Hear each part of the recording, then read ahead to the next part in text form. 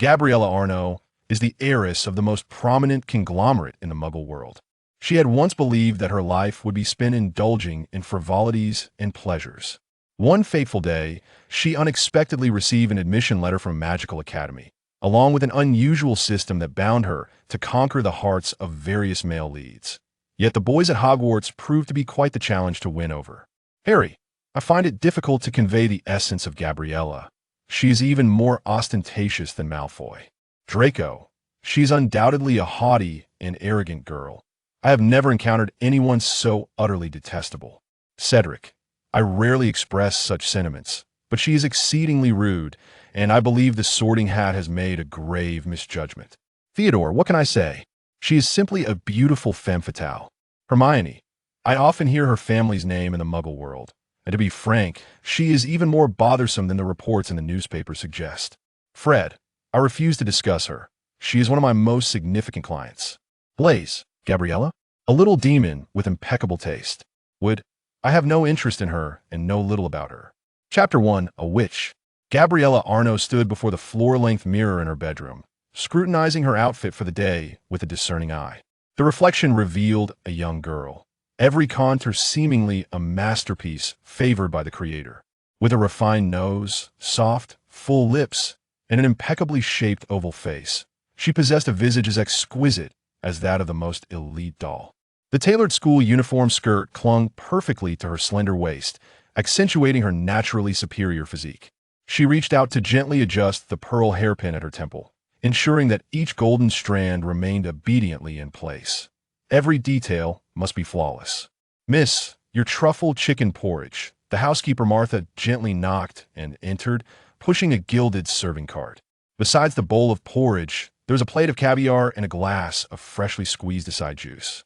Gabriella lazily scooped a spoonful of porridge and frowned. The truffles are not fresh enough today. Martha immediately bowed. I sincerely apologize, Mississippi. This was air-freighted this morning, perhaps during transport. Never mind. Gabriella waved her hand dismissively. Inform the kitchen to use white truffles from Alba, Italy next time. The driver, old John, respectfully opened the car door for her. Gabriella did not even glance at him, simply sliding into the back seat. The gilded gates of the academy slowly swung open, and Gabriella's car glided into the campus. Within the school, her name alone represented a standard of excellence. When the girls spoke of her, their voices dripped with unattainable envy.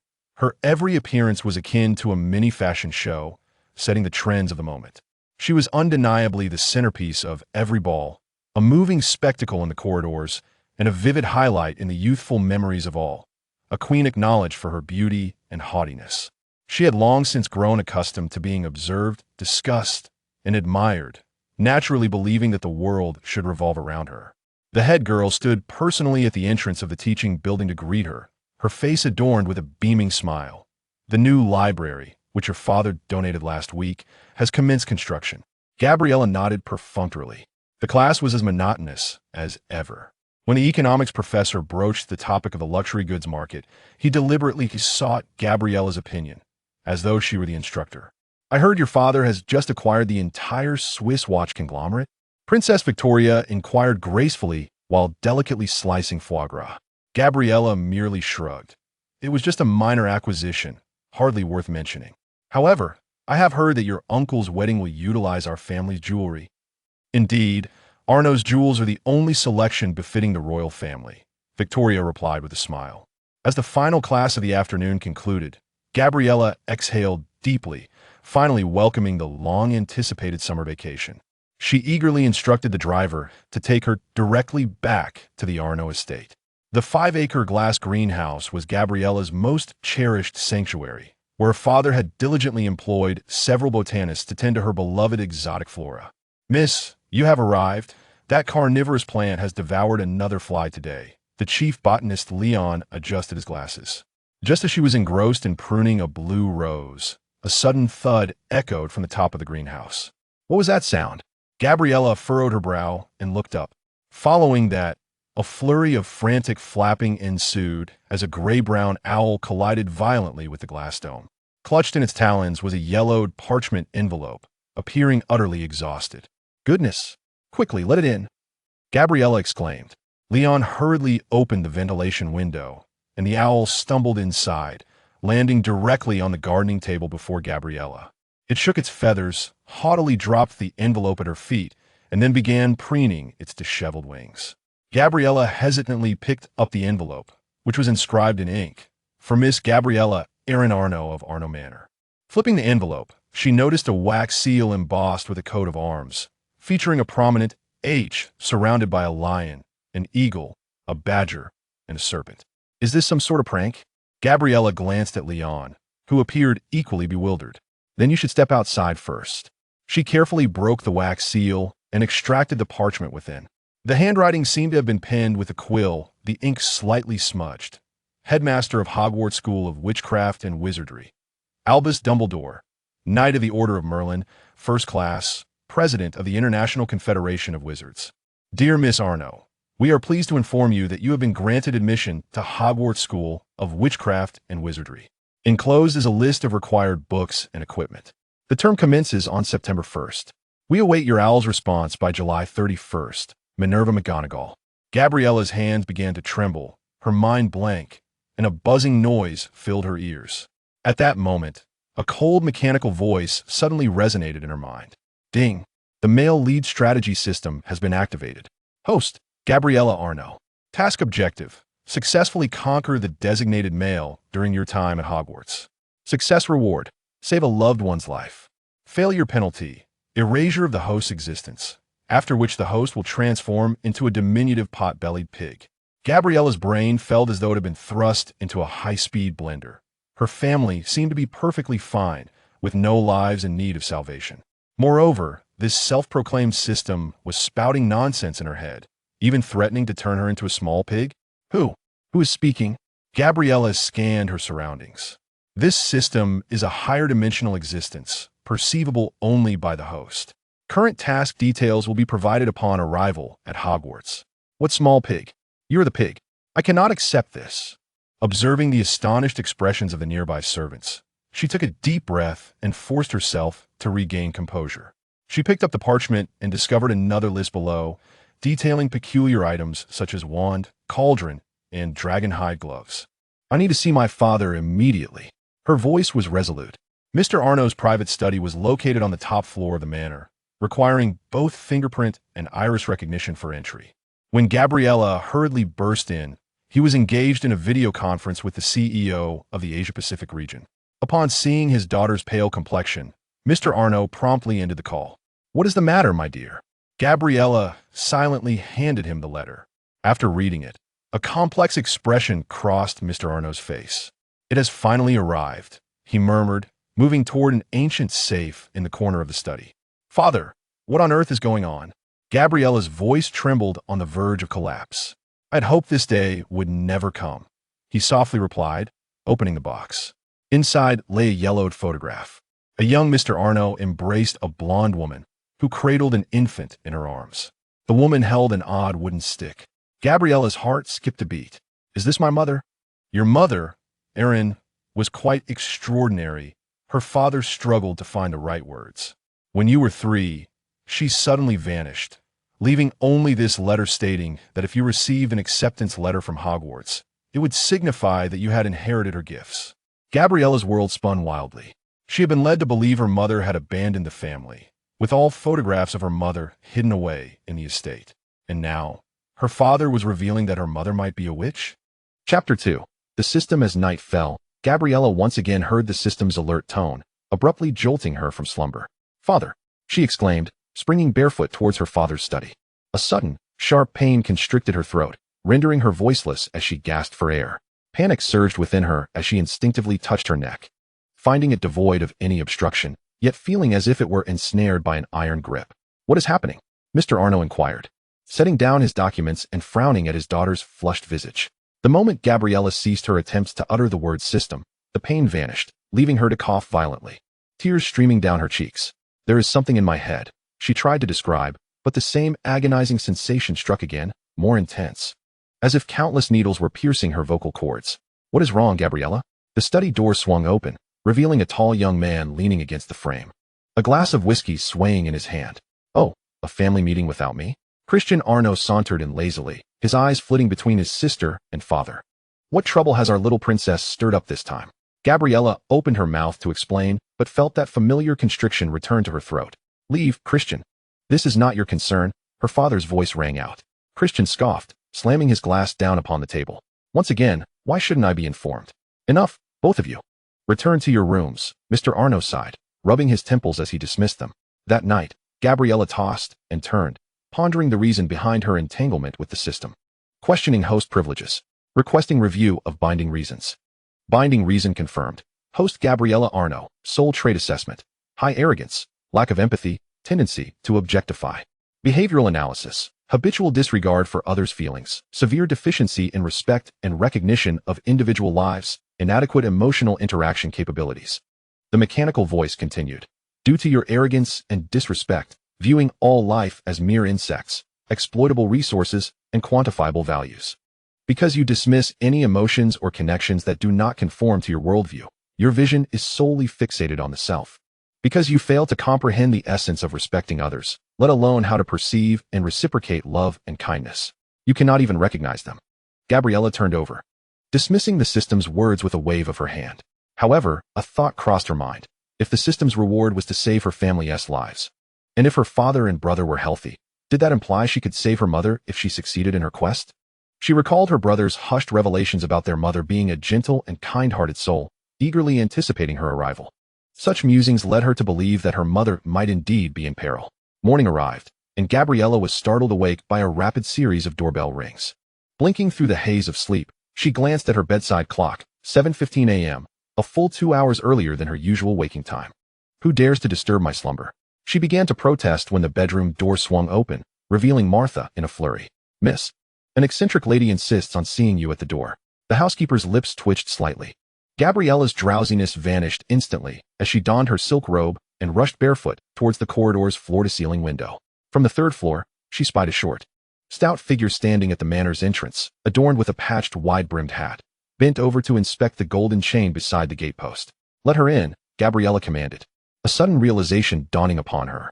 Wait, don't inform father. 10 minutes later, Gabriella met the unexpected visitor in the sunroom. Up close, the professor's robes were caked in dirt and plant sap, exuding an aroma reminiscent of a greenhouse's rich humus. Ah, you must be Gabriella. The professor lifted her head, her round face breaking into a warm smile. I am Pomona Sprout, the herbology professor at Hogwarts. My apologies for not delivering the letter in person yesterday. A certain poisonous plant in the greenhouse suddenly entered its breeding phase. As she spoke, several seeds tumbled from her sleeves, landing on the Arnaud family's priceless Persian carpet. Gabriella observed as those seeds began to root the moment they touched the ground. Do not worry, they are merely common jumping beans. Professor Sprout waved her wand, and the seedlings immediately ceased their growth. Typically, it was the norm for professors to visit only newborns from Muggle families, but your situation is unique. Gabriella's heart raced. Is it because of my mother? Clever girl. Professor Sprout's eyes glistened with moisture. What was I saying? Ah yes, school supplies. Today is the perfect day for shopping. I can take you to Diagon Alley. Mr. Arnaud suddenly appeared at the door, impeccably dressed in a suit, his expression dark. What is happening? Martha informed me of a peculiar visitor. His gaze fell upon Professor Sprout's wand, and his voice trailed off. Professor Sprout stood cheerfully. I was just explaining to your daughter why she is to attend our school. True magic, Mr. Arnaud murmured, his worldview shaken as he fixated on the wand, as if it were an extraterrestrial artifact. Professor Sprout blinked. Has Aaron not shown you? Oh dear, it seems there are many unfinished conversations between you two. By the way, we are to procure supplies from Diagon Alley today. Mr. Arnaud interjected. I shall accompany you both. I'm afraid that won't be possible, sir, Professor Sprout replied apologetically. Gabriella noticed her father's face darken. This was the first time she had witnessed the omnipotent Mr. Arnaud being explicitly denied entry to any situation. I can manage on my own, father, she said softly. After a moment of silence, Mr. Arnaud retrieved a checkbook from his inner pocket. At the very least, let me offer some assistance. The wizarding world uses galleons, sickles, and nuts, sir. Aaron has a vault at Gringotts. Professor Sprout gently interjected. Rising, she stated. Time is of the essence. We must procure a wand before Mr. Ollivander's lunch break. Professor, may I inquire which house my mother belonged to? Does this school sort students into houses? Gabriella curiously gazed at Professor Sprout. Aaron was once a Hufflepuff, Professor Sprout stated proudly. Chapter 3. Little rascal Professor Sprout guided Gabriella through the back courtyard of the Leaky Cauldron, tapping her wand against the brick wall in a specific sequence. As the bricks shifted and rearranged, a narrow, winding street filled with peculiar shops unfolded before them. Gabriella suppressed her astonishment, striving to maintain an appearance of calm. Yet her eyes greedily absorbed every detail: the flying broomsticks in the windows, the floating spellbooks, and the myriad of wizards clad in robes. The cacophony and vibrancy of this place starkly contrasted with her familiar world of opulence and order. Their first destination was Gringotts, a towering white edifice. Goblins sat behind high counters, and Professor Sprout presented a key to Gabriella Arnaud's vault to one of them. As they sped along in a wildly careening cart, Gabriella clutched the handrail tightly, nearly losing her breakfast, yet she gritted her teeth and remained silent. The vault door creaked open, revealing a meager collection of coins. Merely a few stacks of galleons and sickles, quietly resting in the corner, cloaked in a fine layer of dust.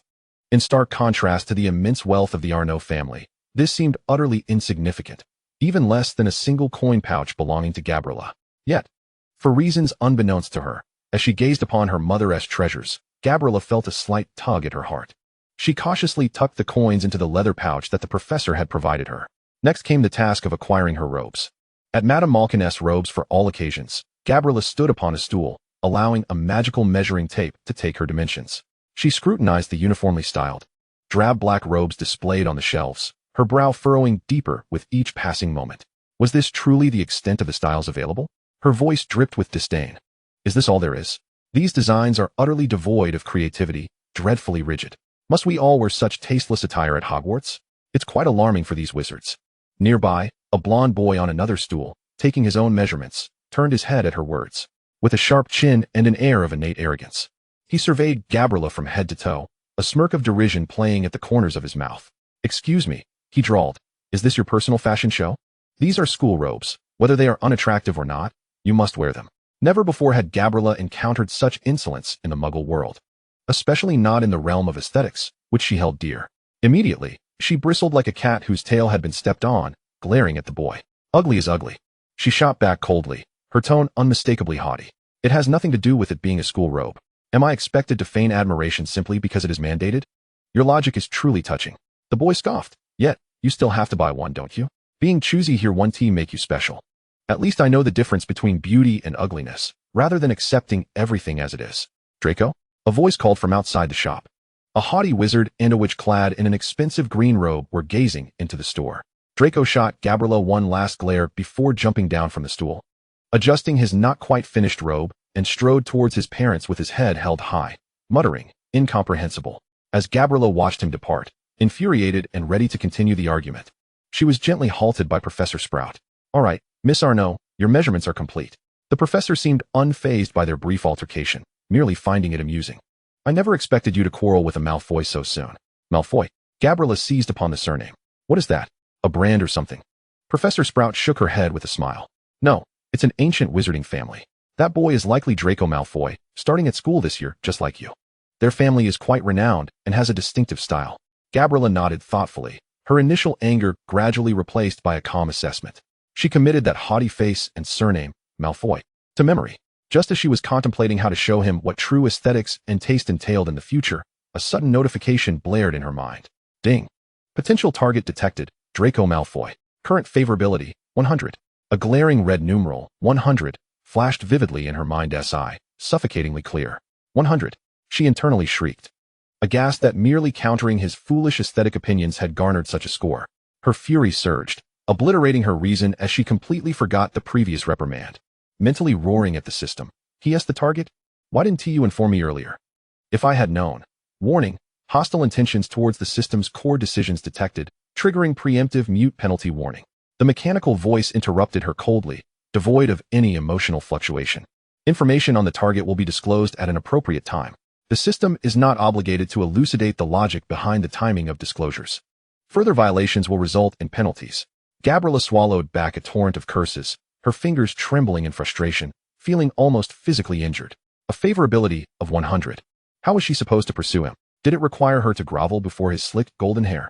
Internally raging, she struggled to maintain a facade of calm, her quivering eyelid betraying her tumultuous emotions. Professor Sprout seemed to sense her distress, inquiring with concern, "What's the matter, dear? Is the measuring tape too tight?" "No, it's nothing, Professor." Gabriella managed to force a smile. burdened with a heap of unexpressed frustrations and an absurd sense of defeat at having started with negative points. She followed Professor Sprout listlessly to their next destination, Ollivander's wand shop. The shop was small and shabby, its golden sign peeling, while thousands of narrow boxes nearly reached the ceiling.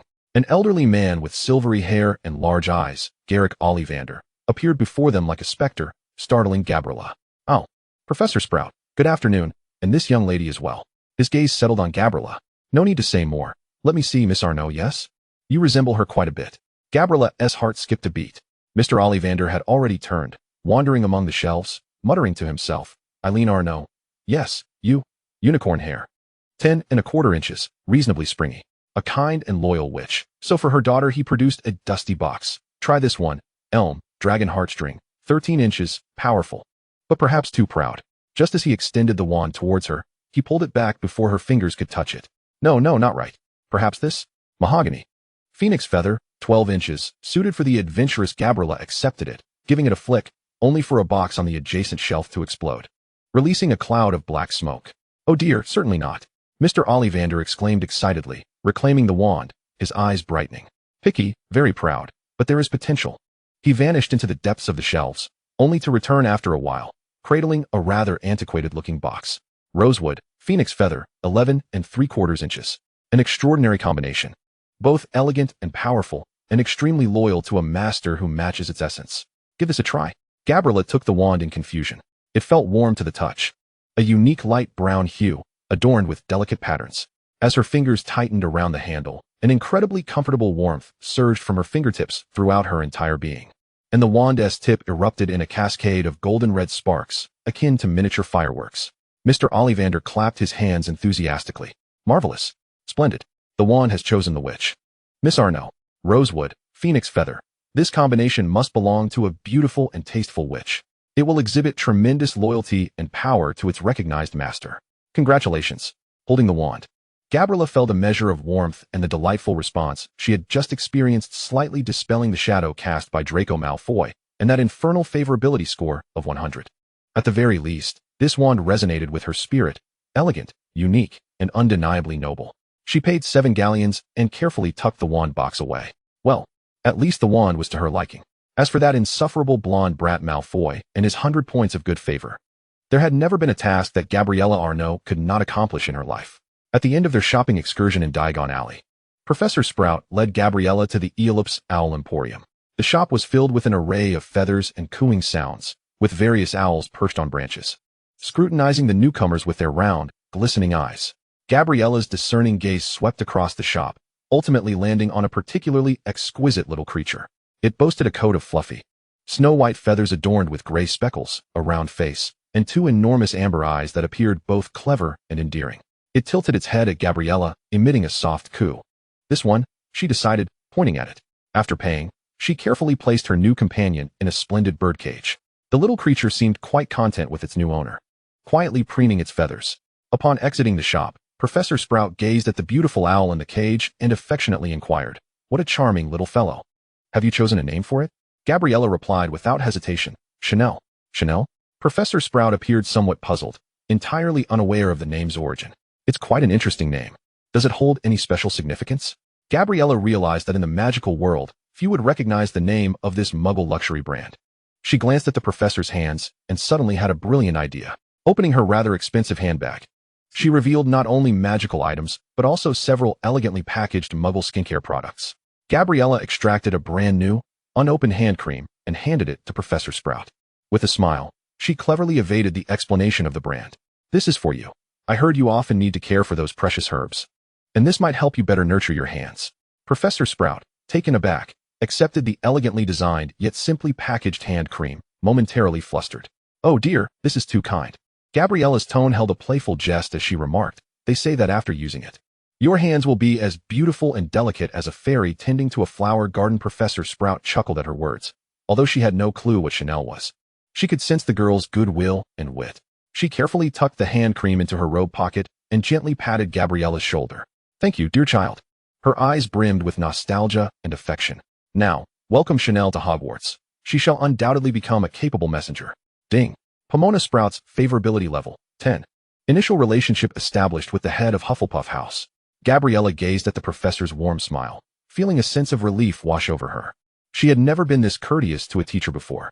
She lifted the cage and softly addressed the snowy owl inside. "Let us go, Chanel." The little owl cooed in response, seemingly approving of its name. Chapter 4, A New Life. Having completed all her purchases, Gabriella politely bid farewell to Professor Sprout.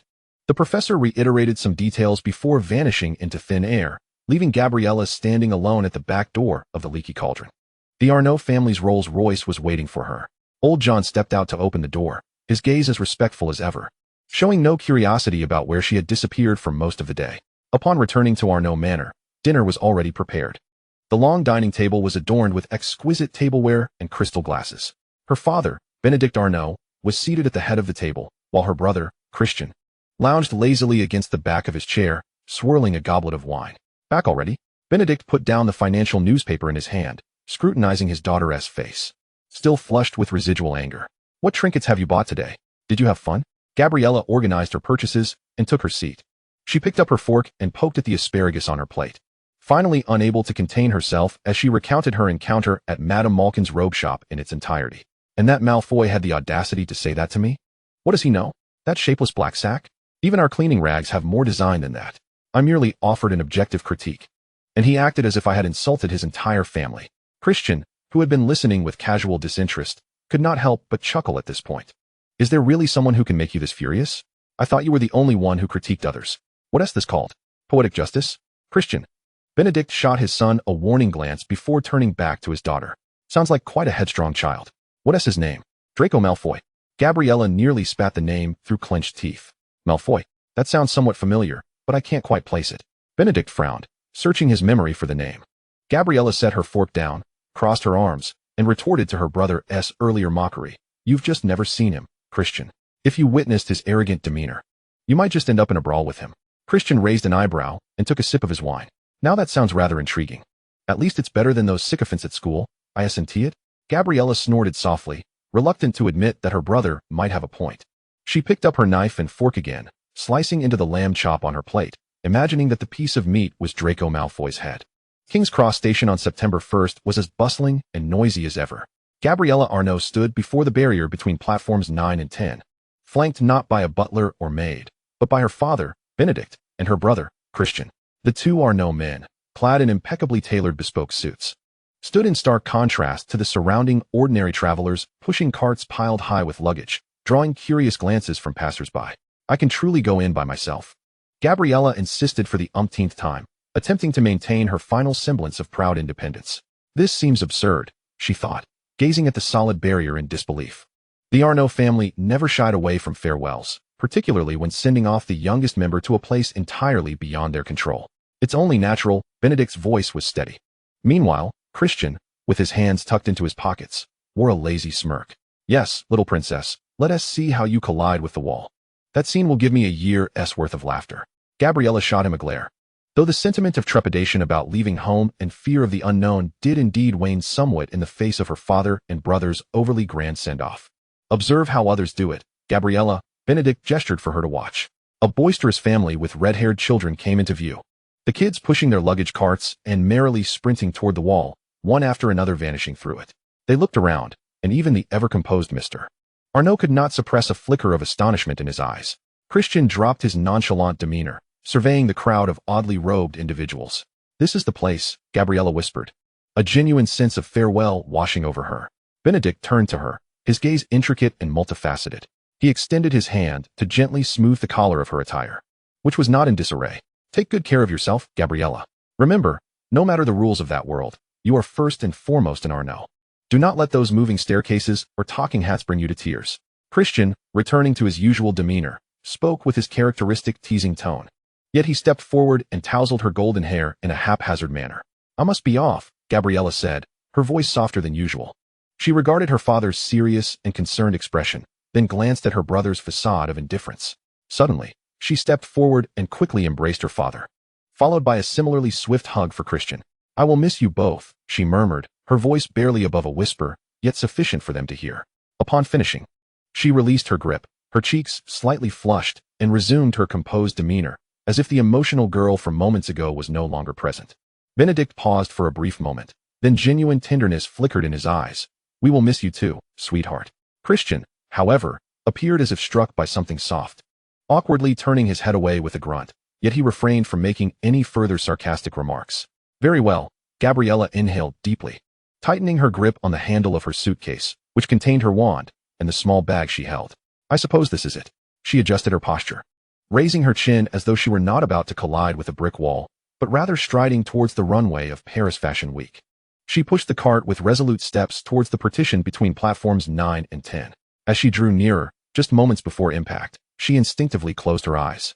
Yet her stride did not falter, and a peculiar sensation coursed through her entire being. The cacophony of voices surged to a crescendo, yet it was no longer the modern din of the outside station. She opened her eyes. A deep crimson steam locomotive was stationed beside a platform teeming with people, its sign reading, Hogwarts Express. The smoke from the locomotive swirled above the chattering crowd, as various patterned cats weaved through the legs of the people, while owls hooted at one another with piercing cries. She had succeeded.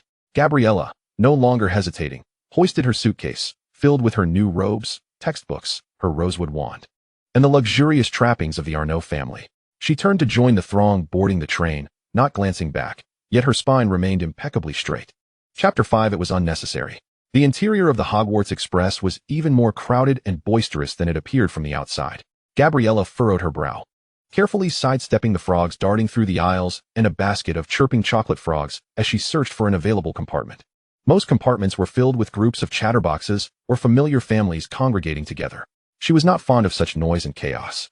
At last, in the middle of the train, she spotted a compartment through the glass door that housed only one occupant.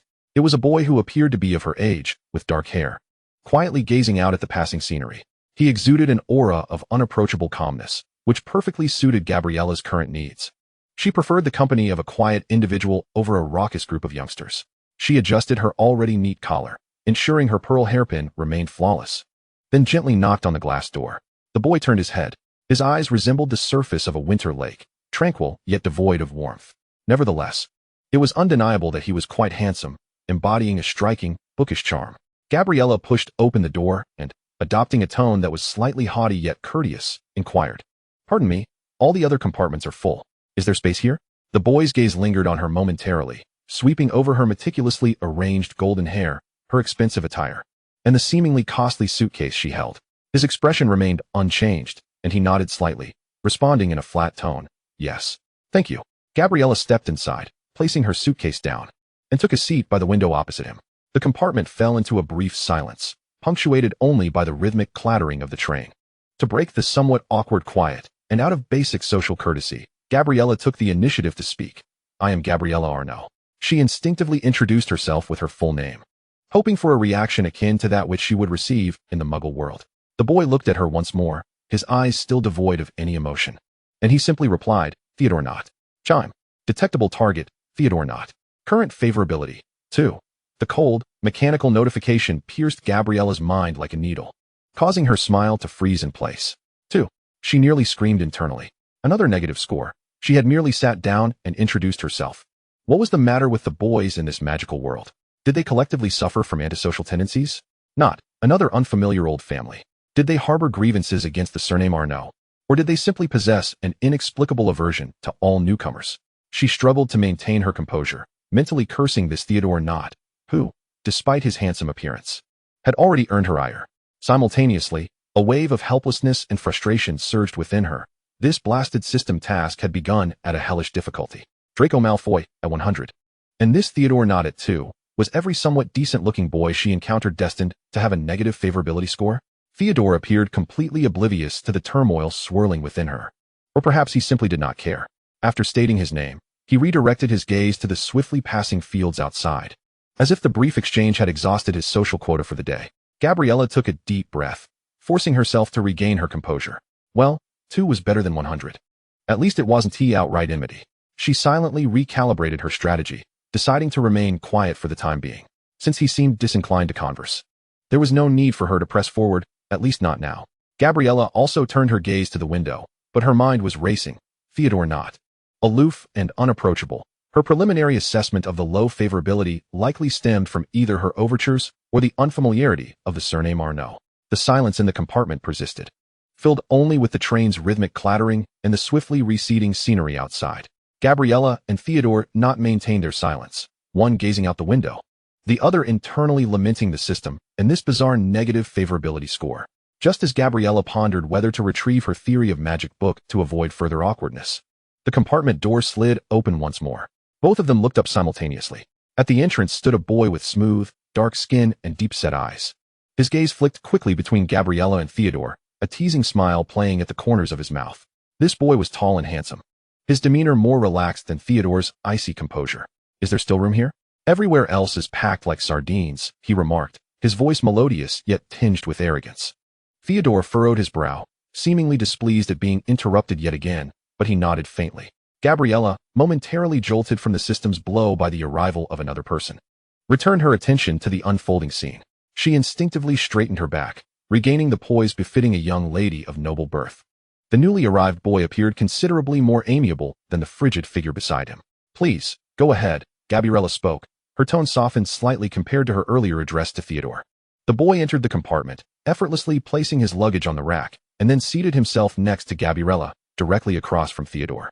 Once settled, he naturally directed his gaze toward Gabriella, his eyes sparkling with mirth, clearly conveying the expectation for her introduction.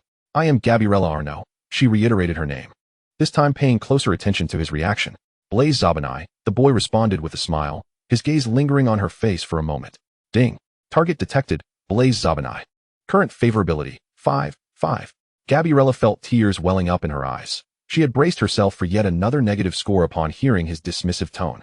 Finally, at long last, she had encountered a score that was not in the negatives. Although a meager 5, it felt like a refreshing oasis in the desert, a glimmer of dawn amid darkness. This Zabinai was undoubtedly more agreeable than the aloof, not beside her. Her mood instantly brightened, and her perception of Blaise grew increasingly favorable. She even returned him a smile that was far more genuine than before. Theodore seemed entirely oblivious to the brief warming of the atmosphere, remaining engrossed in his own world, or perhaps the world outside.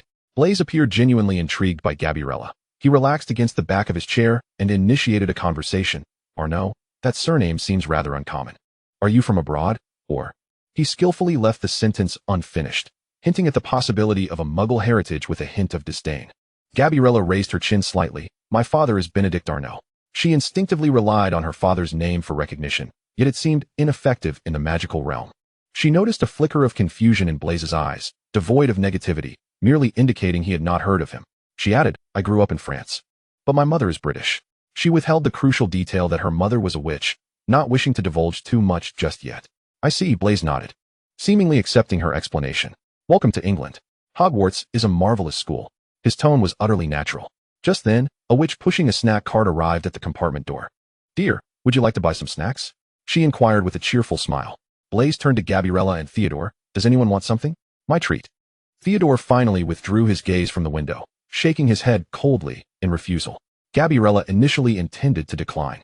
The young lady of the Arnaud family did not easily accept gifts from others, particularly strangers.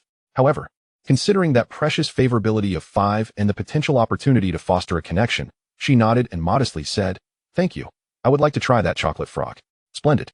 Blaise promptly paid, handing the chocolate frog to Gabriella while also taking a pack of Bertie Bott's every flavor beans for himself. The atmosphere in the compartment lightened considerably due to Blaise's presence and the arrival of snacks. As Gabriella unwrapped the chocolate frog, her mind whirling with thoughts. Chapter 6. The Boats. The Hogwarts Express finally came to a gentle halt beside a platform. The night air was refreshingly crisp, and a booming voice echoed from afar. First years, this way." Gabriella followed the crowd down from the train, her feet crunching on the gravel path, sending a shiver down her spine. She overheard the surrounding excited whispers, all seemingly revolving around a single name. "Did you see? It's really him. I saw his scar. Harry Potter. He's on the train." Gabriella furrowed her brow in confusion. Harry Potter? That name sounded vaguely familiar, yet she could not recall where she had heard it. Why was everyone so exhilarated, as if they had spotted an international superstar? Their excitement surpassed even the commotion caused by her father attending certain high-profile business summits. She instinctively glanced at Theodore Knott, who was walking not far beside her. Throughout this brief stretch, he seemed to be the only one who had not joined in the fervor, maintaining his expression of indifferent aloofness. Gabriella quickened her pace, drew closer to him, and quietly asked, her tone imbued with pure bewilderment, "Who are they all talking about? What savior?" Theodore turned his head, and for the first time, a clear emotion flickered in his eyes. He regarded her with an expression akin to that of someone observing a fool or an alien. He appraised her from head to toe, as if confirming whether she was jesting. After a few seconds of silence, just as Gabriella was about to become irritated under his scrutinizing gaze, he replied in his flat, monotonous tone, word by word, Harry Potter. The boy who lived. It is said he defeated you-know-who. With that, he ceased to look at her and walked straight towards the imposing figure that was calling out. Ding. Theodore, not favorability. 3. Current favorability. 5. The cold notification chimed once more. Gabriella stood frozen, a surge of frustration igniting within her. 5. All because she had asked a question about common knowledge. She could hardly believe it. What manner of iceberg was this not? And that Harry Potter? Defeated you-know-who? Who was that? She felt like an outsider intruding upon a meticulously rehearsed play, completely ignorant of the lines and the backdrop, and merely for posing a question. She suffered the dual humiliation of disdain from the iceberg classmate and a deduction from the system. Don't mind him, a languid voice chimed in beside her. Blaise Zabinai had, unbeknownst to her, approached her side, a knowing smile gracing his lips as he evidently witnessed the earlier scene. He was not one to engage much in social interactions. So, what is the deal with this Potter? Gabriella inquired, her tone softening as she addressed Blaise. He shrugged, moving along with her amid the crowd, and succinctly explained, over a decade ago, a very powerful dark wizard, whose name people dared not speak, sought to kill Potter when he was merely a baby. However, the curse backfired inexplicably, vanquishing the dark wizard and leaving Potter with a lightning-shaped scar. Thus, he became the legendary savior. Thank you, Gabriella replied dryly, now understanding. All right. New students, follow me. Watch your step. The booming voice rang out once more, belonging to the giant. Gabriella took a deep breath of the night air, momentarily setting aside her concerns about the savior and the iceberg knot. She followed the other first years down a steep, narrow path, leading to a vast, dark lake. On the opposite shore, a magnificent castle loomed atop a high hill, its towers piercing the sky, and its windows twinkling with a warm glow beneath the starry night. Hogwarts. Even someone as proud as Gabriella could not help but be awestruck by its grandeur and mystery at that moment, momentarily forgetting all her grievances and that damned negative favorability. No more than 4 in each boat. The booming voice called out, as Hagrid pointed towards a line of small boats on the lake. The crowd surged forward. Gabriella had yet to make a choice when she found herself swept up by the crowd, jostled onto one of the small boats. Just as she steadied herself, she looked up and met a pair of familiar, icy eyes. Theodore Knott was already seated at the opposite end of the boat, regarding her with a blank expression. Ding. Theodore Knott's affection level. 1. Current affection level. 6. Gabriella thought, are points deducted for being on the same boat. Taking a deep breath, she reminded herself to endure. This was all for that damned mission and to avoid being obliterated. She had to do something to salvage this precarious affection level. The small boat glided slowly away from the shore, heading towards the brightly lit castle on the other side of the lake. The black lake lay still as a mirror, reflecting the starry sky and the majestic outline of the castle, creating an atmosphere that should have been serene and imbued with magic. Yet, Gabriella felt as if she were sitting on pins and needles. She stole a glance at Theodore, who maintained his icy demeanor, under the night sky and the distant lights. His features were indeed impeccable. Well, perhaps flattery would prove useful. With the mindset of a desperate attempt, she forced out what she believed to be her sweetest, most sincere smile, and, in the softest voice she could muster, ventured to break the oppressive silence. Mr. Knott, did you know that even when you sit here quietly enjoying the view, you appear exceptionally handsome and composed? After uttering those words, she felt slightly nauseated. This was entirely out of character for her. Theodore slowly turned his head, his eyes finally focusing on her face, devoid of any pleasure from the compliment, replaced instead by a profound discomfort and an incredulous sense of absurdity. His brow furrowed slightly, as if he had heard an extraordinarily strange and untimely noise. Ding. Theodore Knott's affection level. 10. Current affection level. 16. Gabriella's smile shattered completely. 16. She felt her blood nearly freeze. Did complimenting him on his looks cost 10 points? Was it worse than asking him who the savior was? What on earth was wrong with this man? Was he allergic to the word handsome? Or was there an issue with my pronunciation? A wave of immense frustration and a hint of grievance surged within her. Throughout her life, she had never encountered such a Waterloo in a social setting. She even began to doubt whether this system was malfunctioning, or if Theodore Knott was not a target for her strategy at all, but rather a tool dispatched by the system to lead her to her doom. She turned away, no longer wishing to look at Theodore's frozen visage, biting her lip firmly, swallowing all her anger, confusion, and curses. She resolved that from this moment on, Until they disembarked, if she spoke another word to Theodore Knott, she would no longer be called Gabriella Arnaud. Folding her arms, she glared at the dark waters of the lake, radiating an aura that screamed to keep strangers at bay and acquaintances even further away. The small boat was enveloped in a silence akin to death. The other two classmates aboard had fallen silent as well. This quietude persisted for a minute or two, until Gabriella thought it would remain like this for eternity. Ding. Theodore Knott's affection level, 1. Current affection level, 15. Gabriella? She almost thought she had misheard. Blinking her eyes, she confirmed that the system's notification was indeed real, and the number had indeed dropped from 16 to 15. 1. Because she had kept her mouth shut. Because she had ceased to annoy him. Gabriella was utterly bewildered. In her 11 years of life, she had never encountered someone so elusive, so contrary to expectations. Flattering him had backfired spectacularly, and remaining silent seemed to yield a slight increase in affection. Although still a staggering 15, this precious one felt like a drop of dew, somewhat alleviating her almost explosive emotions and giving her a vague sense of an extremely peculiar direction. Perhaps, with Theodore Knott, silence was the best strategy. Thus, she continued to maintain her silence, though her internal turmoil surged even more fiercely. She resolved that until she understood the mechanisms of this iceberg, she would absolutely, unequivocally refrain from provoking him again. Chapter 7. Cedric. The sorting ceremony took place in the grand hall, filled with students seated at 4 long tables. All eyes focused on the first-year newcomers. Professor McGonagall held a long roll of parchment, calling out names in turn. A student named Hannah was the first to be sorted into Hufflepuff. Next, a girl with thick brown hair nervously rushed forward, shortly after donning the sorting hat. It shouted, "Gryffindor." The red and gold table erupted into enthusiastic cheers as the girl, Hermione Granger, bounded towards the table. Gabriella stood amidst the crowd, her palms sweating.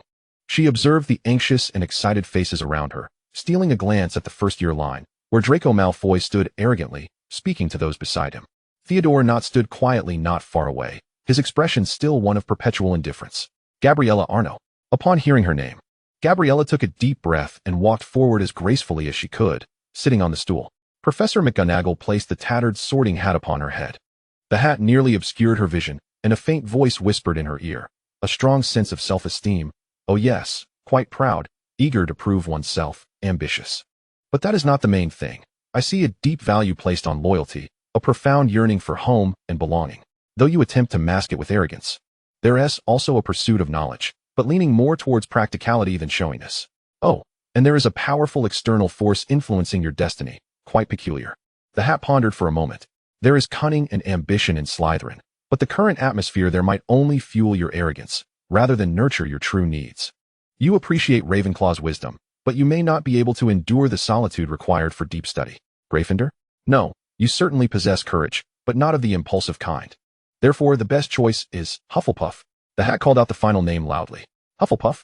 The house renowned for kindness, loyalty, and hard work. Gabriella experienced a moment of shock. However, before she could think too much, sincere and enthusiastic applause erupted from the Hufflepuff table, with many upperclassmen smiling warmly at her. Instinctively, she stood, returned the hat to Professor McGonagall, and walked towards the black and yellow table. She heard Draco Malfoy's unmistakable scoff behind her. Though soft, it was piercing enough. Sitting down at the Hufflepuff table, she struggled to maintain a calm expression, her heart a tumult of conflicting emotions. The sorting continued. Draco Malfoy. The hat barely touched his platinum blonde hair before it screamed, Slytherin. As expected, he strutted proudly towards the Slytherin table, joining his friends. Theodore Knott. He walked up calmly. The hat lingered atop his head for a slightly longer time, but ultimately announced, Slytherin. He walked expressionlessly towards the Slytherin table, taking a seat a little farther from Draco. Finally, amidst everyone's anticipation, Harry Potter. The entire hall fell silent in an instant, followed by an even louder buzz of discussion. Harry Potter nervously took a seat. The hat deliberated with him for a long while before finally shouting, Gryffindor. The jubilant cheers from the Gryffindor long table nearly threatened to lift the roof off. As the Weasley twins exuberantly shouted, We have Potter! We have Potter! Gabriella observed the scene with a complex array of emotions. She had found herself in Hufflepuff, a house she might have previously regarded with slight disdain. Meanwhile, her targets of intrigue, namely the insufferable Malfoy and the icy Knott, had both been sorted into Slytherin. Another potential interest, Blaise Zabinai, undoubtedly had also been placed in Slytherin. This signified that not only was there a vast social chasm separating her from them, but now they were also in different houses, with a favorability rating of 115, compounded by the barriers of house division. The task ahead appeared to be an insurmountable challenge. Nevertheless, as she glanced at the upperclassmen of her house, witnessing their warm and friendly smiles and hearing their welcoming remarks, she felt an undeniable sense of belonging. As dinner commenced, the table was soon laden with a sumptuous feast. Gabriella picked up her utensils, resolving to temporarily cast aside the burdensome negative sentiments and the daunting system task. After all, when it comes to the vastness of the world, dining reigns supreme. Upon the conclusion of the lavish banquet, the prefects rose, beckoning the new students of their respective houses to follow them to the common room. The Hufflepuff prefect, a warm and affable upper-class woman, guided a group of first years, many still brimming with innocence and excitement, through the bustling crowd and down the marble staircase. The entrance to the Hufflepuff common room was cleverly concealed behind a cluster of large barrels positioned against the stone wall. The prefect knocked on one of the barrels in a specific rhythm, causing the lid to rotate open, revealing a passage that appeared both warm and inviting. Remember this rhythm, she instructed the first years. A misstep or incorrect number of knocks will result in a dousing of vinegar. Gabriella raised an eyebrow. This entrance was indeed unique, albeit a tad less noble and elegant than she had envisioned.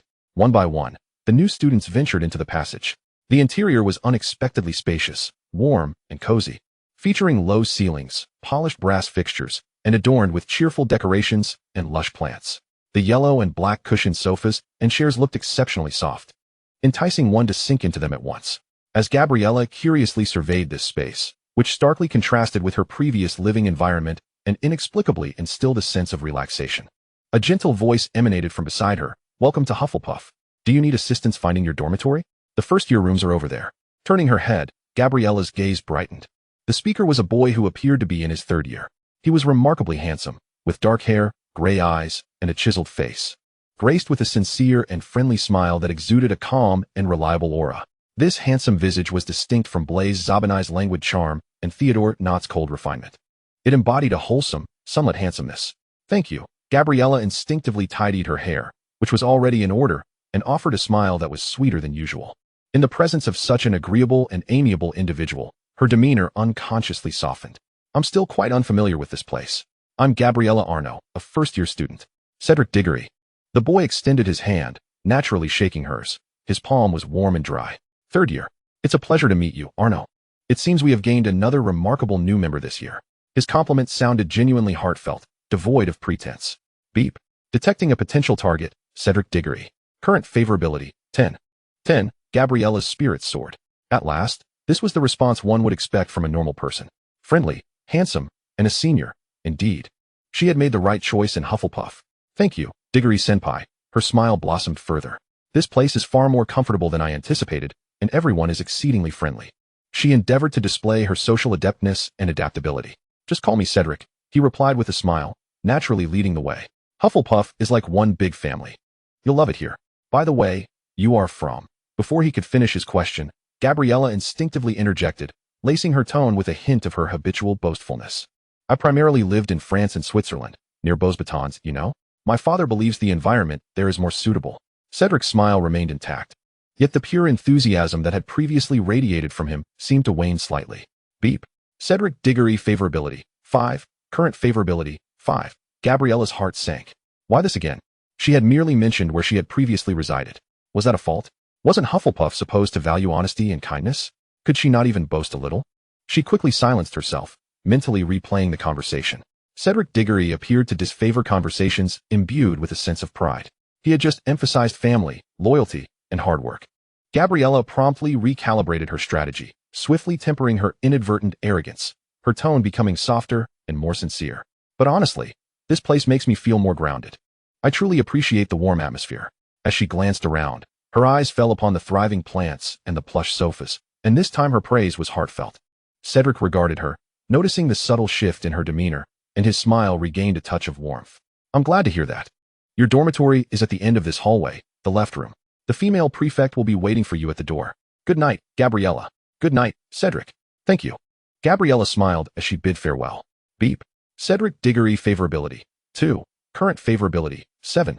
Watching Cedric's retreating figure, Gabriella let out a long, silent sigh of relief. 7. She had managed to retain a sliver of positive sentiment. She felt utterly exhausted. The boys in this magical world were so elusive, not favored absolute silence. Cedric preferred a low-key sincerity, while Zabinai seemed to embrace surface-level interactions more readily. And as for Malfoy, she had no desire to analyze him further. Let that little rascal step on his own landmines. Chapter 8. Roommates. At the end of the corridor indicated by Cedric, Gabriella discovered her new dormitory. The door was ajar, revealing 3 girls already unpacking their belongings and arranging their beds. The room was designed to be warm and inviting, with a circular window overlooking the courtyard below, draped with yellow and black curtains. Upon seeing Gabriella enter, the 3 girls paused their activities and turned to her with expressions of curiosity and friendliness. A round-faced girl with blonde hair, exuding a cheerful disposition, was the first to greet her. "Hi, are you also in our dormitory? I'm Hannah Abbott." Another girl, with slightly darker hair and a more reserved demeanor yet steady gaze, smiled and introduced herself, Susan Bones. The third girl, possessing curly brown hair and appearing somewhat shy, murmured, "Megan Jones." Gabriella took a deep breath, momentarily suppressing the frustrations she had experienced with Cedric and her complex feelings regarding the house, and donned a smile that aimed to appear warm rather than haughty. She understood the significance of first impressions, especially with roommates she would be living with daily. "Hello." She stepped into the room, placing her suitcase beside the empty 4-poster bed. "I am Gabriella Arnaud. It is a pleasure to meet you all, and I hope to be in your good graces in the future." She deliberately refrained from mentioning any details regarding her family background or past life, merely offering her name in a succinct introduction. "Gabriella, what a lovely name," exclaimed Hannah with enthusiasm. "Your hair is truly beautiful, resembling gold." Her compliment was both direct and sincere. "Thank you. Yours is lovely as well," Gabriella responded politely, feeling a slight easing of tension within her. At the very least, her roommates did not seem as peculiar as not, nor did they appear to be possessed by a system that would penalize her for any potential missteps in conversation.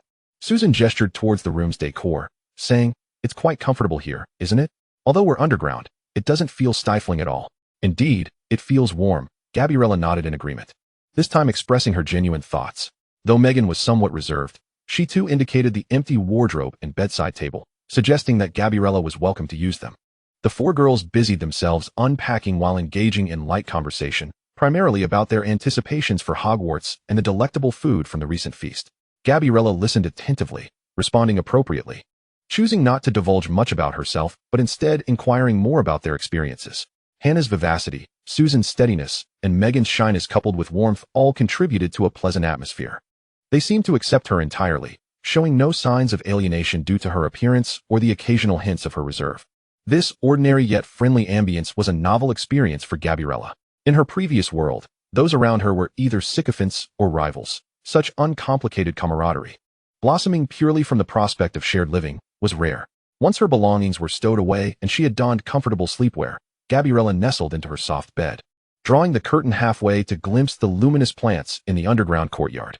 The fatigue from a day filled with tension and adjustment washed over her like a tide. As she closed her eyes, she was on the brink of drifting into slumber when suddenly, ding, the main storyline task for the first academic year has been issued. Task details. Before the conclusion of this academic year, elevate the affection levels of all detected targets to a positive value.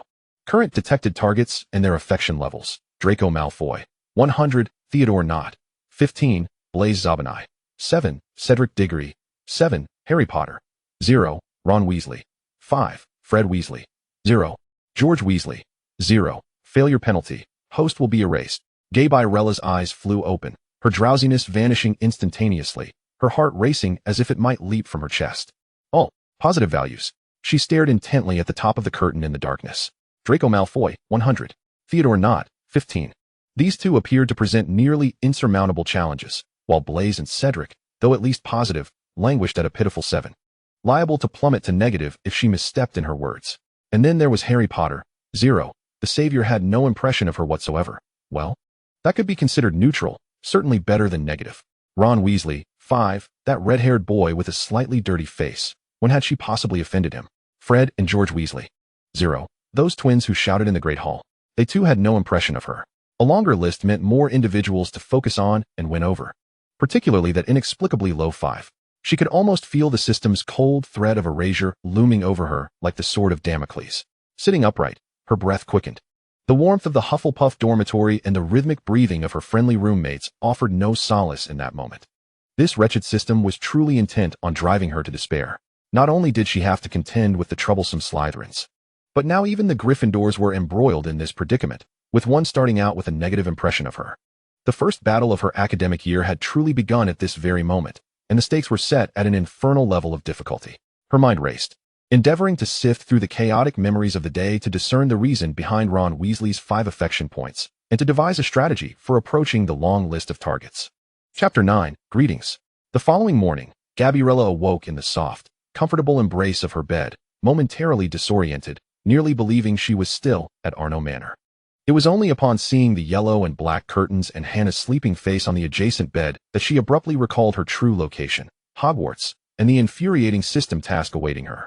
The mere thought of that lengthy list of negative affection levels extinguished her appetite for breakfast. Yet, the upbringing from the Arnaud family compelled her to maintain her composure. She meticulously washed up and dressed, securing her golden locks into an elegant yet vibrant ponytail, donning a fitted Hufflepuff robe. "Good morning, Gabriella," Hannah exclaimed, bursting with energy as she leaped from her bed. "Morning," came Susan's reply as she tidied her own bedding. Megan also greeted her softly. The 4 girls ventured out of the common room together, making their way along the corridor towards the Great Hall. Gabriella endeavored to mirror their enthusiasm for the new campus life rather than be preoccupied with strategizing how to win over a diverse array of boys. As they neared the entrance of the Great Hall, they encountered Cedric Diggory, who was walking alongside a few friends, engaged in lively conversation. He appeared as handsome and fresh as ever, a smile dancing in his gray eyes. "Good morning, Cedric." Gabriella recalled their relatively pleasant exchange from the previous day, along with that 7 affection points, and she offered a polite smile in greeting. She resolved to adopt a strategy of sincerity and friendliness. Cedric turned his head at the sound of her voice, and upon recognizing her, returned her greeting with a warm smile. "Good morning, Gabriella. Did you sleep well last night? Are you getting used to the Hufflepuff dormitory?" "Very well, quite comfortable. Thank you for your concern." Gabriella maintained her poised smile. Ding. Cedric Diggory's affection level increased by 1. Current affection level, 8. Gabriella felt a sense of relief wash over her. Excellent. The strategy was indeed effective. Cedric seemed to respond well to it. At that moment, another group of students rounded the corner from the adjacent corridor. Leading the pack was Draco Malfoy, his expression radiating arrogance, flanked by the hulking figures of Crabbe and Goyle. A short distance behind, Theodore Nott walked alone. Gabriella's heart sank at the sight. Remembering the daunting task ahead, she steeled herself, deciding to extend a greeting and test the waters. After all, what if young Master Malfoy was in a good mood today? Taking a deep breath, she forced her face into an expression that balanced politeness without appearing overly familiar, addressing the Slytherin group, specifically Malfoy and Nott. "Good morning, Malfoy, Nott." In an instant, 2 pairs of eyes were fixed upon her. Draco Malfoy halted, his gray-blue gaze sweeping over her, releasing a derisive snort before he lifted his chin and strode into the Great Hall with his entourage. Ding. Draco Malfoy's affection level, 100. Current affection level, 200. Gabriella, 200. She felt the world around her dim momentarily, nearly losing her balance. Theodore Nott, however, merely cast a fleeting glance in her direction, offering no response, not even pausing his steps as he strode past her. Ding. Theodore Nott's favorability level, 1. Current favorability, 16. Gabriella had grown numb. 200 for Draco Malfoy, and 16 for Theodore Nott. A simple greeting had led her to this predicament. Was there truly any chance of completing this task? For the first time, Gabriella Arnaud found herself engulfed in profound self-doubt. She even began to seriously contemplate which would be more agonizing, being erased by the system or persisting in her attempts to boost the favorability of Malfoy and Nott. "Do you know them?" Hannah cautiously inquired, evidently startled by the previous encounter. Gabriella wearily nodded, forcing a smile that was more grotesque than a cry. "It's nothing. Let's go eat." She needed sustenance, ample sustenance, to fill the vast void of despair wrought by the plummeting favorability. Chapter 10. The Mundane. A week of classes commenced. For Gabriella, history of magic was so tedious that it nearly lulled her to sleep, while charms and transfiguration demanded considerable practice and focus, which irritated her. She was accustomed to grasping concepts with ease, yet wielding a wand and articulating precise spells proved to be far more challenging than anticipated. That afternoon, Hufflepuff and Gryffindor attended herbology together. The setting was the 3rd greenhouse, where Professor Sprout, the head of Hufflepuff, awaited them with a beaming smile. The greenhouse was warm and humid, imbued with the scent of earth and burgeoning flora. Professor Sprout taught them to identify and handle some fundamental medicinal herbs, such as ashwinder eggs and jumping roots. "Now, who can tell me the primary use of ashwinder juice?" Professor Sprout, adorned with thick dragonhide gloves, inquired while cradling a pot of lush foliage. Instantly, from the Gryffindor side, a girl named Hermione Granger raised her hand high, her face aglow with enthusiasm. Miss Granger? Ashwinder juice possesses powerful hemostatic and wound-healing properties, Professor. Hermione replied swiftly. It is typically applied directly to wounds or serves as a base ingredient for more complex potions. Absolutely correct. 5 points to Gryffindor. Professor Sprout declared joyfully. On the Hufflepuff side, Hannah Abbott also raised her hand, responding correctly to a query regarding the handling of jumping routes, thereby earning 5 points for Hufflepuff as well. Gabriella, standing to the side, absent-mindedly fiddled with the plant before her. During the free activity period, students were tasked with pairing up to quiz each other on herb identification. Gabriella teamed up with Hannah. Though she didn't contribute much initially, she began to earnestly identify the herbs to avoid falling behind.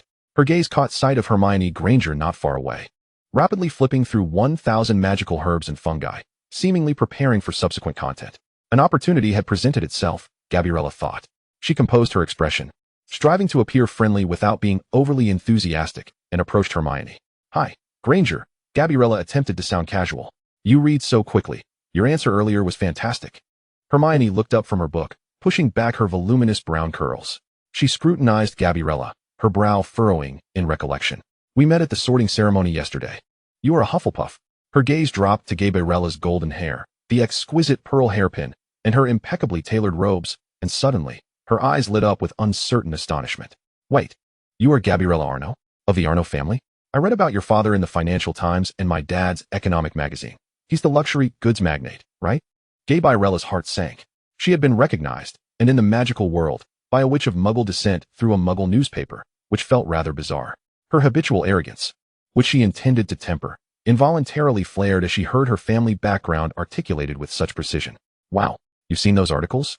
She was taken aback that someone could bridge such disparate worlds. Indeed, Benedict Arnaud is my father. Our family has acquired numerous brands. The moment the words left her lips, she noticed the expression on Hermione's face shift dramatically. The surprise and curiosity stemming from recognizing a notable figure swiftly cooled, replaced by a discernible discomfort. So, you mean to say you approached me merely to ascertain whether I knew who you were? Hermione's tone turned somewhat frosty as she closed the thick book in her hands. Apologies, Miss Arnaud, but I believe I need to prepare for the next chapter. Excuse me. With that, she turned away, leaving Gabriella with her back. Ding.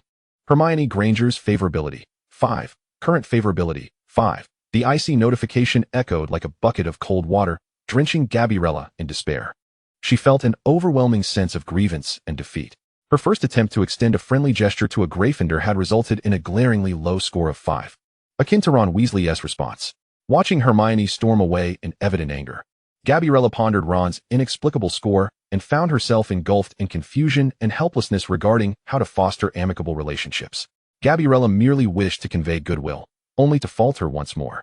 As she prepared to return to Hannah, a voice suddenly interrupted her thoughts. Hi. Gabriella looked up, momentarily stunned. Standing before her was none other than Harry Potter himself. He appeared somewhat anxious, adjusting his round glasses, his green eyes fixed on her, hesitating to articulate his thoughts. Hello, Potter. Gabriella quickly gathered her composure, striving to maintain a normal tone. She recalled that Harry's favorability was at 0, an impartial starting point, which was certainly preferable to the negative scores of the 2 Gryffindors beside her. She could not afford to falter again. Did you guys have a spat? Harry had witnessed the earlier exchange. Gabriella smiled lightly. Not really, and I genuinely believe she possesses a wealth of knowledge. She's quite remarkable. This compliment was sincere.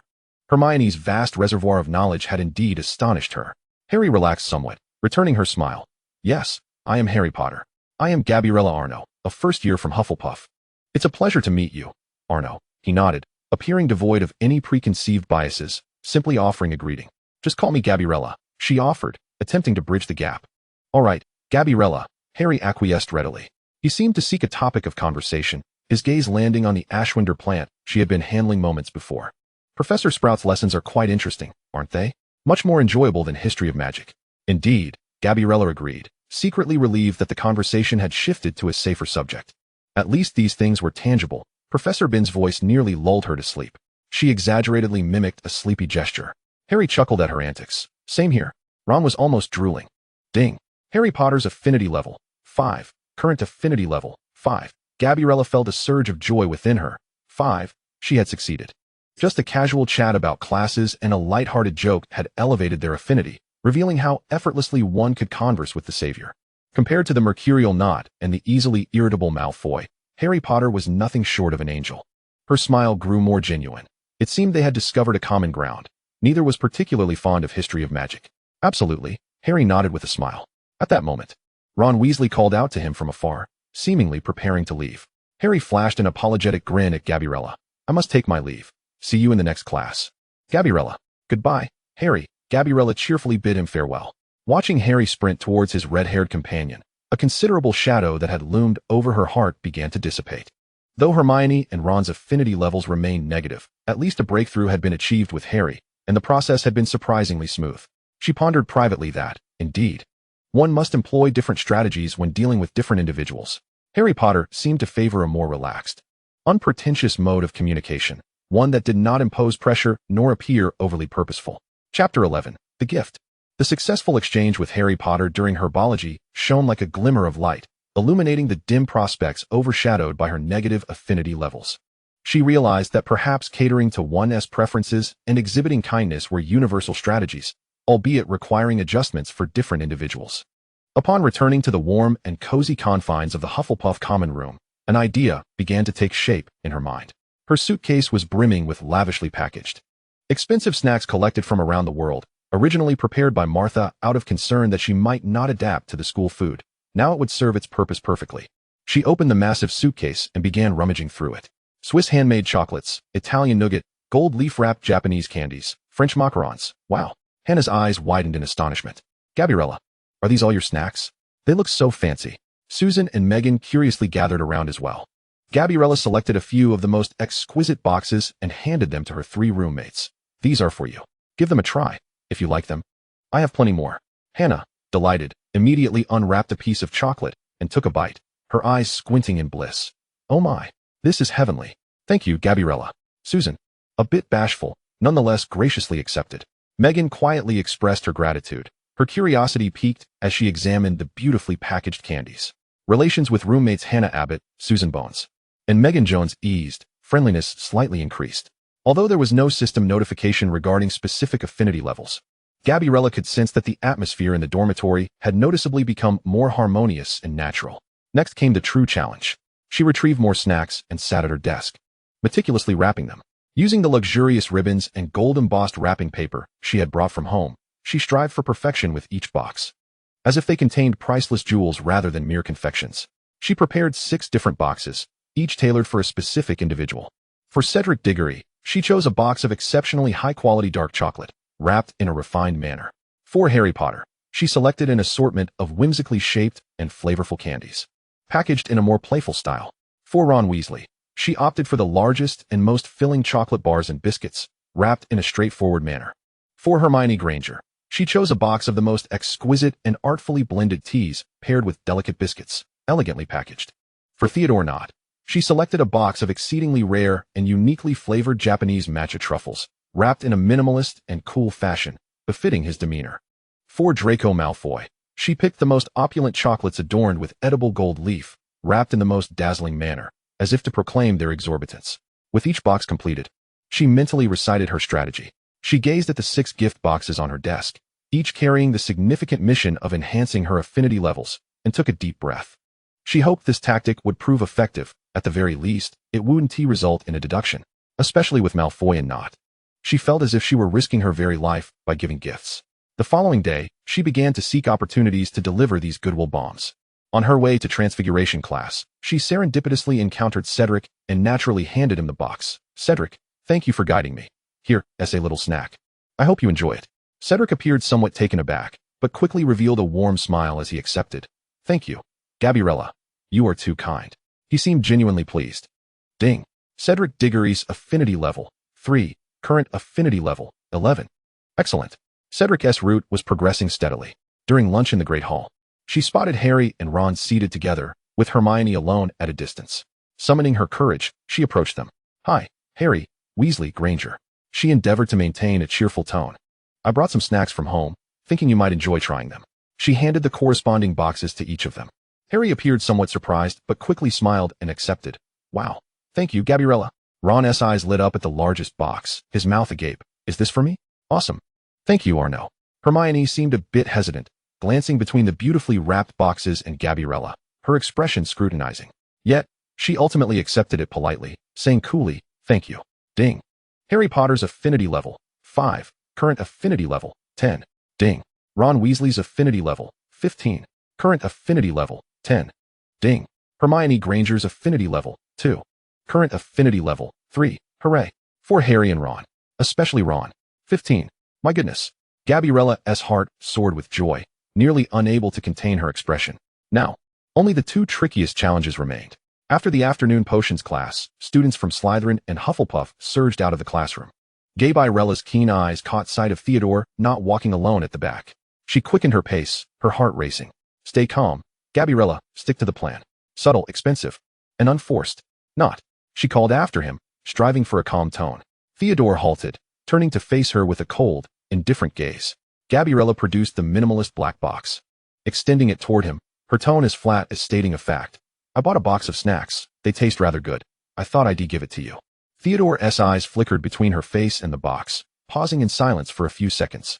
Just as Gabriella anticipated he might refuse or ignore her, he extended his hand and accepted the box. Thank you. Ding. Theodore Knott's affinity level, 0. Current affinity level, 16.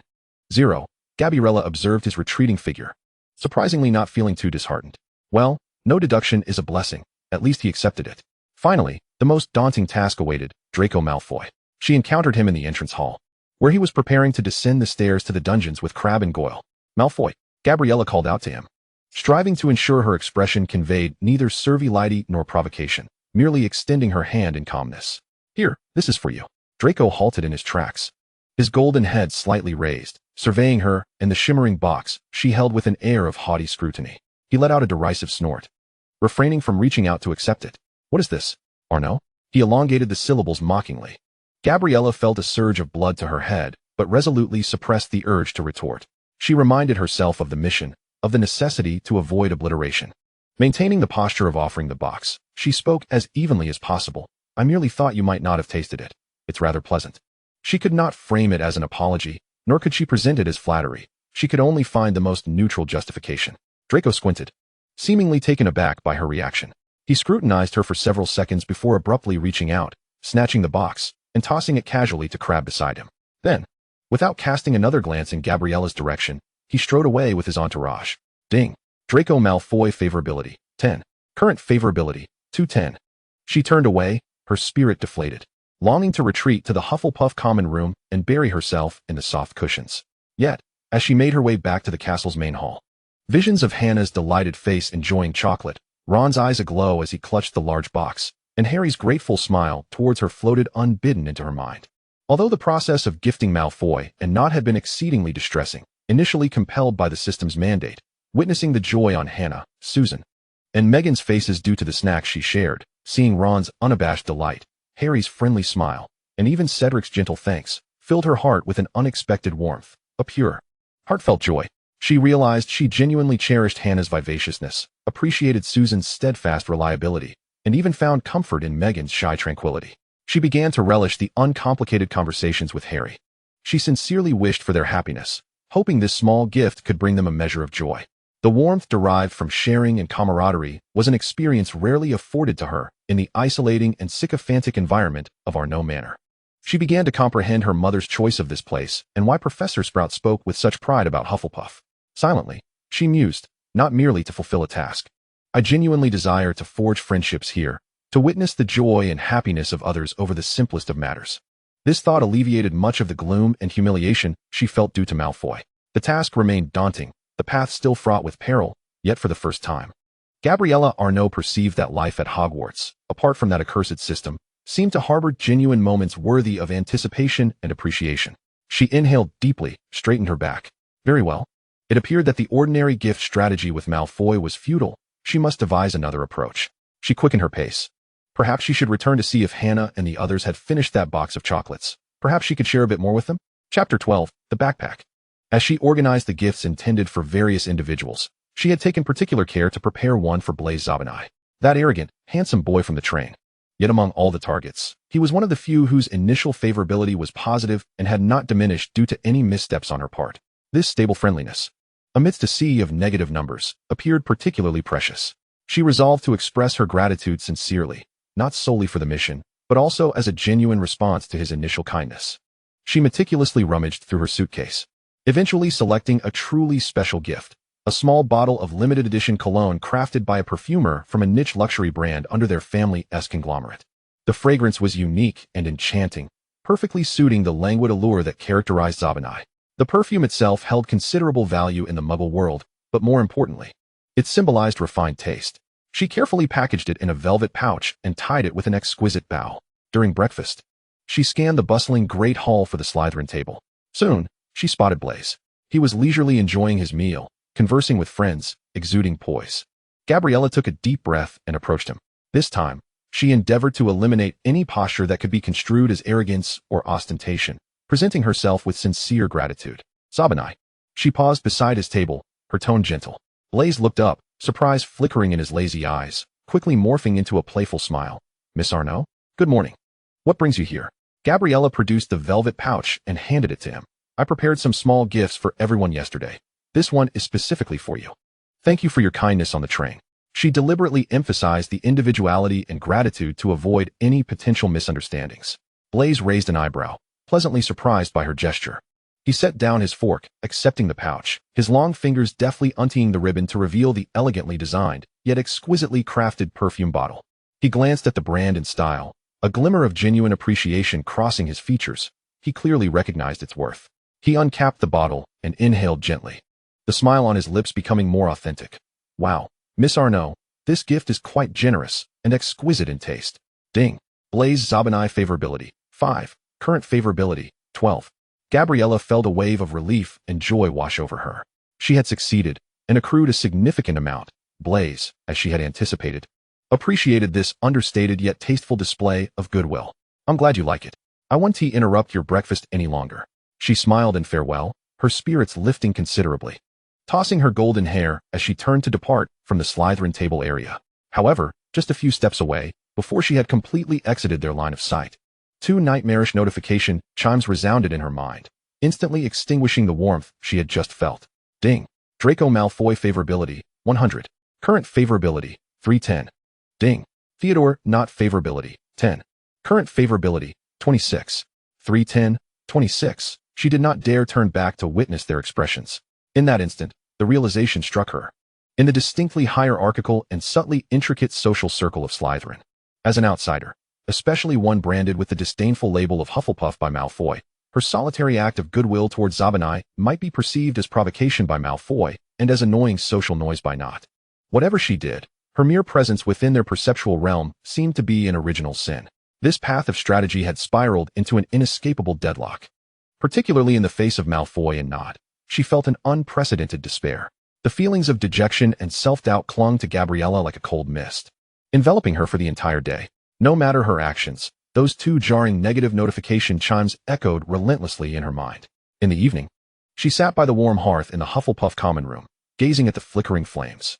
Suddenly, she turned her head to observe Hannah, who was attempting to prevent a pawn from escaping, and absent-mindedly asked, "Hannah, what do you think of me?" Hannah looked up, a perplexed expression on her face, struggling to keep pace with her erratic thoughts. Huh, what do you mean? She blinked, focusing on Gabriella's exquisitely delicate face illuminated by the firelight. You're stunning. Absolutely beautiful. You're the most attractive girl I've ever seen. What's the matter? Gabriella lowered her gaze, her voice softer than usual. Thank you. Hannah, you're so kind. Perhaps she did have her flaws, but Gabriella Arnaud had never been one to seek approval by sacrificing her true self. A rebellious spirit, intertwined with an innate pride, ignited within her. She resolved to be herself again. The following morning, Gabriella shook off the previous day's gloom. She leaped out of bed, opened her enormous suitcase, no longer searching for snacks and gifts to please others, but instead retrieving her authentic attire. She meticulously selected a Hogwarts robe of finer fabric and a more flattering cut, adorned it with a uniquely designed pearl brooch pinned at the collar. Her golden locks were intricately braided, tied with a ribbon that matched Hufflepuff's golden hues. She even curled her eyelashes slightly and applied a delicate layer of tinted lip balm. Finally, she unveiled her prized possession, a miniature luxury backpack from her father's company. Not yet officially released, the bag, crafted from soft lambskin, was dyed in elegant warm gold and featured the brand's signature metallic clasp design, both compliant with school regulations and exquisitely stylish, standing apart from her surroundings. She placed her textbooks and quill into this decidedly non-magical accessory, and scrutinized her reflection in the dressing mirror. The girl in the mirror, chin slightly raised, had rediscovered that familiar sparkle and confidence in her gaze, more resolute than ever. Wow. Hannah awoke to see the transformed Gabriella and exclaimed in awe, "Gabriella, you look stunning today. That bag is so special." Susan and Megan also cast appreciative glances her way. Gabriella responded with a radiant and genuine smile. "Good morning. I just felt like dressing up a bit." She no longer wrestled with whether to tone it down or fit in. She was determined to shine brightly, to be that young lady who could not be overlooked, no matter where she went. As she strode into the great hall with her sparkling gold backpack, she undeniably attracted many gazes. Most Hufflepuff students regarded her with friendly or curious looks, while some Ravenclaw students seemed to admire her ensemble. And the Gryffindor table found her novel. However, at the Slytherin table, Draco Malfoy immediately let out a barely concealed sneer, his voice not loud but distinct. "Look, the Hufflepuff princess has brought her mother's jewelry box." Crabbe and Goyle, next to him, chimed in with snorting laughter. Ding. Draco Malfoy favorability, 5. Current favorability, 315. Theodore Nott glanced her way indifferently, his eyes resembling those of someone observing a meaningless luxury advertisement, before disinterestedly turning back to his book. Ding. Theodore Nott favorability, 2. Current favorability, 28. A sense of liberating resignation washed over her. Let them diminish, she thought with a smirk. Is there a difference between 315 and 28? After all, they both signify negative infinity.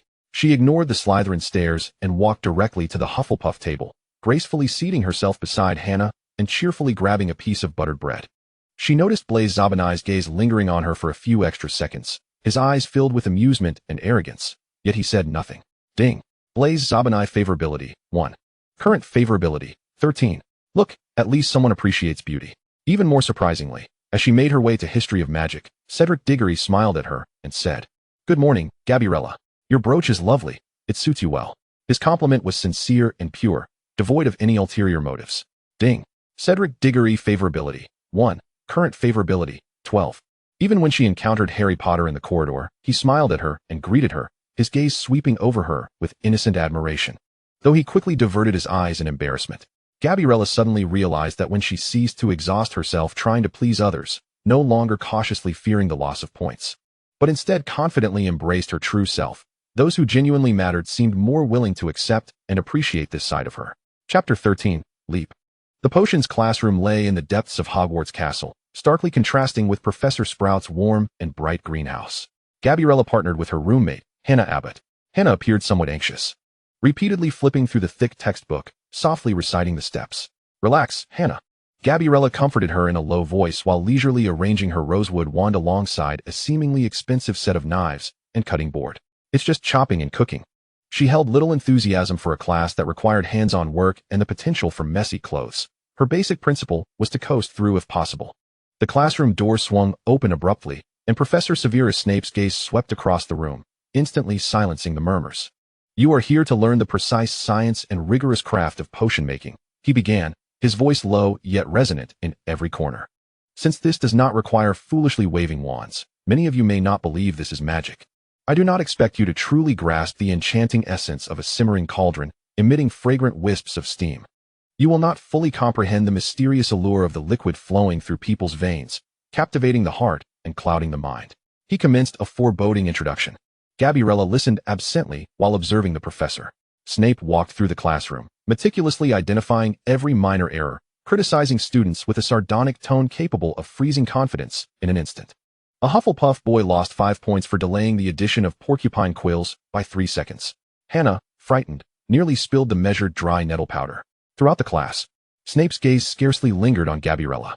Perhaps it was because she and Hannah, though not excelling, managed to avoid catastrophic failures, thus not capturing his attention. She simply followed the prescribed steps, mostly taking over basic cutting or stirring after Hannah nervously prepared the ingredients. Her actions, while not particularly skilled, were free of major mistakes.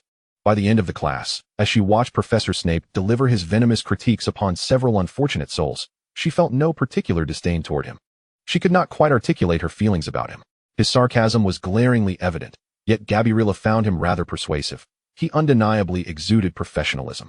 This stark rigor, grounded purely in ability and standards, appeared to her, in some respects, more comprehensible than Malfoy's sheer malice rooted in bloodline and lineage. Though she had no desire to become his target. As the class bell rang, Professor Snape unceremoniously assigned a lengthy list of essays, then, with a flick of his black robe, vanished through the doorway. Gabriella sighed in relief, placing her stirring stick down. Hannah leaned almost lifelessly against the table, exclaiming, "Merlin, that was terrifying. My palms are drenched in sweat." Indeed, the atmosphere was quite oppressive, Gabriella assessed fairly, retrieving a handkerchief from her pocket to wipe her hands. "At least he didn't trouble us, right?" she remarked, gathering her belongings and exiting the chilly underground classroom with Hannah. Compared to dealing with Professor Snape, she found herself more preoccupied with contemplating how to elevate the favorability of her targets. That evening, during a discussion in her dormitory about Professor Snape, her 3 roommates turned to her in unison, asking, "How would you feel if he kept you behind?" She replied with a hint of melancholy, "Then in my heart, he would be the worst professor at Hogwarts." Although Gabriella still felt burdened by the daunting task of gaining favor, she gradually began to acclimatize to the castle's rhythm. To her surprise, she noticed that the goodwill gestures she had previously extended began to elicit faint echoes of reciprocation. She received a series of thoughtful replies. Cedric returned her kindness with a small pouch of dried lavender that emitted a calming fragrance. Harry and Ron combined to gift her a box of chocolate frogs. Hermione reciprocated with a neatly handwritten, highlighted copy of a beginner's guide to transfiguration, steeped in practicality. Additionally, Blaise casually handed her a beautifully packaged box of dried apples during a corridor encounter, languidly suggesting, "They taste rather good, do try." These responses left Gabriella with a sense of complexity. On one hand, she genuinely felt the warmth of their reciprocation, especially from Harry, Ron, and Cedric, whose kindness appeared simple and direct. On the other hand, she became acutely aware that her initial gestures were indeed driven by overly strong intentions. The most shocking reply came from 2 individuals she never expected. One morning, as the owls flooded the great hall delivering letters, a rather regal barn owl circled before deftly dropping 2 small packages onto the table in front of Gabriella. Curiously, she picked up the first one. It was wrapped in luxurious dark green paper with silver edges, tied with a silver ribbon, and bore no signature. Carefully, she unwrapped it to reveal a small, exquisite glass bottle containing a fragrant liquid. At the bottom lay a minuscule card, featuring a single line of crisp handwriting, "Reciprocal gift. The scent is acceptable. Theodore not." Gabriella nearly dropped the bottle in surprise. That iceberg with a favorability of 28 had actually reciprocated, with a perfume or perhaps an essence. The scent was cool and distant, indeed reminiscent of his character. Such an assessment as "the scent is acceptable," if uttered by him, could be deemed a rare form of affirmation. Ding. Theodore Knott's favorability, 0. Current favorability, 28. Well, he returned the gift, but the favorability remained unchanged, truly characteristic of him, Gabriella mused while cautiously stowing the bottle away. With heightened curiosity and vigilance, she picked up the second package. This one was larger, also wrapped in expensive silver green paper, but with a more extravagant flair. Inside was a delicately embossed tin box, filled to the brim with handcrafted candies, each perfectly shaped.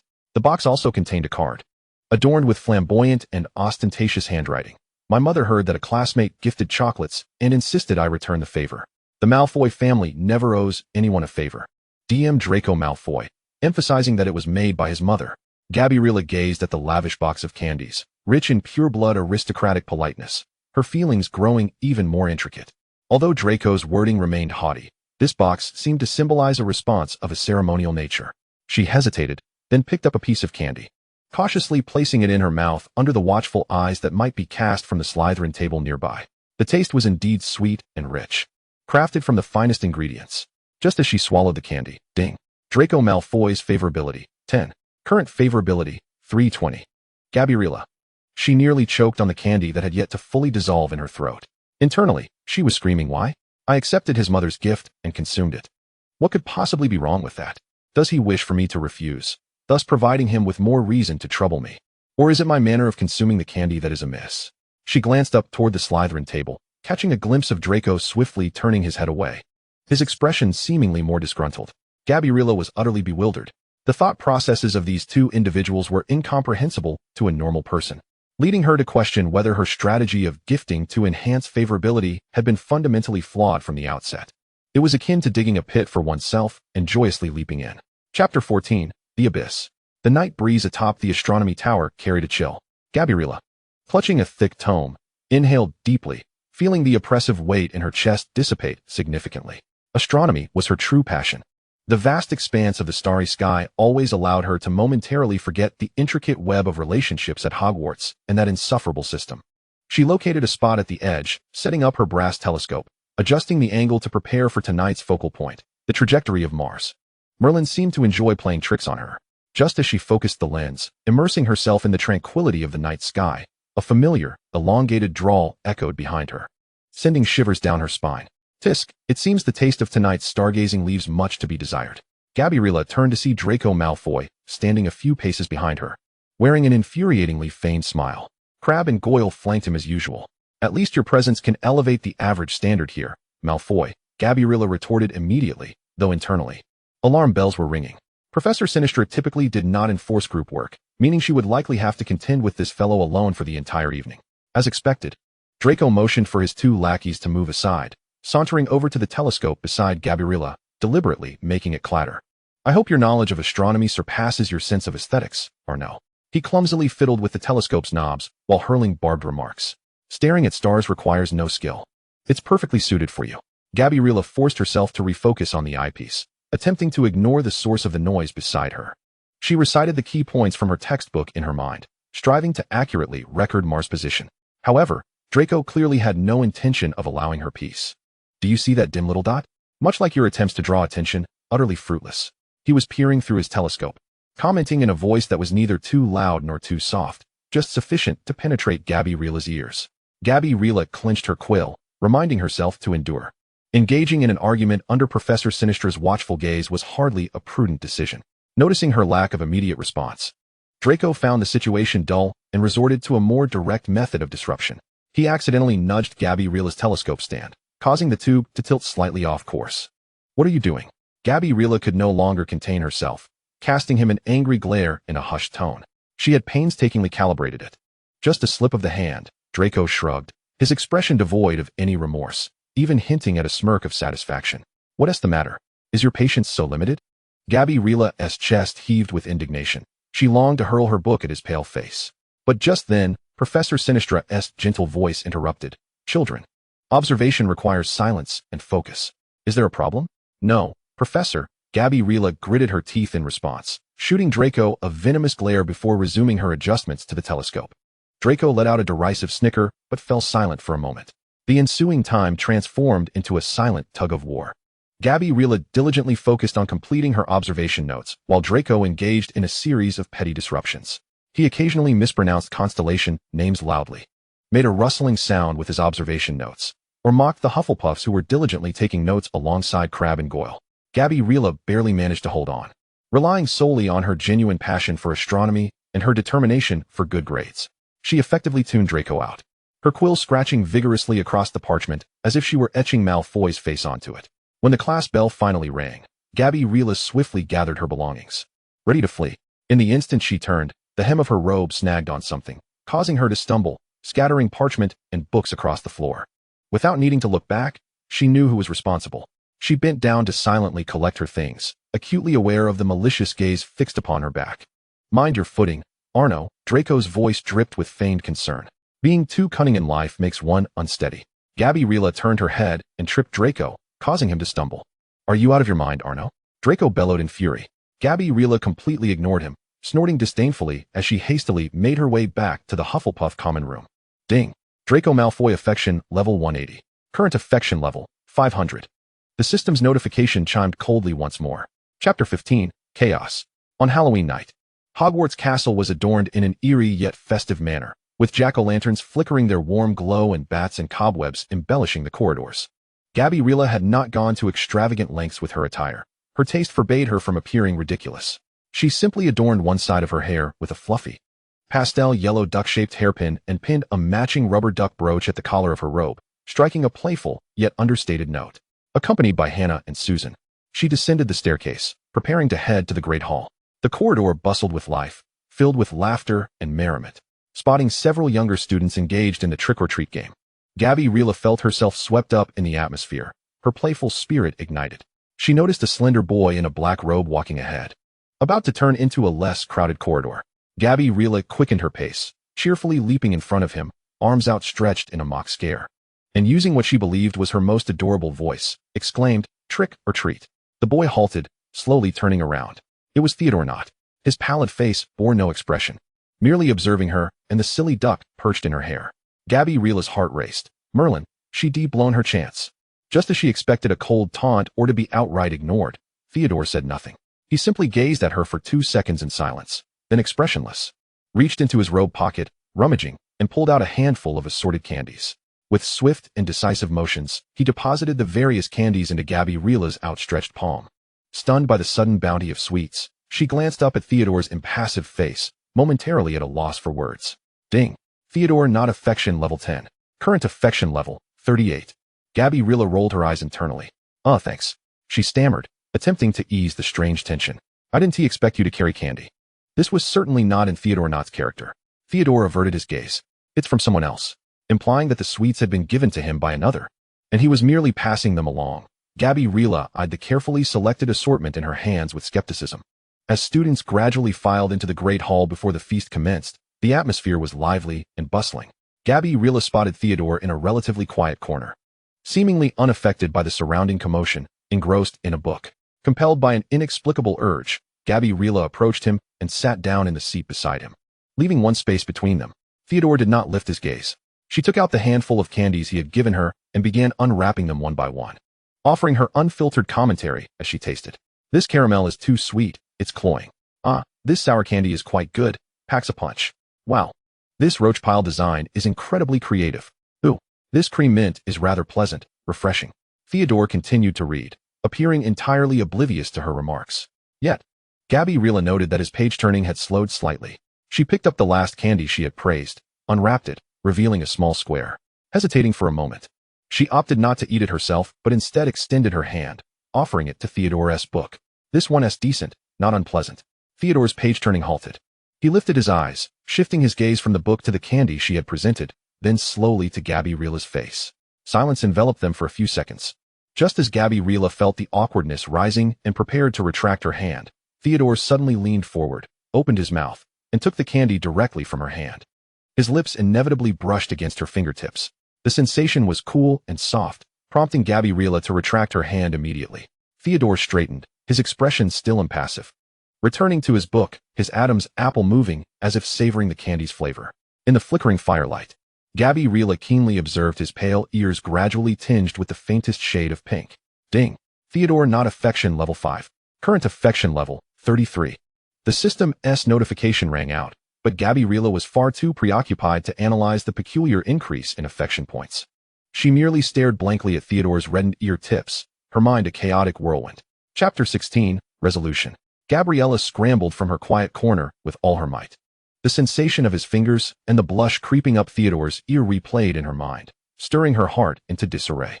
She plunged back into the bustling warmth of the Hufflepuff long table. Gabriella, where have you run off to? Look, we have so many sweets. Hannah exclaimed excitedly, showcasing a mountainous pile of candies before her. Just as Gabriella caught her breath, shaking off the bizarre scene from her mind, she lifted her gaze to see Cedric Diggory approaching with a warm smile. He held out a handful of charmingly wrapped sweets, naturally offering them to her. Happy Halloween, Gabriella. Try this, I believe you'll enjoy it. Cedric's smile radiated the same sunny warmth, imbued with the care of an upperclassman. She accepted the candy, a beaming smile blossoming on her face. Thank you, Cedric. Gabriella was utterly elated. Ding. Cedric Diggory's affection level, 3, current affection level, 15.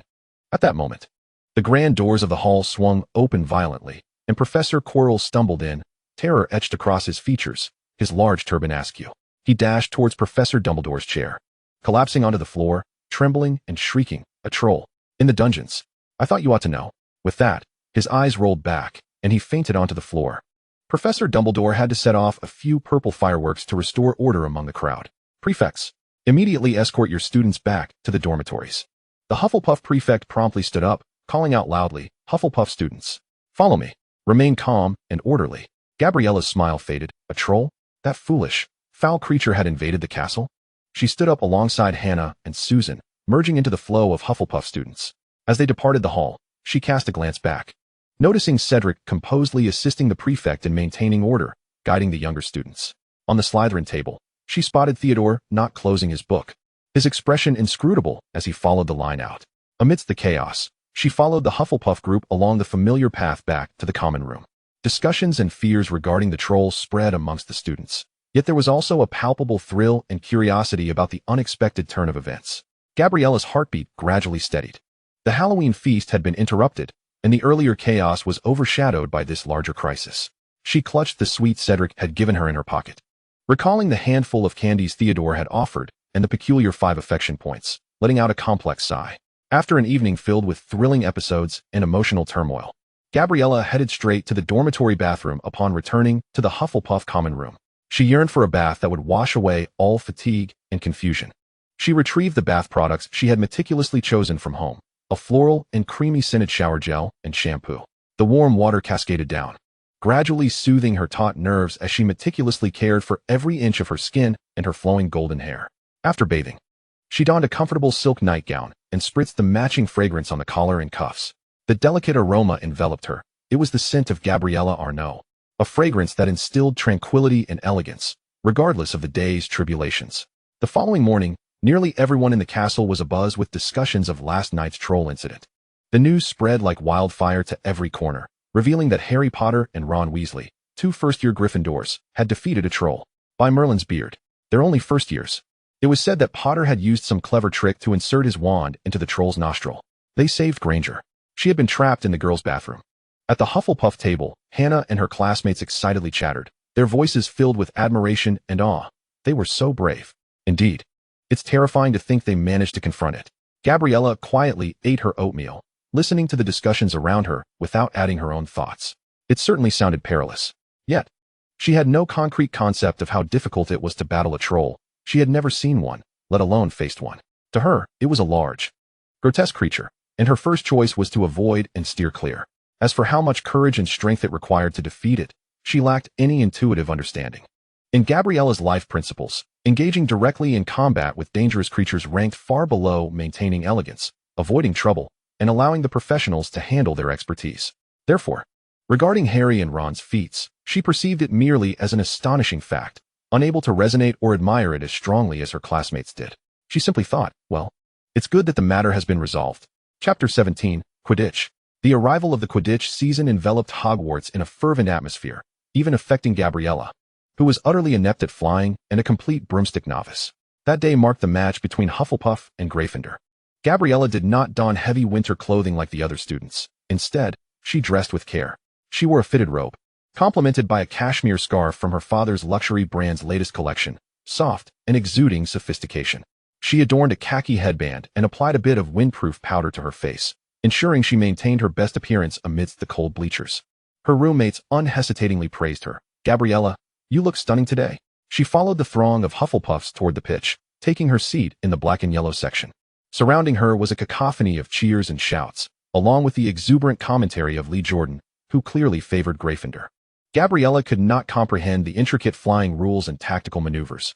She simply observed as a group soared through the sky at astonishing speeds, the quaffle appearing perilously tossed about. Most of the time, she sat elegantly, occasionally clapping her hands in response to the eruptions of cheers or gasps around her, feigning surprise. Her gaze often wandered across the arena, noting the reactions of the professors in the teacher's box, witnessing Hermione and Ron from Gryffindor practically bouncing with excitement, and observing Draco Malfoy from the Slytherin stands, his face a picture of disdain, wishing for Gryffindor's immediate downfall. Beside him, Blaise Zabinai appeared intrigued, while Theodore not seemed utterly engrossed in a thick book, reading in such a noisy environment that Gabriella found it incomprehensible. The climax of the match arrived suddenly.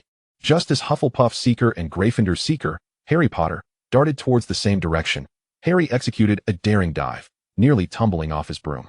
Gasps erupted from the stands. Gabriella instinctively covered her mouth. But the next moment, Harry miraculously steadied himself on the broom and reached out his hand. He caught it. Harry Potter caught the golden snitch. After nearly breaking his neck, the voice of Lee Keaton resonated throughout the venue, amplified by magic. Gryffindor has triumphed. The stands of Gryffindor erupted into a frenzy of celebration, a crimson wave threatening to engulf all in its path. Gabriella stared blankly at the scene. It was indeed Harry who had emerged victorious, while Hufflepuff had succumbed to defeat. She cast her gaze around the field, observing the Hufflepuff players gently descending onto the grass, their faces etched with disappointment and disbelief. Cedric Diggory, usually the ever-sunny, composed, and reliable upperclassman, now hung his head, his shoulders slightly slumped. An inexplicable heaviness settled in Gabriella's heart, though she harbored little interest in Quidditch. She was acutely aware of the immense effort Cedric had invested in this match, and the high hopes his teammates had placed upon him. Witnessing such a perpetually positive individual exhibit such dismay stirred an unsettling feeling within her. In the Hufflepuff common room that evening, the atmosphere was notably more somber than usual. The absence of their customary laughter left the students sitting in small clusters, whispering about the day's match, their tones laden with regret. As Gabriella descended the stairs after completing her homework, she immediately spotted Cedric seated in an armchair by the fireplace. He remained strikingly handsome. Yet rather than mingling with friends as was his habit, he sat alone, elbows resting on his knees, his gaze distant. He appeared genuinely despondent. Gabriella hesitated for a moment. Remembering Cedric's previous kindnesses, she felt compelled to offer him solace in his time of loss. However, she refrained from approaching him with empty platitudes, fearing that insipid comfort might aggravate his distress. Instead, she turned toward the small kitchen, returning shortly with a cup of honey water. She placed it gently on the table beside Cedric. "Have a sip of this honey water. It might lift your spirits," she suggested. Cedric seemed to only then notice her presence, slowly lifting his head. Upon seeing her and the cup evidently prepared with him in mind, he smiled faintly. "Thank you, Gabriella." His voice, usually so clear, bore a hint of hoarseness. "It's nothing," Gabriella replied, settling into an adjacent armchair. She chose not to broach the subject of the match, opting instead for a quiet companionship. The match was quite thrilling, she eventually added, a rather dry observation, perhaps the most neutral comment she could muster. Cedric cradled the honey water in his hands, falling into silence for a moment before murmuring, "It's just a bit of a pity. We were well prepared." He did not elaborate further. Gabriella nodded in understanding, choosing to remain silent. Ding. Cedric Diggory's favorability increased by 5. Current favorability, 20. The system's notification chimed. Yet Gabriella felt little joy at this development. At that moment, she simply believed that offering him a cup of honey water and quietly sitting beside him was the right thing to do. Gabriella had initially intended to merely sit with Cedric in silence, conveying her small support. She had overestimated her ability to combat boredom and provide warmth. Lacking any profound resonance with the defeat in Quidditch, coupled with the fatigue from the day's activities and emotional fluctuations, she leaned back in the soft, comfortable armchair, her eyelids gradually growing heavy. At first, she fought against the drowsiness, striving to stay awake, occasionally blinking. But gradually, her head began to droop. Like a chick pecking at grain, the grip on her honey water slackened, causing the cup to tilt. Fortunately, it was nearly empty. Eventually, her breaths became long and even. Her head tilted to one side, and she slipped into a deep slumber. Cedric, immersed in his own feelings of defeat, noticed the movement beside him. He turned his head, discovering Gabriella's unguarded sleeping face, and the expression of dejection that had plagued him transformed into a gentle smile. She appeared entirely different from her usual poised self. Resembling a delicate young lady, her defenses lowered. Her golden hair fell loosely by her cheeks, exuding an innocent charm, devoid of any pretense. The elegance she typically maintained had vanished, leaving only the sweetness and fatigue characteristic of her age. Cedric's gloom dissipated somewhat in light of this unexpected episode. A smile crept upon his lips as he shook his head lightly. He made no effort to rouse her. Instead, he carefully retrieved a wool blanket draped over the back of his chair and tenderly covered Gabriella with it to shield her from the chill. He then remained seated beside her, occasionally sipping from his cup of honey water, his thoughts meandering, feeling a touch lighter due to the presence of this oblivious girl beside him. As time passed, the common room gradually emptied, the hours slipping away quietly. It was only when curfew approached that the prefect began urging everyone to return to their dormitories, prompting Cedric to gentlemanly awaken her. "Gabriella," he called softly. "Wake up. It's time to head back to your room." Gabriella blinked awake, her eyes filled with the confusion of someone just roused from slumber, momentarily disoriented as to her surroundings. Upon seeing Cedric's smiling face so close, along with the blanket draped over her, she became significantly more alert, her cheeks flushing instantly. "Did I fall asleep?" She sat up in a flurry, the blanket slipping from her shoulders. "It's all right," Cedric gently interrupted, his gaze warm. "Thank you for keeping me company. And for the honey water, I feel much better." He rose to his feet, extending his hand to help her up. "You should hurry back, otherwise your roommate might come looking for you." Gabriella took his hand to stand, her face still aflame with embarrassment, her heart racing with mortification. How embarrassing it was to have fallen asleep while he was feeling down. Yet, witnessing Cedric's seemingly brighter smile made her feel that perhaps the outcome wasn't so dismal after all. Ding. Cedric Diggory's favorability increased by 3. Current favorability, 23. She murmured a quiet goodnight, clutching the blanket, and hurried toward the girls' dormitory. Chapter 18, The Twins. On a sunny weekend afternoon, Gabriella decided to momentarily cast aside her bothersome textbooks and potions essays to take a leisurely stroll by the Black Lake, seeking some fresh air. She was relishing the rare tranquility, contemplating how to tackle the iceberg that was Theodore and the powder keg that was Draco. Suddenly, two nearly identical figures emerged from seemingly nowhere, positioning themselves before her, one on the left and one on the right. Both sported striking red hair, their faces adorned with mischievous grins, clad in loose-fitting Gryffindor robes. "Hey, look who it is," the one on the left exclaimed, his tone rising. "Oh, it's the blonde princess of Hufflepuff." The one on the right chimed in, his voice almost identical, echoing the first. They spoke with rapid-fire cadence, alternating their dialogue while their bodies executed exaggerated comedic gestures, leaving Gabriella feeling quite dizzy. The sudden interception startled her, particularly as they stood too close, their slightly provocative energy making her feel uneasy and somewhat offended. Taking a small step back, she furrowed her brow. "Or perhaps we could play a guessing game. Prizes for correct guesses," they proposed in unison, their grins growing ever more mischievous. They were indulging in their customary twin antics, aiming to tease the rather unique Hufflepuff girl who stood before them. Under ordinary circumstances, Gabriella might have found their antics amusing, but of late, she had been ensnared in the labyrinth of system tasks and negative affinity scores, rendering her mood rather irritable. At that moment, she perceived their chatter as nothing short of tiresome. Her innate temper, reminiscent of a spoiled heiress, flared up instantly. "You two look identical, dress alike, speak in the same manner, and even share that foolishly endearing grin. How on earth am I supposed to tell you apart? I just want a moment of solitude." As her words hung in the air, the mischievous grins on the faces of the two red-haired boys froze in an instant. The one on the left shrugged dramatically, exclaiming, "Oh, we've been rejected, George." The one on the right theatrically clasped his heart, adding, "How hurtful, Fred. Our charm has evidently failed for the first time. It seems Hufflepuff has a rather unique taste." They turned away in an exaggerated manner, their antics seemingly forgotten, as if the entire exchange had been but a fleeting interlude. Yet in Gabriella's mind, a chilling notification echoed. Ding. Fred Weasley affinity score 5. Current affinity, 5. Ding. George Weasley affinity score 5. Current affinity, 5. Gabriella stood frozen, her gaze fixed on the indistinguishable red-haired figures retreating into the distance, 1,000 mice scurrying through her thoughts. -5, yet again -5. How many identical red-haired heartthrobs had the system included in its list of targets? She felt a surge of frustration, nearly stomping her foot in anger.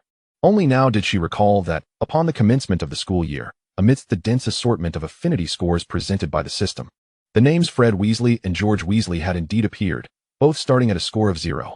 At the time, her attention had been consumed by the staggering negative numbers, and she had only briefly glanced at their names and appearances, failing to fully commit them to memory.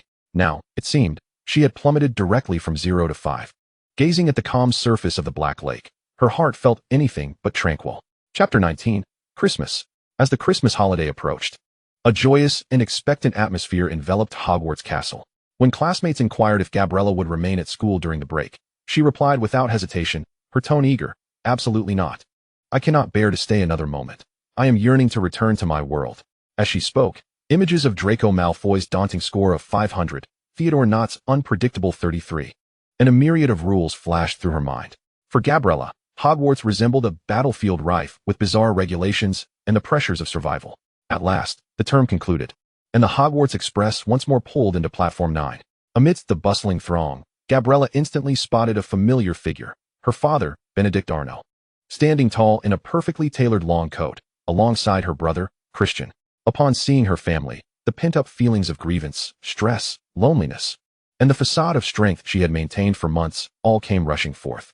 She disregarded any semblance of elegance, dragging her suitcase through the crowd like a fledgling bird returning to its nest, and threw herself into her father's embrace, burying her face deep within his coat.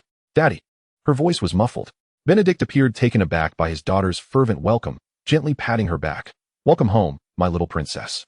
Christian raised an eyebrow and let out a playful whistle. "Wow, when did our little Tyrannosaurus turn into a clingy kitten? Is Hogwarts food that dreadful?" Gabriella lifted her head from her father's embrace, shooting a glare at her brother, though it lacked any real venom. Surrounded by the familiar environment and in the presence of her closest family, her taut nerves finally began to relax. Upon returning to Arnaud Manor, everything remained opulent, exquisite, and orderly, with a warm fireplace, plush carpets, and respectful servants. Every detail silently conveyed the world she knew and controlled. During dinner, as her father sliced into the steak on his plate, he casually inquired, "So, Gabriella, How have you found your time at Hogwarts these past few months? Is the magical world intriguing? Christian also cast a curious glance, eager to hear her recount what he imagined to be fairy tale-like experiences. Gabriella set down her fork, picked up her napkin to dab at her lips, and a complex expression crossed her face. How does it feel? She sighed. It feels as though I have transformed from a queen into a maid. They both sensed something amiss in her tone. What do you mean, dear? Her father's voice grew serious. I mean, no one cares if you are an Arnaud. Your surname holds no weight, not even for someone like Malfoy or not, she said, her tone growing increasingly disheartened. I truly feel as if I have entered a foreign world. She could not articulate the system, the affinity scores, or the threat of erasure, but she endeavored to describe the omnipresent sense of frustration and pressure. Benedict fell silent for a moment, setting down his utensils to gaze at his daughter.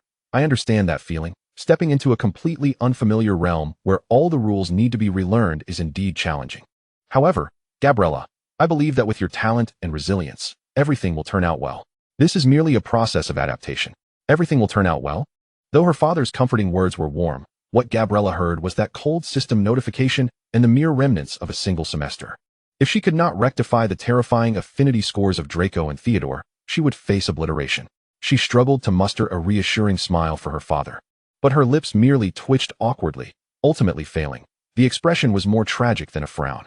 I hope so, she murmured quietly, picking up her fork once more, mechanically prodding the food on her plate, her appetite entirely absent. Chapter 20, Christmas Gifts.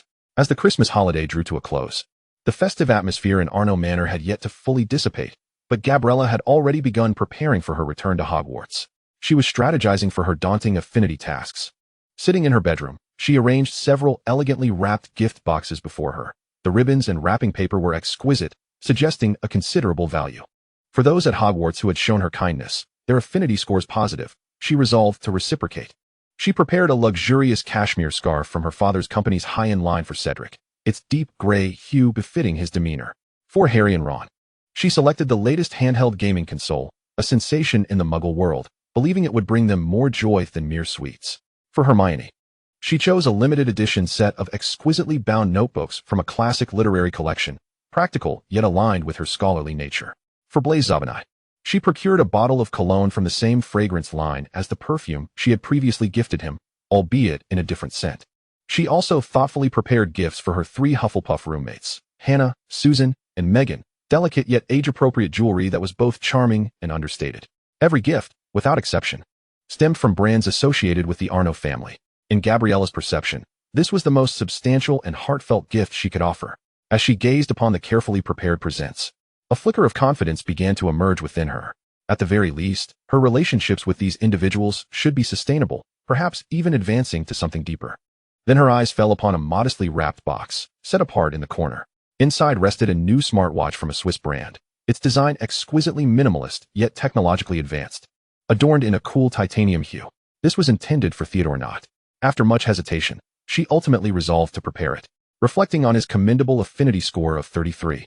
And recalling the peculiar evening of Halloween when he had blushed with a 5, she felt a glimmer of faint hope. Perhaps a gift that resonated with his frosty demeanor yet was uniquely special could serve as a catalyst? She decided to seek an opportunity to present it to him upon the commencement of the school term, for she currently lacked his address. As for Draco Malfoy, whose affinity score plunged into the abyss of 500, and the Weasley twins, whose own score had just dwindled to 5, Gabriella decisively struck their names from her gift list. She feared that, before she could even deliver a present to Malfoy, her goodwill would plummet to the depths of the earth, crashing down to 1,000. The twins, whom she could hardly distinguish, appeared to be the last individuals likely to appreciate her earnest gifts. They might even perceive it as an affront. She chose to set them aside for the time being. She made a strategic decision to fortify her current triumphs before attempting to conquer those stubborn strongholds. Carefully, she stowed Theodore's gift in the bottom of her suitcase. Gabriella Arnaud embarked once more on her journey back to Hogwarts. Upon her return to the castle, the familiar yet oppressive atmosphere enveloped her once again. However, this return was accompanied by delightful surprises. The kindness she had extended was met with prompt reciprocation. Cedric gifted her a meticulously wrapped notebook detailing advanced herb cultivation techniques, its neat handwriting complemented by his own illustrative sketches, both practical and thoughtful. Ding. Cedric Diggory's affinity increased by 2. Current affinity, 25. Harry and Ron teamed up to present her with a precariously balanced package, overflowing with an assortment of peculiar candies. accompanied by a hastily scribbled card proclaiming, "Thanks. Super cool. Love, Harry and Ron." Ding. Harry Potter's affinity increased by 3. Current affinity, 13. Ding. Ron Weasley's affinity increased by 5. Current affinity, 15. Hermione's return gift consisted of a comprehensive outline predicting key challenges across all subjects for the term, spanning several pages of parchment. Ding. Hermione Granger's affinity increased by 3. Current affinity, 0. Blaise Zabinai had an owl deliver a simple card adorned with elegant calligraphy, expressing gratitude and complimenting the delightful flavor, along with a small box of exquisite handcrafted chocolates. Ding. Blaise Zabinai's affinity increased by 1. Current affinity, 14. Each of her 3 roommates also reciprocated with thoughtful gifts. Hannah presented her with a bag of oddly shaped yet delicious homemade cookies. Susan gifted her a small illustrated booklet on common magical plants. Megan offered a hand-knitted, warm yellow coaster that perfectly matched Gabriella's cup.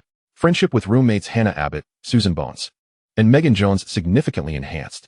Observing the diverse array of gifts, each imbued with care, Gabriella's spirits lifted. In her mind, she smugly addressed the system, adopting an arrogant tone. "Humph, it appears they are quite astute, understanding the importance of maintaining good relations with me." This time, the mechanical voice uncharacteristically responded directly to her remarks. Logic correction. Host perception contains deviations. Current data indicates that the host is actively attempting to foster relationships with target individuals. These reciprocations are a normal social feedback resulting from the host's prior investments. It is advised that the host gains clarity regarding her circumstances. Had this been a few days prior, Gabriella might have been disheartened by such words, falling into self-doubt. Yet now, as she beheld the tangible tokens of gratitude before her, feeling a rare warmth in her chest, her stubbornness and rebellious spirit suddenly surged forth. She retorted defiantly in her mind, "Silence, you wretched system. What does a cold, unfeeling machine know? They are the ones gifting me, and that is how relationships are nurtured. I declare it so, and you should refrain from being a spoilsport." Gabriella bristled, fiercely defending her newfound joy and resolutely refusing to let the system drag her back into a harsh reality. The system, caught off guard by her rebuttal, ceased its attempts to argue.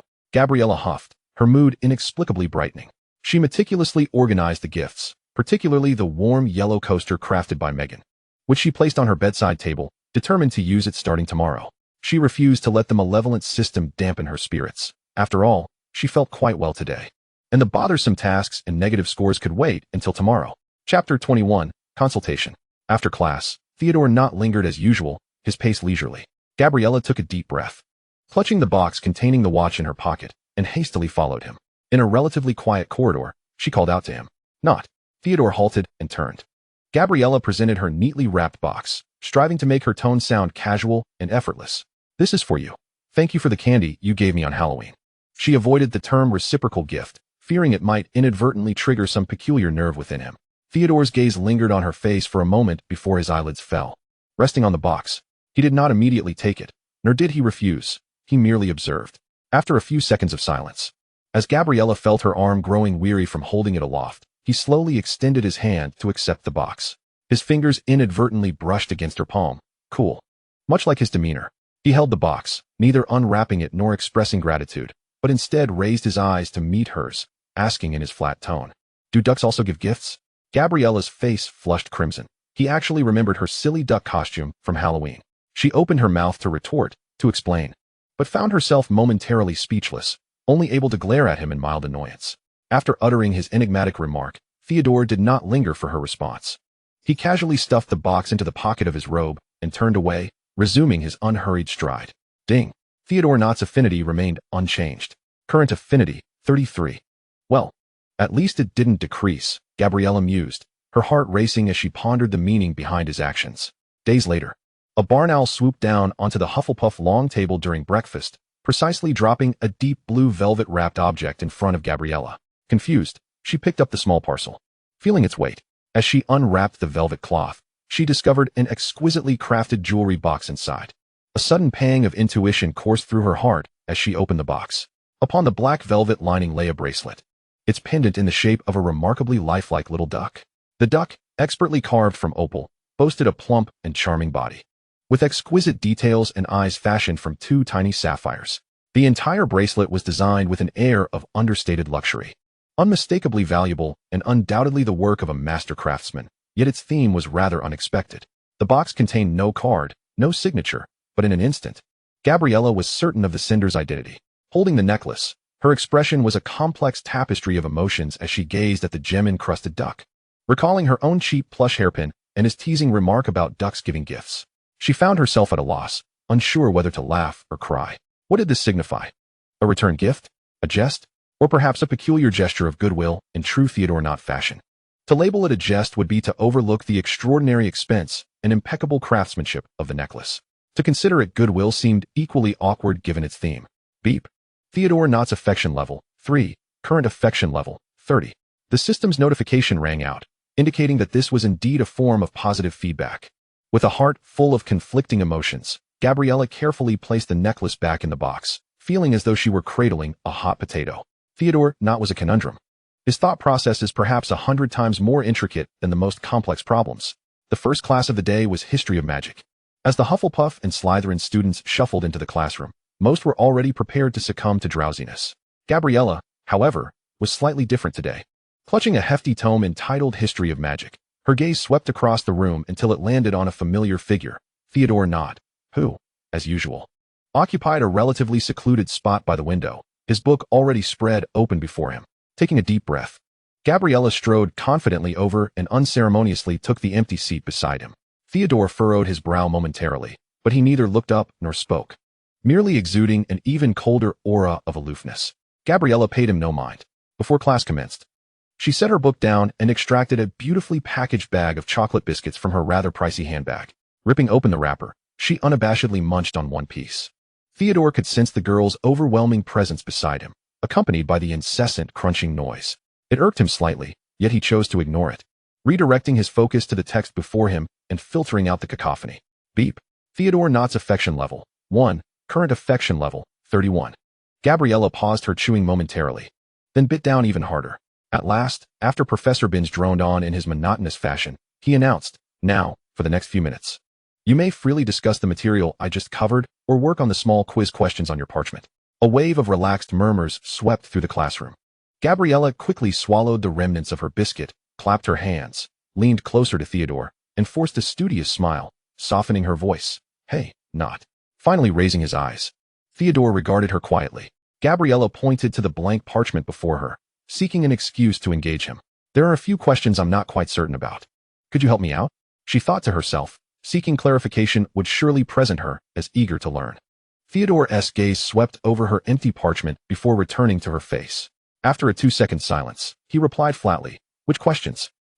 Gabriella quickly lowered her head to examine the quiz sheet.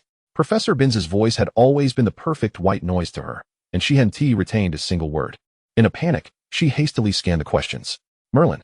She couldn't answer a single one. She didn't even have a clear grasp of what the questions were asking. Her cheeks began to flush. Under Theodore's scrutiny, she felt utterly foolish. Initially, she had merely sought a reason to converse and boost his affection. But she had unwittingly cornered herself. Stammering, her fingers aimlessly darted across the parchment, unable to pinpoint a single specific question. Theodore observed her increasingly flushed cheeks, an evident fluster without revealing any emotion. He neither called her out nor displayed any impatience. Instead, he lowered his gaze once more and began to explain in a clear voice. Question 1. The leader of the Goblin Rebellion. To her astonishment, he truly began to meticulously address each question, entirely indifferent to whether Gabriella was actually listening or comprehending. As she listened to him recite a series of convoluted names, dates, and events with an impassive demeanor, she felt like a fool nailed to her seat. Her plan to garner affection had utterly failed, revealing her ignorance in history of magic instead. Beep. Theodore Knott's affection level, 0. Current affection level, 31. Chapter 22. Theodore. The bell signaling the end of History of Magic rang like a decree of mercy, prompting students to close their books. Theodore Knott immediately rose, swiftly gathering his belongings without sparing a glance at Gabriella, and strode toward the classroom exit. Flustered, Gabriella hastily stuffed the scarcely examined History of Magic and her barely completed quiz into her bag and hurried after him. "Hey, Knott, wait for me," she called, jogging to keep pace. Theodore did not slow his stride, maintaining his original pace without a hint of alteration. Beep. Theodore Knott's affection level, 1. Current affection level, 31. Another deduction. Gabriella internally lamented, yet her feet seemed rooted behind him. Thus, a peculiar scene unfolded in the corridors of Hogwarts. 2 first-year students, with the stoic Slytherin heartthrob Theodore not walking expressionlessly ahead, while the beautiful Hufflepuff heiress Gabriella Arnaud trailed closely behind, attracting curious glances from passers-by. They entered the bustling Great Hall in this manner, one following the other in silence. Theodore approached the Slytherin table and settled into a relatively quiet corner. To her surprise, Gabriella inhaled deeply and followed suit, disregarding the scrutinizing and somewhat hostile gazes from surrounding Slytherins, mustering the courage to sit directly opposite Theodore. As he picked up his utensils, his gaze finally flicked toward her, conveying a silent question. "What are you trying to achieve?" Gabriella feigned calmness, selecting a few of her favorite dishes while pretending to study them intently, though her palms were slick with perspiration. She felt the weight of numerous eyes upon her, especially the piercing gaze of Draco Malfoy. Unexpectedly, Theodore made no move to dismiss her, nor did he immediately change seats. He merely diverted his gaze and began to eat in silence, treating Gabriella as though she were invisible. Relieved, Gabriella also began to devour her roast lamb with gusto.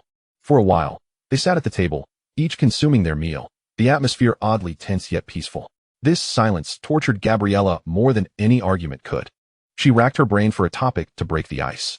Observing Theodore's quiet demeanor as he ate, a thought suddenly struck her. She set down her fork, her voice softening, laced with a hint of tentative boldness that even she recognized as somewhat audacious. Theodore, we've shared so many classes together, so we know each other, right? Can I call you Theodore from now on?" The moment the words escaped her lips, she felt a twinge of absurdity. Their relationship was undeniably fraught. With a staggering favorability rating of merely 31, Theodore paused in his chewing, lifting his gaze devoid of any discernible emotion, yet it cast an inexplicable weight upon Gabriella. He regarded her for a full 3 seconds before coldly uttering 2 words, not aloud. With that, he averted his gaze, returning to his meal. Ding. Theodore Knott's favorability, 0. Current favorability, 31. Gabriella was momentarily choked by the brusqueness of his rejection, her cheeks flushing a mix of crimson and pallor. "Well, Theodore Knott, you certainly live up to your reputation." Silently, she picked up her utensils and lowered her head, mechanically resuming her meal. Her stubbornness and that reckless determination surged back, resolutely deciding to press on with her audacity.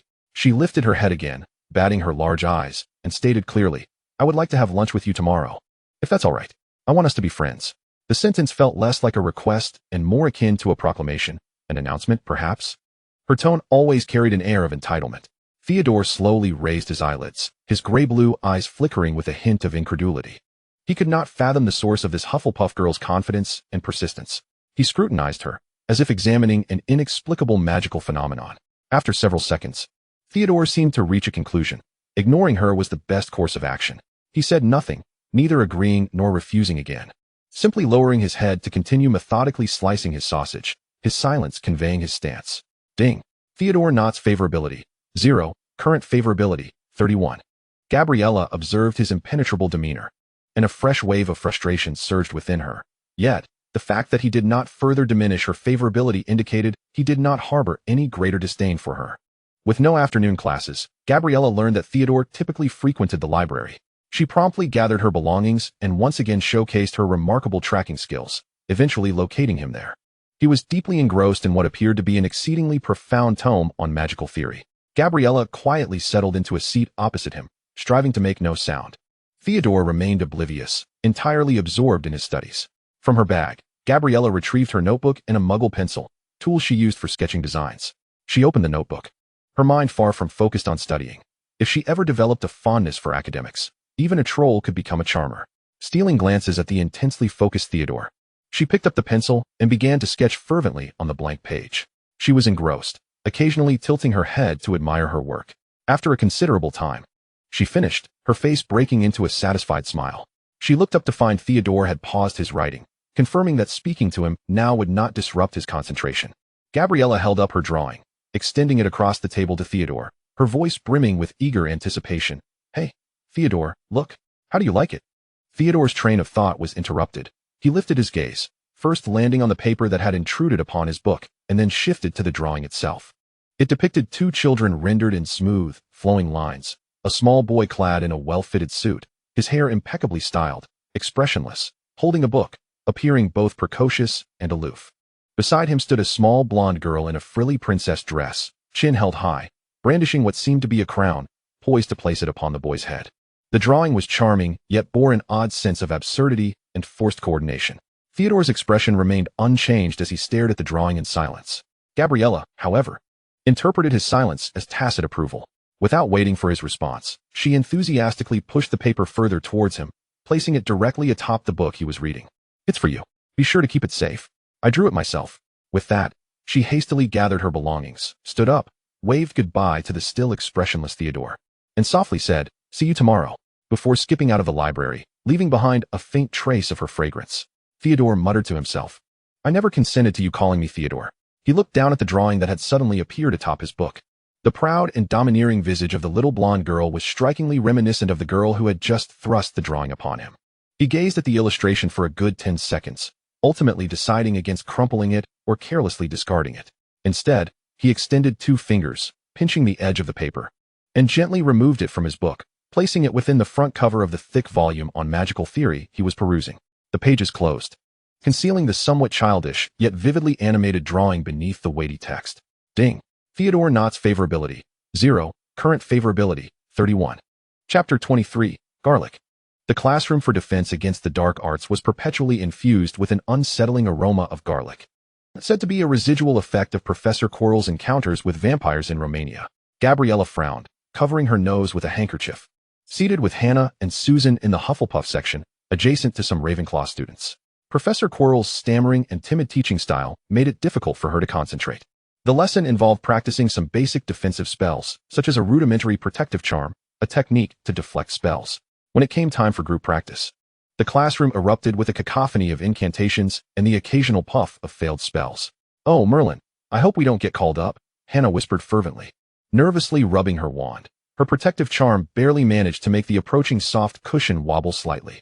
Gabriella, while not as anxious, shared little enthusiasm for a practice session that required precise control of magic and the potential for public embarrassment. Her spell's effectiveness fluctuated, entirely dependent on her mood and state of mind. As fate would have it, Professor Quirrell stammered as he scanned the classroom, inadvertently landing his gaze upon their group. "Next, Miss Eowyn and Miss Arnaud's group, please come forward to demonstrate."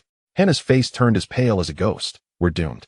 Gabriella glanced at Hannah's ashen complexion and then at Professor Quirrell, whose eyes darted nervously, and a sense of accountability stirred within her. She patted Hannah's shoulder. "Relax, Hannah. It's not a big deal. I've got this." Standing up, she straightened her robes, which were not even disheveled, and walked confidently to the front of the classroom. Professor Quirrell appeared momentarily flustered by her assertive demeanor, retreating slightly. "All right, Miss Arnaud. Please attempt to deflect the cushion spell I will cast." Gabriella positioned herself, raised her wand, recalling the key points of the incantation, concentrating intently as she envisioned an invisible shield. Protego. The spell took effect, albeit rather unimpressively. The cushion aimed at her was indeed deflected, but it did not bounce off gracefully. Instead, it weakly grazed her shoulder before colliding with the wall behind her and then softly plummeting to the ground. It could hardly be deemed a failure. Yet it certainly lacked brilliance. One might say it barely met the standard. Laughter erupted from the audience, though most of her Hufflepuff classmates cast encouraging glances her way. Professor Chilo appeared to breathe a sigh of relief. As long as there were no mishaps, that was sufficient. "Well, that was acceptable, Miss Arnaud. 1 point for Hufflepuff." Next group. Gabriella calmly set down her wand, her face devoid of any shame or embarrassment.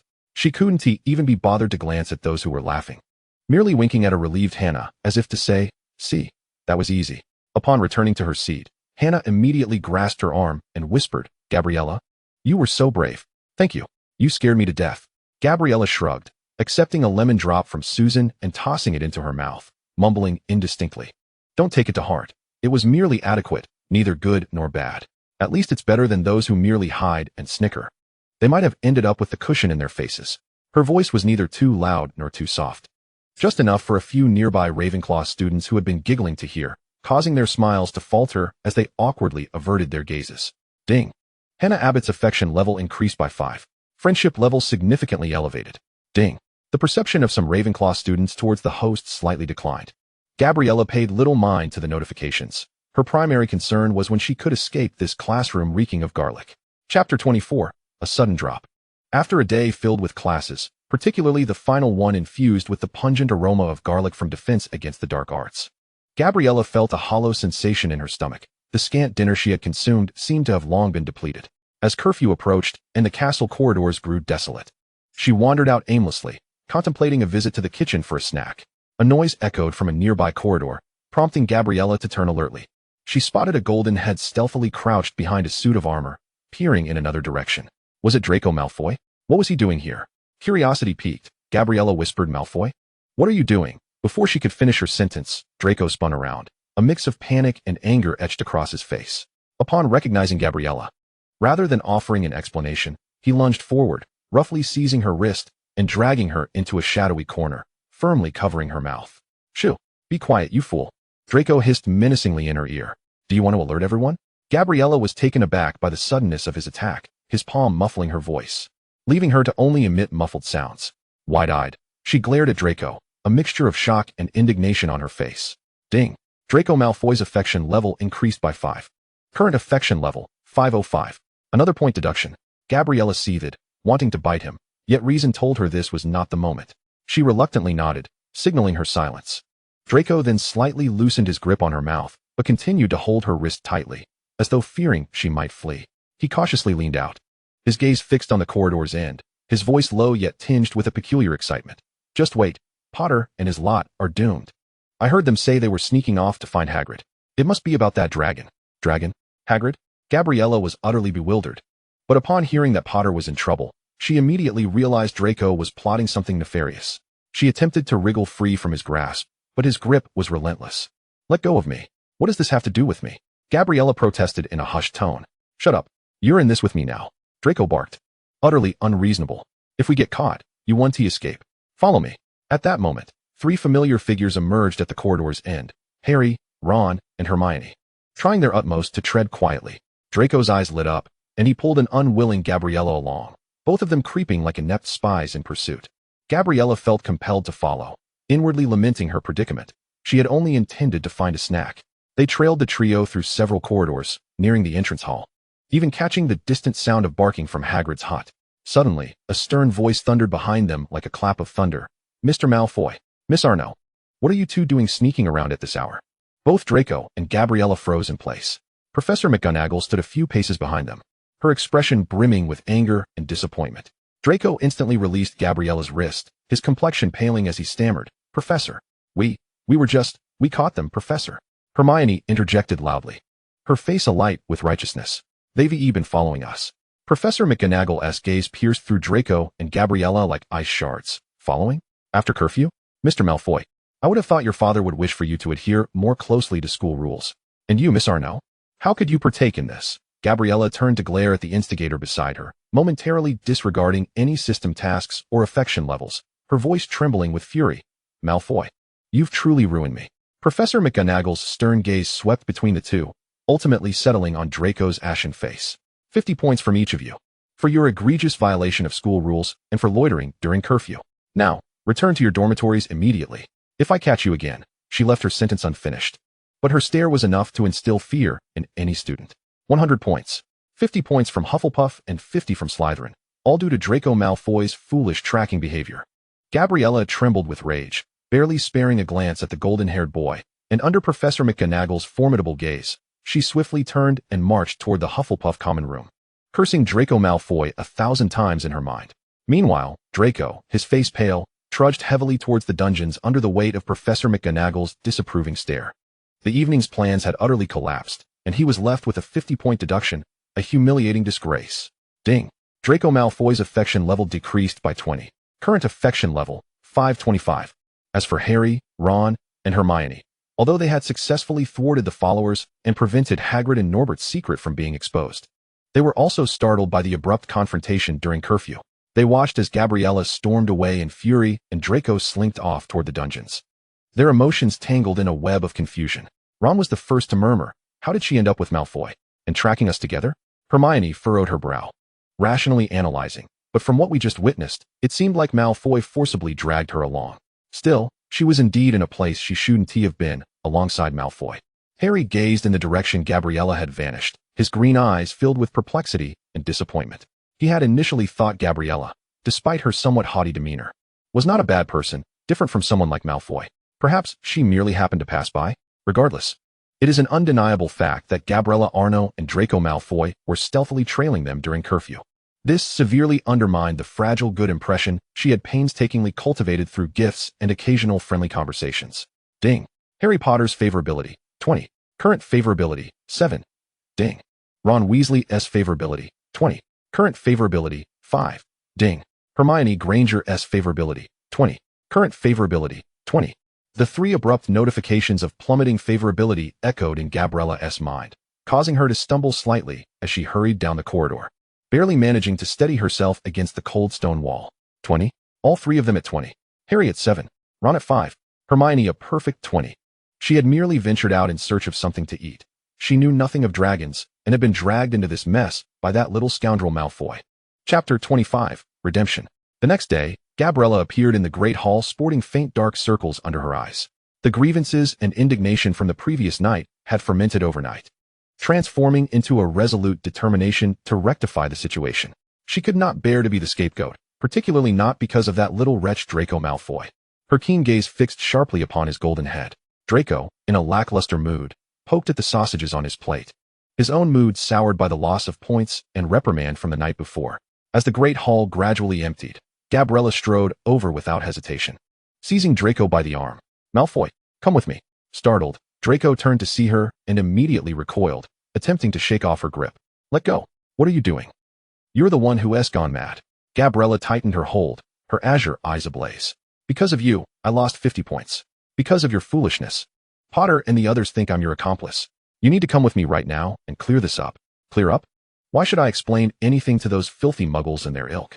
Draco replied haughtily, raising his chin in defiance, but soon realized that Gabriella's grip was surprisingly strong. Let go, or I'll call my father. Gabriella shouted back. Draco's face flushed crimson. He truly feared the repercussions of this incident escalating, particularly the wrath of his father discovering yet another foolish act on his part. Gabriella ceased her words, resolutely holding onto his arm, forcibly dragging him from his seat and half pulling him towards the exit of the Great Hall. Draco struggled, but Gabriella was unwavering, determinedly towing him to a relatively quiet corridor near the entrance hall. What do you want? Draco finally yanked his arm free, rubbing his reddened wrist. To explain.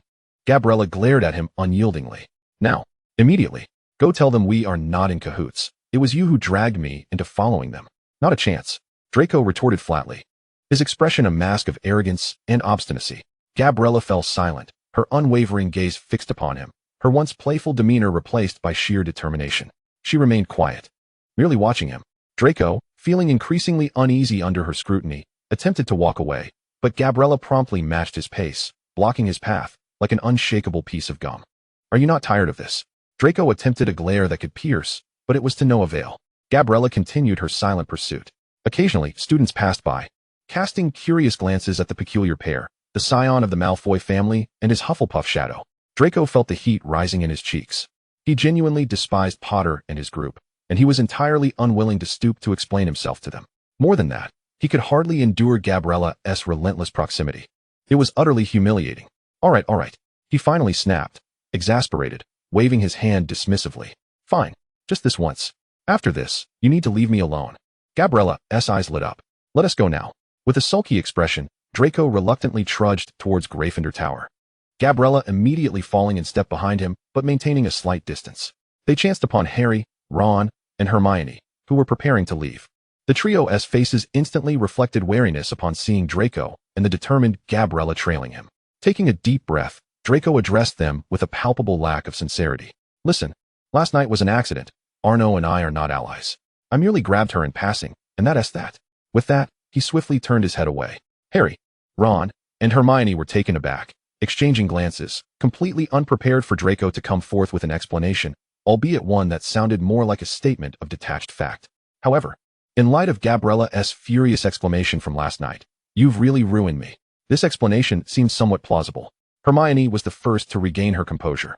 She glanced at Draco, who wore an expression of indifference, and then at Gabriella, who, despite her displeasure, displayed an unwavering resolve. After a moment's hesitation, she nodded. All right, we understand. Ron remained skeptical, but chose not to voice his doubts. Harry's gaze flitted between the two before he too nodded in agreement. Seeing that the task was accomplished, Draco swiftly departed as if fearing contamination, his back a hasty and arrogant retreat. Gabriella watched him go, feeling a slight release of the pent-up frustration. Ding. Harry Potter's favorability, 15. Current favorability, 8. Ding. Ron Weasley's favorability, 15. Current favorability, 10. Ding. Hermione Granger's favorability, 18. Current favorability, 2. Ding. Draco Malfoy's favorability, 5. Current favorability, 530. The favorability was largely restored, and Gabriella let out a long sigh of relief. Although the process had been convoluted and had led to a new low for Malfoy's favorability, at least the immediate crisis had been averted. She glanced in the direction Draco had departed, her feelings a tangled mess. This insufferable scoundrel, while detestable to the core, seemed capable of being coerced into doing the right thing, albeit rarely. Of course, this did nothing to alter the fact that he was a thoroughly loathsome brat. Chapter 26. Guests. Just as Gabriella felt a sense of relief for having salvaged most of Gryffindor's favorability, while simultaneously grappling with the headache of Draco's astonishingly low score of 530, the mechanical voice echoed once more in her mind. Detected that the host's friendship with Hufflepuff roommates Hannah Abbott, Susan Bones, and Megan Jones has solidified, and preliminary improvement in relationships with Cedric Diggory, Harry Potter, and Ron Weasley has been noted, alongside a softening of relations with Hermione Granger. Determination. The host has made significant progress in establishing positive interpersonal connections, meeting the conditions for a hidden system reward. Reward issued. The host may temporarily exempt one of the current targets with negative favorability from further tasks, deferring the need to improve their favorability until subsequent academic years. For the current academic year, it suffices to ensure that the selected target's favorability does not continue to decline significantly. Please select a target for exemption. Draco Malfoy, 530. Theodore Nott, 31. Fred Weasley, 5. George Weasley, 5. Hermione Granger, 2. Without a moment's hesitation, Gabriella screamed in her mind as if racing to answer. Draco Malfoy. I choose Draco Malfoy. This decision required no contemplation. 530 was a disheartening number, given Malfoy's notoriously unpleasant disposition and the innate discord between them. The notion of improving his favorability within a single academic year was nothing short of absurd. The prospect of temporarily sidelining her most formidable obstacle was indeed a moment of great relief. As for Theodore Nott's 31, while still challenging, it at least offered a glimmer of hope. Exemption target confirmed, Draco Malfoy. The minimum favorability requirement for this target this academic year must not fall below 600. If the value dips below this threshold, a penalty mechanism will still be triggered. Please focus on completing the favorability tasks for the remaining targets. With the system's notification fading away, Gabriella felt as though a tremendous burden had been lifted from her shoulders, alleviating her suffocating anxiety over the seemingly impossible task. Taking a deep breath, she found the air of Hogwarts remarkably refreshing. Casting a glance towards the Slytherin dungeon, she experienced an unusual sentiment of gratitude towards Draco Malfoy, akin to thanking him for being such an irredeemable nuisance, thus granting her the opportunity for exemption. Now, her objectives were considerably clearer: to keep Malfoy in check, conquer Theodore Nott, endear herself to the Weasley twins, and transform Hermione's too into a positive figure. Although the tasks remained formidable, they no longer seemed utterly insurmountable. Gabriella Arnaud felt reinvigorated. The following day, Gabriella emerged from the library with several books in hand, preparing to traverse the castle courtyard back to the Hufflepuff common room. Suddenly, she was drawn by a series of rustling giggles and faint crackling sounds emanating from a secluded archway. Curiosity piqued. She peeked around the corner and found Fred and George Weasley crouched on the ground, their heads huddled together as they excitedly manipulated small figures seemingly crafted from parchment and some form of magical adhesive. Those little paper figures clumsily danced on the floor, somersaulting and occasionally emitting puffs of smoke due to unstable magic, eliciting laughter from the twins. Watching the comical yet intriguing little creations, Gabriella recalled their favorability ratings of 5 from the system list. She approached them, deliberately clearing her throat. The twins startled, their heads snapping up to see her, their faces simultaneously lighting up with identical grins. Oh, look who has arrived.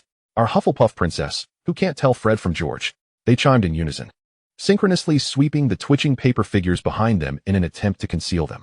Disregarding their teasing, Gabriella pointed towards the animated little figure behind them. That moving paper figure is quite fascinating. Are they for sale?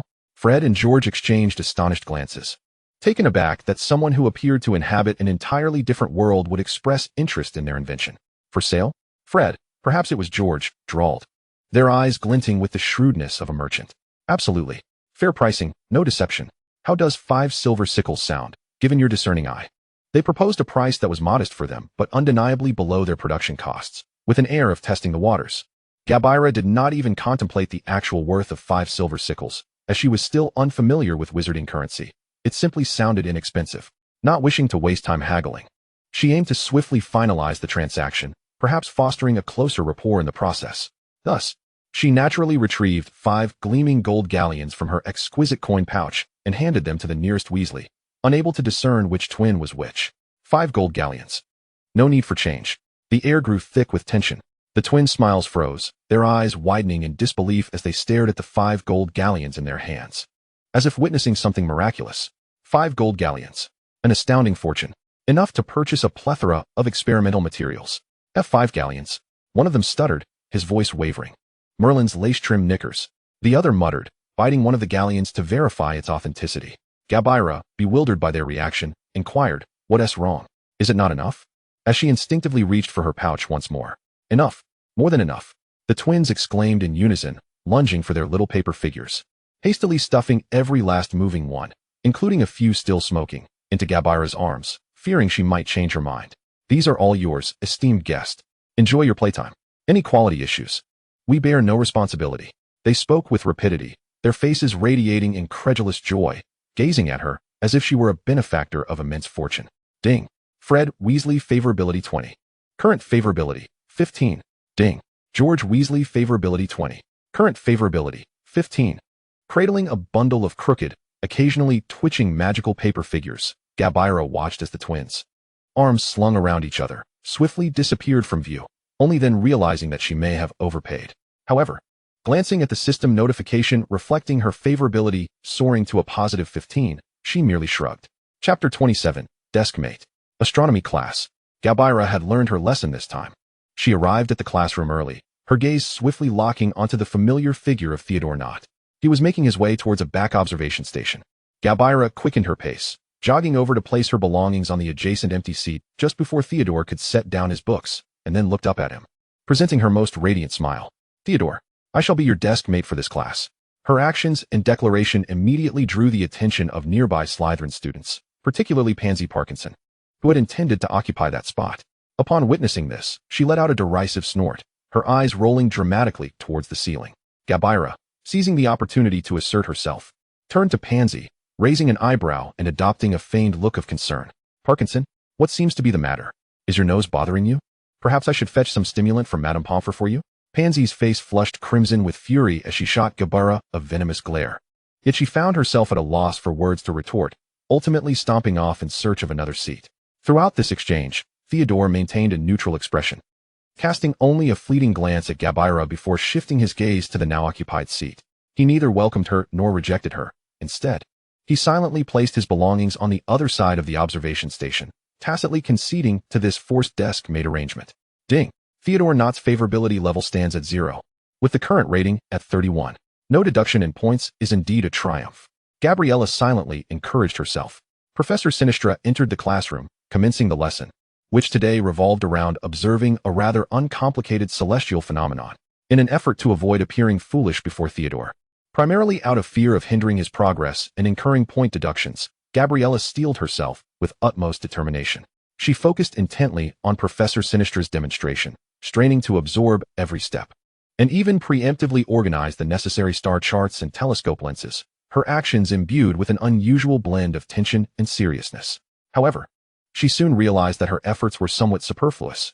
Theodore Nott was, without a doubt, a prodigy in astronomy. His movements were fluid and precise, akin to a textbook replication. With impeccable calibration of the telescope, pinpointing of celestial positions, and accuracy in charting the stars, Gabriella could at most hand him a lens when required or assist in recording observational data as per his brief instructions. For the majority of the time, she merely observed. Their group astonishingly completed the observational task first, achieving recognition from the usually meticulous Professor Sinistra, who offered a nod of approval and remarked, "Nott, Arnaud, well done." Slytherin and Hufflepuff each earned 5 points. To her astonishment, her name was included. Gabriella was taken aback. Having finished early, there was still ample time before class concluded. The other groups were still frantically adjusting their telescopes and debating celestial positions, while Theodore had already pulled out a book to read. Gabriella found it difficult to remain idle. Gazing at Theodore's calm profile, the question that had been brewing in her mind for quite some time resurfaced. She edged a little closer and lowered her voice. Deciding to be straightforward, "Theodore, why do you seem to dislike me?" She endeavored to infuse her tone with a semblance of innocent curiosity rather than complaint. Theodore halted his reading, not immediately responding. His gaze remained fixed on the pages, seemingly in contemplation, or perhaps merely wishing to disregard her. Just as Gabriella thought he would ignore her once more, he unexpectedly spoke, as if stating an objective fact. "You're a bit noisy." Gabriella? Noisy? When had she been noisy? She was clearly. Well, she did tend to be a tad overzealous at times. Thus, he didn't harbor any dislike for her due to any egregious misdeeds or her status, but simply because he found her noisy? This rationale was so simplistic that Gabriella momentarily found herself at a loss for a response. Since that rather blunt observation regarding her noise level, Gabriella felt as though a light had suddenly flickered on, or rather, she had finally grasped a semblance of how to navigate the iceberg that was Theodore Knott. In the subsequent astronomy classes, she consistently took it upon herself, leveraging her thick skin and the principle of first come, first served, to occupy the seat beside Theodore. This peculiar pairing of Hufflepuff and Slytherin swiftly transformed into a regular arrangement. Draco would consistently glare at her with a look that could kill, but Gabriella remained utterly unfazed. Keeping Theodore's assessment of her noise level in mind, she moderated her behavior in class. No longer did she seek conversation for the sake of it, nor did she create unnecessary noise. She quietly remained in her seat, providing him with the necessary lenses or star charts when required, or assisting with records and calibrations per his succinct commands. She discovered that as long as she maintained silence and executed her tasks efficiently, Theodore did not seem to reject her modest assistance. More importantly, it allowed her to earn points. Being alongside Theodore meant that in nearly every astronomy class, they could reliably accrue points for their house, while also achieving commendable grades.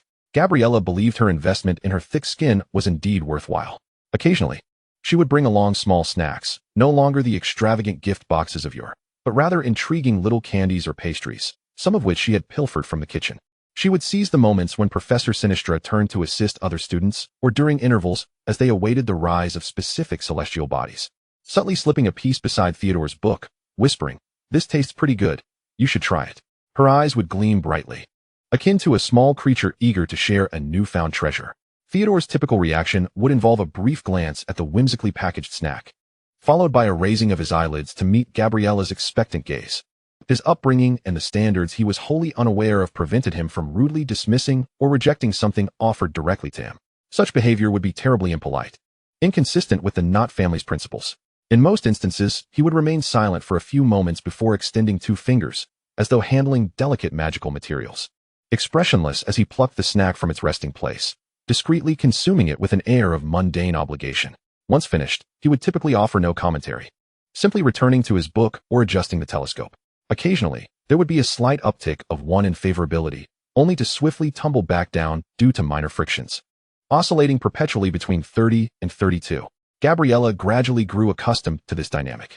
No longer did she rush to elevate her favorability score. Instead, she embraced this peculiar daily routine of being a designated tablemate who occasionally provided snacks. She even found it amusing to observe Theodore's discomfort, his evident reluctance to engage with her, yet compelled by decorum to tolerate her small intrusions. Theodore, it seemed, had come to accept her presence, at least in astronomy class. Having a quiet, nimble-fingered Hufflepuff tablemate who occasionally offered snacks was perhaps preferable to those clumsy individuals eager to debate complex astronomical theories with him. Thus, their tablemate relationship gradually solidified, emerging quietly through Gabriella's audacity and Theodore's silent acquiescence. Chapter 28, The Senior. In the afternoon following flying class, the sun shone warmly, accompanied by a gentle breeze. Gabriella held little interest in riding a broomstick amidst the chaotic aerial antics, primarily concerned about disheveling her hair and attire. After hastily completing the basic exercises, she slipped away to a patch of soft grass beside the Quidditch pitch, finding a comfortable spot beneath a tree's shade. Gabriella retrieved a beautifully boxed chocolate mousse cake from her dainty bag, nibbling on it in small bites, lazily squinting her eyes to bask in the sun. Savoring this rare moment of leisure, the warm sunlight nearly lulled her to sleep. Just then, a tall figure obstructed her sunlight, casting a shadow over her. Gabriella frowned in displeasure, opening her eyes to see a boy clad in Gryffindor Quidditch team attire, clutching a quaffle, his brow furrowed, and his imposing physique exuding an air of seriousness that starkly contrasted with Gabriella's current relaxed demeanor. "Who are you?" the boy inquired, his voice booming with an undeniable authority. "Why are you still here? This is the designated time for Quidditch practice. Non-team members must leave immediately." His tone was bureaucratic, even somewhat brusque. completely shattering Gabriella's enjoyment of cake and sunlight. Gabriella's temper flared instantly. She set down her cake, lifted her chin, her azure eyes brimming with offended displeasure, and raised her voice a notch, retorting ungraciously. I am merely sitting here enjoying cake and sunshine, and aren't you supposed to be training in the Quidditch pitch? The boy, momentarily taken aback, replied, That is not permissible. You must leave immediately. Gabriella continued to protest. Who are you to say that to me? She had completely forgotten that he was clad in team attire, clearly a player, perhaps even the captain. The boy, evidently surprised that Gabriella did not recognize him, furrowed his brow even tighter. He recognized her as a Hufflepuff student, but did not know who she was. I am Oliver Wood, captain of the Gryffindor Quidditch team. He stated stiffly. This area is also part of the training grounds. For safety reasons, please vacate the premises at once. Ding. Potential romantic interest detected, Oliver Wood. Current affection level, 10. 10? She was momentarily stunned. Another negative number. And for such a reason. What sort of training fanatic was this Wood? The thought that her list of targets had grown once more made her exhale in resignation. Gabriella hastily grabbed the unfinished cake in her bag, stood up in a huff, and brushed off the grass from her skirt. Apologies for interrupting your training. I wish you a pleasant session, Captain Wood. With that, she turned on her heel and gracefully departed the grass, already placing Oliver Wood and Quidditch on her blacklist. Meanwhile, Oliver Wood remained rooted in place, observing the retreating figure of the beautiful blonde girl, his brow still furrowed, seemingly unable to comprehend why someone would be displeased at being asked to leave the training grounds. In his mind, Quidditch and training were of the utmost importance, and any disruptive factors must be eradicated. Ding. Oliver Wood's affection level, 2. Current affection level, 12. Chapter 29, Affection. The astronomy classroom remained spacious and empty. Yet today's oppressive atmosphere seemed to stem not only from the chill of the night breeze and Professor Sinistra's scrutinizing gaze. Theodore not, as usual, silently prepared the observational equipment, but his keen gray-blue eyes quickly discerned something amiss with his desk partner. Today, Gabriella Arnaud was unnaturally quiet. She was no longer the girl who, despite her efforts to remain silent, radiated a certain brightness that he found somewhat noisy. She merely took out her star charts and notebook, her movements sluggish, the corners of her mouth, usually inclined upwards, today subtly downturned. Her azure eyes were cast down upon the desk, appearing listless and melancholic. Unlike her usual behavior, she made no attempt to engage him in one-sided conversation, nor did she sneak any snacks his way. She simply sat there, like a sunflower wilting under frost. Theodore's gaze lingered on her lackluster face for approximately 2 seconds. He did not inquire. Questions, concern, and consolation were not within his behavioral repertoire. He felt that this unusually quiet Gabriella better suited the demands of the classroom environment. However, when Professor Sinistra assigned a particularly complex observational task requiring heightened concentration and precision, Theodore noticed Gabriella's brow furrowing tighter as she stared at the lengthy list of celestial bodies, seemingly devoid of the desire to take action. Silently, Theodore picked up his own star chart and, quite naturally, slid Gabriella's portion toward himself. He did not look at her or speak. He merely commenced processing the dual assignments with greater speed and efficiency than usual. Calibrating the telescope, locating celestial bodies, recording data, his movements were fluid and precise. Managing 2 sets of observations posed no difficulty for him. Gabriella looked up in surprise at Theodore, who had suddenly become exceptionally diligent. He remained expressionless, his profile sharp, yet his long fingers deftly handled all preliminary preparations seamlessly. Instead of assigning her the simplest recording tasks as he usually did, he took it upon himself to manage most of the critical steps, only issuing succinct instructions when simultaneous operations were required. Record, score Pi's constellation, brightness 23. Adjust focus now? Gabriella merely needed to follow his commands like a compliant assistant, performing the simplest of tasks. This significantly alleviated her burden, especially given her current lack of motivation. As she observed Theodore's focused profile and his fluid execution, the gloom stemming from Wood and Quidditch was gradually dispelled by this peculiar scene before her. Ultimately, their group completed the observational task with astonishing speed and flawless precision. Professor Sinistra approached to meticulously review their observations, her eyes surprisingly devoid of any critique. She glanced at Theodore, who had primarily conducted the operations, then at Gabriella, who seemed to have contributed little. Her lips moved slightly, ultimately offering a rare compliment. Perfect. Slytherin earns 5 points, Hufflepuff 2 points. Upon hearing the points awarded, Gabriella's eyes instantly sparkled. The earlier gloom was swept away, and a light-hearted joy returned to her countenance. She instinctively turned to Theodore, her face blossoming into her first genuine, radiant smile of the day, her azure eyes crescent-shaped, her voice imbued with unabashed admiration and a hint of pride. Theodore, you're amazing. Her smile was dazzlingly bright, her tone brimming with unfeigned delight, a stark contrast to her earlier despondency. Theodore, while organizing the star charts, paused momentarily. He did not turn to look at her or respond to her praise. He simply continued with his task, as if he had not heard her. However, from Gabriella's vantage point, the corner of his mouth, which had been slightly pursed, appeared to relax ever so slightly. Moreover, if Gabriella had the capacity to divert her attention to the system prompt at that moment, she would have heard. Ding. Theodore not S affection level, 3, current affection level, 28. The pleasant collaboration during astronomy class instilled in Gabriella a fleeting illusion that perhaps her relationship with Theodore not had undergone a subtle shift. Thus, when she spotted Theodore sitting alone once more in the quiet corner of the Slytherin table in the Great Hall, an impulsive thought seized her, and she approached him, carrying her plate. Theodore, do you mind if I sit here? She inquired, her words flowing naturally as she settled across from him. Theodore lifted his eyelids, his gray-blue eyes devoid of emotion, merely casting a brief glance her way, neither consenting nor opposing, which could be interpreted as tacit approval. He continued to eat quietly. Gabriella prepared to initiate a conversation when a languid voice interjected. Oh, it seems quite lively here? Blaise Zabinai had somehow joined them, effortlessly taking a seat beside Theodore. Gabriella felt a jolt in her heart and instinctively glanced at Theodore across the table. Indeed, Theodore's brow furrowed slightly, and even his dining gestures appeared to take on a more rigid demeanor. It was evident that he harbored a distaste for such social gatherings, particularly with the uninvited Zabinai in attendance. Ding. Theodore Knott's favorability level, 3, current favorability, 31. It had dropped again. Gabby sighed inwardly. However, with Blaise already seated, she could hardly voice her desire for him to leave, could she? At a loss for words, Gabby could only force a smile and nod at Blaise before bowing her head, poking aimlessly at the food on her plate, feeling the atmosphere grow increasingly awkward. Blaise seemed entirely oblivious to, or perhaps unconcerned about, the subtle tension as he engaged Theodore in casual conversation, discussing trivial matters and inconsequential gossip. The commotion soon caught the attention of Draco Malfoy and Pansy Parkinson, who were not far away. Draco immediately cast a scornful glance their way, his voice low yet unmistakably clear, laced with his characteristic drawl. Tisk, who do we have here? Has our Hufflepuff princess wandered into the wrong territory? Why does she always gravitate towards our Slytherin table? Is the food over there too unpalatable for her? Keep your distance from Theodore. Pansy promptly joined in with a sharp, mocking laugh, her tone dripping with disdain. Perhaps she thinks the air over here is more refined, Draco. After all, some people are always trying to infiltrate circles that do not belong to them.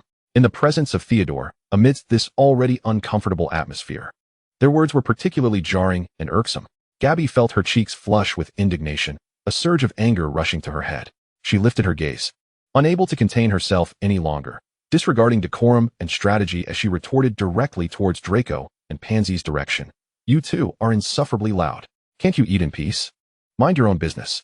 Her voice, infused with evident anger, cut through Draco and Pansy's mockery. Draco and Pansy were clearly taken aback by Gabby's direct response, especially on Slytherin territory. Both momentarily stunned, Draco's expression darkened, as if he were about to unleash something even more cutting. However, at that moment, the seemingly icy Theodore, who had remained silent until now, unexpectedly reacted. His gaze remained fixed on his plate, yet the tightness of his lips appeared to relax ever so slightly. The stifling atmosphere seemed to ease just a fraction in response to Gabby's impulsive retort. Ding.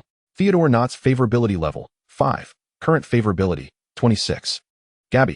She prepared herself for further mockery from Theodore and his companions, but the peculiar notification about the favorability level left her bewildered.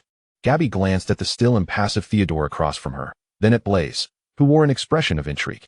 She took another look at the ashen faces of Draco and Pansy and suddenly realized that this meal at the Slytherin long table was nothing short of dramatic and laden with significance. Chapter 30, A Sense of Urgency. That evening, Gabby lay on her soft bed in the Hufflepuff dormitory, staring at the ceiling drapes, mentally grappling with the cold system. Hey, you troublesome system, she muttered in dissatisfaction. What was that sudden appearance of Oliver Wood about? 12. Why didn't you tell me he was on the list before? How extensive is this list, anyway? The system's mechanical voice responded with unwavering calm. The list of targets is dynamically generated and activated when the host engages in sufficiently intense interactions with eligible male characters, at which point their favorability will be displayed. Oliver Wood qualifies under basic criteria, having engaged in conflictual interaction with the host, thus activated. Given his negative favorability and the fact that he is not a core member of the current academic social circle, It is advised that the host refrain from prioritizing him as a target this academic year. The primary task remains to ensure the favorability status of activated main targets. Gabby felt a slight relief, yet the thought of that lengthy list and the incessant negative values still loomed ominously over her. The next day was herbology class.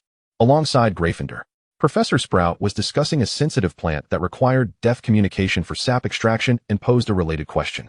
Who can tell me what the most crucial aspect is in calming the agitated Mimbulus Mimbletonia? Immediately, Hermione Granger's hand shot up, her eyes shimmering with confidence. Her lips moving as she was on the verge of answering. Gabby watched Hermione and recalled the favorability level of 2 on the system's list. Along with the reminder from the previous night regarding her primary tasks, and a thought flashed through her mind. She also raised her hand.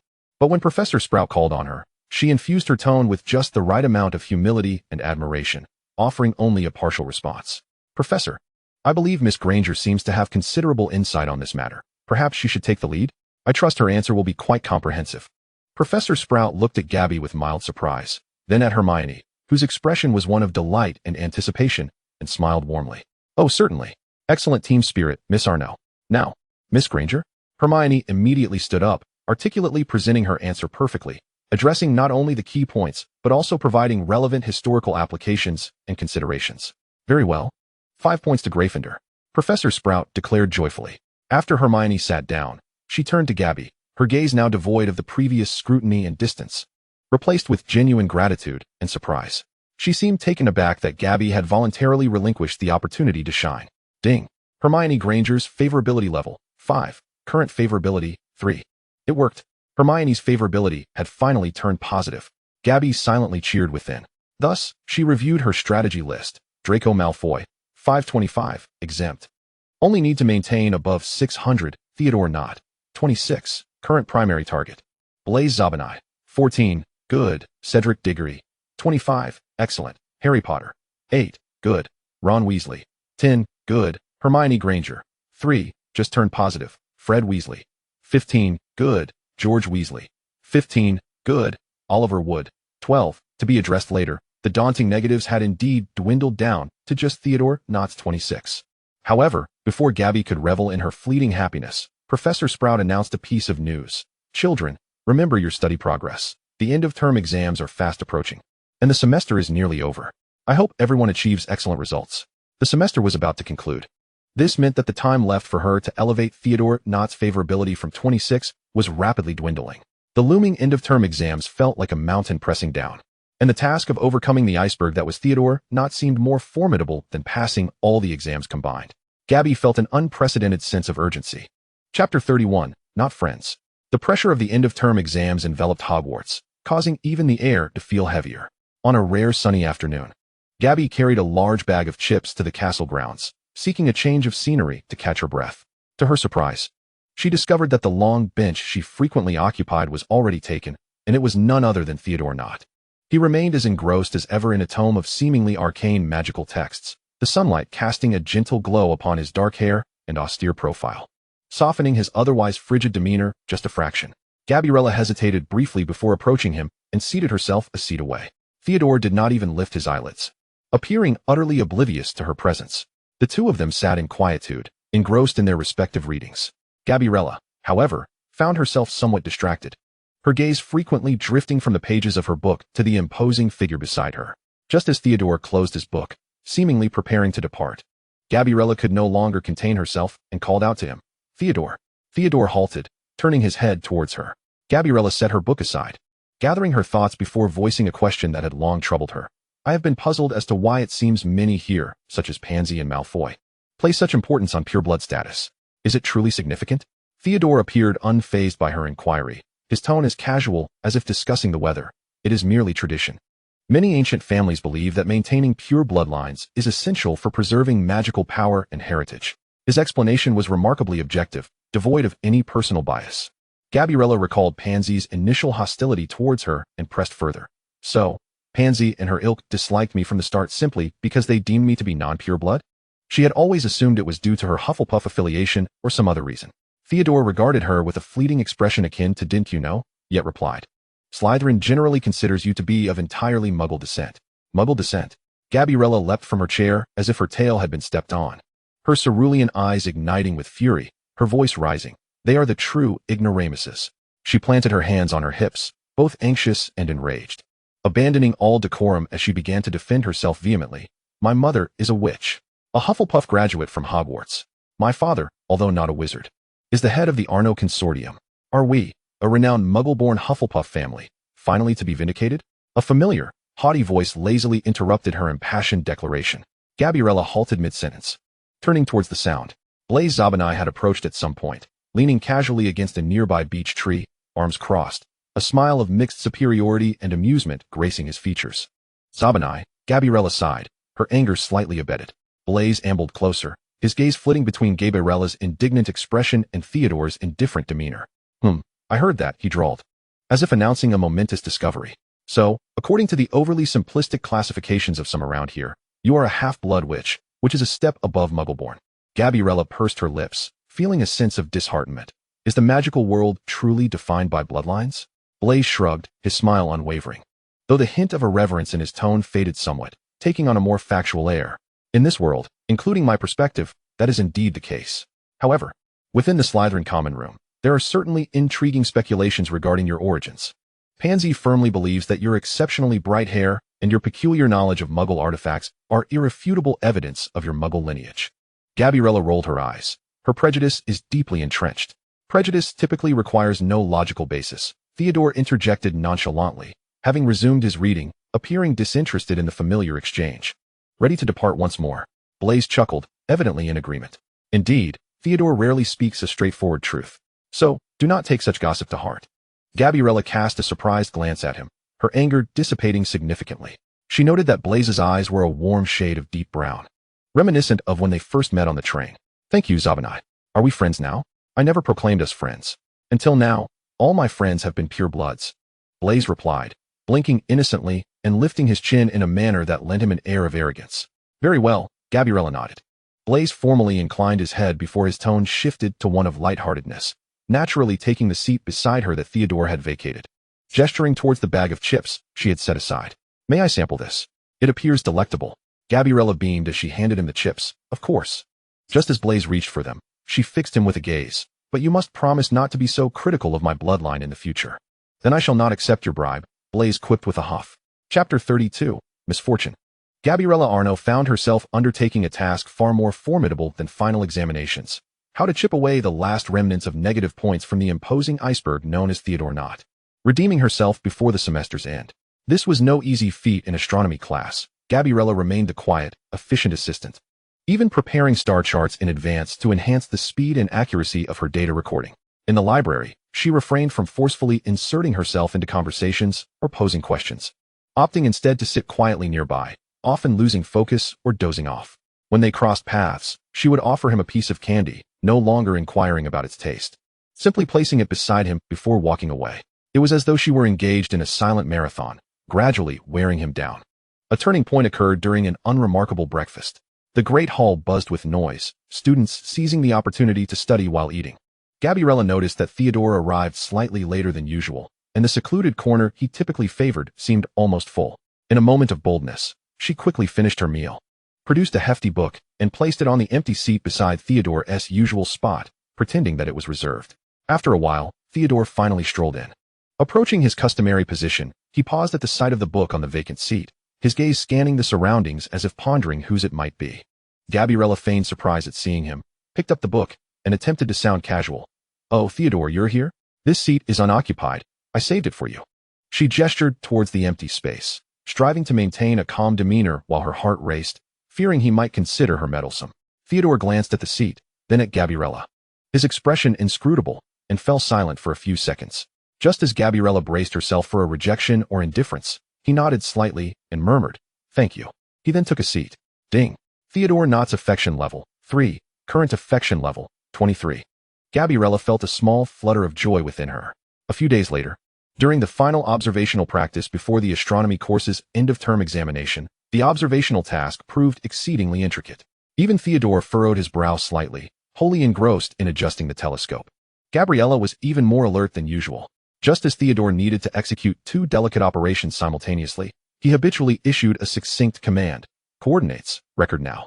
Gabriella immediately reached for the star chart coordinate recording board, But perhaps due to her heightened anxiety, her hand slipped, and the board nearly tumbled to the ground, threatening to disrupt the precious observational data.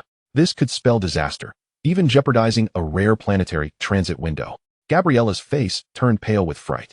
In that critical moment, a hand shot out beside her, deftly catching the falling board with lightning speed, while another hand simultaneously recorded the coordinates from the telescope with seamless precision. Not a beat missed. It was Theodore. He had not even diverted his gaze from the eyepiece. Gabriella's heart raced as she beheld the calm perfection of Theodore's profile, for the first time acutely aware of the vast disparity in their abilities and his unwavering reliability. "I'm sorry," she murmured, her heart heavy with trepidation and guilt. Theodore offered no response, only turning to her after flawlessly completing all observational steps, the star chart adorned with textbook-perfect annotations, to utter 3 words: "Focus, please." Gabriella solemnly vowed, "I will continue to strive." Ding. Theodore Knott's affection level increased by 8. Current affection level, 15. This was indeed a pleasant surprise, startling Gabriella's timid heart. In the practical segment of the astronomy final, Theodore once again passed with the highest score, while Gabriella fell slightly short, though her performance was commendable. As they exited the examination hall, Gabriella let out a long sigh of relief. Regardless of the outcome, she had managed to endure this course. Observing Theodore walking ahead, she contemplated that 15 affection level, feeling hope was a distant dream. The semester was drawing to a close. In that instant, a thought struck her. She rummaged through her bag to retrieve the last adorable packaged Muggle sweet, hastening a few steps to place it in Theodore's hand. This had become her customary gesture at the conclusion of classes. "Classmate, the semester has ended. I hope to sit with you again next term." Her tone carried the lightness of having completed the exam, tinged with a hint of routine. Theodore paused, glancing down at the candy in his palm, then lifted his eyes to meet Gabriella's. He remained silent for a few seconds before unexpectedly uttering a remark that took Gabriella by surprise. "If you need notes for your history of magic, I can lend you mine." Gabriella was utterly taken aback. Before she could fully comprehend his words, a melodious notification chimed in her mind. Ding. Theodore Knott's affection level increased to 17. Current affection level, 2. Perfect. 2. How splendidly fortuitous. A wave of immense joy and disbelief washed over Gabriella. She gazed at Theodore, whose eyes had taken on an awkward expression due to her previous comment, and her face blossomed into a radiant smile. "Really? That's wonderful. Thank you, Theodore." Her exhilaration was palpable, her voice filled with unadulterated delight. Theodore seemed momentarily taken aback by her overly bright reaction, awkwardly averting his gaze as he tucked the candy into his robe pocket. He then turned on his heel and departed with a somewhat hurried stride. Chapter 33 concludes. In the final days of the semester, Hogwarts was set ablaze with astonishing news. Harry Potter, Ron Weasley, and Hermione Granger had thwarted Professor Quirrell's attempt to steal the Philosopher's Stone. The details were varied, yet the outcome was indisputable. At the year-end feast, Professor Dumbledore himself announced this news, commending their extraordinary bravery, cool-headedness, and loyalty to friends, and unprecedentedly awarding Gryffindor an additional 170 points. The Gryffindor table erupted into raucous cheers, red banners flying high. Neville Longbottom also received an extra 10 points for standing by his principles against friends, ensuring Gryffindor's last-minute triumph over Slytherin to claim the House Cup. The Hufflepuff table too burst forth with genuine applause and congratulations. Cedric Diggory smiled at Gabriella, saying, "They truly deserve it, don't they?" Hannah, Susan, and Megan animatedly discussed their excitement for Harry and the others, in stark contrast to the jubilance surrounding them. The Slytherin table sat in eerie silence, their faces sullen. The House Cup, which had seemed within their grasp, had slipped away. Draco Malfoy's face was ashen, his fists clenched, his gray-blue eyes seething with disbelief, anger, and frustration, as he nearly bent the cutlery in his hand. Pansy Parkinson and most other Slytherins wore similarly glum expressions, as though attending a funeral rather than a feast. Gabriella observed this dramatic scene with little emotional upheaval. The House Cup paled in significance compared to her system tasks. Nevertheless, she felt happiness for Harry and his friends, as their affection levels had finally turned positive. After the feast concluded, she sought out the trio preparing to leave the Great Hall. Calling out to them with a sincere smile, she exclaimed, "Congratulations. That was so cool." Harry smiled shyly in return. "Thank you, Arnaud." Ron, still basking in elation, blushed, "Thanks. We didn't expect it either." Hermione appeared slightly more composed, yet her eyes sparkled with excitement. "Thank you, Gabriella." She had chosen to address her by her first name. Ding. Harry Potter's affection level increased by 2. Current affection level, 10. Ding. Ron Weasley's affection level increased by 3. Current affection level, 13. Ding. Hermione Granger's affection level increased by 2. Current affection level, 5. Witnessing another small uptick in affection levels, Gabriella's spirits soared further. The Hogwarts Express puffed steam as it arrived at King's Cross Station. Gabriella, carrying her luggage, descended the train with a light step. Her eyes immediately found her father, Benedict, and brother, Christian, waiting on the platform. "Dad, this time." She refrained from rushing over but quickened her pace to stand before her father, wearing a relaxed smile. "It seems you've had a good year?" Benedict assessed his daughter, keenly noticing subtle changes in her demeanor. "Well, a lot has happened," Gabriella replied vaguely, opting not to elaborate just yet. "But overall, it's been good." The thought of her new friends made her smile widen. Christian, lounging beside her, chimed in lazily, "You didn't get into any more spats with that Malfoy kid, did you?" Gabriella's smile faltered for a moment. Then she huffed, "Of course not. Quite the contrary. They had indeed had a confrontation in 5:30, but that was a secret." Settling into the comfortable carriage, as the familiar London scenery gradually gave way to the lush expanse of Arnaud Manor, Gabriella finally let out a genuine sigh of relief. Her first year had been thrilling and tumultuous, with affection levels oscillating like a roller coaster. Yet, in the end, she had survived and, albeit barely, accomplished that infernal system task. She yearned to return to her soft, plush bed, to indulge in a deep slumber, momentarily casting aside thoughts of Hogwarts, magic, and her questing tasks. Chapter 34, The Library. The lengthy summer break was a golden opportunity for Gabriella to fully relax and recharge. Arnaud Manor had resumed its usual rhythm, luxurious, tranquil, and entirely centered around her. She would rise naturally with the sun, enjoying a meticulously prepared breakfast by Martha on the sun-drenched terrace, and spend her afternoons either lounging in the private pool or galloping across the expansive estate grounds on the blood horse her family had raised for her. Evenings often found her adorned in the latest haute couture dresses, attending dinners or charity galas deemed necessary by her father, relishing the sensation of being the center of attention. Of course, she had not entirely neglected her studies, primarily out of fear of falling behind when school resumed. Occasionally, she would have her driver take her to some elegant, large libraries in London, seeking out a quiet corner to peruse magical theory books brought back from Hogwarts, or simply to browse fashion magazines and novels from the Muggle world. On one such leisurely afternoon, Gabriella found herself seated in a bright spot by the window of the library, absently flipping through a book while her gaze wandered to the summer attire of passers-by outside. Just then, a familiar figure caught her eye. Hermione, laden with a hefty stack of books, hurriedly entered the library. Clearly unaware of Gabriella by the window, she made her way towards a more secluded area. Gabriella raised an eyebrow in surprise. She hadn't anticipated encountering Hermione here. After a moment's hesitation, her curiosity prevailed. She closed her book, tiptoed towards that corner, and indeed found Hermione sprawled at a table against the wall, surrounded by several tomes that looked heavy enough to knock someone unconscious, completely engrossed in her studies. Gabriella refrained from interrupting her. Instead, she quietly took a seat on the chair adjacent to Hermione, leaving an empty space between them, and pretended to read her own book. Hermione remained entirely oblivious to Gabriella's presence, her focus devoted to the texts before her. Gabriella stole glances at the titles of Hermione's books, feeling a wave of admiration wash over her simply from the sight of them. The two sat in peaceful coexistence for over an hour. Gabriella occasionally rose to switch books or fetch a glass of water, but she never attempted to engage Hermione in conversation. Hermione maintained her diligent study routine, barely lifting her head. It was only when the library's closing announcement reverberated through the air that Hermione emerged from her sea of knowledge, hastily gathering her mountainous stack of books. Gabriella too closed her book, preparing to leave, as Hermione wobbled to her feet, struggling to balance the weighty tomes. Gabriella instinctively reached out to steady the top book that threatened to slip from her grasp. Only then did Hermione truly notice her, a flicker of surprise crossing her features. "Gabriella?" "Yes," Gabriella nodded, her tone casual. "They're about to close." "Thank you," Hermione murmured, casting Gabriella a glance filled with complexity. She hadn't expected to see her here, nor had she anticipated her quiet demeanor. The two exited the library in silence. As they reached the door, Hermione hesitated before finally asking, "Do you come here often?" "Occasionally. Because there's an ice cream shop nearby that I adore," Gabriella shrugged. Hermione nodded in acknowledgement, saying nothing further, and quickly departed, clutching her books. Ding. Hermione Granger's affection level. 1. Current affection level. 6. Watching Hermione's retreating figure and hearing the faint notification in her mind, Gabriella tilted her head. Chapter 35, Second Year. The Hogwarts Express once again whisked Gabriella towards Hogwarts in September. Once the train departed, she navigated the carriages with purpose, dragging her suitcase behind her. In one compartment, she glimpsed two familiar figures through the glass door.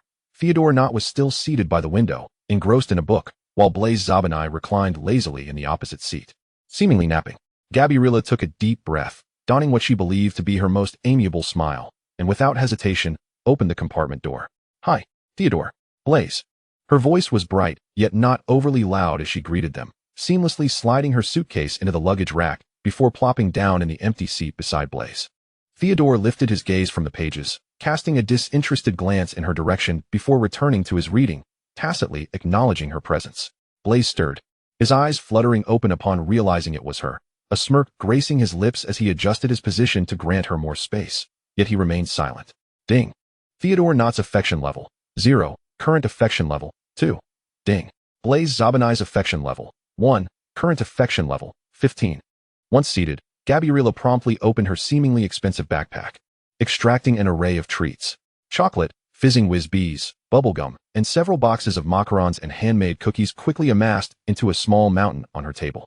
"Come on. Don't be shy. I brought loads of delicious snacks."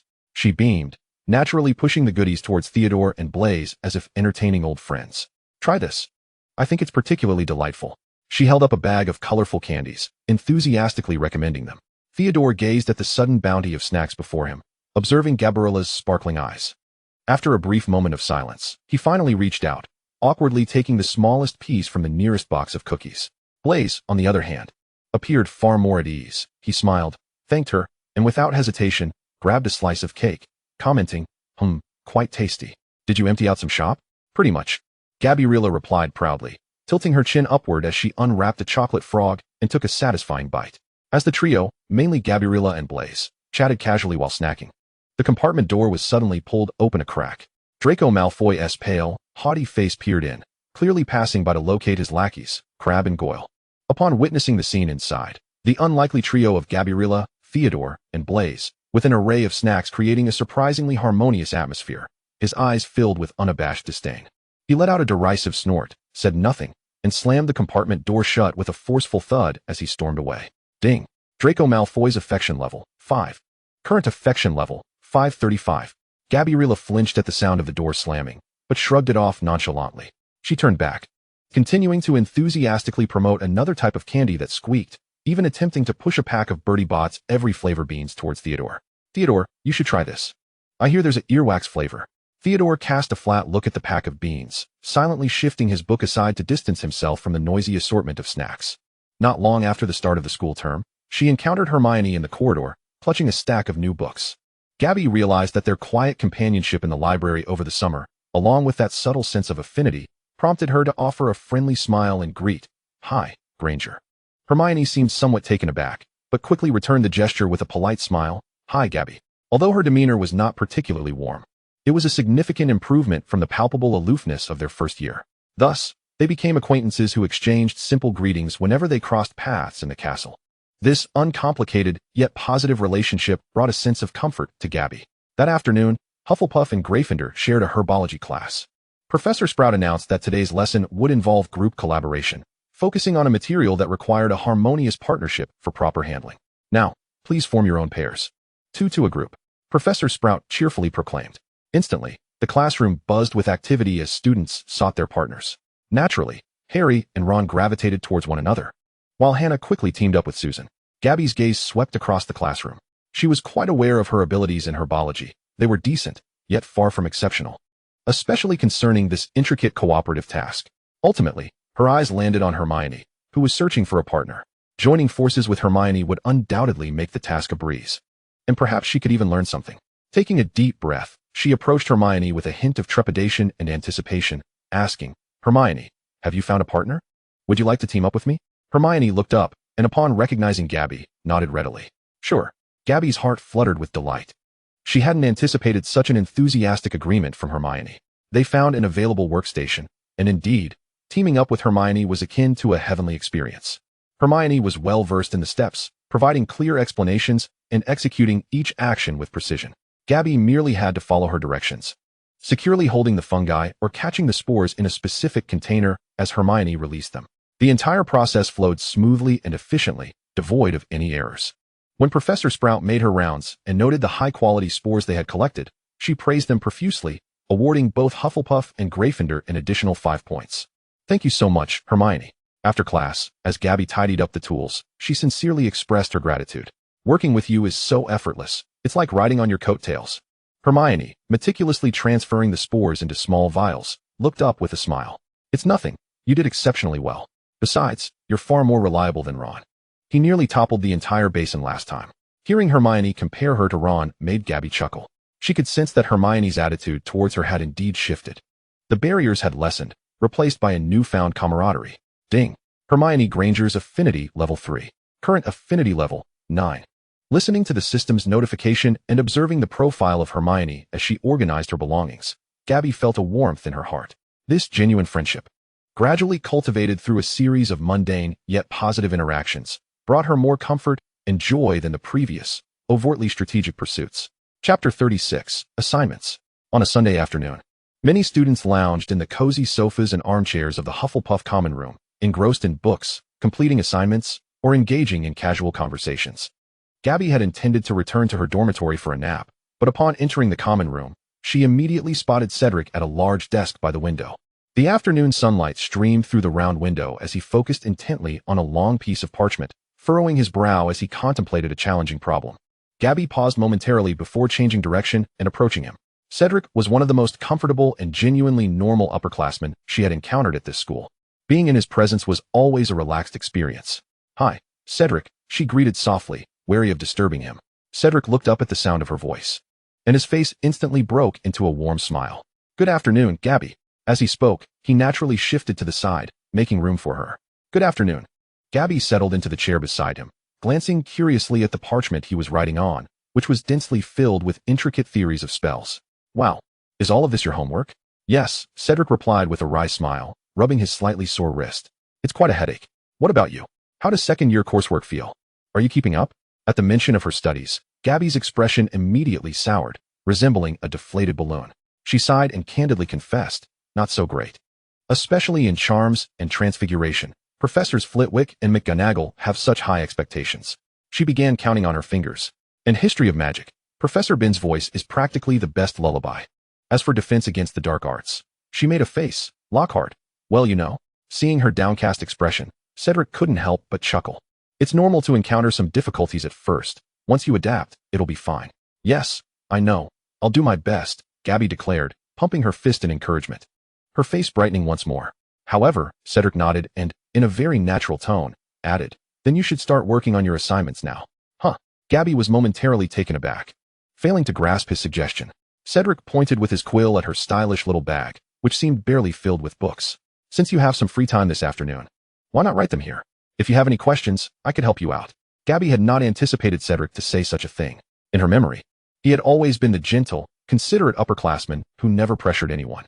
This direct yet pragmatic encouragement caught her off guard, yet oddly enough, it was not unwelcome.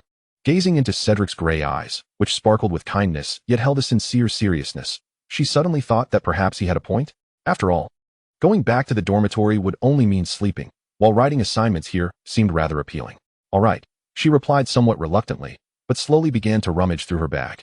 Retrieving the troublesome standard spells, level 2 and several blank sheets of parchment, laying them out on the desk, Cedric observed her expression, which resembled someone heading to the gallows, chuckling softly before returning to tackle his own assignments. The common room was occasionally filled with hushed conversations and the rustling of pages. Initially, Gabby felt a bit restless, but as she watched Cedric's engrossed profile, she gradually settled down. She began to ponder the spellbook, occasionally seeking Cedric's assistance whenever she encountered particularly baffling sections. Cedric would patiently pause his writing, explaining concepts in simple terms until she grasped them fully. The afternoon slipped by unnoticed. When Gabby finally stumbled through a draft of her charms essay, she was astonished to discover just how swiftly time had flown while engrossed in a single pursuit. With Cedric by her side, it seemed that the agony of completing assignments had diminished considerably. Ding. Cedric Diggory's affection level 2. Current affection level 27. Chapter 37. Affection. The afternoon spent studying alongside Cedric unexpectedly filled Gabby with a sense of fulfillment. Cradling her completed draft of the paper, she cheerfully returned to the Hufflepuff dormitory, contemplating whether she might seek Cedric's company for her next assignment, as their collaboration had proven surprisingly effective. As she stepped into the corridor of the dormitory area, an upperclassman from Hufflepuff, someone she was not particularly familiar with, approached her, a hint of shyness and nervousness evident on her face. "Arnaud, wait." the upperclassman called out, tightly clutching an envelope tied with a pale blue ribbon. Upperclassman, is there something you need? Gabby halted, puzzled. The girl's face reddened further as she quickly thrust the envelope into Gabby's hands, her voice barely above a whisper. Could you please deliver this letter to Diggory? I saw you two together this afternoon. Gabby glanced down at the unmistakably romantic letter in her hands, then back up at the upperclassman, whose face was practically aflame. And she understood immediately. A flicker of surprise coursed through her, but more than that, she found the situation amusing. Indeed, Cedric was quite the heartthrob. Oh, sure, no problem. Gabby replied readily, carefully stowing the envelope in her bag. I'll give it to him right away. Thank you so much. The upperclassman sighed in relief, hurriedly expressing her gratitude before darting off. Gabby watched her retreating figure and shrugged. She turned back towards the common room, hoping to find Cedric still there, but discovered that the spot by the window where they had been sitting was now vacant. They left in quite a hurry. Gabby muttered to herself, oh well, I'll just give it to him tomorrow. Upon returning to her dormitory, she found Hannah, Susan, and Megan present. Hannah immediately spotted the corner of the envelope peeking out from Gabby's bag and swiftly approached with curiosity. Gabby, what's that? A love letter? Who's it from? Or are you the one sending it? Her eyes sparkled with gossip. Susan and Megan also cast intrigued glances in her direction. Gabby pulled out the envelope and waved it before them, explaining, no wild guesses. It's a letter from an upperclassman asking me to deliver it to Cedric. She briefly recounted the afternoon's events. Wow, Cedric is indeed quite popular. Hannah exclaimed in awe. Susan, with a contemplative look, turned to Gabby and tentatively inquired, Gabby, what about you? Is there a boy you fancy at Hogwarts? The question caught Gabby off guard. A boy she liked? A flurry of faces flashed through her mind. Theodore's icy demeanor, affection level 2, Blaze's languid smile, 15, Cedric's gentle gaze, 27, Harry's bashful grin, 10, and even Draco's infuriating smirk, 535. Yet strangely, none of these faces evoked any fluttering feelings typically associated with infatuation. Instead, she thought of. Gabby shook her head vigorously, as if she'd heard an absurd question, her expression conveying a serious rebuttal. No, what I adore is the new handbag my father just sent me from Paris, and that handcrafted crystal hairpin set. Oh, and not to forget my pony at the estate. She began to enumerate her luxurious possessions and beloved pony, her eyes sparkling with pure affection. The dorm fell silent for a moment before erupting into uncontrollable laughter. Ha, Gabby, you're something else. Hannah laughed until she was doubled over. Susan, covering her mouth, chuckled incessantly. I knew you would say that. Even shy Megan couldn't help but smile brightly. After regaining her composure, Hannah wiped away tears of laughter and affectionately draped her arm around Gabby's shoulders. You truly are the most adorable girl in Hufflepuff. Gabby, somewhat bewildered by their mirth, couldn't help but join in their laughter, finding joy in her friend's happiness. Chapter 38, Change. When the course schedule for the new academic year was released, Gabby scrutinized it closely and noticed a subtle alteration, perhaps due to the professor's adjustments and teaching arrangements. Hufflepuff and Slytherin would continue their collaboration in astronomy, but the combinations for other subjects had shifted. During History of Magic class, Hannah Abbott eagerly invited Gabby to be her desk partner. This meant that her established desk partnership with Theodore, not in astronomy, would persist. But the arrangement for other subjects was uncertain. In the first astronomy lesson, as Gabby stepped into the familiar observatory, she instinctively glanced towards the back position.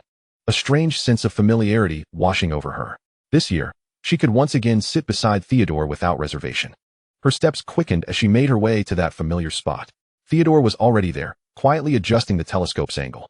Hey, desk partner, Gabby said casually as she settled beside him, her tone relaxed. Theodore glanced up at her, giving a slight nod as a greeting before returning to his task. Working in tandem with Theodore was as efficient as ever. His precise movements and keen observations ensured that each session ran smoothly. Gabby, utilizing her penchant for meticulous note-taking, diligently fulfilled her supporting role. Their collaboration had developed a rhythm of unspoken understanding. As Professor Sinister passed by, she nodded in approval. Not, Arnaud, splendid teamwork. Slytherin and Hufflepuff each earned 3 points. After class, as Gabby organized the star charts, she remarked to Theodore, it seems our collaboration in astronomy will be quite fruitful this year. Theodore, busy packing up the equipment, merely responded with a nonchalant ahem. In contrast, the experience in History of Magic was entirely different. When Gabby sat alongside Hannah, she found it to be a wholly new experience. Unlike Theodore, Hannah was not taciturn.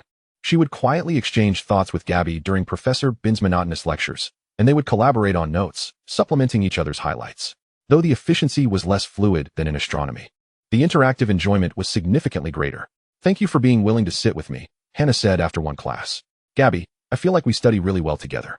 Of course, Gabby replied with a smile. I truly enjoy our collaboration, Hannah. At lunchtime, Gabby, as usual, sat across from Theodore. After a few bites of food, she broached a topic. Hey, Theodore, she began, in History of Magic, I've become desk partners with Hannah Abbott. So I won't be seeking you out as frequently in that class. Theodore's chewing slowed for a moment, but his expression remained neutral as he responded with a simple mm. After a brief pause, he stated in a flat tone.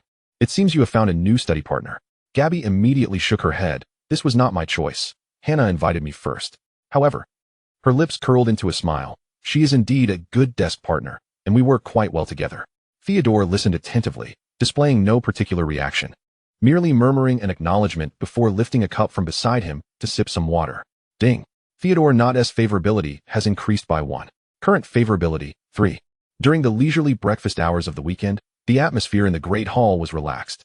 Gabriella approached the corner where Theodore usually sat, carrying a plate of freshly baked honey cake. You must try this. It's made by the house elves.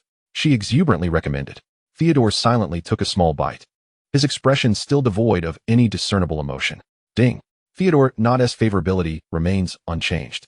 Current favorability, 3. When Gabriella noticed Harry and his friends and greeted them warmly, Theodore remained utterly indifferent. It was only when Gabriella began to extol the trio's impressive feats from the previous year that Theodore interjected coolly, I have no particular opinion about them. Gabriella realized that Theodore's world was indeed more insular than she had imagined. Lowering her gaze, she quietly finished her cake, reconfirming the boundaries of their interaction. Ding. Theodore Nod's favorability remains unchanged.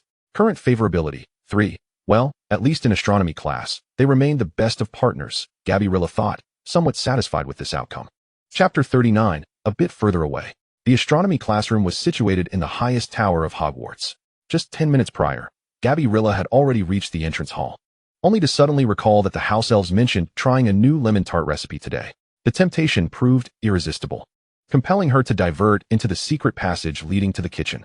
Just a small piece, she reassured herself. I shall certainly not be late. Upon seeing the golden lemon tarts, her rationality swiftly evaporated. The house elves eagerly filled her hands with an entire plateful, complementing it with a cup of homemade flower tea.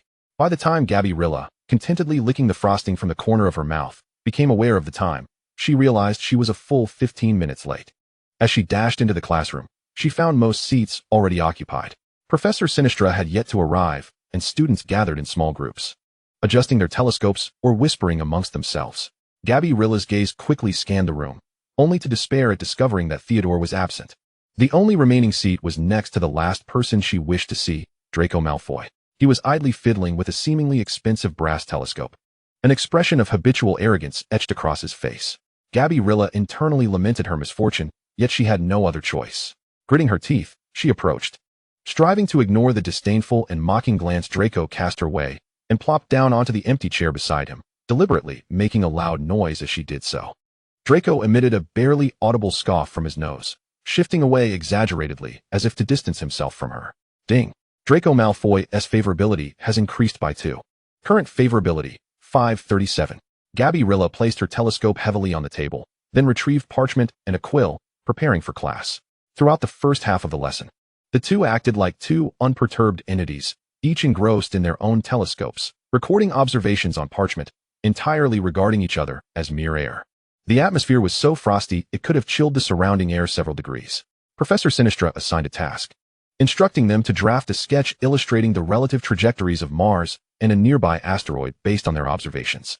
Gabriella, somewhat distracted, inadvertently deviated Mars' orbit slightly off the standard position in her drawing. Just as she was about to erase her mistake, a derisive snicker reached her ears. Gabriella whipped her head around, catching the unmistakable smirk of mockery on Draco's lips. He had evidently noticed her blunder and was unabashedly expressing his contempt. Gabriella's temper flared instantly. She could endure his indifference, but she could not tolerate his ridicule. Without hesitation, she lowered her head, pretending to continue correcting her drawing, while her foot stealthily crept from beneath the table, exerting all her strength to stomp down on Draco's polished shoe. Ouch! Draco exclaimed, caught off guard by the sudden pain. Though he quickly stifled the sound, his face contorting momentarily, he turned to glare at Gabriella, fury igniting in his eyes, silently mouthing a curse that appeared to convey a threat akin to "You'll pay for this." Gabriella swiftly retracted her foot, donning an expression of feigned innocence, as if nothing had transpired, and in a mock surprised tone, asked Malfoy. "What's wrong? Did you see a shooting star?"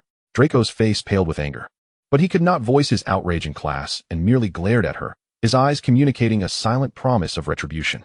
In retaliation, he sneakily kicked the leg of Gabriella's chair with the tip of his boot as she bent down to retrieve her fallen quill. Gabriella's chair jolted violently, nearly sending her tumbling to the floor, though she managed to grasp the table for support. Thus, the two engaged in a covert battle rife with tension right under Professor Sinister's nose. "You nudge my telescope, I accidentally bump your elbow. You make a mistake. I snicker. I miscalculate. You roll your eyes." The entire observation process was fraught with subtle movements and glances of animosity. Ding. Draco Malfoy's favorability has increased by 5. Current favorability, 542. Although their favorability had dipped once more, Gabriella paid it no mind. Her thoughts were solely consumed with devising ways to further annoy the insufferable Draco Malfoy without attracting attention. This astronomy class was destined to unfold amidst their childish, yet fervent covert rivalry. Chapter 40, Deterioration. Finally, the observation segment concluded, and Professor Sinistra instructed everyone to begin tidying up their equipment, carefully stowing their telescopes. Gabriella picked up her telescope, preparing to wipe the lens before returning it to its case. Just then, Draco's irksome voice pierced the air again, this time laced with unabashed disdain. "Hey, be careful not to touch my stuff with your filthy hands." He was referring to an exquisitely crafted brass astrolabe situated between their desks, used for calibrating star positions. "These instruments are quite expensive. If you damage them, can you, a Muggle-born girl, afford to pay for it?" He deliberately emphasized the term Muggle-born, his gaze brimming with provocation. Gabriella's temper ignited at his words. She turned her head, her eyes ablaze with fury, her voice rising slightly in indignation. "My filthy hands. Malfoy, are your eyes faulty? I'm touching a communal item. Moreover," she raised her chin defiantly, "in terms of worth, I dare say that whatever trinkets I possess in my jewelry box likely surpass the value of your outfit combined with this telescope. Need I remind you what the surname Arnaud signifies in the Muggle world?" Draco was momentarily taken aback by her retort, anger flashing across his face. Yet he swiftly found a new angle of attack, adopting a tone of ostentation. "The monetary pursuits of Muggles are utterly mundane, within the confines of Malfoy Manor. We possess a peacock, a symbol of pure bloodline, a concept that your nouveau riche sensibilities cannot possibly comprehend." "A peacock?" Gabriella scoffed, as if she had heard the most amusing jest. "That gaudy creature, merely strutting its feathers and making a ruckus? Oh, it truly suits you.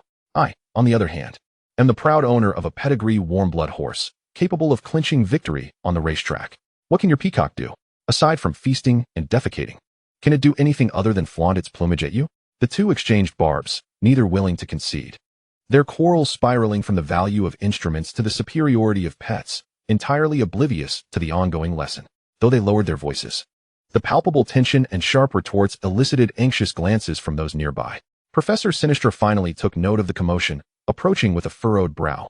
"Mr. Malfoy, Miss Arnaud, please maintain silence and organize your belongings."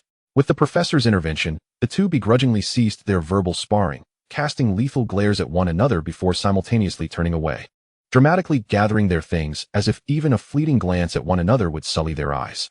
The bell signaling the end of class rang out like a proclamation of freedom. Gabriella and Draco sprang from their seats in unison, clutching their belongings, hastily departing in opposite directions as if pursued by malevolent spirits. Upon reaching the door, they simultaneously emitted disdainful snorts, their chins held high, directing their nostrils toward the other's retreating form. Ding. Draco Malfoy's affection level, 10. Current affection level, 552. As Gabriella stormed down the spiral staircase, she seethed inwardly. Peacock boy, arrogant fool. Meanwhile, Draco likely harbored similar sentiments. This astronomy class culminated in a further deterioration of their relationship, with their mutual affinity hitting a new low. The following afternoon, under splendid weather, Gabriella clutched several books borrowed from the library concerning the habits of magical creatures. She swore it was purely out of curiosity, certainly not intended for a debate with Draco Malfoy. Approaching the long bench where they often sat outside the castle. As expected, Theodore Knott was already seated there. Gabriella settled beside him, leaving a seat between them, opening her book, though her focus was evidently elsewhere. The childish quarrel with Draco about peacocks versus horses nagged at her mind, like a persistent thorn. Stealing a few glances at the quietly reading Theodore, she noted his usual calm demeanor, seemingly indifferent to everything. Perhaps his perspective would be more objective. After a moment's hesitation, she leaned in slightly and whispered, "Hey, Theodore." Theodore paused in his reading, not lifting his gaze, but emitting a faint, nasal hum, to indicate he was listening. Do you think peacocks are truly impressive? I mean, as a pet or a symbol. She endeavored to make her tone sound purely academic, yet the hint of defiance seeped through. Finally, Theodore raised his eyes from the page, scanning her with a detached glance, as if he could see through her thinly veiled intentions. He remained silent for a couple of seconds before offering a decidedly neutral response. As ornamental birds, peacocks are regarded in certain cultures as symbols of opulence or beauty. They tend to be quite expensive. He concluded with a non-committal, perhaps. This even-handed, unbiased answer failed to satisfy Gabriella. She sought not an objective analysis, but rather affirmation. Furrowing her brow in discontent, she leaned forward slightly, adopting a tone that suggested both petulance and insistence. No, you must assert that they are not impressive. Peacocks are merely ostentatious, offering little more than visual appeal and noise. My horse far surpasses those foolish birds. Observing her eager plea for validation, which bordered on unreasonable, Theodore's expression remained stoic, though the corners of his mouth twitched ever so slightly. He closed his book, fixing her with a calm gaze, and stated clearly and slowly, I do not wish to be embroiled in the conflict between you and Malfoy. His tone carried a distinct message of demarcation. As if to say, your childish squabble is not my concern. Gabriella was momentarily taken aback by his words, opening her mouth to respond, but finding herself at a loss. Indeed, her issues with Draco seemed to hold no relevance for Theodore. With a hint of sulkiness, she leaned back against the chair, pouting slightly as she mumbled, This is not a war. Theodore chose to disregard her murmur, reopening his book and retreating into his own world. Ding. Theodore Knott's affection level, 0, current affection level, 3. Gabriella sighed, picking up her own book, determined to cast aside thoughts of Draco Malfoy and his insufferable peacocks. Chapter 41, A Haunting Encounter. On an afternoon that was less than favorable, the Quidditch pitch at Hogwarts buzzed with an unusual excitement. The Gryffindor team was fervently preparing for their upcoming match. Gabriella possessed little interest in Quidditch itself, yet was persuaded by Hannah to bask in the sunlight and absorb the atmosphere. Midway through the practice, a commotion erupted at the entrance. The Slytherin Quidditch team, under the leadership of Captain Marcus Flint, swaggered onto the field, each member brandishing a brand new Firebolt 2001 broomstick. Hey, Flint, Gryffindor's captain, Wood, stormed over in a fit of rage. This is our practice time. Flint responded with brazen obstinacy, leading to an escalating confrontation. The Slytherin players reveled in showcasing their new brooms, with Draco Malfoy lifting his pale chin high, his face a mask of smugness. Unable to tolerate the display, Hermione stood up in the stands, her voice sharp and clear. At least no Gryffindor player had to pay to join the team. They earned their place solely through skill. Draco's triumphant expression darkened instantly. He whirled around, his gaze venomously directed at Hermione, unleashing a torrent of malice as he spat. No one asked you. You filthy, little mudblood. The word struck like a vicious curse, plunging the entire pitch into an eerie silence, the air thick with tension. Hermione's face drained of color, as if an invisible hand had tightened around her throat, and she swayed slightly. Ron, standing beside her, reacted with intense fury, his anger rendering him irrational as he drew his battered wand and aimed it at Draco, his voice trembling with rage. You'll pay for this, Malfoy. Eat slugs. A weak red light shot from the tip of Ron's wand, only to rebound and strike him squarely instead. He doubled over, retching violently, but instead of food, he expelled a torrent of live slugs. The Slytherin team erupted into deafening laughter. Draco doubled over in mirth, his pallid face flushed with glee. Gabriella, witnessing the entire scene, observed Hermione's shock and pain in the wake of the insult, Ron's backlash in defense of his friend, and Draco's triumphant smirk. She immediately rose to her feet, disregarding Hannah's attempts to stop her, and hurried through the crowd, making her way directly to Hermione's side. She cast a worried glance at Ron, who was retching painfully, and at an anxious Harry, before positioning herself in front of Hermione, using her body as a shield against the still-laughing Draco Malfoy. Malfoy, you are an absolute cad. Draco's laughter abruptly ceased. He turned to find it was Gabriella Arnaud, the ever-opposing Hufflepuff, daring to confront him once more. A flicker of surprise crossed his icy blue eyes, quickly replaced by a deeper surge of anger, yet he maintained his infuriatingly arrogant demeanor, his lips curling into a malevolent smirk as he replied in a flippant tone. Oh? And what of it? His attitude was shamelessly nonchalant. The insult meant little to him. Gabriella averted her gaze from him, turning instead to gently clasp Hermione's hand. Hermione, do not heed him. He is unworthy of your regard. You are among the most intelligent and courageous witches I have ever encountered. Hermione nodded vigorously, whispering her gratitude. Thank you. Harry also cast a grateful look towards Gabriella. At that moment, Professor McGonagall arrived, sternly quelling the chaos and escorting the still-sniffling Ron to the hospital wing. The Slytherin team, under the professor's orders, reluctantly departed the pitch. Chime. Hermione Granger's affection level, 15. Current affection, 24. Chime. Harry Potter's affection level, 8. Current affection, 18. Chime. Ron Weasley's affection level, 10. Current affection, 26. Chime. Draco Malfoy's affection level, 25. Current affection, 577. Gabriella watched Draco's retreating figure, her heart untroubled, only a tranquil satisfaction after having done the right thing. In the dead of night, the Hufflepuff dormitory lay in silence, save for the rhythmic breaths of her roommates and the occasional hoot of an owl from outside. Gabriella found little peace in sleep. The earlier conflict and Draco's loathsome visage lingered in her mind, just as she was on the verge of slumber. The emotionless mechanical voice erupted once more in the depths of her consciousness. Chime. Second-year phase task issued. Task content. Before the host ascends to fourth year, elevate the affection level of the target, Draco Malfoy, to a positive number. Current affection, 577. Time remaining, approximately 2 academic years. Failure penalty. Host exists at risk of erasure. 577. Achieving a positive score within 2 years. Gabriella sprang upright in bed, her heart racing. Cold sweat instantly soaking her nightgown.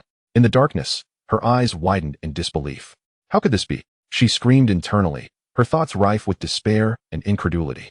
That peacock of a boy, that arrogant fool, that contemptible wretch who disparages Muggle-borns. We are utterly incompatible. Is this some kind of joke system? This task is utterly impossible. You intend to erase me, do you not? Overwhelmed by an emotional deluge, she could not suppress a startled cry, quickly covering her mouth, yet it resonated sharply in the stillness of the night. What is it, Gabriella? Are you all right?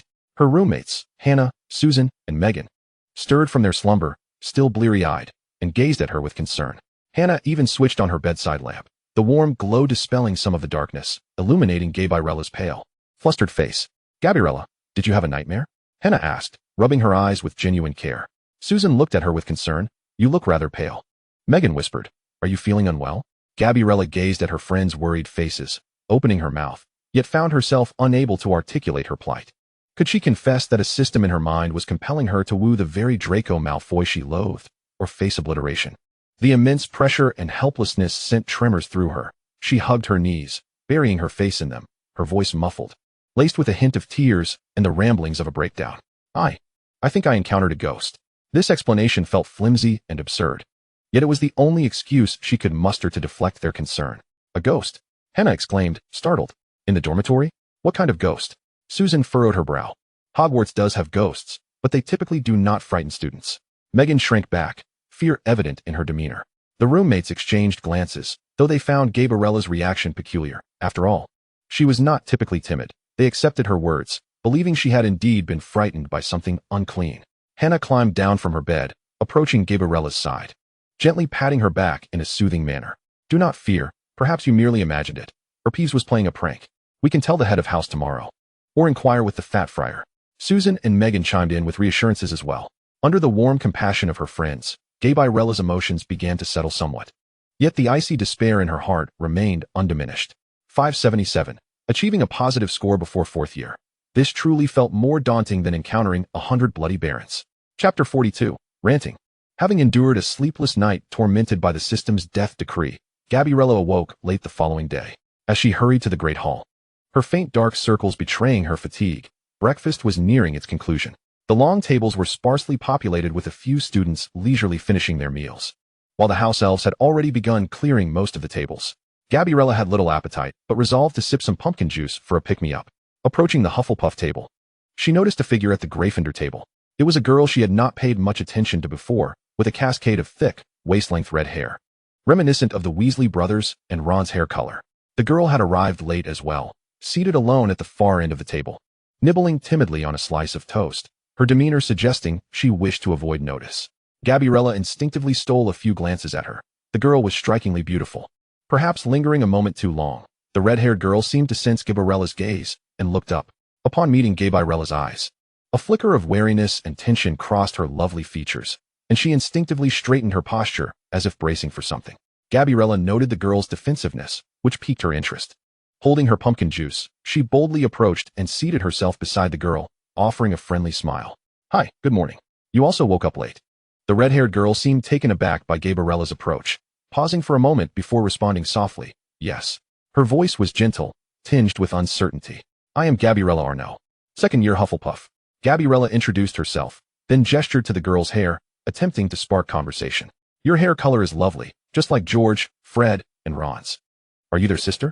At the mention of her brothers, the girl's eyes brightened, her wariness visibly easing. She nodded, her voice slightly louder now.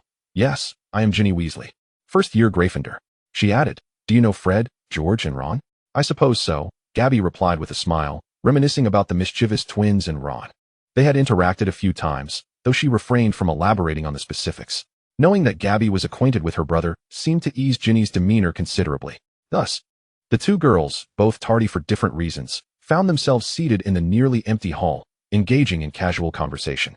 Gabby observed that although Ginny had initially appeared shy, she was, in fact, quite an intriguing individual once one got to know her, albeit seemingly lacking in self-confidence. After a while, as Gabby gazed at Ginny's soft profile bathed in the morning light and her lovely flowing red hair, she sincerely remarked, Ginny, honestly, you are truly beautiful.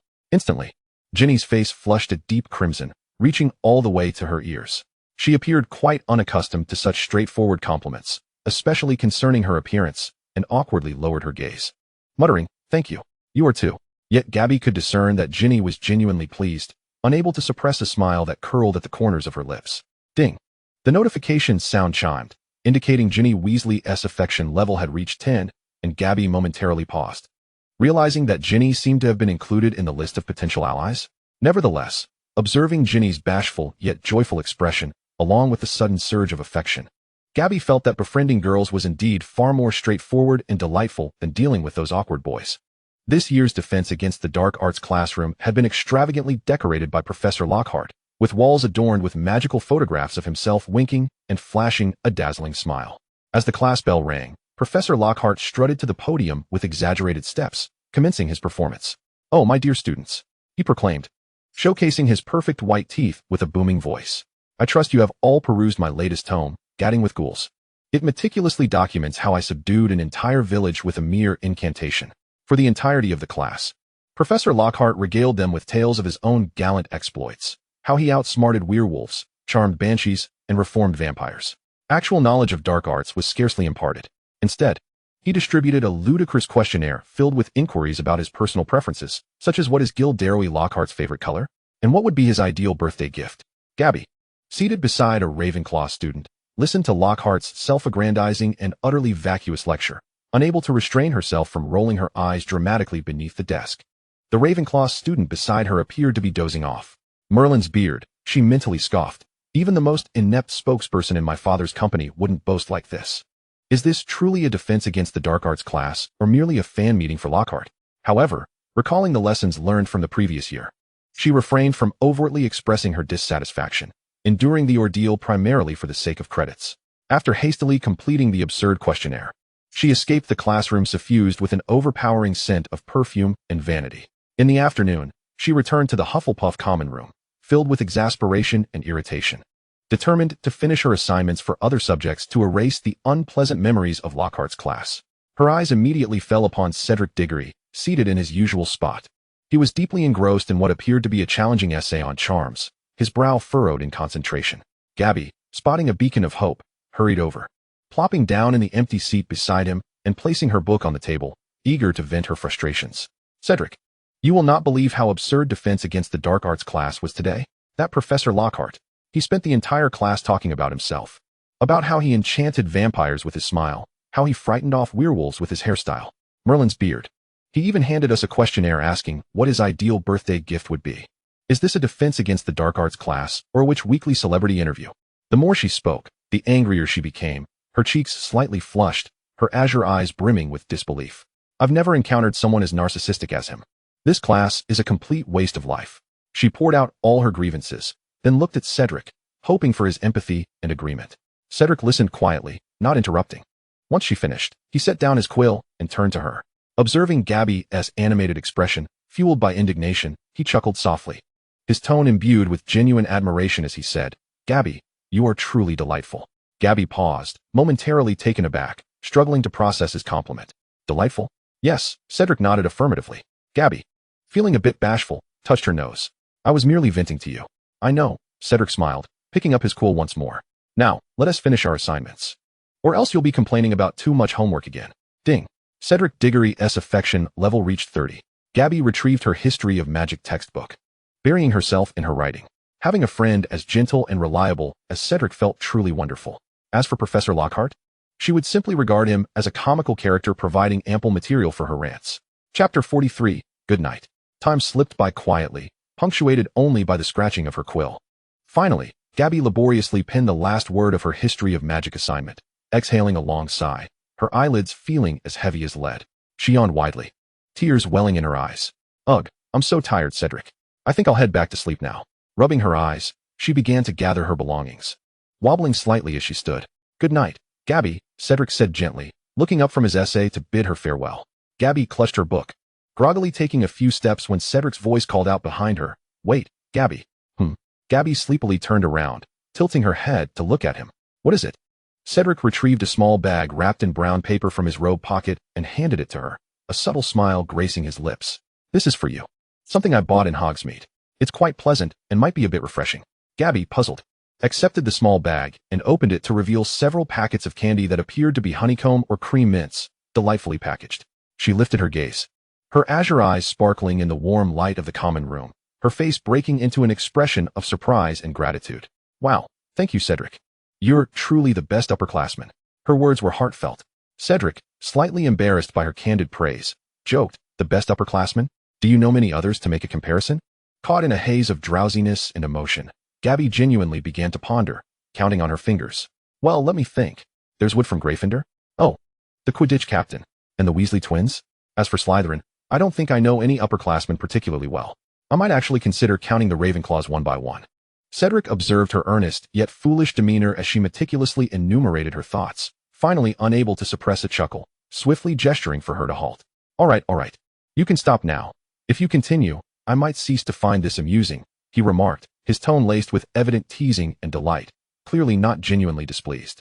Gabriella suddenly realized the foolishness of her previous actions, her cheeks flushing crimson as she sheepishly stuck out her tongue. I didn't mean it that way. I meant to say thank you. I like you the most, Cedric. She hurriedly sought to rectify her blunder. Cedric shook his head with a smile. You should head back to sleep. There are classes tomorrow. Good night, Cedric. Gabriella clutched the bag of candies tightly, as if it were a treasured possession, and skipped merrily towards the girls' dormitory. Ding. Cedric Diggory's favorability increased by 5. Current favorability, 35. The next afternoon, during herbology class, a schedule adjustment had Hufflepuff and Slytherin attending together. The greenhouse was suffused with the earthy scent of damp soil and plants.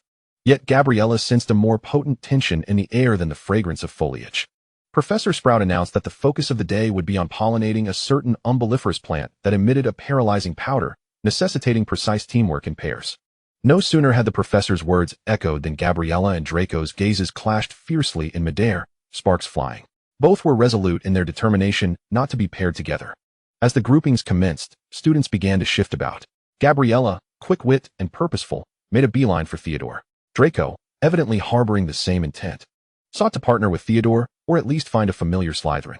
The two converged on Theodore from opposite directions, inevitably encountering each other just a few steps away from their target.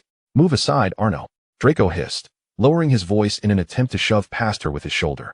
Why should I yield? Were you here first? Gabriella retorted defiantly, deliberately tripping slightly as if by accident, aiming to trip Draco. He nimbly dodged, but the hem of his robe was inadvertently stepped on by Gabriella, leaving a faint muddy imprint. You. Draco's face contorted with anger as he retaliated by stepping on Gabriella's shoe. Thus, amidst the crowd in the greenhouse, the two engaged in a silent skirmish of footsie, neither yielding, their expressions fierce as if they were ready to devour each other. Ding. Draco Malfoy's favorability increased by 3. Current favorability, 580. Gabriella paid no heed to the points deducted. Seizing the moment while Draco was distracted by the mud on his boots, she darted in front of Theodore. Her tone brisk yet assertive. Theodore, we're partners. Theodore, who had been examining the troublesome plant before him, glanced up, his pale blue eyes scanning Gabriella with indifference. He cast a fleeting glance at the fuming Draco behind her, his expression neutral, neither agreeing nor opposing, merely shifting slightly to make space for her to operate. This was nearly an unspoken approval. Gabriella, feeling victorious, triumphantly raised her chin at Draco. The sight sent Draco into a fit of fury. Arnaud, have you no shame? Do you see how Theodore wants nothing to do with you? Yet you insist on imposing yourself. Gabriella crossed her arms, retorting, well, he didn't reject me. Unlike some people, who can only seethe in impotent rage here. She deliberately surveyed Draco's surroundings, noticing that Crabbe and Goyle had already been whisked away by other Slytherins. You. Draco's face flushed a deep crimson. Theodore, say something. Are you truly going to side with this Hufflepuff? Before he could finish, Theodore slowly raised his gaze. His expression calm as he regarded Draco, interrupting his tirade with a simple inquiry. What's the matter, Draco? His tone bore no emotion, neither siding with Gabriella nor Draco. As if merely inquiring about an objective fact, tinged with a hint of impatience at being disturbed. Draco was nearly choked by this response. Theodore's detached, unconcerned demeanor felt more stifling than if he had outright supported Gabriella. He shot Theodore a venomous glare, then directed a murderous look at Gabriella before storming off to hastily team up with a seemingly terrified Slytherin boy. Gabriella relished the sight of Draco's humiliation. Turning to Theodore with a radiant smile, shall we begin? Theodore said nothing, refocusing on the plant before them. Ding. Theodore Knott's favorability increased by 0. Current favorability, 3. Ding. Draco Malfoy's favorability increased by 10. Current favorability, 590. Gabriella blissfully disregarded Draco's plummeting favorability, cheerfully gathering her tools in preparation for the day's lesson.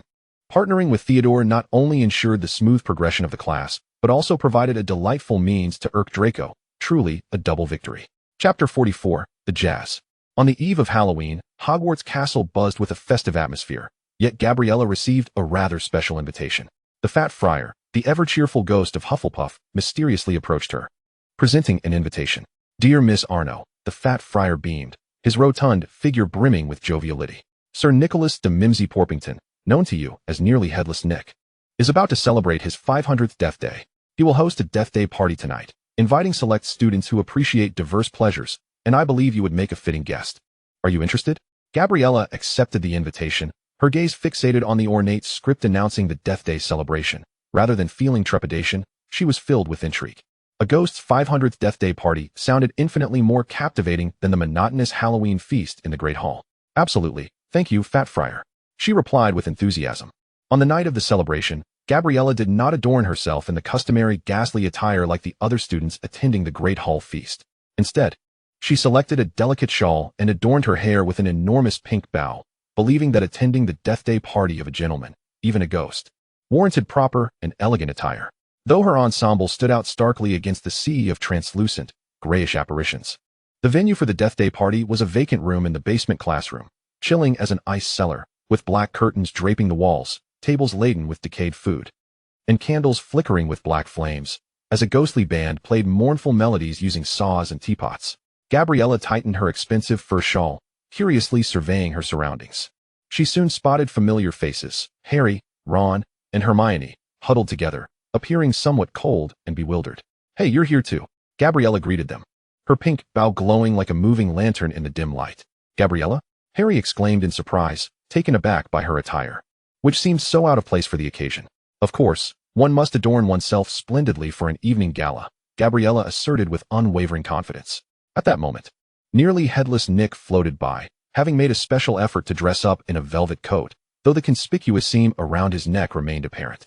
He launched into an elaborate and melancholic discourse, lamenting the missed opportunity of his own beheading in years past. Gabriella listened intently, even applauding enthusiastically during the more poignant moments of Nick's tale, her clapping seeming somewhat jarring in the somber atmosphere.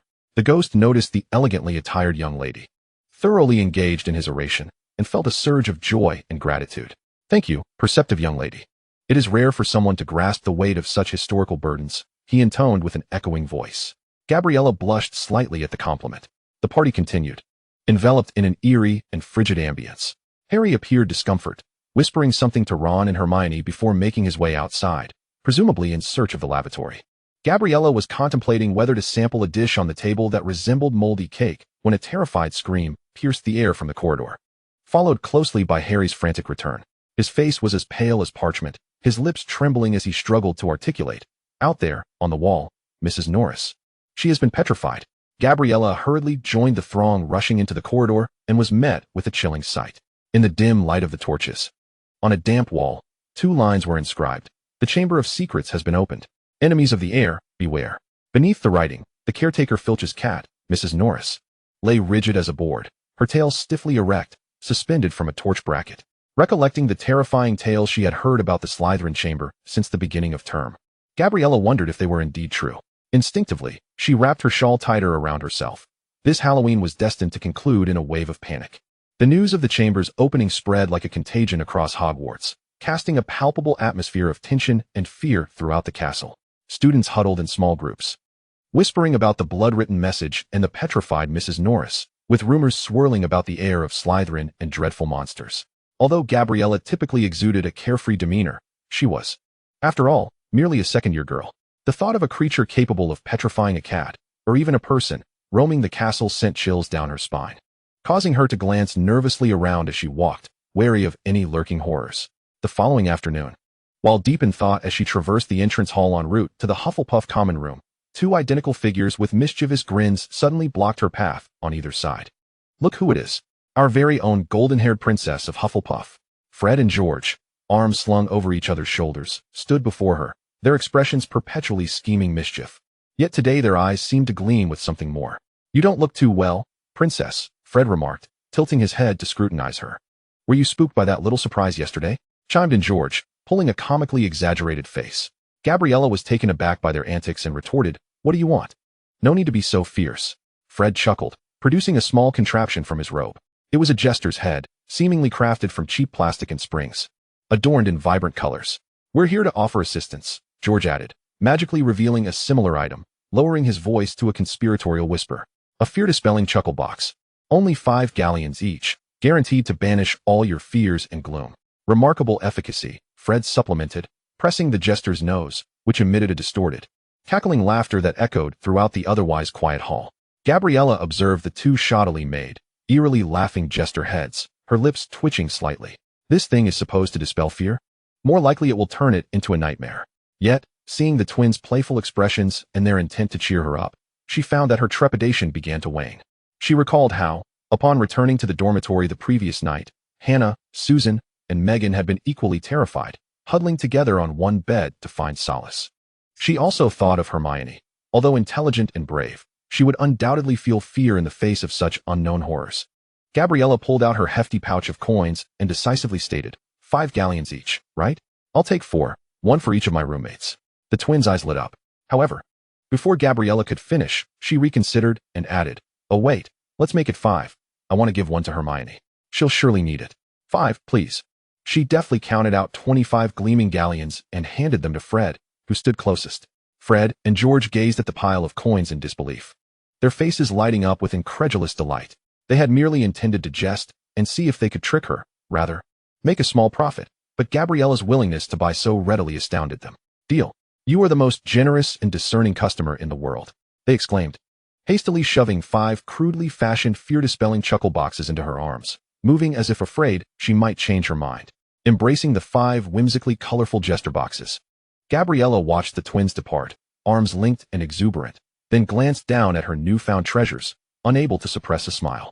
Although these objects appeared utterly unreliable, for some reason, holding them and thinking about sharing with her friends felt rather delightful. Ding.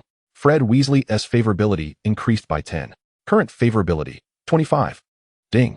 George Weasley's favorability increased by 10. Current favorability, 25. Perhaps the essence of the Weasley twins' charm lay not in the boxes themselves, but rather in the spirit of mischief and camaraderie they embodied, conveying an optimistic outlook that nothing was too dreadful. Gabriella clutched the boxes and walked with a light-hearted step toward Hufflepuff Tower, ready to bring a touch of quintessential Weasley comfort to her friends. Chapter 45, The Chuckle Box. When Gabriella returned to the Hufflepuff common room, cradling the 5 vibrantly colored fear-dispelling chuckle boxes, she found Hannah, Susan, and Megan huddled together on a sofa by the fireplace, whispering anxiously about the Chamber of Secrets, their faces etched with palpable tension. Hey, look what I've brought you, Gabriella announced as she approached, distributing the jester boxes to each of them as if handing out Christmas gifts. The 3 girls regarded the crude, amusing contraptions in their hands with puzzled expressions. What is this? Hannah inquired, pressing a button on the jester's nose, which instantly emitted its bizarre laughter, startling her. Wow, what a strange sound, Susan remarked. Meanwhile, Megan curiously fiddled with the springs. Fred and George sold these. They claim they can dispel fear, Gabriella explained. As she picked up one of the boxes and pressed it firmly, the distorted laughter echoing around her, unable to suppress her own laughter. Although it seemed rather foolish. Perhaps it might prove useful? Maybe it was Gabriella's optimistic spirit that had influenced the others, or perhaps the absurdity of the laughter itself possessed a unique stress-relieving effect. The three girls exchanged glances, and soon they were all laughing together, the tense atmosphere in the lounge considerably alleviated. "Thank you, Gabriella," Hannah said, hugging her emotionally. "I feel less afraid now," Susan added with a smile. Although Megan remained silent, she clutched the clown box tightly, nodding vigorously. Witnessing the renewed smiles of her roommates warmed Gabriella's heart. She picked up the remaining box. "This one is for Hermione. I'll step outside for a moment." In a secluded corner of the library, she found Hermione, who was buried beneath a towering pile of books, her brow furrowed in concentration, clearly troubled by the events surrounding the Chamber of Secrets. "Hermione," Gabriella called softly. Hermione looked up, and upon seeing Gabriella, managed a strained smile. "Hi, Gabriella." Her gaze fell upon the box in Gabriella's hands, a hint of confusion in her eyes. "This is for you," Gabriella said, handing over one of the laughter boxes. "I got it from Fred and George. They said it could bring a bit of joy and dispel fear." Hermione accepted the box, observing its shoddy craftsmanship and the comical clown face, and upon hearing that it was purchased from Fred and George, a flicker of realization and exasperation crossed her wise eyes. "Gabriella," Hermione asked in a tone laced with almost palpable dismay, "how much did you pay for this?" 5 galleons each, Gabriella replied candidly, unaware of any wrongdoing. Hermione gasped. Disbelief etched on her face as she stared at her. 5 galleons? Just for this? She lifted the clown box, as if examining evidence of an extravagant waste. "Is your money so plentiful that you can squander it? This thing isn't worth 5 sickles. The Weasley twins are clearly taking advantage of you." Hermione, fully aware of the value of money, struggled to comprehend Gabriella's lavish spending. Gabriella was momentarily taken aback by Hermione's reaction. She blinked and slowly grasped what Hermione was implying. She scratched her head, feeling somewhat embarrassed but predominantly indifferent. "It's all right. I mainly thought you all might need a little cheer." Hermione looked at Gabriella's innocent demeanor, where money seemed irrelevant and the happiness of her friends took precedence, and found herself at a loss for words. She sighed, yet a smile crept onto her lips.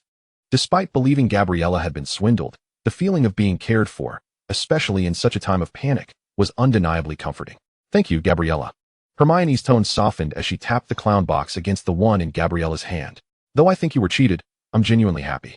The two girls shared a smile, momentarily casting aside their fears about the chamber and their differing views on money. They simultaneously reached out, gently flicking the bright red noses of their respective clown boxes. "Ha ha, hee hee." The two equally ludicrous, yet slightly different laughter echoed in the quiet corner of the library, strikingly out of place, yet imbued with a warmth and understanding that belonged to young girls. Ding. Hermione Granger's affection level, 8. Current affection level, 32. Listening to the system's notification and seeing Hermione's sincere smile, Gabriella felt that spending those 5 galleons was indeed worth it. Chapter 46, The Swindle. When Hermione returned to the Gryffindor common room, clutching the seemingly cheap laughter box, Ron was slumped in an armchair, lamenting over a chess endgame. "Hey, Hermione. What on earth are you holding?" Ron asked, glancing at the colorful, comical clown face that stood out vividly in the common room. Hermione placed the box on the table, her expression a blend of resignation and amusement. "Gabriella gave it to me." "Arnaud." Ron straightened up, suddenly intrigued. "The wealthy Hufflepuff girl? Why would she give you a silly doll?" "She said it was from your brothers, Fred and George," Hermione emphasized. "It's called a fear-dispersing laugh box, and it cost," she paused, clearly enunciating the figure, 5 galleons each. 5 galleons. Ron jumped up as if the chair had scalded him, his eyes wide with disbelief. "For this junk?" He pointed incredulously at the clown box that likely cost less than 5 sickles. Hermione nodded, giving him a knowing look. Ron's face turned redder than his hair, a mix of embarrassment and anger flooding his features. He flailed his arms in frustration, spinning in place and muttering under his breath, "I can't believe it. Fred, George, those scoundrels. How dare they? 5 galleons. They might as well rob Gringotts."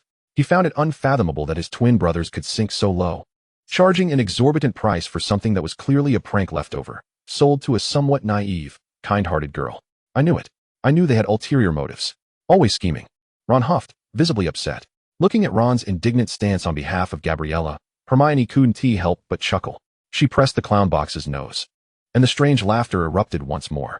Ron was startled into silence, his expression morphing into one of bemusement as he regarded the source of the noise.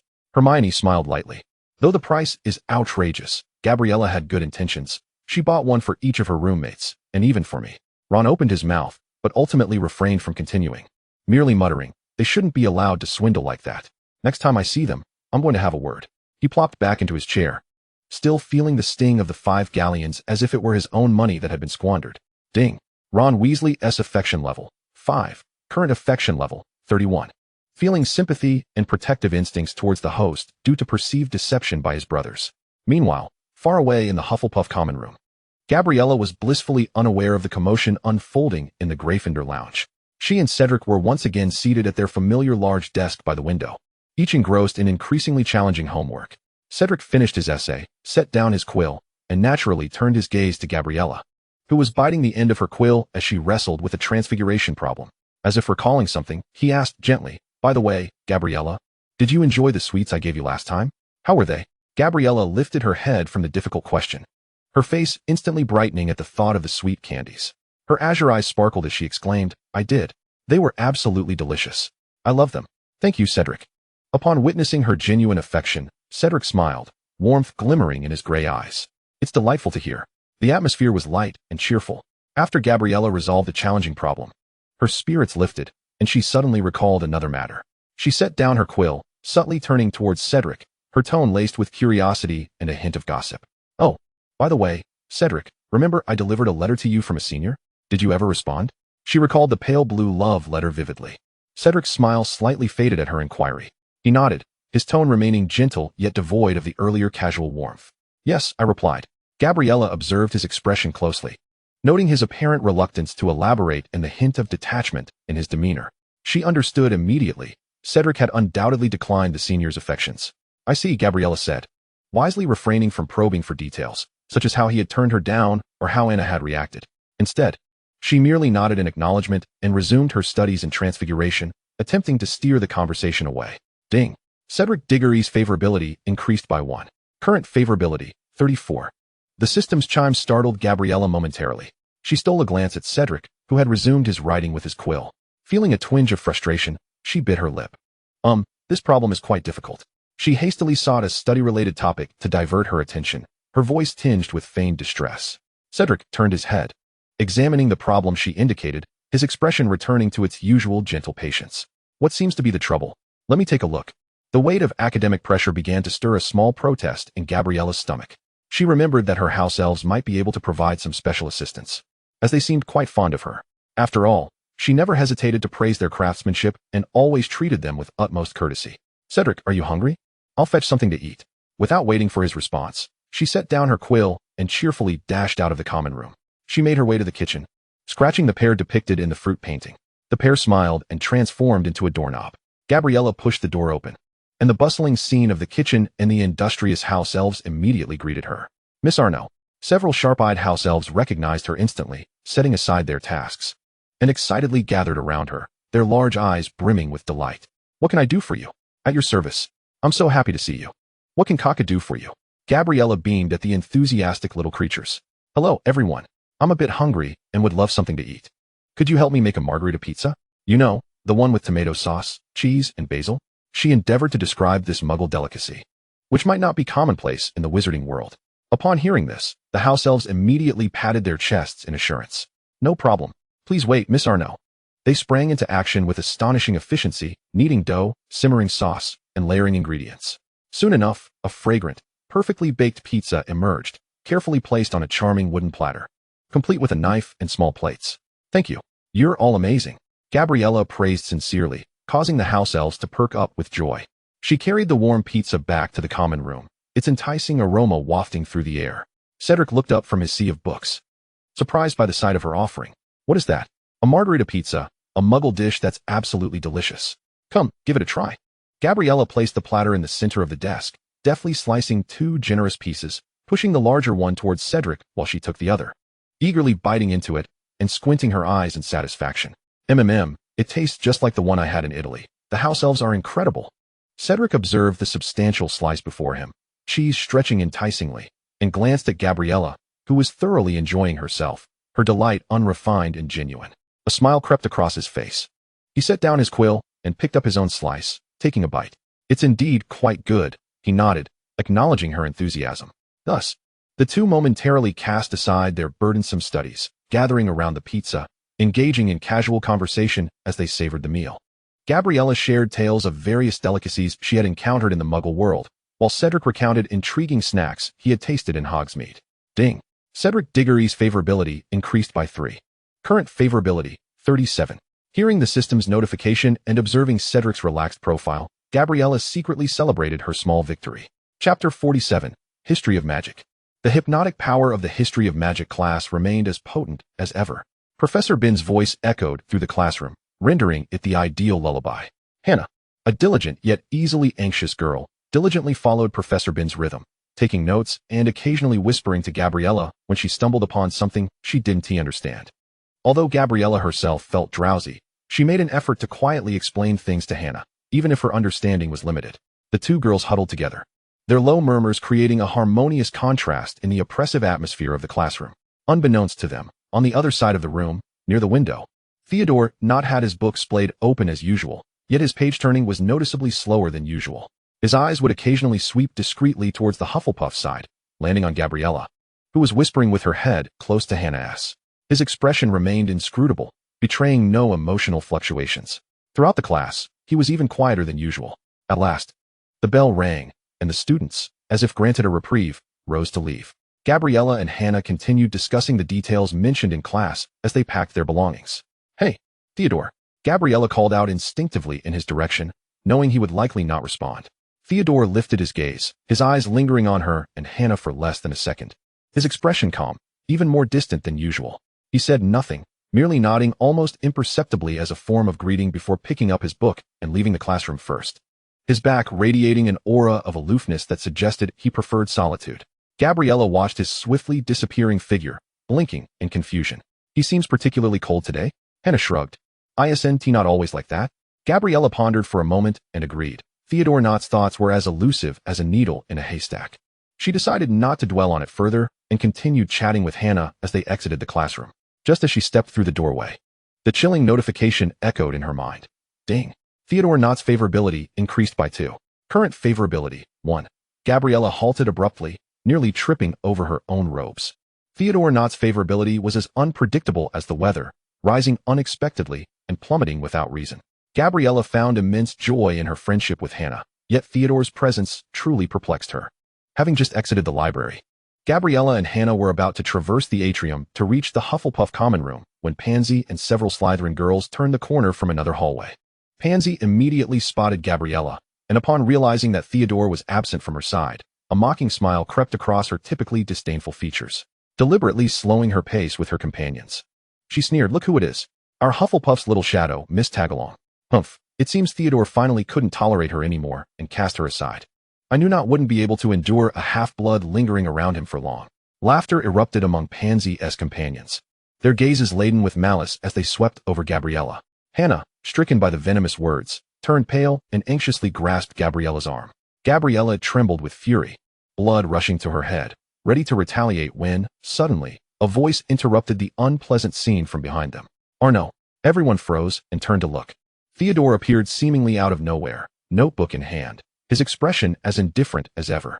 Ignoring Pansy and her companion's astonished stares, he approached Gabriella directly and handed her the notebook. "History of Magic notes. You mentioned borrowing them last time." Gabriella was utterly taken aback, instinctively accepting the meticulously organized and detailed notes. Had she casually mentioned it?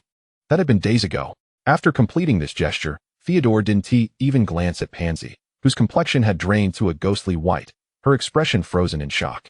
He gave Gabriella the faintest nod before turning on his heel and departing with measured strides, leaving only his silhouette behind. Silence enveloped the atrium, with Pansy and her companions awkwardly rooted to the spot.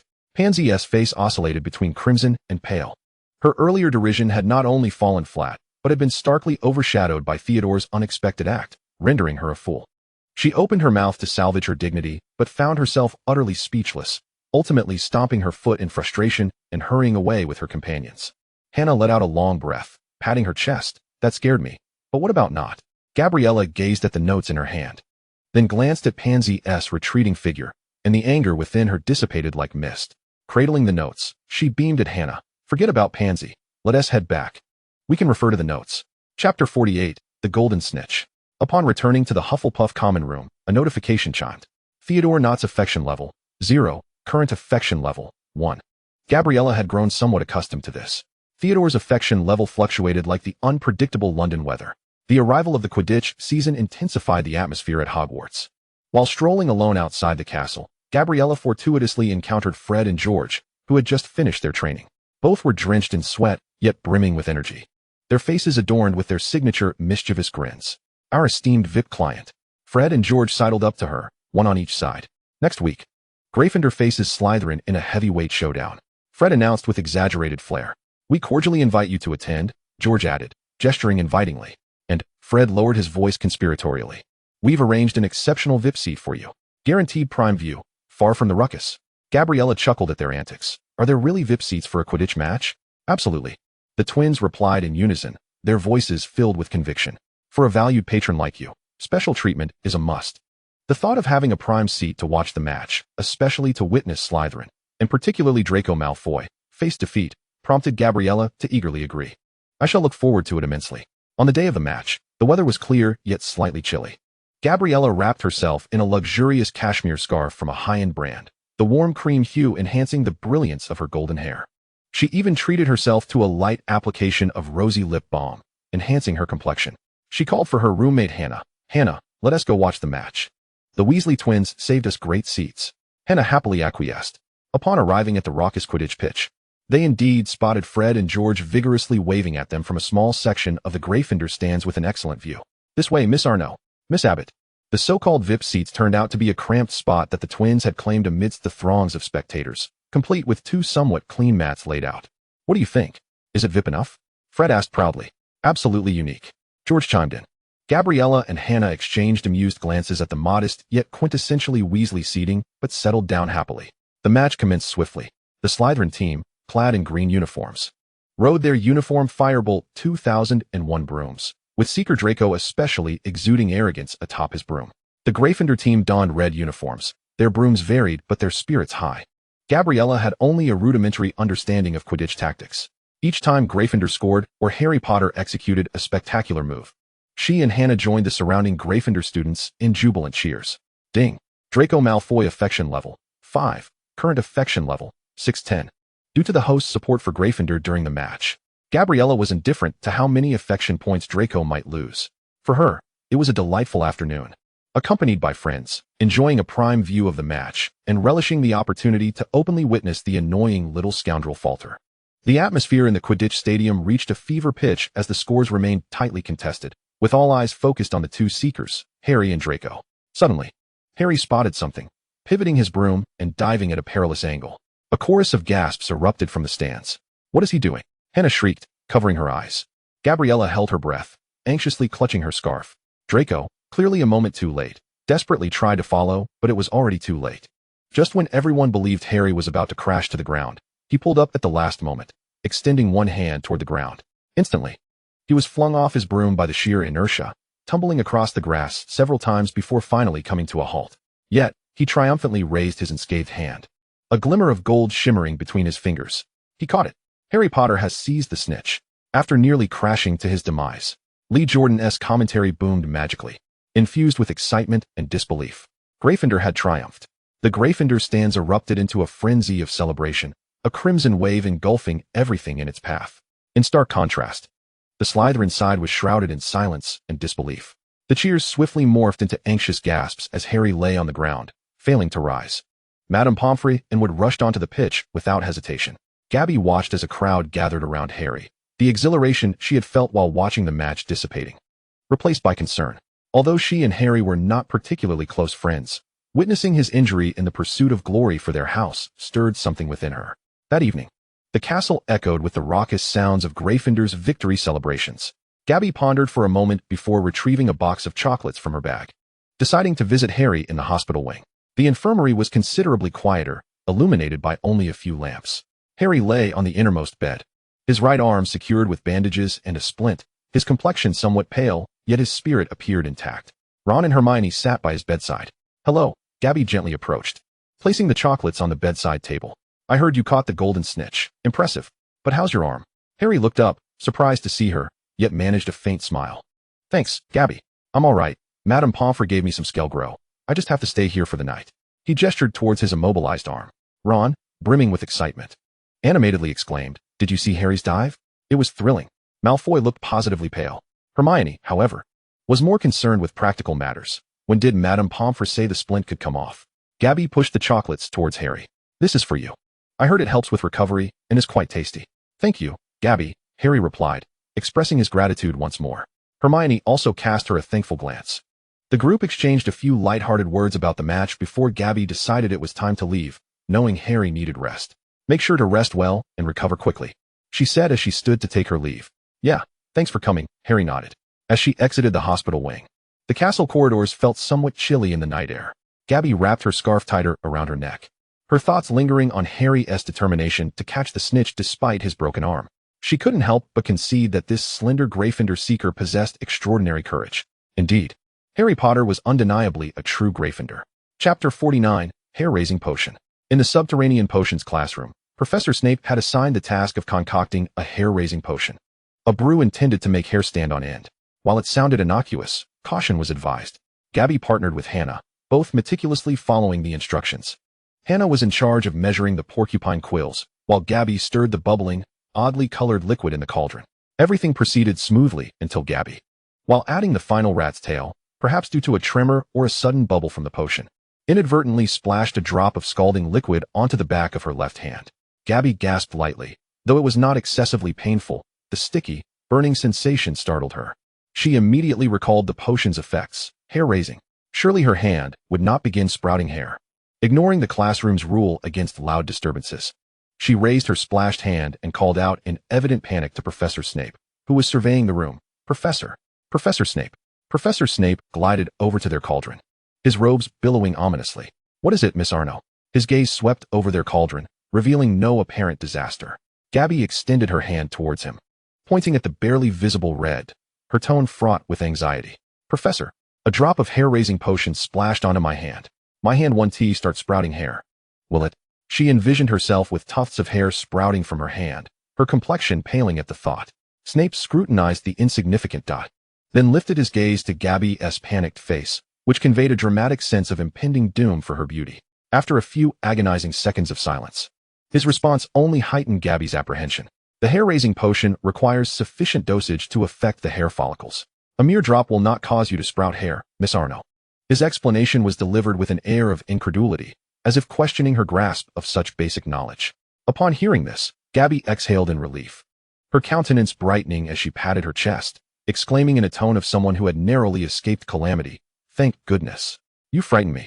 The last thing I want is to accidentally become less beautiful."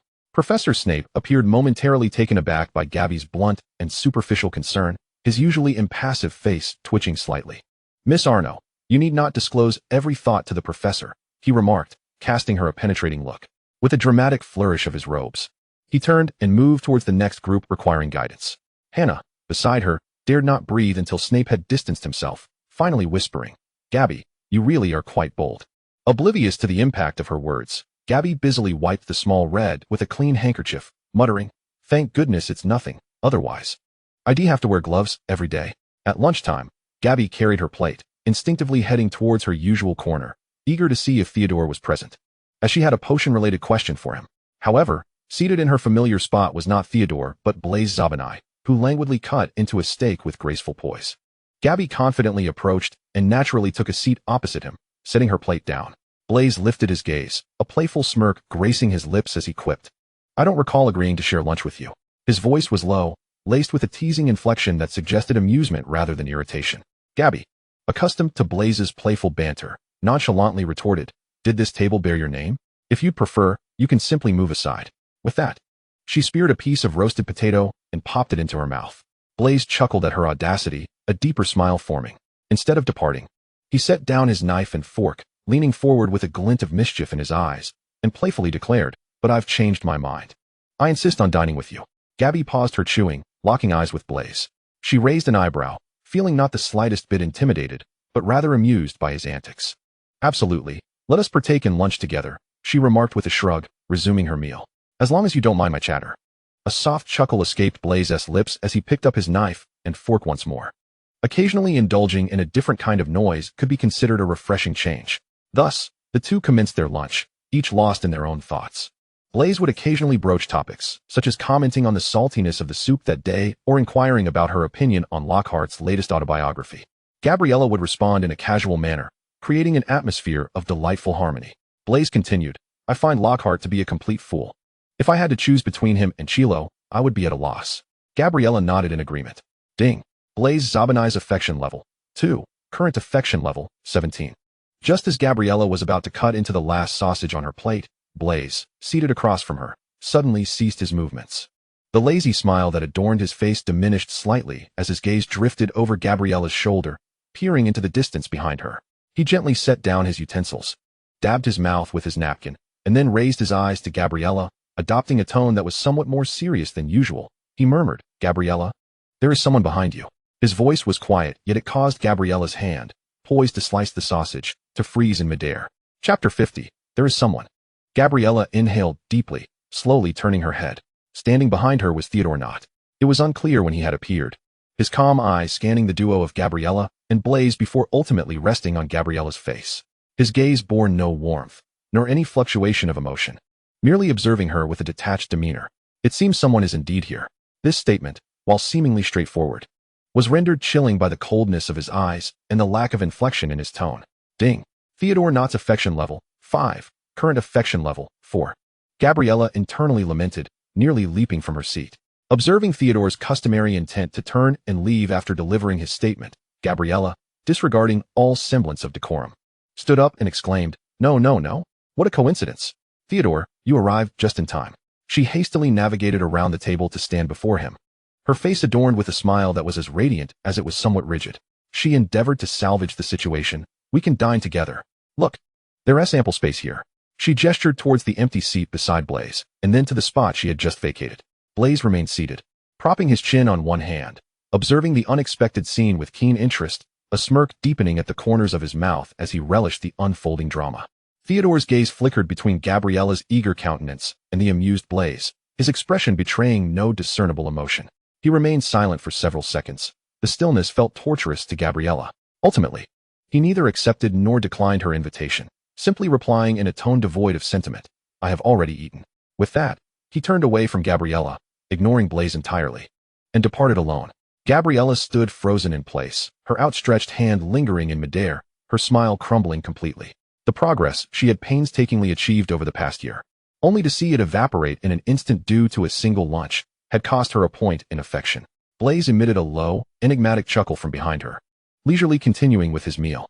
Defeated, Gabriella sank back into her seat, staring at the unfinished food before her, finding it utterly unappetizing. Suddenly, she lifted her gaze to the relaxed Blaise opposite her and posed a question that had long piqued her curiosity. Blaise. Blaise lifted his eyelids, lazily acknowledging her with an that signaled he was listening. I am a Hufflepuff, and according to your Slytherin standards, I am of impure blood. She recalled the derision from Pansy and Draco. Wouldn't he dining with me invite gossip among your peers, perhaps tarnishing your esteemed Slytherin pureblood lineage? Upon hearing her inquiry, rather than displaying anger or discomfort, Blaise seemed to find amusement in her words, laughing softly. He regarded Gabriella, leaning slightly forward, lowering his voice as he spoke. It is indeed true that Slytherin places great value on bloodline and heritage. His gaze subtly swept over the luxurious scarf draped around Gabriella's neck, her exquisite handbag, and the confident demeanor that wealth had bestowed upon her. He shrugged nonchalantly. In the Muggle world, you hold a certain status. Most would regard dining with you as a sign that young Zabinai possesses discernment. Gabriella had not anticipated such a response. Blaise's words were blunt, realistic, and even somewhat stark. Thus, her ability to connect with Blaise, and, initially, even with Theodore, was not solely attributed to her personal conduct. To some extent, it stemmed from the allure of her wealth. This realization left her with a complex array of emotions. So that is how it is, Gabriella remarked, a hint of a smile tugging at her lips, unsure whether to laugh or feel angered. I suppose I owe my father a word of thanks. Blaise resumed his meal with his knife and fork, adding with a grin, Of course, you yourself are somewhat interesting, better than most tedious individuals. Ding. Blaise Zabinai's affection level. 1. Current affection level. 18. Reflecting on Theodore's declining affection, Gabriella returned to the Hufflepuff dormitory, flinging herself onto her bed and burying her head beneath her pillow, silently raging at the system. Hey system, did you see?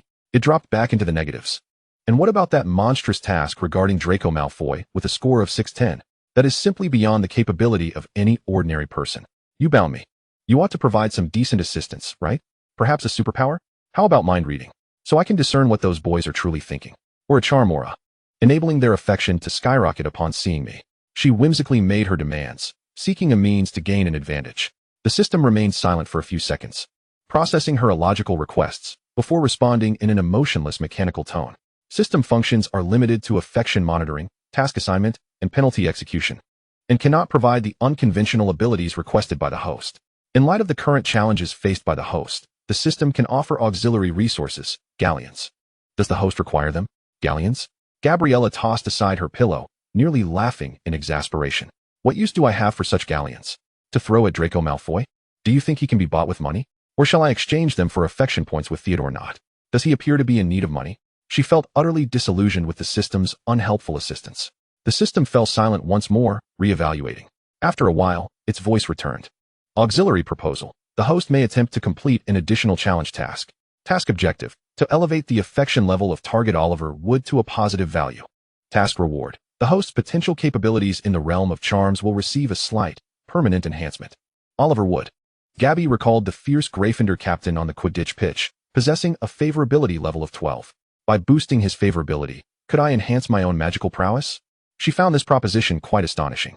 The favorability system could indeed be linked with one's magical abilities. This can be improved? Please elaborate. She inquired with curiosity. The favorability system essentially measures the depth and quality of the host's emotional connections with others. Strong emotional bonds can sometimes unlock the host's latent potential or indirectly enhance abilities through interactive learning. This system can quantify and guide this process.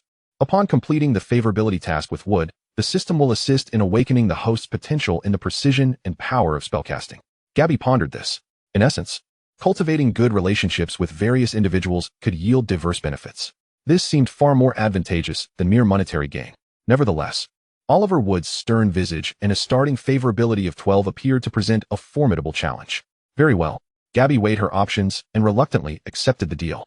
Agreement reached. Additional challenge tasks have been recorded. Please, host, endeavor to complete them. After the system's notification faded, Gabby reclined on her bed, gazing at the canopy above. Chapter 51, Challenge. Since entering into the additional challenge agreement with the system, Gabby began to direct some of her attention towards this Oliver Wood, the Gryffindor Quidditch captain. Naturally, starting with a favorability of 12 and his embodiment of Quidditch as a life's passion made her feel that approaching him directly might backfire. She resolved to begin with intelligence gathering. The information she unearthed revealed that Wood was an individual with singular focus and unwavering determination, a true Quidditch fanatic. The opportunity soon presented itself. The upcoming Quidditch match featured Ravenclaw versus Gryffindor. This meant that Gabby, as a Hufflepuff, could spectate from a relatively neutral standpoint, without the psychological burden of being branded a traitor to her house. On the day of the match, the weather was splendid. Once the game commenced, she concentrated most of her attention on Gryffindor's goal area. Each time Ravenclaw's chasers orchestrated an offensive, attempting to breach Wood's defenses, Gabby found herself holding her breath. And whenever Wood executed breathtaking maneuvers to thwart the quaffle, averting disaster, she would enthusiastically applaud. Her actions, amidst the mixed reactions of sympathy for Ravenclaw and cheers for Gryffindor, were not overly conspicuous, yet sufficiently distinct. Particularly, her focus on appreciating his goalkeeping skills rather than merely cheering for goals seemed somewhat unique. Once again, Wood, with an extraordinarily skilled single-handed deflection of a seemingly guaranteed goal, triggered a wave of astonished applause from the stands. Habitually, he steadied his broom in midair, scanning the crowd, and his gaze landed upon the familiar blonde Hufflepuff girl who was clapping for him. Wood furrowed his brow once more. Arnaud, what is she doing here? And cheering for him? His mind, filled with Quidditch strategies, encountered yet another conundrum. He could not comprehend this seemingly baseless support. It defied convention. He could only attribute it to an incomprehensible personal behavior, shaking his head and redirecting his focus to the match. Though a lingering sense of confusion and strangeness clung to him. Ding. Oliver Wood's favorability is now in chaotic calculation. Current favorability cannot be accurately displayed, fluctuating violently between 10 and 2. The system's notification invigorated Gabby. Although she could not precisely grasp it, chaos implied opportunity. A far better state than the previously unyielding 12. However, luck did not consistently favor Gryffindor. Due to Seeker Harry Potter's arm injury not being fully healed, Madame Pomfrey forbade him from engaging in strenuous activities, preventing him from participating in this critical match. The substitute Seeker, despite his efforts, clearly fell short in experience and skill compared to Ravenclaw's seeker, Cho Chang. Ultimately, Cho gracefully and precisely seized the golden snitch, securing victory for Ravenclaw. When the final whistle blew, a profound silence enveloped the Gryffindor stands, while exuberant cheers erupted from Ravenclaw's side. This loss was not merely about a single match. The chain reaction caused by Harry's absence, coupled with Wood's impatience to compensate for the Seeker's disadvantage, led to some rare mistakes, resulting in a significant defeat for Gryffindor. Worse still, the next day's edition of the Daily Prophet featured a sensational headline: "Breaking, Shocking Hogwarts. Gryffindor Quidditch Team Decimated by Ravenclaw." Fans lament, "This is the worst season ever." Although the article did not directly name anyone, it strongly implied issues with Wood's leadership as captain and the team's adaptability in the absence of their seeker. This defeat weighed heavily on the hearts of every Gryffindor player, especially Oliver Wood. He avoided all company, and training became more frenzied and grueling than ever, as he sought to wash away this disgrace with sweat. A palpable air of despondency surrounded him. Upon learning this news, Gabby felt a twinge of discomfort. Although her primary motivation for observing Wood was to enhance favorability, witnessing someone pour so much into their dreams and responsibilities only to face such a heavy blow inevitably stirred her sympathy. She hesitated, contemplating whether to take action. Directly comforting him? He might perceive it as pity, which would likely backfire. Offering a gift? He would probably dismiss it without a second glance. Early the next morning, Gabby arrived at the Great Hall for breakfast. She noticed Wood sitting alone at the end of the Gryffindor table, his plate nearly untouched, staring blankly at an empty dish. Dark circles under his eyes. Taking a deep breath, Gabby approached, clutching her cup of milk. She did not sit beside him, but paused a short distance away, speaking clearly in a tone just loud enough for him to hear. "Captain Wood, you played exceptionally well in the last match. That one-handed save was truly magnificent." She refrained from uttering empty platitudes like "don't be sad" or "you'll win next time," instead focusing on affirming his individual brilliance amidst the defeat. After speaking, she did not wait for Wood's reaction or glimpse his expression. She turned and briskly walked away. Oliver Wood abruptly lifted his head, catching only a glimpse of Gabby's retreating figure. He was taken aback, his furrowed brow concealing a whirlpool of complex emotions: surprise, confusion, and a stirring sense of being understood. In a moment when everyone around him was either openly or subtly discussing the crushing defeat, this Hufflepuff girl, the one whose actions had baffled him, chose to acknowledge his skills as a goalkeeper at his lowest point, without a word of failure. Ding! Oliver Wood's favorability chaotic fluctuations intensifying. Current favorability range may rise, fluctuating violently between 5 and 5. Chapter 52, Praise. Gabriella had just completed her History of Magic class, burdened by the weight of her heavy textbooks as she exited the classroom, intending to return to the Hufflepuff common room. Upon approaching a main corridor leading to the entrance hall, she encountered the members of the Slytherin Quidditch team, clad in their distinctive green training attire, brandishing their brooms as they marched resolutely toward the pitch for practice. Marcus Flint was bellowing orders to his teammates, while Draco Malfoy strode at the center of the group, his usual arrogance evident on his face, yet his eyes betraying an intensity of focus typical of pre-training rituals. The entire squad exuded an aura of seriousness and determination, clearly intensifying their preparations for the upcoming match. Gabriella wished to avoid any confrontation with them, particularly with Draco, and instinctively quickened her pace, lowering her head in an attempt to slip past them unnoticed. However, her efforts were in vain. Draco's keen eyes caught sight of her, particularly her hurried movements which suggested a desire to evade them, igniting a sense of disdain within him. He immediately broke away from the group, catching up to Gabriella and firmly grasping her arm with considerable force. "Oi, Arnaud." Draco's voice was laced with irritation and provocation. "What is the meaning of this? Running away upon seeing us? Do you think our training is futile, that we want to win the next match?" Gabriella winced at the pain in her arm, compelled to come to a halt. She lifted her gaze to meet Draco's hostile eyes, feeling a surge of annoyance. She was utterly exhausted today and had no energy to engage in a quarrel with this volatile individual. She struggled to free herself from his grip, but Draco held on tightly. Taking a deep breath to quell her rising anger, she replied in the most nonchalant and somewhat dismissive tone she could muster. "Let go of me, Malfoy. I mean no offense. I'm simply eager to return to the common room." To deter any further entanglement, she added dryly, "I look forward to your match." This statement, intended to convey a plea for him to release her, sounded to Draco like an insincere and begrudging wish of goodwill, only serving to further infuriate him. Rather than releasing her, Draco leaned in closer, fixing her with his gaze as he enunciated each word deliberately. "Look forward? Humph. Just wait and see, Arnaud. I will demonstrate on the field that Slytherin is the strongest, and then we shall see if you can maintain that expression." His tone was imbued with a fervent determination and an almost obsessive need to prove something to her. With that, he abruptly let go of her arm, brushed his hands together, and swiftly rejoined his team, leaving behind an aura of fury. Gabriella rubbed her arm, watching Draco's retreating figure, feeling an overwhelming sense of hunger. Beep. Draco Malfoy favorability, 5. Current favorability, 615. Gabriella sighed in exasperation.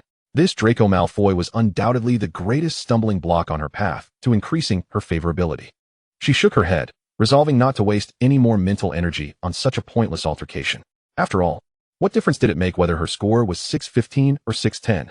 Later that night, the Hufflepuff dormitory was enveloped in silence. As Gabriella prepared to drift into slumber, a mechanical voice erupted in her mind, delivering an unwelcome piece of news that she had anticipated but was still disheartening. Additional challenge task, failing to boost Oliver Wood's favorability. Final favorability stagnation, 5. Task failure. Punishment imminent. Gabriella's heart sank, although she had sensed it coming given Wood's fluctuating favorability. The official pronouncement was still disheartening. Punishment. The host must, for 7 consecutive days, actively seek out the current lowest favorability target and utter a sincere compliment. The system will assess sincerity. Current lowest favorability target, Draco Malfoy, 615. Gabriella. She shot upright in bed, nearly crying out, but managed to stifle her voice. This punishment felt far worse than a mere fine of 10,000 galleons. To force her to compliment the haughty, venomous peacock that she so disliked, and to do so for 7 consecutive days was truly unbearable. System, she seethed internally. How could you devise such a torment? This is nothing short of mental torture. The system's voice remained unperturbed. Detected strong resistance from the host. Alternative punishment proposed. Temporarily transform the host into a small piglet for 7 days. During this period, the host will be unable to use magic, cannot speak, and must live in pig form. Imagining herself as a squealing little piglet scurrying through the corridors of Hogwarts, being chased by Peeves, surrounded by mocking students, and quite possibly sent to the kitchens, made her shudder. No, absolutely not. This was a fate 1,000 times worse than having to compliment Draco Malfoy. In weighing the lesser of 2 evils, Gabriella made a swift decision. Gritting her teeth, with a sense of tragic resignation, she declared in her mind to the system, I choose to compliment Malfoy. Uttering those words felt like the last of her strength had been drained, and she collapsed back onto her bed. Staring despondently at the dark canopy above, she began contemplating what pose she could assume tomorrow to avoid looking too foolish while fulfilling this wretched task. Merlin. How would she endure these 7 days? Chapter 53. The Struggle. Day 1. Breakfast time. Gabriella sat at the Hufflepuff long table, poking at the fried egg on her plate, her gaze occasionally flickering toward the dazzling golden head at the Slytherin table. Internally, she was embroiled in a fierce battle of thoughts. Go on, Gabriella. Whether you stick your neck out or withdraw, it's a cut either way. Consider the little piglet. Do you wish to become one that might end up on the dinner table? Ultimately, the dread of becoming a piglet overpowered her pride. Taking a deep breath, as though marching to her execution, Gabriella rose and trudged with heavy steps toward the Slytherin table.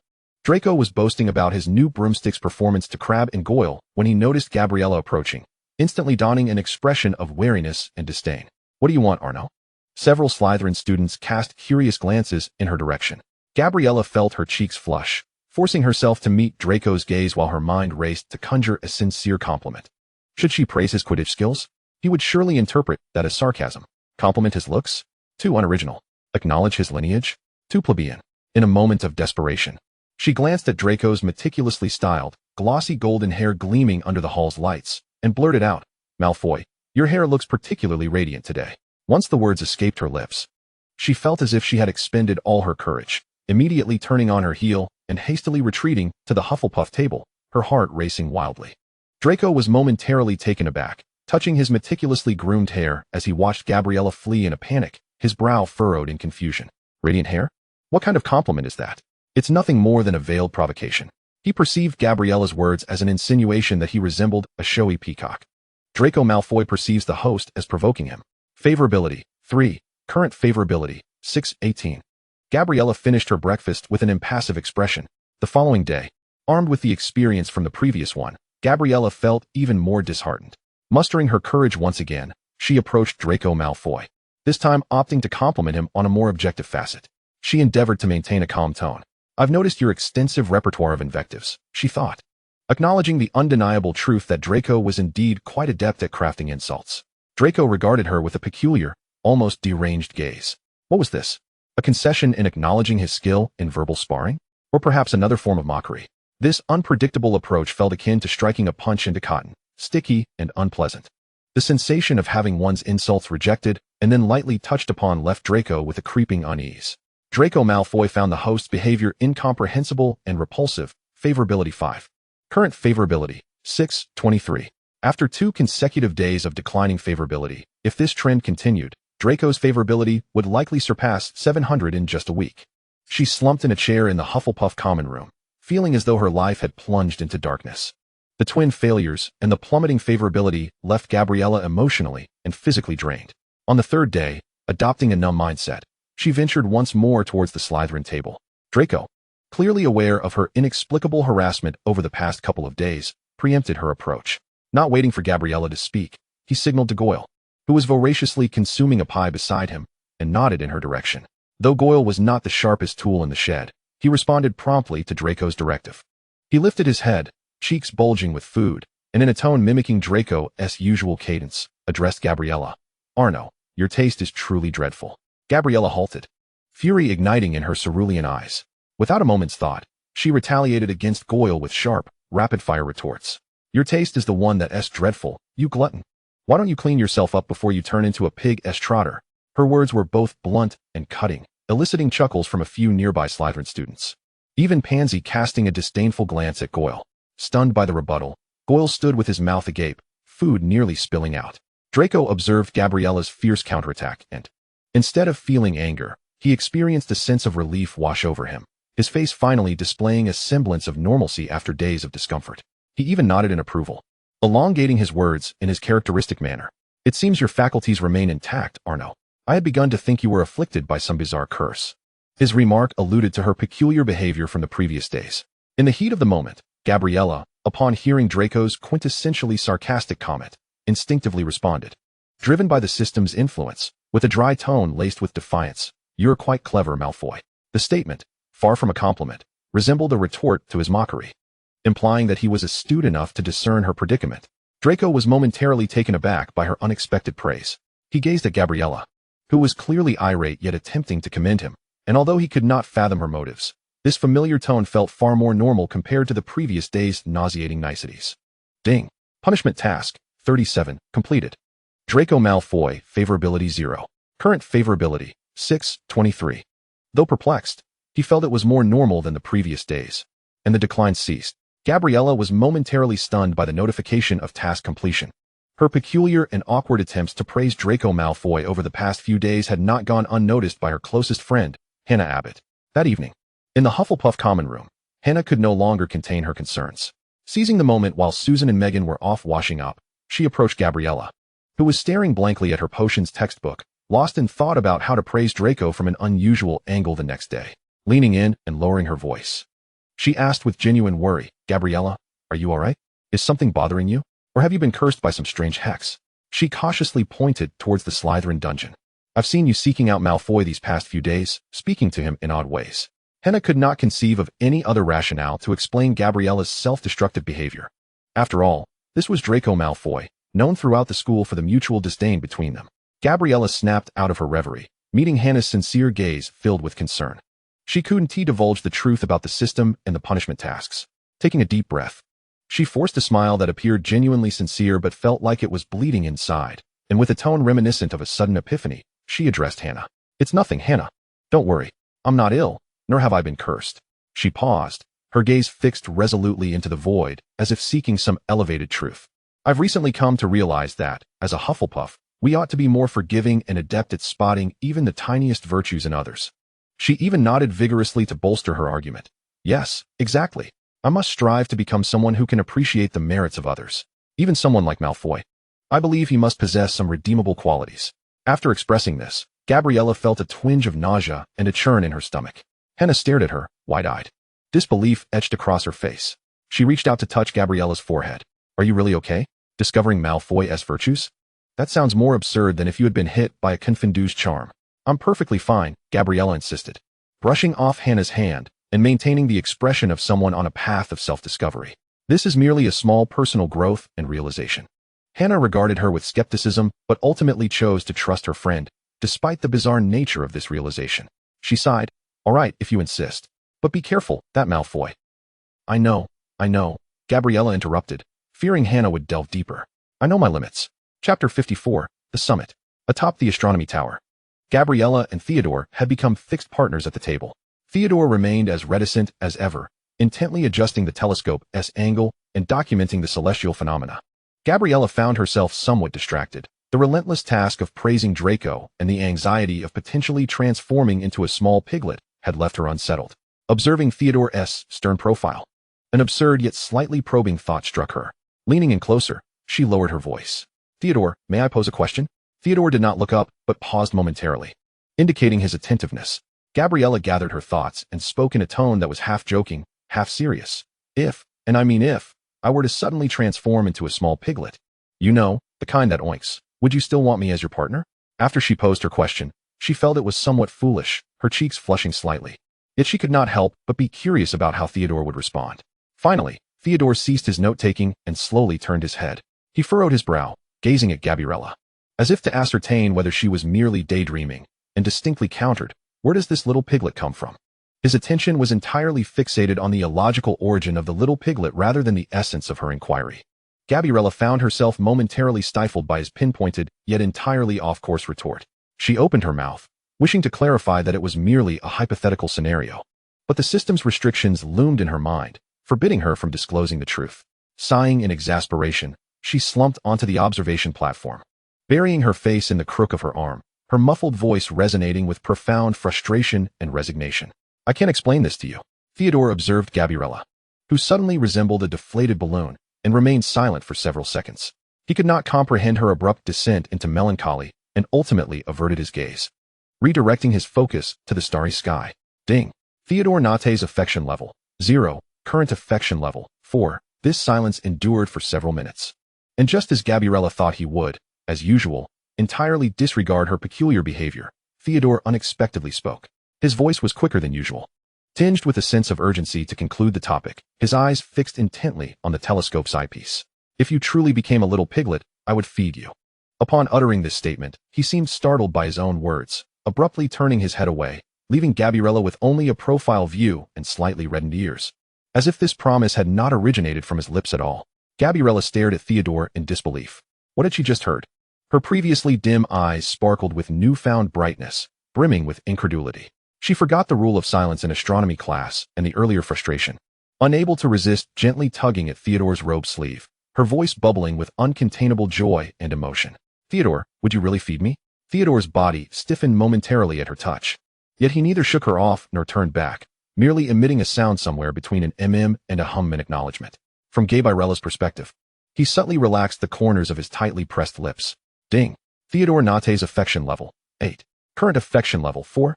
The system's chime was like a celestial melody, not only restoring the fallen affection points, but also surpassing the previous high. Ever since Theodore made that peculiar promise about feeding her as a little piglet. Despite the odd context, Gabriella wielded it like a talisman, occasionally brandishing it to tease him, especially when she desired something or simply wished to provoke this iceberg of a boy. On that day, in the corridor after their history of magic class, the two walked in tandem, Gabriella hastening a few steps to join Theodore, earnestly counting off on her fingers as she meticulously crafted a menu for her potential porcine existence. Theodore, I must inform you in advance, she declared, tilting her chin defiantly. Even if I become a little piglet, I must be the pampered one. I refuse to eat ordinary pig feed. Theodore continued walking without interruption, casting her a fleeting glance but remaining silent, indicating for her to proceed. Gabriella, emboldened by his taciturn license, pressed on. I want organic cheese flown in from the alpine pastures of Switzerland, and grapes from specific regions in Italy. The noodles I consume must be garnished with Alba white truffles, and, by the way, the milk every morning must be the freshest. She rambled on, enumerating a plethora of seemingly exorbitant and highly coveted delicacies, completely immersed in her self-fashioned luxurious dream of being a piglet. Theodore listened in silence, his expression impassive, until Gabriella paused to catch her breath, at which point he unexpectedly interjected. He acknowledged her with a simple sound before leisurely adding, his gaze calm and directed ahead. Even in a slightly poorer family than mine, they could not afford to feed you. His words bore no hint of boastfulness. He merely stated what he perceived as an objective reality. The Nate family's resources were ample enough to support her extravagant whims. Gabriella was momentarily taken aback by his statement. blinking in surprise. Was he implying that she was too extravagant? Or was he merely stating the fact that the Nate family was wealthy? However, Gabriella's focus quickly shifted. Instead of feeling offended, her eyes lit up as she seized upon the crux of Theodore's words. So, your family can afford it, right? She inched closer. You can't go back on your word. Theodore replied, all right. He quickened his pace, leaving her trailing behind. Yet the faint flush of his ears seemed to betray his otherwise composed demeanor. Ding. Theodore Nate's affection level, 1. Current affection level, 5. Gabriella watched Theodore's slightly hurried retreat, unable to suppress a triumphant smile. Although the process remained awkward and the dialogue peculiar, at least his affection for her was steadily increasing. Chapter 55, completed. On the 7th day, Gabriella, with a sense of pilgrimage, delivered her final praise for Draco Malfoy. This time, she exerted considerable effort to commend him for his impressive stance when hurling insults. Draco cast her a glance filled with incredulity. Yet perhaps accustomed to her antics or simply numb to them, he surprisingly did not deduct any affection points. Ding. All penalty tasks, 77, completed. Penalty concluded. The host need not transform into a little piglet. When the system's notification confirmed the end of her punishment, Gabriella felt as though the colossal weight that had pressed upon her heart for an entire week had finally been lifted. She was on the verge of tears of joy, yearning to ascend to the top of the astronomy tower and proclaim her elation. She was finally free from the daily torment of fabricating compliments for that insufferable brat. This exhilarating sense of rebirth compelled her to share the news, to report this momentous revelation to the one person privy to the truth. She found Theodore in their familiar corner of the library, deeply engrossed in an ancient tome with yellowed pages that appeared exceedingly profound. Gabriella hurried over and seated herself across from him, her face alight with uncontainable joy, her voice imbued with buoyant excitement. Theodore, Theodore. Theodore lifted his gaze from the pages, his eyes tranquil as they met hers. I have good news to share. Gabriella leaned forward, lowering her voice, yet her excitement was impossible to mask. I want to be turning into a little piglet for the time being. She finished her proclamation, her eyes sparkling as she awaited his reaction. Perhaps a congratulatory remark or at the very least a sense of relief. Theodore simply regarded her quietly, a hint of barely perceptible disappointment flickering across his face. After approximately 2 or 3 seconds, he responded in a flat tone, devoid of any emotional inflection, I see. In truth, Theodore's earlier promise had not been entirely dismissive. He had harbored a fleeting curiosity, even if only as a whimsical notion, about raising a finicky and extravagant little piglet. Gabriella observed Theodore as he lowered his head once again, redirecting his focus to the weighty tome before him. She refrained from disturbing him further, propping her chin on her hand while admiring the serene profile illuminated by the soft glow of the lamp. Ding. Theodore Knott's affection level, 0, current affection level, 5. Following the petrification of Mrs. Norris, first-year Gryffindor Colin Creevey also fell victim to the same fate, intensifying the anxiety that gripped every inhabitant of the castle. Students no longer dared to wander alone, particularly in the secluded corridors and empty classrooms. On Saturday morning, Gabriella meticulously prepared herself in her dormitory, donning a warm yellow woolen dress and intricately braiding her golden tresses, ensuring that she maintained an air of elegance even amidst the prevailing panic. However, she no longer felt inclined to roam as freely as she once had. Once ready, she gathered several textbooks and parchment, making her way to the Hufflepuff common room. The atmosphere was warm, bright, and bustling with students, offering a considerable sense of security. She settled into a well-lit spot by the window and began to tackle her seemingly endless assignments. Before long, Cedric Diggory approached, carrying his own books, and took a seat on the sofa opposite her. He appeared somewhat burdened by his thoughts, yet he still managed to greet Gabriella with a smile. Good morning, Gabriella. Good morning, Cedric, she replied, lifting her gaze from her work and returning his smile. As Cedric organized his parchment, he casually inquired, by the way, what has Professor Lockhart been teaching you in your second-year defense against the dark arts? Surely, there must be some practical content amidst all this? The mention of Lockhart elicited a reaction from Gabriella, akin to a cat whose tail had been stepped on, as she displayed open disdain and exasperation. She set down her quill and exaggeratedly sighed. Professor Lockhart? Him? I fear he has taught us nothing of worth. Apart from having us memorize his favorite sock color and recounting how he vanquished an entire village of vampires with nothing but a smile. Merlin. I now suspect that the tales in his books were penned by hired hands. In the current circumstances, facing the potential threat of the creature from the Chamber of Secrets, the younger students possessed little in the way of effective self-defense. As Cedric listened to her, his smile gradually faded, a flicker of seriousness crossing his gray eyes. He set down his belongings, leaned forward, and regarded Gabriella with a more earnest tone. So, You currently lack any means to handle emergencies? Pretty much, Gabriella pouted. Aside from running quickly or relying on sheer luck to avoid being caught. Cedric fell silent for a moment before suddenly rising and moving to Gabriella's side. His tall stature and serious expression commanded attention. This won't do, he stated, unceremoniously grasping her wrist with a gentle but firm hold, pulling her up from the comfort of her armchair. Come on, I'm taking you somewhere to teach you a few things. Huh, where to? What will I learn? Gabriella stumbled slightly, caught off guard by his sudden action as she clutched her books. An empty classroom, Cedric replied succinctly, leading her toward the common room entrance. I'll teach you some basic spells that might give you a chance to escape or call for help. We can't rely solely on Lockhart or luck. His hand was warm and strong, and as Gabriella observed his determined profile, her fleeting annoyance at being interrupted dissipated. She ceased her struggles and obediently followed Cedric out of the bustling common room. Despite the castle's lurking dangers, she found greater solace in learning protective measures from a reliable upperclassman than remaining alone in the common room, lost in anxious thoughts. In the empty classroom, Cedric patiently demonstrated the incantation for the disarming charm, his movements precise and explanations clear. Initially, Gabriella focused intently, but after several attempts at waving her wand and reciting the spell, her limited patience and stamina began to wane. Her arms grew weary from the repeated motions, her concentration faltering. After yet another failure that merely caused the dummy's stick to wobble, Gabriella finally lowered her wand, rubbed her wrist, and muttered, I'm tired. I don't want to practice anymore. Cedric paused, looking at her with concern. What's the matter? Is your wrist bothering you? Or is there something you don't understand? He assumed she was encountering a difficult point.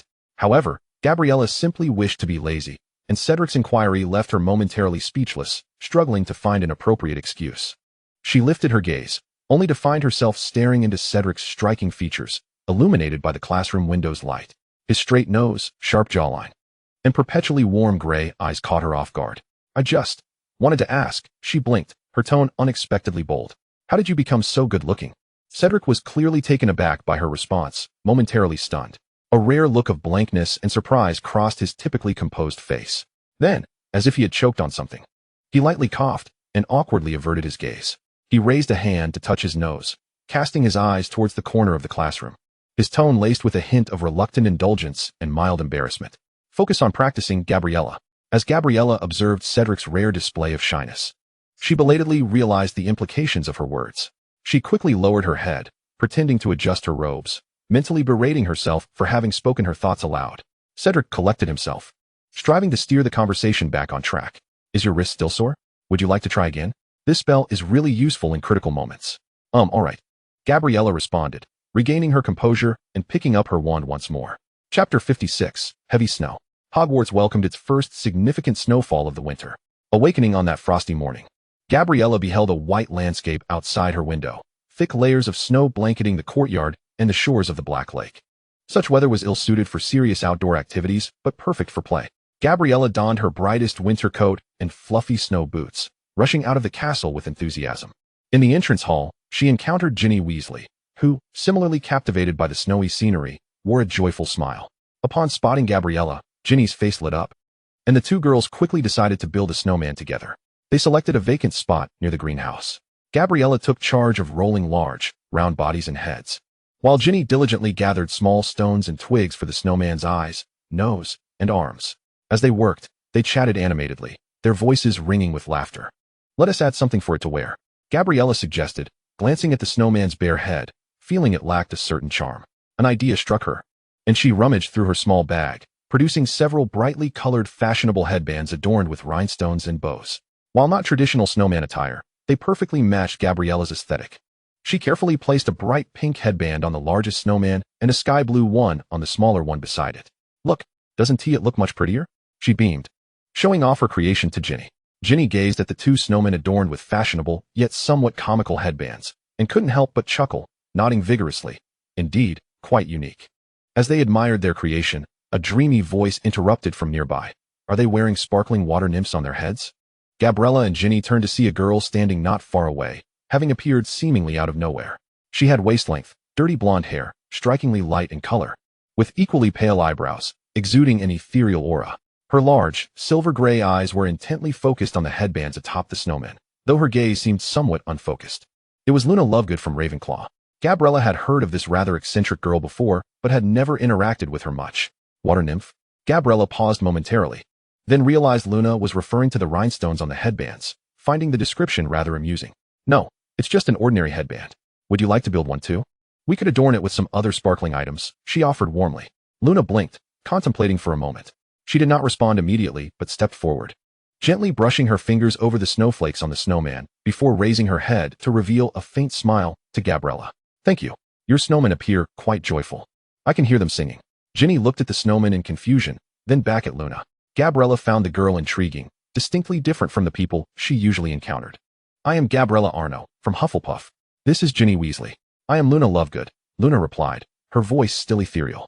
Do you mind if I build a few little creatures here? They enjoy rolling in the pristine snow. Gabriella and Ginny exchanged glances, though they were unsure what she meant. They nodded in agreement, certainly not minding. Thus, the three girls busied themselves in the snow. Gabriella and Ginny continued to refine their snowmen, while Luna began to sculpt something peculiar in the shape of abstract insects out of snow. Ding! Ginny Weasley's affection level increased by 5. Current affection level, 15. Ding! Luna Lovegood's affection level increased by 10. Current affection level, 10. While Gabriella, Ginny, and Luna were engrossed in decorating their respective snowmen, a lively sound of laughter approached from afar. Our esteemed Hufflepuff VIP clients and our dear little sister, Fred and George, appeared from nowhere, their cheeks flushed and snowflakes dusting their clothes, each holding a small device that resembled a contraption made of an old alarm clock and magical springs, ringing merrily. They were testing a new prank product. Fred, George, Ginny exclaimed upon seeing her brothers, her face brightening, though she cast a slightly embarrassed glance at Gabriella. Gabriella brushed the snow off her hands and greeted the twins with a smile. Hi. What new invention have you come up with this time? I hope it's not another one of those fear that makes you laugh boxes, she teased playfully. Fred shook the device in his hand. This is the newly developed timed snowball launcher. Still in the testing phase, George glanced between Ginny and Gabriella, a mischievous smile appearing as he nudged Fred with his elbow. Wow, look at that, Ginny. You've become good friends with our esteemed Miss Arnaud. Quite nice. His tone carried a brotherly tease towards Ginny and a familiarity with Gabriella, their esteemed customer. Ginny's cheeks flushed, and she muttered under her breath, mind your own business. Gabriella, however, was unfazed, puffing out her chest with pride. Of course. Ginny is far more reliable than both of you. Fred and George feigned hurt expressions, clutching their chests. How cruel, Miss Arnaud. We are providing you with VIP viewing services. Luna quietly observed their interaction from the side. The twins' arrival enlivened the atmosphere in the snowy field.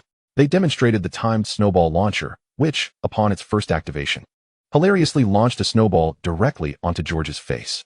After chatting for a while longer, they scampered away with their new invention, bickering excitedly as they continued their testing. Ding! Fred Weasley's affection level increased by 1. Current affection level, 26. Ding! George Weasley's affection level increased by 1.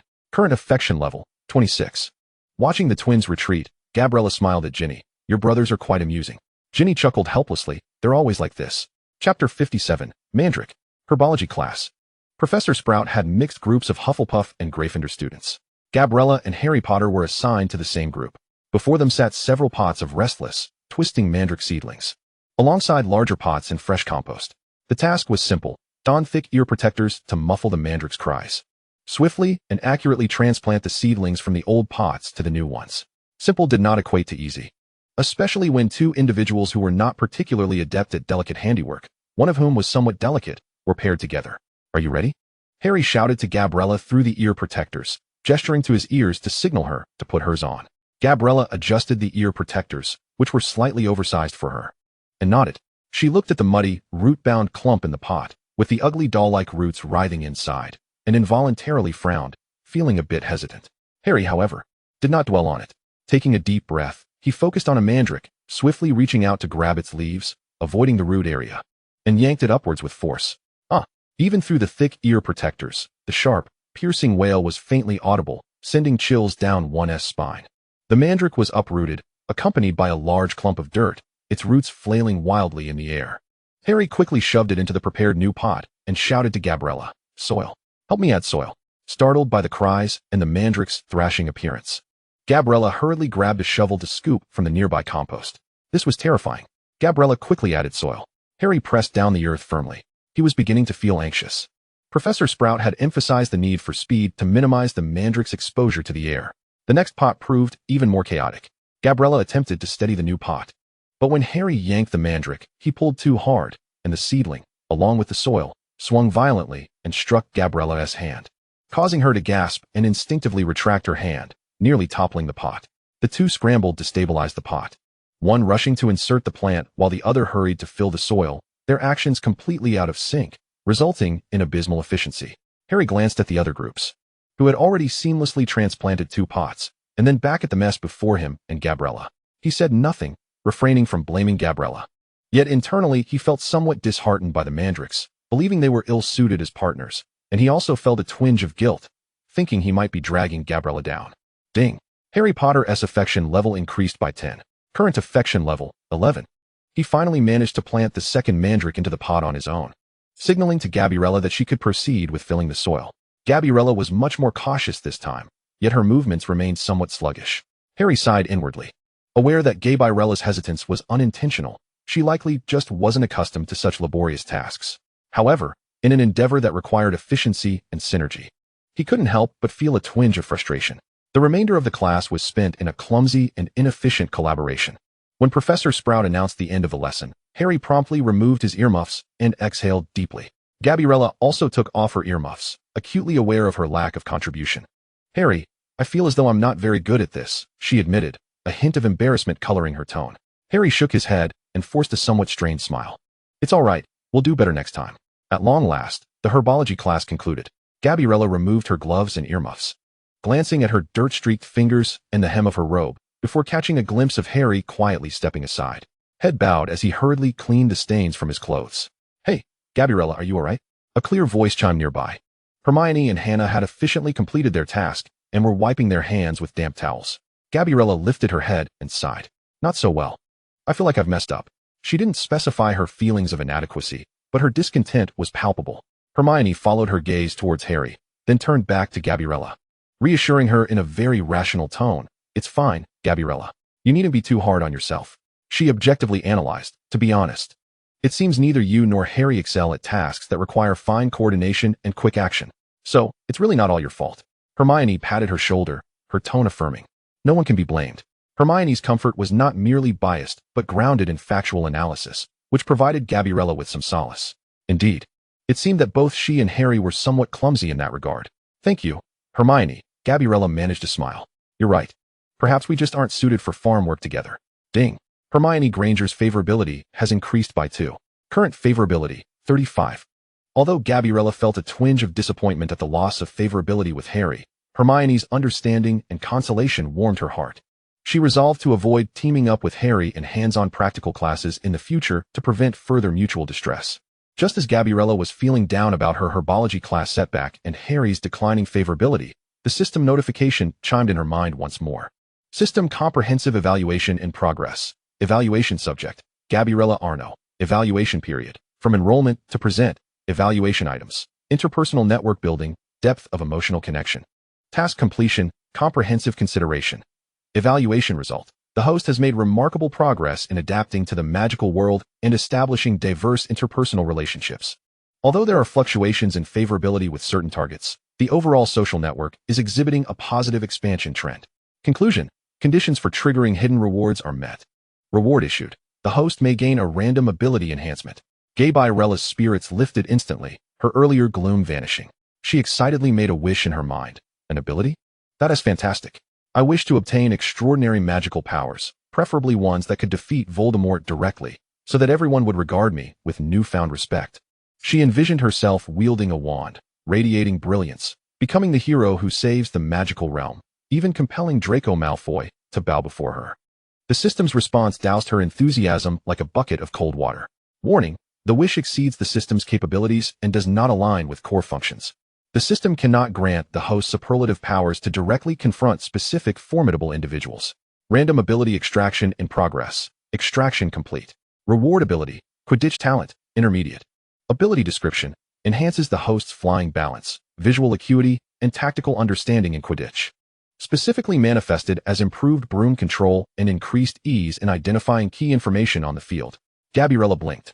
She had hoped for some dazzling spell or unparalleled charm. But this sounded quite promising as well. The ability reward is randomly drawn to assist the host in fully integrating into the magical world. Quidditch is a significant cultural activity in the wizarding realm, Mastering this skill will enhance the host's overall evaluation.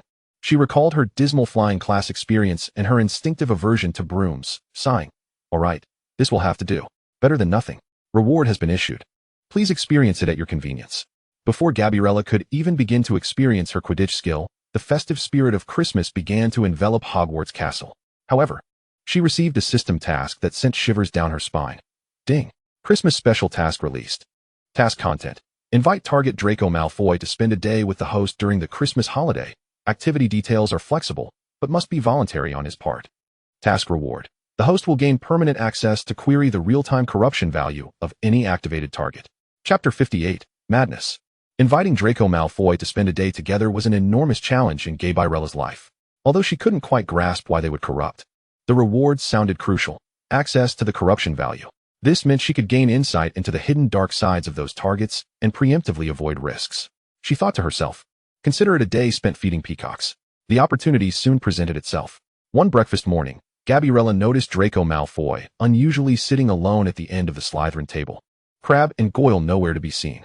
He was leisurely eating, his expression neutral, taking a deep breath, as if marching towards a gallows. She approached with a cup of milk and naturally seated herself across from him. Draco lifted his eyelids, saw her, and immediately revealed his unabashed disdain. "Arnaud, what do you want this time? You're not welcome here." Gabriella ignored his rude demeanor and cut straight to the chase, dropping the bombshell. "Malfoy, during the Christmas holiday. Would you like to come to my house for a day?" Draco regarded her as though she were speaking utter nonsense, scrutinizing her from head to toe, a sardonic smile creeping onto his face. "Did you wake up on the wrong side of the bed this morning, or have you finally lost your mind?" He pointed to his temple. Gabriella had anticipated this reaction, suppressing her irritation as she cast out the first bait. "I can offer you a pony, a purebred, well-trained warmblood." Draco scoffed, arrogantly lifting his chin. "A pony? My father could buy me 10 any time. Do you think the Malfoy family lacks that?" The first attempt had failed. Gabriella remained undeterred, swiftly shifting tactics and enthusiastically describing the pleasures that Arnaud Manor could offer, which Malfoy Manor might not possess. "My home has a chocolate fountain machine airlifted from Switzerland, the best in the world, and a private cinema where we can watch the latest Muggle action blockbusters. There exists a thermally regulated swimming pool constructed in the style of ancient Roman baths. Oh, and my father has just created an enormous indoor magical botanical garden for me. Within it, one can find a plethora of peculiar varieties that are absent from the greenhouses of Hogwarts, and we can embark on an adventure riding our enchanted brooms." She racked her brains, articulating every luxurious, intriguing, and even slightly adventurous notion she could summon, her tone vividly accentuating her words in an attempt to pique Draco's curiosity.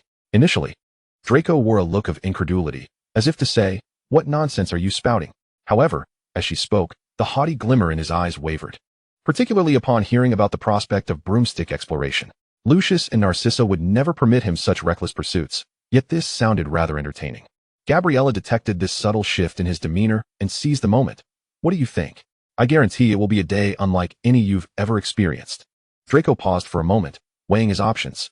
Spending an entire day with that insufferable Hufflepuff was indeed daunting, but the things she described did sound somewhat interesting.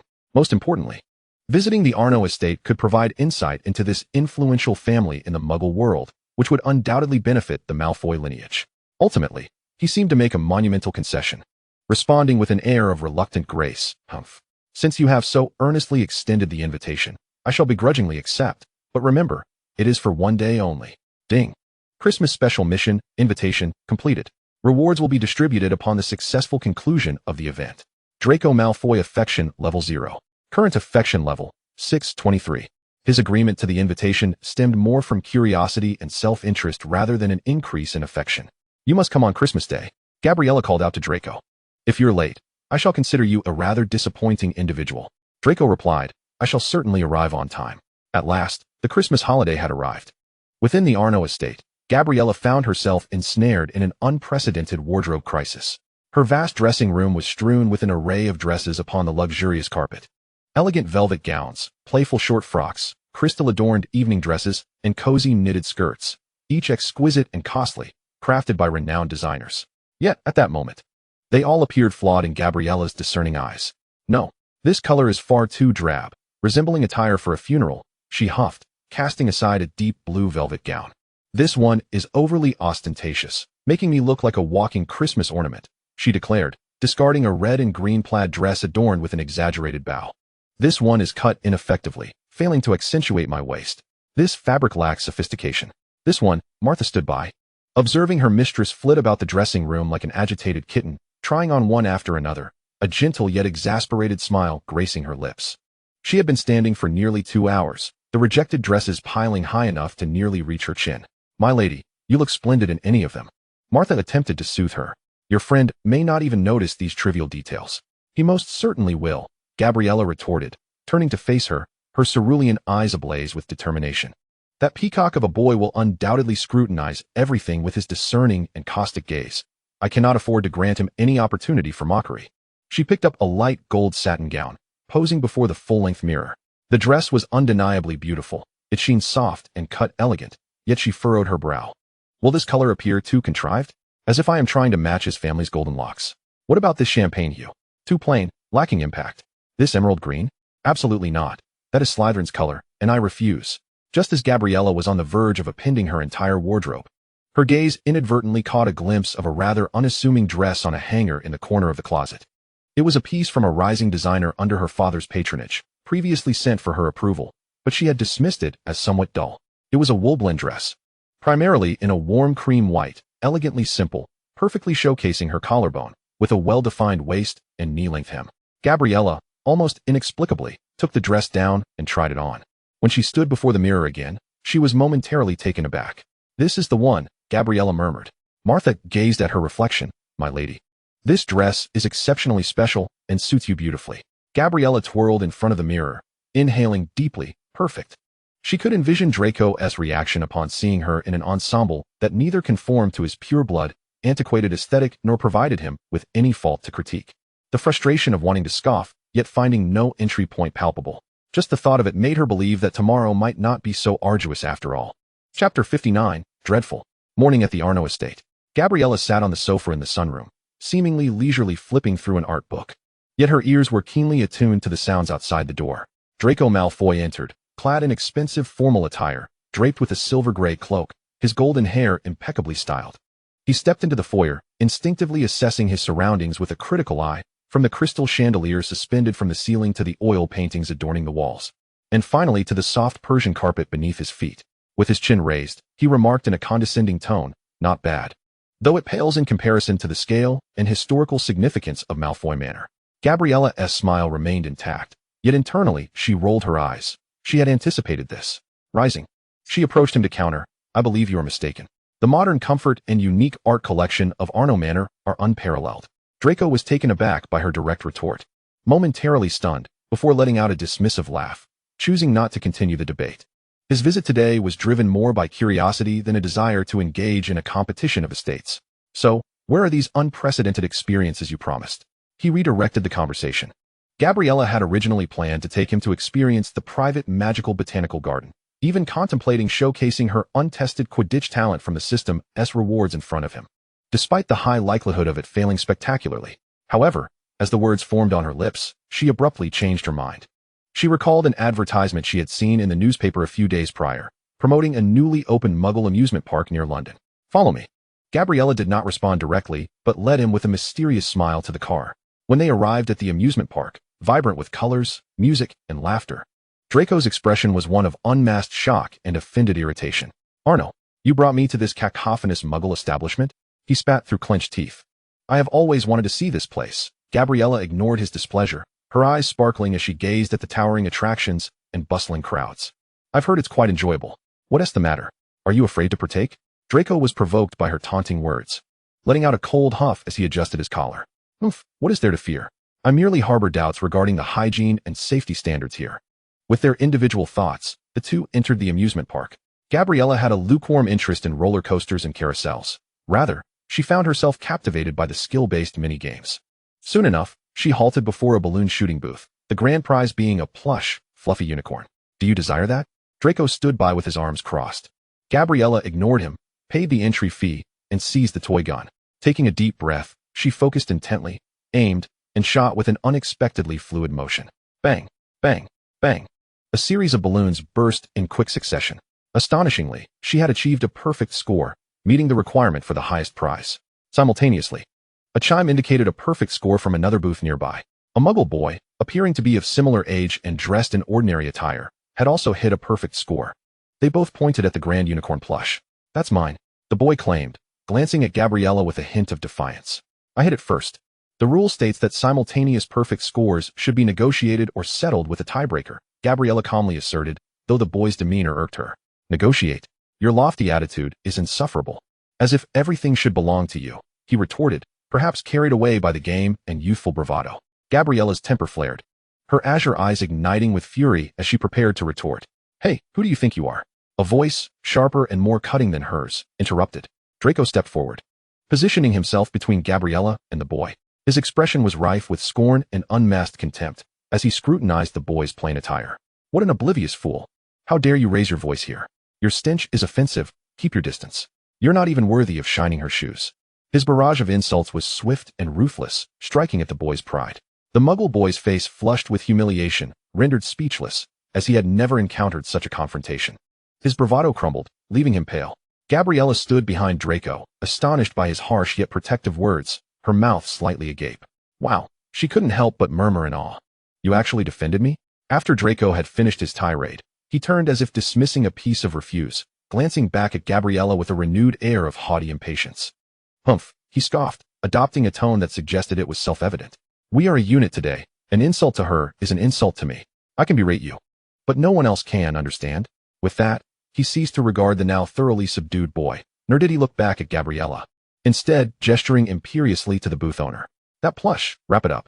The booth owner, intimidated by his earlier demeanor, hurriedly handed over the unicorn. Draco casually accepted the large, fluffy prize, incongruous with his own demeanor, and without a glance, thrust it into Gabriella's arms, who was still in a daze. "Take it, we're leaving." His tone remained impatient as the enormous plush was nestled in her embrace. Gabriella, clutching the adorably overwhelming toy, watched Draco stride ahead, then glanced down at the silly, grinning unicorn in her arms, her emotions swirling in a complex, indescribable tangle. Ding. Draco Malfoy, favorability 5. Current favorability, 6/18. This was the first time Gabriella had heard the notification of Draco's increasing fondness, leaving her feeling somewhat unaccustomed. Chapter 60, The Botanical Garden. Clearing her throat, Gabriella attempted to break the awkward silence. "Next, I shall take you to see the magical botanical garden I promised." Draco emitted a non-committal grunt from his nose, yet he followed her lead. This garden was specially crafted for Gabriella by Mr. Arnaud after she entered Hogwarts, in collaboration with magical beings. The Arnaud Manor's magical botanical garden was not a traditional greenhouse, but rather a vast domed space constructed in accordance with the terrain, protected by potent magic to maintain constant temperature and humidity. It simulated various ecological environments, from the humid warmth of tropical rainforests to the arid conditions of desert regions, where a plethora of peculiar magical plants thrived. Upon entering the garden, Draco's previously nonchalant and arrogant expression began to soften. In an area designed to mimic a marsh, they spotted a young Venus flytrap lazily yawning, revealing its toothy maw. She guided Draco through the winding paths, and indeed, as she had boasted, they retrieved 2 brooms suited for low-altitude, complex maneuvers from the entrance. "Care to give it a try?" Gabriella mounted her broom, casting a challenging glance back at Draco. Internally, she felt a twinge of anxiety. Her intermediate Quidditch skills had yet to be tested in real time. Draco, evidently stirred by competitive spirit, swiftly mounted another broom. "Humph. What is there to fear?" The two flew in tandem, weaving through the expansive foliage. Gabriella was astonished to discover that her control over the broom had vastly improved since her clumsy first-year attempts. Her balance and spatial awareness had sharpened significantly. She deftly maneuvered around dangling aerial roots and suddenly protruding large leaves. Draco, flying alongside her, displayed his mastery, but his attention was captivated by the extraordinary plants around them. He frequently glanced around, occasionally naming a species he recognized or found intriguing, though his tone remained evaluative. This variant of the venomous tentacula has been cultivated rather well." After their flying adventure concluded, both were slightly breathless, yet the atmosphere was palpably more relaxed than upon their entry. Draco refrained from making any further comments about how inferior the garden was compared to his own, leaving the botanical garden and returning to the main residence. Gabriella contemplated for a moment before summoning Martha to retrieve an exquisitely packaged gift box from her room. "This," she said, handing the box to Draco in as casual a tone as possible, "is a gift for your mother. It's a rather well-known perfume from the Muggle world, with a very distinctive scent, although I'm not certain if she would find it useful." This was a statement of truth. Draco's mother was undoubtedly a proud pureblood witch. and Gabriella felt uncertain about whether she would even consider using a Muggle perfume. Nevertheless, it was the best gesture she could think of that aligned with her status without being overly sycophantic. Draco remained silent for a few seconds before finally reaching out to accept it, offering no thanks, merely stating in a tone devoid of emotion, "I will pass it on." Ding. Draco Malfoy, favorability 3. Current favorability, 615. The day's enforced socializing was finally drawing to a close. Old John drove Draco to the point of connection for the Flu network leading back to Malfoy Manor. Before exiting the car, Draco paused by the door, glancing at Gabriella, who was clutching the unicorn plush. Today was somewhat amusing, he finally remarked, his tone not entirely friendly, but at least devoid of the initial pure disdain. With that, he turned and stepped into the green flames without looking back. Gabriella watched as the flames dissipated, exhaling a long sigh of relief. Feeling more fatigued than after attending 10 consecutive potions classes, she glanced down at the unicorn in her arms, grinning foolishly, and poked it. "How can you be so blissfully happy?" she murmured softly. Ding. Christmas special task, spend a day together, completed. Task reward issued. Host gains permanent access to query the real-time corruption levels of any activated targets at any time. Current queryable targets, Draco Malfoy, Theodore Nott. Blaise Zabinai, listed with affection levels. With this newfound ability at her disposal, Gabriella yearned only to return to her plush bed, cradling this unexpected prize, and indulge in a long, restful slumber. Affection levels could be a concern for another day. Chapter 61, The Duck Boat. Over the next few days, Gabriella completely surrendered herself to the languor of the holiday season. She became enamored with a secluded lakeside park in downtown London, a hidden gem rarely frequented by others, especially after a snowfall, where the scenery was breathtaking. Each afternoon, she had old John drop her off nearby, wrapping herself in the thickest, softest cashmere shawl.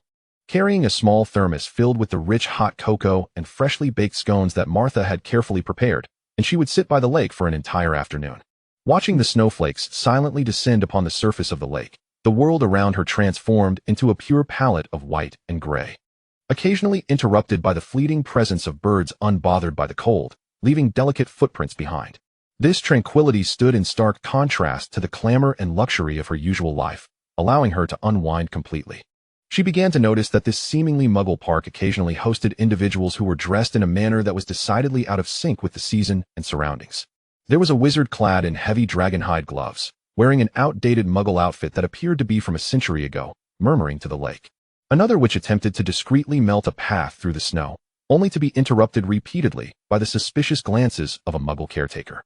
As Gabriella sipped her hot cocoa, a realization dawned upon her. Previously, she had overlooked these peculiarities. However, now, with the discerning eye of an insider, she found these wizards to be somewhat odd, possessing a charming awkwardness that set them apart from the Muggle world. That afternoon, the snowfall had softened to a fine mist. Gabriella arrived as usual, only to discover that someone was already seated on a nearby bench facing the lake. She spotted a young boy in a dark coat, his slim figure upright and solitary, blending seamlessly into the surrounding quietude. He was engrossed in a book resting on his lap, his head bowed, oblivious to the snowflakes that landed upon his dark hair and shoulders. In such frigid weather, someone was actually sitting here reading? Gabriella mused, recognizing the familiar silhouette. She approached quietly, curiosity guiding her steps. Upon seeing his profile, she was taken aback and nearly gasped. It was Theodore Nott. What was he doing here? Shouldn't he be at Nott Manor during the Christmas break, or at least socializing with some members of the Slytherin clique? Why was he alone in this Muggle park, reading amidst the icy chill? Theodore was completely absorbed in his own world, utterly unaware of Gabriella's approach. His fingers, turning the pages, were slightly reddened from the cold, his complexion paler than usual, and a few snowflakes clung to his long eyelashes, exuding an inexplicable sense of solitude. Without hesitation, Gabriella cradled her thermos and softly walked over, taking a seat at the opposite end of the bench, maintaining a distance that was neither too far nor too close, allowing them to coexist without intruding upon each other. She remained silent for a moment, mirroring his demeanor as she gazed quietly at the still lake, pouring herself a cup of rich, fragrant hot cocoa. She did not drink it right away but held it in her hands for warmth. Then, she retrieved a still warm scone, slathering it with a generous amount of clotted cream and strawberry jam. Only after completing this did she turn her head and say, "Hey Theodore, are you here to watch the snow too?" Theodore lifted his gaze from the pages upon hearing her voice, casting her a brief, indifferent glance devoid of surprise or welcome. He then lowered his head, returning his focus to the book. "It's just quieter here," he muttered. Gabriella had long grown accustomed to his aloofness and paid it no mind. She sniffed and found her attention drawn to a row of adorably clumsy duck boats tethered by the lakeside. An audacious idea sprang to her mind. "Theodore," she said, her voice tinged with eager excitement as she pointed towards the duck boats. "Let us go ride one. I've always wanted to try that." She indicated one particularly vibrant yellow duck boat with a large orange beak. Theodore's gaze remained fixed on his book, and without a moment's hesitation, he curtly replied, "No." His tone was definitive, leaving no room for negotiation. Gabriella blinked, pouting slightly, and with an air of exaggerated grievance, she whispered, "But I've been here drinking afternoon tea by myself for several days. It's so boring. My Christmas wish is to ride a duck boat just once." As she spoke, she discreetly observed Theodore's reaction. He did not look up, but Gabriella keenly noticed his furrowed brow and the soft sigh that escaped him. The atmosphere thickened for a few seconds. Just as Gabriella thought her strategy had failed and was preparing to abandon her act, Theodore finally closed his book. He stood up, his expression unreadable. "Fine. Ding." Theodore, not affection level 0. Current affection level 5. Gabriella's face instantly transformed. Her previous distress vanished as if it had never existed. With a joyful leap, she grabbed Theodore, who appeared somewhat reluctant, and led him to the rental booth to pay for the boat. They climbed aboard the delightfully silly yellow duck boat, which required two to sit side by side and simultaneously pedal to propel it forward, each wielding a small paddle to steer. Gabriella eagerly settled down, energetically pedaling, and the boat wobbled away from the shore.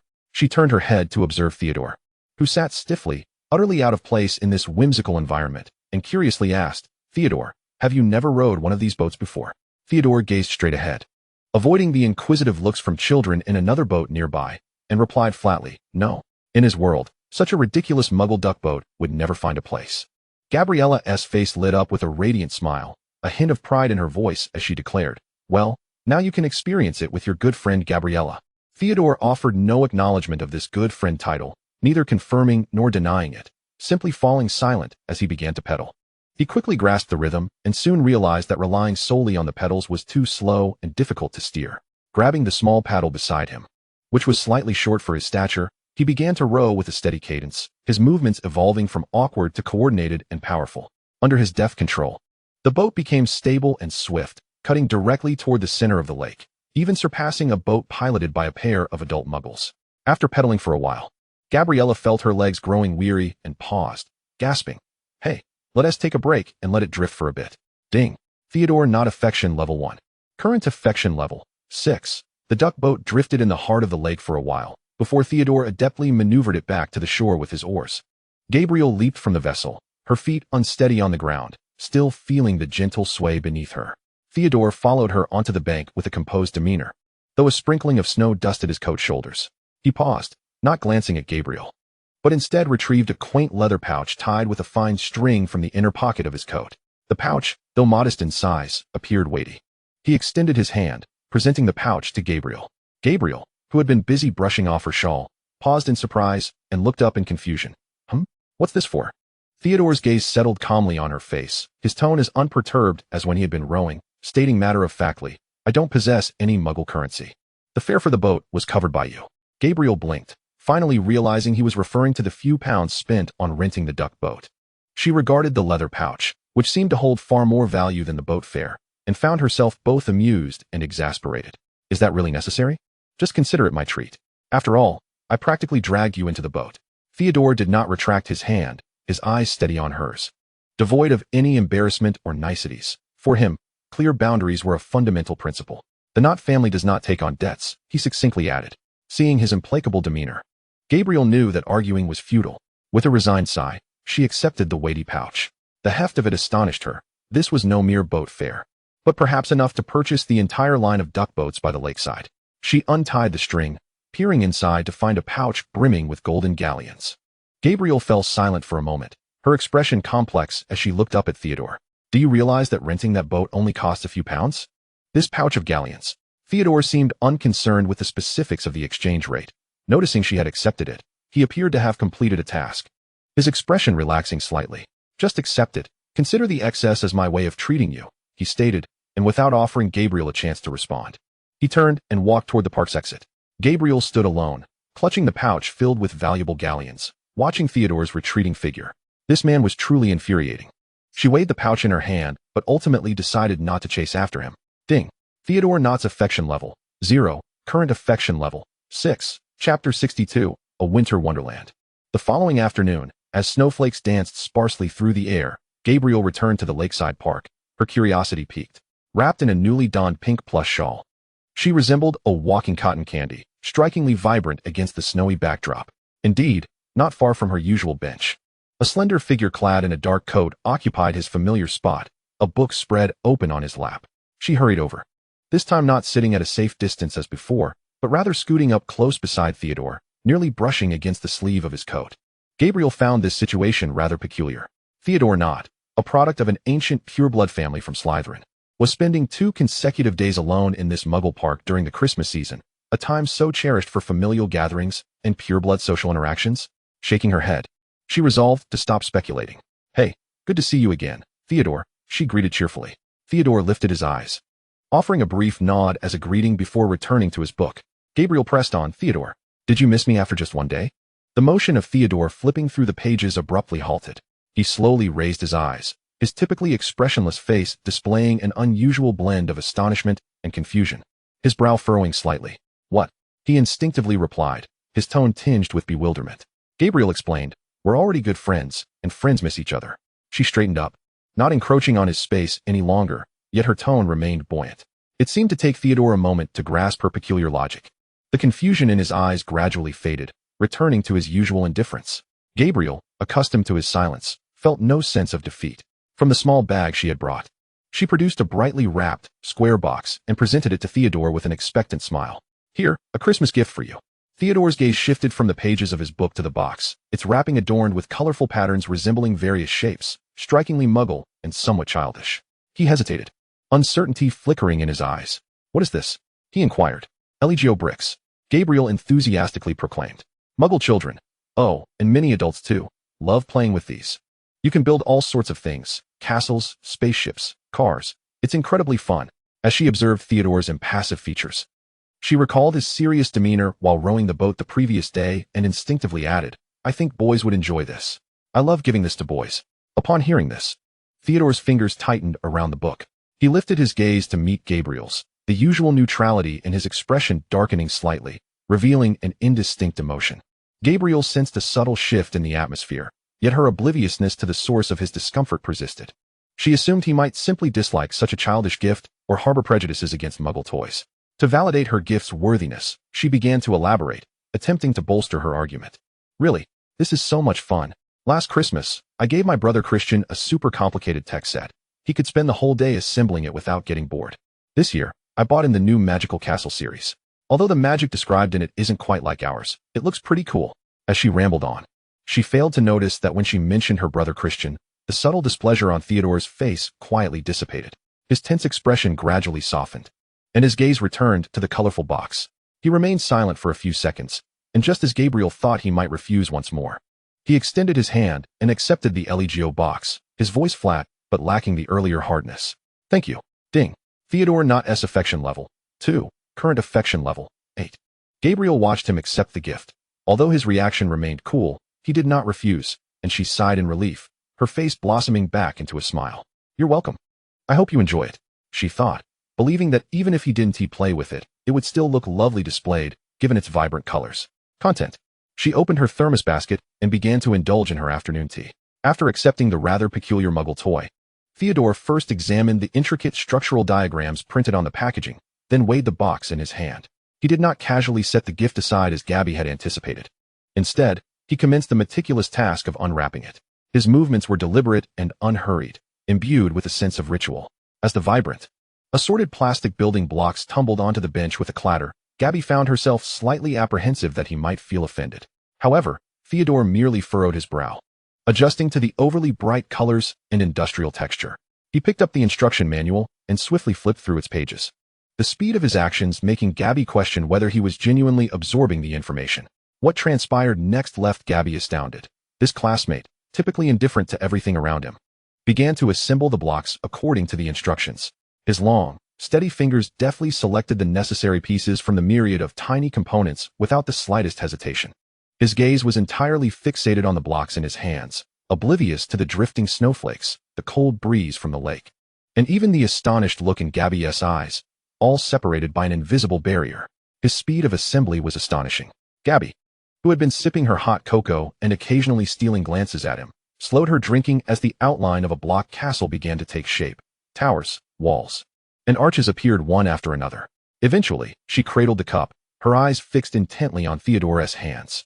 On the lakeside bench, a cool, aloof youth was wholly engrossed in constructing a vividly colorful Muggle toy amidst the wintry landscape, a sight that was inherently peculiar.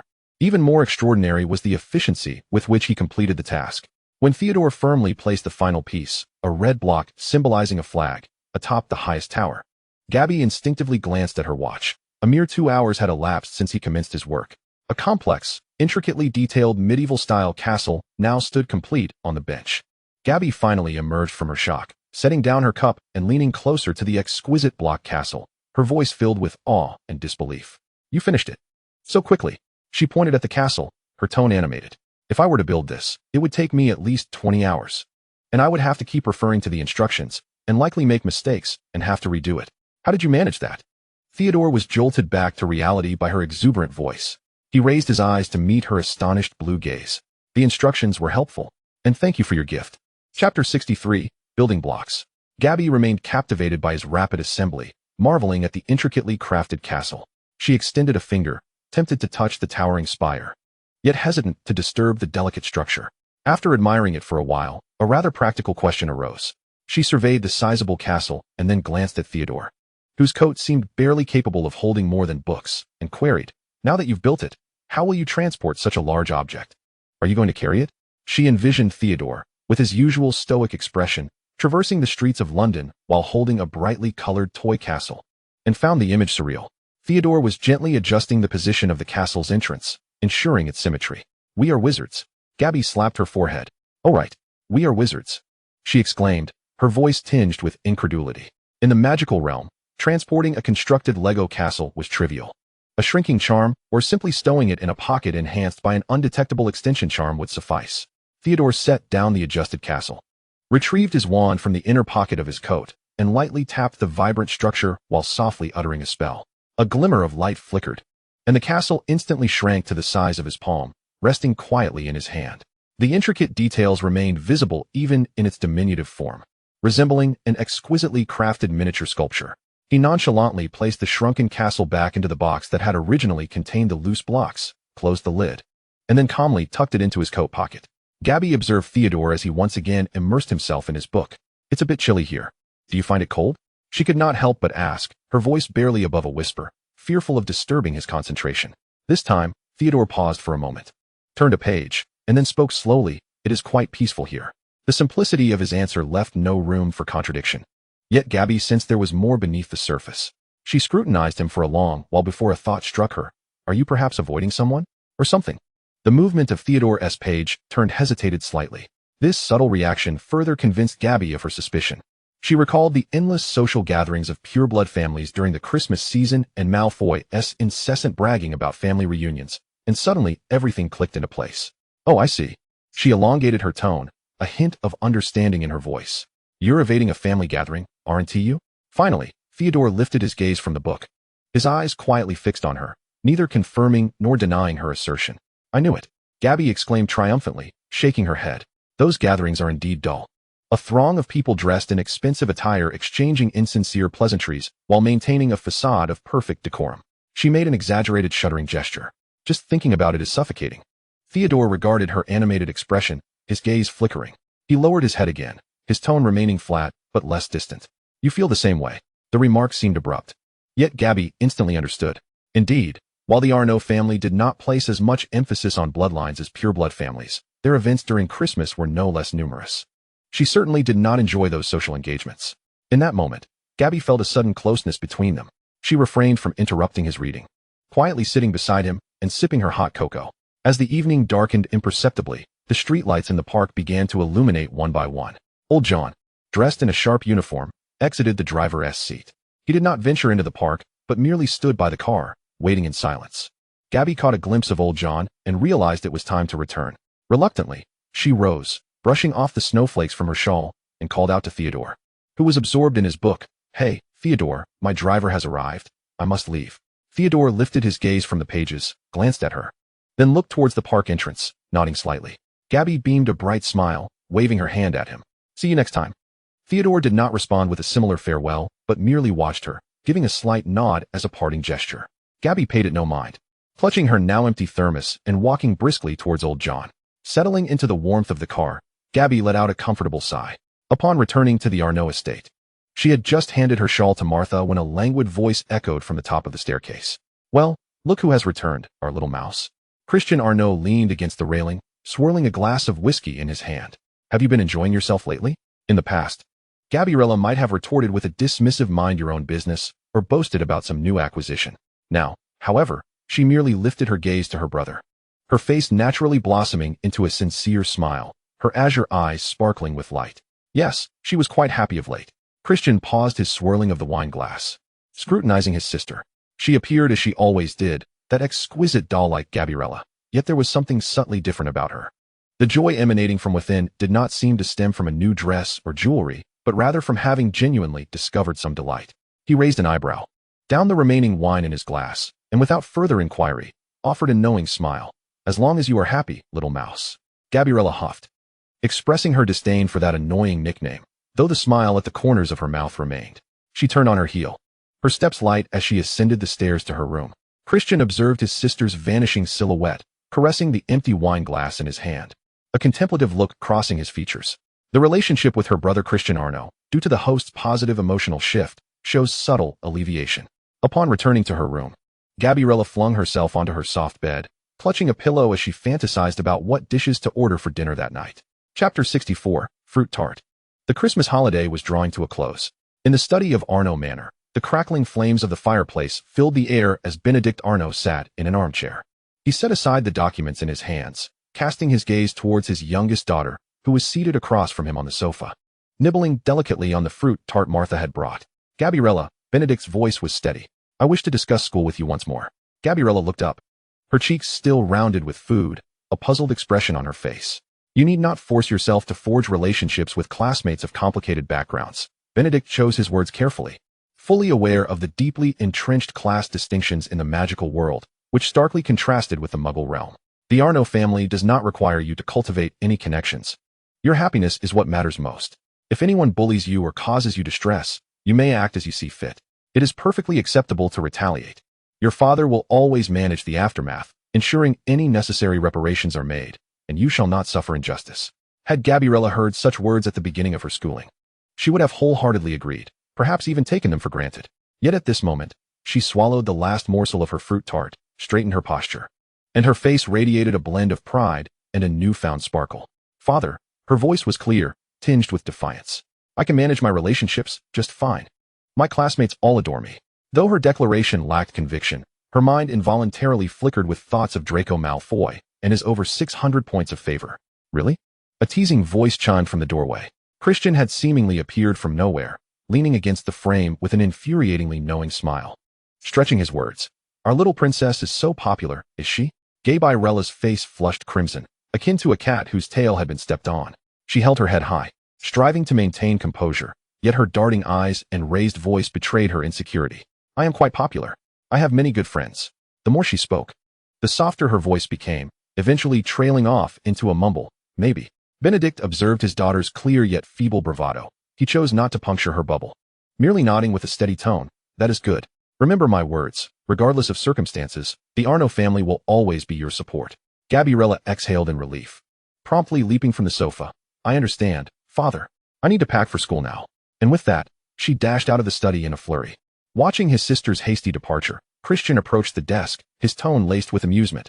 It seems her social dynamics at Hogwarts are not as straightforward as she claims. Back in her room, Gabriella closed the door, leaning against it, releasing a long sigh. She touched her slightly warm cheeks, feeling a mix of irritation at being exposed by her brother and a stubborn refusal to concede. Just wait and see, she muttered, shaking her fist at the air as if rallying her own spirits. The Hogwarts Express puffed out white steam, once more transporting students back to the familiar castle. Gabriella, hauling her suitcase, was making her way towards the Hufflepuff common room when she suddenly heard a familiar voice. Hey, Gabriella. She turned to see Ron Weasley approaching, with Harry trailing behind him. Both appeared somewhat fatigued, Ron even sporting faint dark circles under his eyes. Your Christmas holiday must have been splendid, Ron remarked, his tone laced with genuine envy.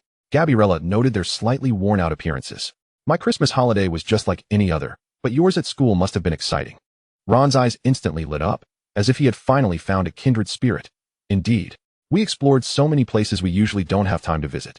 And we played Exploding Snap in the common room all night. Harry interrupted him, turning to Gabriella with a tired yet friendly smile.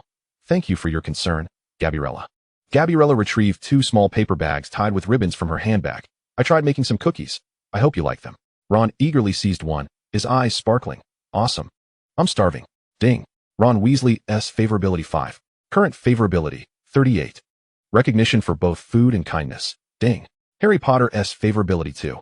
Current favorability 13. At that moment, Hermione hurried in, clutching several books. Sorry for being late. I had to return some books to the library, she explained. Gabriella handed a 3rd paper bag to Hermione. This is for you, Hermione. Hermione accepted it with a look of surprise, her sincere smile illuminating her face. Thank you, Gabriella. You are so thoughtful. Ding. Hermione Granger's favorability 2. Current favorability 37. Ron and Hermione, needing to complete their assignments, hurried back to Gryffindor Tower. Harry, watching them depart, rubbed his stomach and said to Gabriella, I should head to the Great Hall for something to eat. Perfect. I'm hungry too. Gabriella's eyes brightened. Let us go together. The two made their way towards the Great Hall. Along the way, Gabriella discreetly employed a small spell, summoning a familiar house elf. She whispered a few instructions, and the elf eagerly nodded before vanishing with a pop. As they sat down at the Hufflepuff table, the house elf had already prepared a lavish spread, not only the usual dinner fare, but also several exquisitely crafted dishes, pan-seared lamb chops with rosemary, creamy mushroom soup, and a beautifully decorated chocolate cake. Wow, Harry exclaimed, astonished by the abundance of food.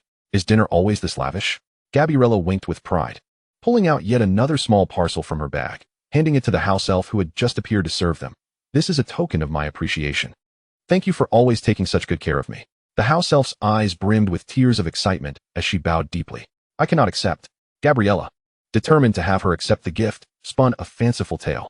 She thrust the package into the elf's hands, insisting, It's perfectly fine, Kaka. If you refuse, I shall have to dispose of it anyway. Consider it a favor to me.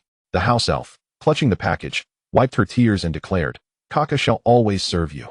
Gabriella turned to Harry, pushing a plate of lamb chops toward him with an air of conviction. Harry, you look too thin. This is something I specifically wanted to enjoy with you. Do eat more. In truth, the dishes were her favorites, and she merely sought a grandiose excuse.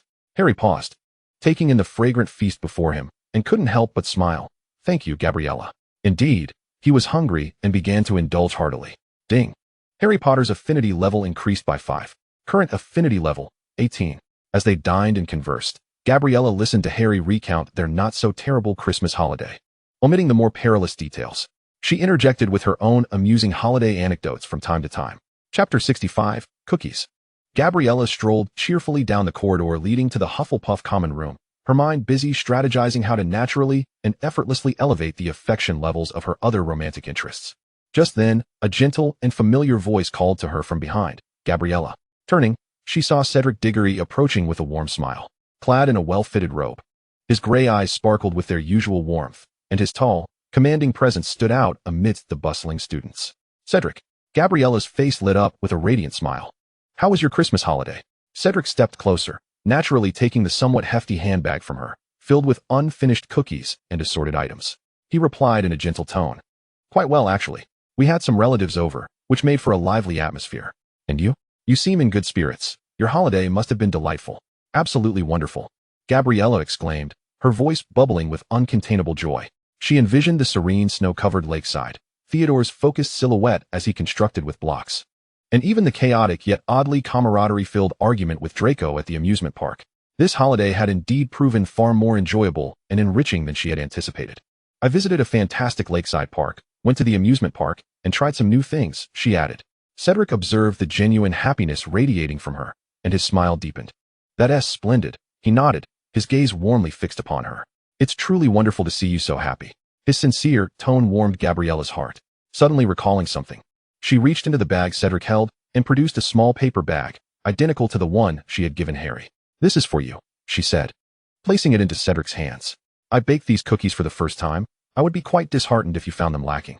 Cedric, somewhat surprised, accepted the paper bag. peering inside at the imperfect yet heartfelt cookies. He then looked up into Gabriella's eyes, which held a mix of anticipation and anxiety, and felt a softening in his heart. This gift felt particularly precious to him. Why would I ever find fault? Thank you, Gabriella. I eagerly await tasting them. He carefully tucked the cookies away, naturally returning her handbag, and gently tousled her hair in a tender, affectionate gesture. You should head back to the common room. It's a bit chilly outside. Best of luck in the new semester. Ding. Cedric Diggory's affinity level increased by 5. Current affinity level, 42. You too. Good luck in the new semester. Gabriella replied. Slightly flustered by his affectionate gesture, her cheeks flushed. She took the bag and waved goodbye, skipping away with light steps. Cedric stood watching as her pink-cloaked figure vanished around the corner, then glanced down at the small paper bag containing the cookies, a tender smile gracing his lips. The following morning, Gabriella awoke in the soft embrace of her bed in the Hufflepuff dormitory, stretching lazily. She was about to rise when the sight beside her bed startled her into blinking. A vibrant mound of gifts, wrapped in an array of colorful paper, had accumulated on the carpet, threatening to engulf her bedside table. My goodness, what is this? She gasped softly, leaping barefoot from her bed and approaching the delightful pile of surprises. Atop the heap sat a square box tied with a yellow ribbon, accompanied by a neatly penned card that read, Dear Gabriella, I hope you enjoy this belated Christmas gift. Thank you for always sharing such delicious snacks with us. Love, Hannah. As she opened the box, she discovered a hand-knitted scarf in Hufflepuff colors of yellow and black. While the stitches were not perfect, the care of the creator was evident. Beside it lay a simpler package from Susan Bones, containing a meticulously bound notebook with the inscription, Wishing you a joyful new semester. Thank you for your kindness.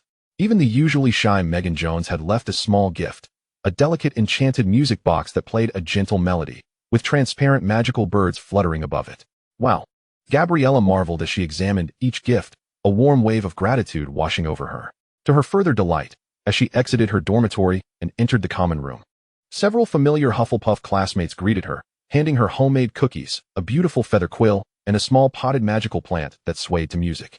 Everyone says thank you for your generosity last semester, Hannah explained with a smile. Gabriella suddenly recalled how she had shared copies of her meticulously organized notes with her classmates before the last semester ended, a gesture she had considered trivial, yet one that had evidently left a lasting impression. Relationship with Hufflepuff classmates significantly improved, dormitory friendliness reached an all-time high. Standing amidst the pile of gifts in the center of the common room, she truly felt embraced by the warmth of her house. Gabriella, Cedric remarked as he passed by and caught sight of her surrounded by gifts, unable to suppress a chuckle. It seems you're off to a splendid start this semester. Gabriella looked up at him, her face blooming with an incredibly radiant smile.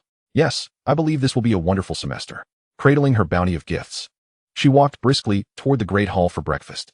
As Gabriella entered the Great Hall, a familiar figure waved at her from the Gryffindor table. Ginny Weasley approached quickly, her face adorned with a shy yet sincere smile.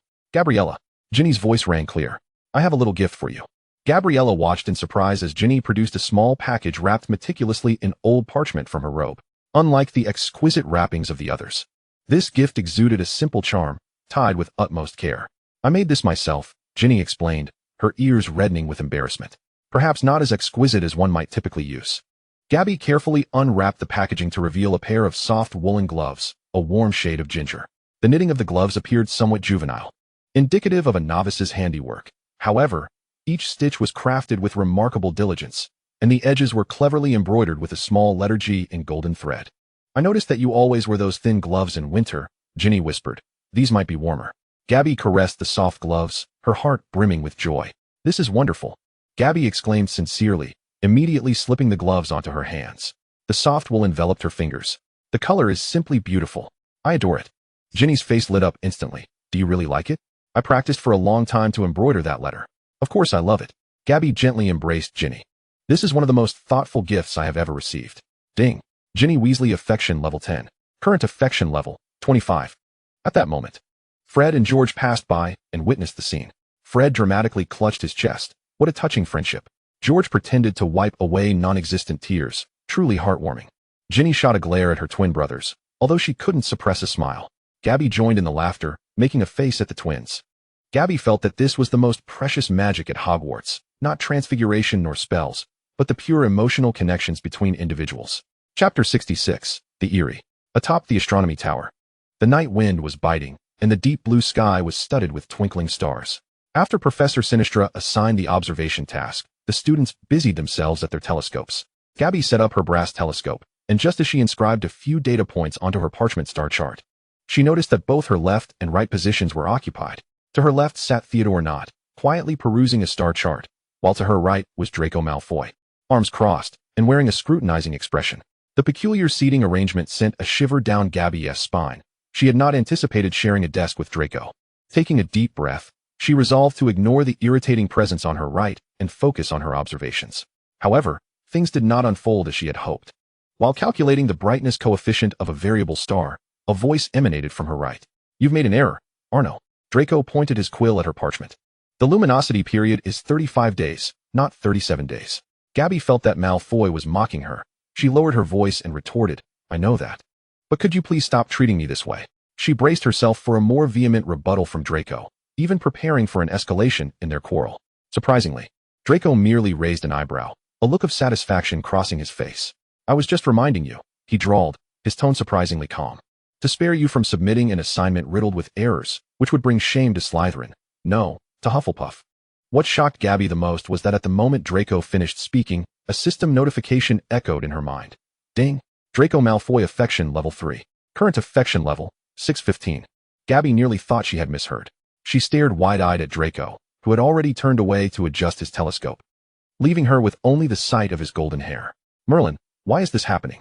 she exclaimed inwardly. "This jerk's affection level has actually increased? Just because I stood up to him?" She instinctively glanced at Theodore on her left, hoping to seek some explanation or solidarity from him. However, Theodore was completely engrossed in his own observations, offering not even a glance towards the unfolding drama, completely detached from the happenings around him. Ding! Theodore Nott affection level 0. Current affection level, 8. Gabby, bewildered, turned back to her parchment, fixating on the error that had been pointed out, utterly perplexed. She tried to recall the earlier exchange. Draco had pointed out her mistake. She had immediately fired back, and Draco had not continued the argument, but instead seemed somewhat pleased. This realization sent a chill through her. She shook her head, deciding not to delve deeper into this peculiar Slytherin thought process. She muttered softly, intentionally loud enough for Draco to hear, "I think I'm slightly better at astronomy than you." To her surprise, Draco did not retaliate this time. He merely snorted dismissively and continued fiddling with his equipment. Ding! Draco Malfoy affection level 1. Current affection level, 614. Finally, the bell signaling the end of astronomy class rang, and the students began to gather their telescopes and star charts. Gabby was still grappling with the strange increase in Draco's affection level when she noticed Crabbe and Goyle, two hulking figures resembling moving mountains, push through the crowd to their observation station. "Draco," Crabbe intoned in a deep voice. "Flint has asked us to find him. He wants to discuss the new training plan." Goyle, munching on some snack he had pulled from his pocket, then noticed Gabby standing nearby and asked gruffly, "Draco, didn't you say you despise this Hufflepuff? Why are you still talking to her?" The bluntness of the question made even Crabbe elbow him in reprimand. The air thickened instantly. Gabby paused in her packing, silently scoffing, while even Theodore, who had been an aloof observer, slowed his gathering of books, waiting for Draco's response. A deep flush crossed Draco's face, and he shot a fierce glare at Goyle, his voice laced with irritation. "Who said that? I never said such a thing." The denial came quickly and forcefully, more a cover for his evident unease than a true rebuttal. Goyle shrank back, muttering in protest. "But you clearly said last time." "Shut up, Goyle," Draco interrupted sharply, seizing his bag. "Let us go. Don't keep Flint waiting too long." He hurried away, leaving behind not even a glance for Gabby, with Crabbe and Goyle hastily following. Ding! Draco Malfoy affection level 2. Current affection level, 612. Gabby stood there, dumbfounded, watching Draco's hasty retreat, then glanced at the system notification, feeling as though her worldview had been shaken. What is happening? After being publicly confronted and embarrassed, his affection level actually increased? She turned to Theodore, seeking some validation, only to find him quietly observing her, a hint of understanding in his eyes. What is going on with him? Gabby opened her mouth, intending to say something, but found herself at a loss for words. Theodore simply regarded her coolly, offering a remark. "I don't know, but I don't like this change in him. It's rather strange." Ding! Theodore Nott affection level 0. Current affection level, 8. Gabby stood alone, reflecting on that bizarre scene. Goyle's comment, Draco's unusual denial, and the continuously rising affection level. An incredible thought began to crystallize. Draco Malfoy, that insufferable cad. Couldn't he possibly dislike her as much as he pretended? Could he? This was utterly terrifying. Chapter 67, Fried Noodles. That evening, after completing her homework in the Hufflepuff common room, Gabriella felt an unsettling void in her stomach. The thought of the enthusiastic house elves in the kitchen experimenting with their newly devised Spanish chorizo fried noodles proved irresistible, prompting her to stealthily slip away to the kitchen. Miss Arnaud, the house elves, upon seeing her, trembled with excitement. Tonight, we are trying a new recipe. It's the Spanish flavor you mentioned. Before long, a plate brimming with fragrant, hearty fried noodles was placed before her. Spicy sausage, bell peppers, and onions, all enveloped in a rich tomato sauce, created a dish so delectable that she found herself unable to stop, with the house elves continuously refilling her plate. It wasn't long before she realized she had consumed far more than her usual portion. Returning to her dormitory, a swift reckoning ensued. Gabriella lay in bed, feeling as though her stomach had swollen to the size of a bludger. She tossed and turned in discomfort, each breath accompanied by an emphatic hic. "Merlin, are you all right?" Hannah peered out from her bed, concern etched on her face. "Gabby, are you all right?" "I'm fine." Hic. Gabby attempted to downplay her predicament, but another uncontrollable hiccup interrupted her. Hannah climbed down from her bed and flicked on the bedside lamp. Under the glow, it was evident that Gabby's robe was stretched taut around her midsection. "You certainly don't look fine," Hannah frowned. "We need to go to the hospital wing." "No." Hic. "It's unnecessary," Gabby protested, but Hannah, undeterred, hoisted her up. The corridors of Hogwarts were eerily silent in the dead of night, save for the two girls' figures and the incessant sound of hiccups echoing through the halls. "Hic. Hannah, I really hic. Don't need to go. No more talking." "We're almost there," Hannah replied firmly. Upon their arrival at the hospital wing, Madame Pomfrey was busy organizing her potions cabinet. She turned at the sight of Gabby, supported by Hannah, and immediately furrowed her brow. "What now?" Madame Pomfrey's voice carried the familiar sternness. "Is this a spell mishap or a potion explosion?"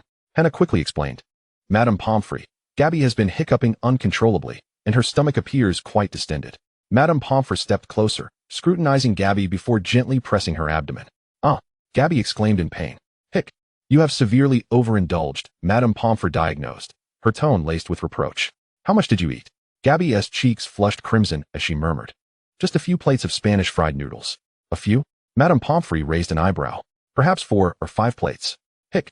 Hannah gasped, while Madame Pomfrey shook her head in exasperation. "Wait here." She turned to prepare a potion. Young people never know moderation. Just then, the door to the hospital wing swung open, and Professor Snape entered, his dark robes billowing, holding a list of potion refills. Upon spotting Gabby, his eyes narrowed. "Miss Arnaud." His deep voice resonated starkly in the quiet room. "I trust this is not a potion mishap due to negligence." "No, Professor." Gabby lowered her gaze. "I simply overrate." Professor Snape regarded her with an incredulous expression, a hint of a smirk playing at the corners of his mouth. He found the reason for her visit refreshingly mundane. At that moment, Madame Pomfrey returned with a small vial. "Drink this. It will aid your digestion. You shall remain here for observation tonight." Gabby obediently accepted the potion, and under the watchful eyes of Hannah and the professor, she gulped down the unpleasant concoction in one go. "Due to overeating, you have received Madame Pomfrey's special attention. All courses tomorrow will be taken with reduced energy." When Hannah bid her farewell, and the hospital wing was left with only Gabby and a few slumbering patients, Gabby lay on the bed, rubbing her still-pained stomach, silently vowing, next time, no matter how delectable the Spanish fried noodles, she would not consume more than 2 plates. The following morning, when Gabby awoke in the hospital wing, her stomach was less distended, yet she still felt weak and feeble.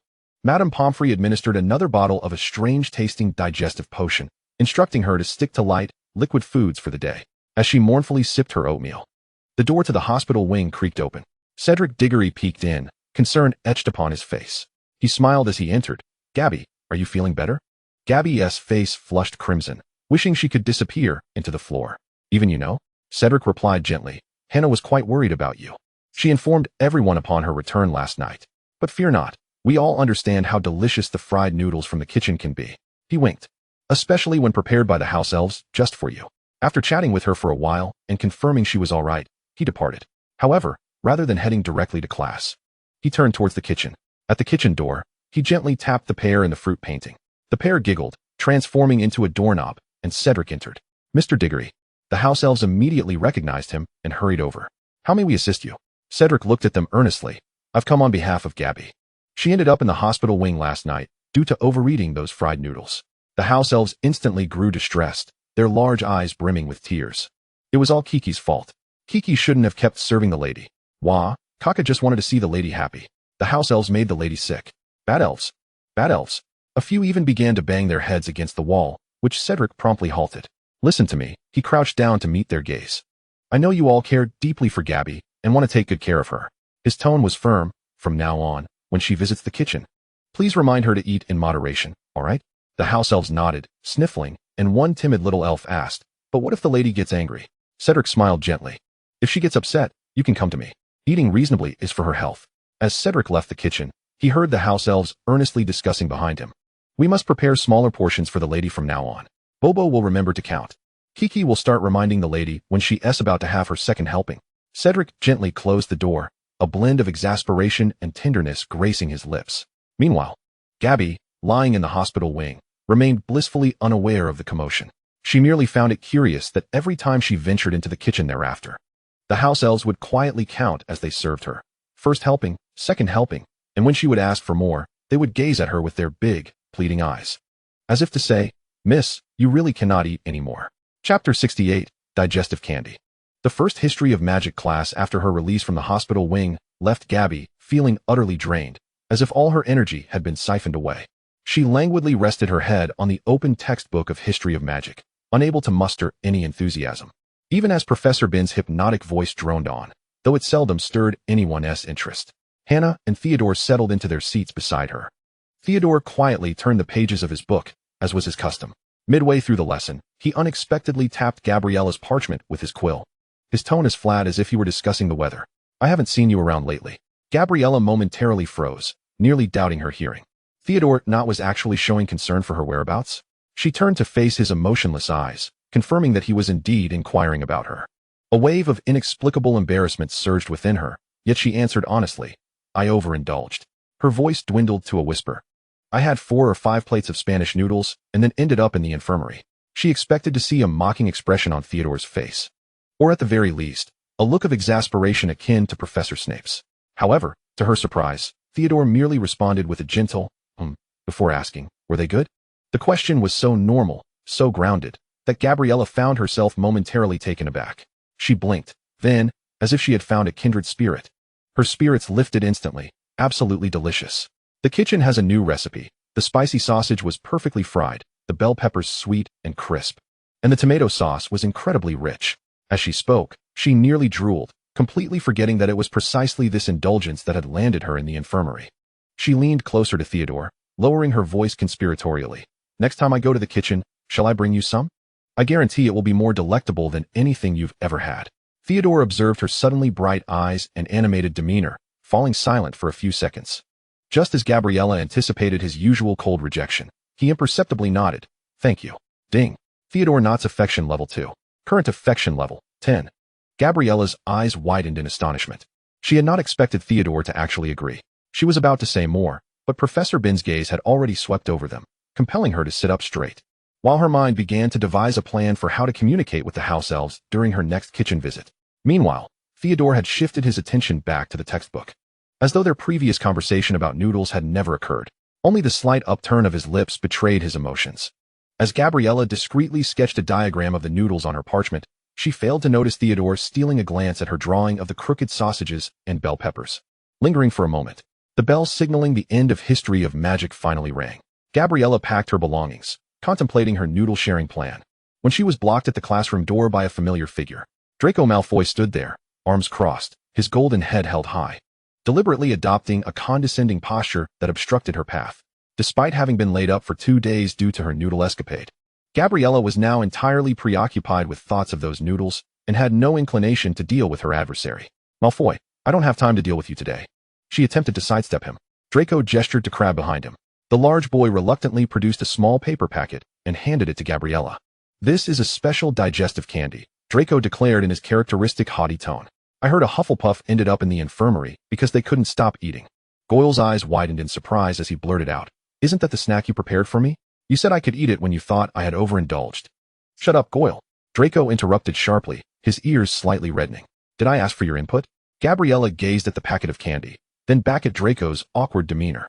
Taking a shocked step back, her cerulean eyes filled with wariness and disbelief. Draco Malfoy, have you been possessed? Or have you ingested some peculiar potion? You actually care whether I overeat? Draco's face turned a mix of green and white at her words, and he stiffened his neck. I've been to your house. By the rules, you're my underling. What's wrong with me caring for my underling? I am not your underling, Gabriella retorted immediately, nearly laughing at his logic. However, the instant she finished speaking, ding. Draco Malfoy's affection level 5. Current affection level, 607. Gabriella? She was utterly bewildered, even beginning to question whether the system had malfunctioned. What was going on with this person? Draco seemed to realize that his previous words were somewhat problematic. He irritably raked his meticulously styled blonde hair and forcefully shoved the candy into Gabriella's hand. Take it, you can't refuse me. With that, he fled in haste, his 2 followers trailing behind him, his back radiating irritation. Goyle continued to complain, Draco, what about my candy? If you've given it to her, what am I supposed to eat? Gabriella stood frozen, staring down at the exquisitely wrapped digestive candy in her hand, then looked up at Draco's hurried retreating figure. Feeling as if her understanding of him had been completely transformed once more, she tore open the packaging and popped a piece of candy into her mouth. The sweet and sour mint flavor melted on her tongue, indeed soothing her stomach considerably. At the very least, the candy tasted delightful, and since it was free, even if it upset her stomach, she could blame it on her own digestive issues. As Gabriella chewed on the digestive candy, she reflected on Draco's awkward and flustered demeanor. Strolling leisurely towards the kitchen, just as she turned a corner, she encountered Hannah waiting at the corridor entrance. Gabriella, are you all right? Hannah approached with concern. I saw Malfoy and the others blocking your way. What are you eating? Her sharp eyes caught sight of the unfamiliar candy wrapper in Gabriella's hand. This. Gabriella waved the small paper packet. Malfoy gave it to me, saying it's digestive candy. Hannah's eyes widened immediately, as if she had just heard a terrifying story. Her voice rising in pitch, Malfoy gave this to you. You dare eat it. Aren't you afraid he poisoned it? Hannah's words struck Gabriella like a bolt of lightning. Her chewing came to an abrupt halt, her eyes widening in shock and fear. Oh my goodness, she gasped, nearly spitting the candy out of her mouth. How did I not think of that? Given Malfoy's vengeful nature, it would be entirely reasonable for him to take advantage of my condition to poison me with some bubituber pus or a potion that makes me burp incessantly. Gabriella felt a tightness in her throat, her terror prompting her to grasp Hannah's arm. Hannah, I feel a bit strange in my stomach. Is the poison kicking in?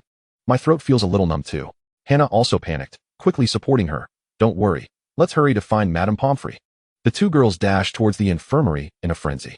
After a few steps, Gabriella suddenly halted. Wait a minute. She touched her throat and then felt her stomach. Actually, I don't feel anything. Aside from the cooling sensation from the candy, I feel perfectly fine. But what if? Hannah remained unconvinced. Gabriella hesitated, then took out another piece of candy from the packet, cautiously sniffing it. It only smelled of fresh mint and some herbal notes. Gathering her courage, she said to Hannah, if I make any strange noises in a minute, you must go find the professor immediately. With that, she bravely popped the second piece of candy into her mouth. 1 minute later, it seems, truly, that there is nothing amiss. Gabriella blinked, feeling slightly more at ease in her stomach, yet she noticed no other peculiarities. Hannah also sighed in relief, though a lingering apprehension remained. Perhaps he simply experienced a sudden pang of conscience. Gabriella gazed at the exquisitely packaged confectionery in her hand, her emotions a tumultuous blend. On one hand, she was apprehensive about her own recklessness. On the other, the enigmatic persona of Draco Malfoy in her mind had become even more elusive.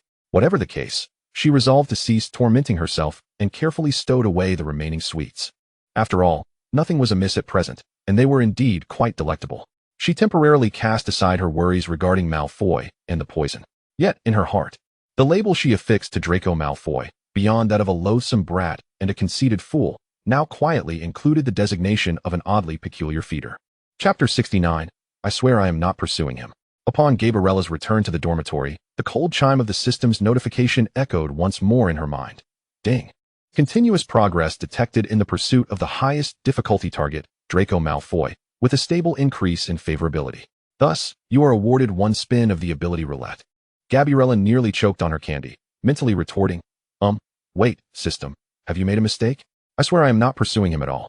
System, data analysis indicates that Draco Malfoy's favorability has risen from 624 to 607, demonstrating a significant increase, with a strong correlation to the host's actions. System has determined this to be an effective pursuit behavior. That's merely due to his own issues. It has nothing to do with me. However, the reward does sound rather enticing. System, the reward has been activated and is irrevocable. Does the host wish to use the ability roulette now? Why not seize the opportunity? Gabriella rolled her eyes. Let me see what rewards are available. With her thoughts, a vast virtual wheel, shimmering with ethereal light, materialized before her, visible only to her. The wheel was divided into various colored zones, each marked with the name of a reward. Gabriella perused with curiosity. Top-tier beauty potion recipe. Permanently enhances skin radiance. Mind reading. Beginner. Limited to 3 uses per day. Each lasting 1 minute. Gringotts Vault access. Temporary. Permission to retrieve items from any vault in Gringotts for 1 hour. Quidditch talent. Advanced. Significantly enhances flying skills. Animal speech. Birds. Ability to comprehend the language of birds. Gabriella's eyes sparkled brighter with each glance. Although some rewards appeared somewhat trivial, acquiring either mind reading or the top-tier beauty potion would be akin to obtaining superpowers. Spin the wheel, she eagerly murmured in her mind. The virtual wheel spun rapidly, the colorful segments blurring into a kaleidoscopic blur. Gabriella fixed her gaze on the pointer, silently praying. Please let it be mind reading or the top-tier beauty recipe. If not, I would settle for Gringotts. The wheel gradually slowed. The pointer gliding past, top-tier beauty potion recipe, mind reading, beginner. And ultimately, much to Gabriella's anticipation, it trembled to a halt at animal speech, birds. Gabriella. Ding. Congratulations, host. You have acquired a new ability, animal speech, birds. Ability description. The host can now understand all bird languages and engage in basic communication. Duration, permanent. A faint glow enveloped Gabriella, and she sensed her ears becoming slightly more attuned, picking up distant, subtle sounds of flapping wings and chirping. Although these sounds momentarily remained mere noise. Bird language? Gabriella grimaced in disappointment. What use is this? Am I to converse with owls? Just then, a barn owl flitted overhead, and she distinctly heard a voice of complaint. I'm exhausted. I've delivered a dozen letters today. My feet are practically worn to the bone. Why do today's students write so many letters? Gabriella abruptly raised her head, astonished as she watched the owl disappear into the distance. Well, perhaps this ability isn't so dreadful after all. She soon accepted this slightly offbeat reward. After indulging in the digestive sweets, Gabriella felt rejuvenated. She left the dormitory and, upon reaching the kitchen door, was about to scratch the pair when she heard the faint patter of footsteps approaching from the corridor. Turning her head, she spotted a familiar red-haired head timidly peeking around the corner. Ginny? Gabriella exclaimed softly in surprise. What are you doing here? Ginny's face flushed crimson, and she replied quietly, I'm a bit hungry. Dinner didn't quite fill me. Observing Ginny's pitiful yet slightly aggrieved expression, Gabriella immediately recalled her own past experiences of hunger. Her eyes lit up, and with a mischievous smile, she beckoned Ginny. You've come at the perfect time. Let us go inside together. Skillfully, she scratched the painting of the pair, which giggled and transformed into a green doorknob. Miss Arnott. A swarm of house elves immediately surrounded them. Miss Weasley. Gabriella hastily waved her hands, sweetly saying, This is my good friend Ginny. She's hungry. Could you prepare something delicious for us? Upon hearing the term good friend, Ginny's face reddened even more. The house elves exchanged glances, and soon, a lavish spread of delectable treats appeared before the two girls, stacks of honey-drizzled pancakes forming a small golden tower, freshly baked chocolate cookies exuding an enticing aroma, and 2 steaming cups of hot cocoa topped with fluffy marshmallows. Wow! Ginny's eyes sparkled like stars. This is amazing. The two girls, resembling 2 little hamsters sneaking treats, gleefully indulged in their feast. Ginny took a bite of the pancake, her eyes narrowing in bliss. So delicious, incredibly fluffy. Gabriella, licking the chocolate sauce from the corner of her mouth, proudly proclaimed, Right? I absolutely adore coming here. Leaning closer to Ginny, she lowered her voice conspiratorially. Let me share a little secret. The house elves are currently experimenting with a new fried chicken recipe. Once they perfect it, we'll be the first to try it. Really? Ginny nodded enthusiastically, though her expression turned slightly worried as she glanced at Gabriella. But I heard you weren't. Gabriella's face flushed, and she waved her hand dismissively. Let us not talk about that. It was an accident. The two girls exchanged smiles, continuing to relish their delightful banquet. Ginny shared amusing anecdotes from her home, while Gabriella updated her on the latest fashion trends. The warm kitchen resonated with the girls' melodious laughter and the tantalizing aromas of food. Even the bustling house elves couldn't help but smile affectionately. When they finally felt satiated and reluctantly departed from the kitchen, Ginny gently tugged at Gabriella's sleeve, whispering, Thank you, Gabriella. I had a wonderful time tonight. Gabriella gazed at Ginny's sincere smile, her heart warming in response. She looped her arm through Ginny's, and the two girls skipped out of the kitchen like old friends. Chapter 70. Ingredients. The subterranean classroom of potions was thick with an array of peculiar scents as Gabriella and Hannah cautiously added hedgehog spines to their cauldron. Next to them, a pair of Ravenclaw boys were embroiled in a heated debate over the ingredients of a potion. I told you to add more. The boy raised his voice in impatience. The book clearly states to add more. Your minimal contribution will undoubtedly affect the potion's efficacy.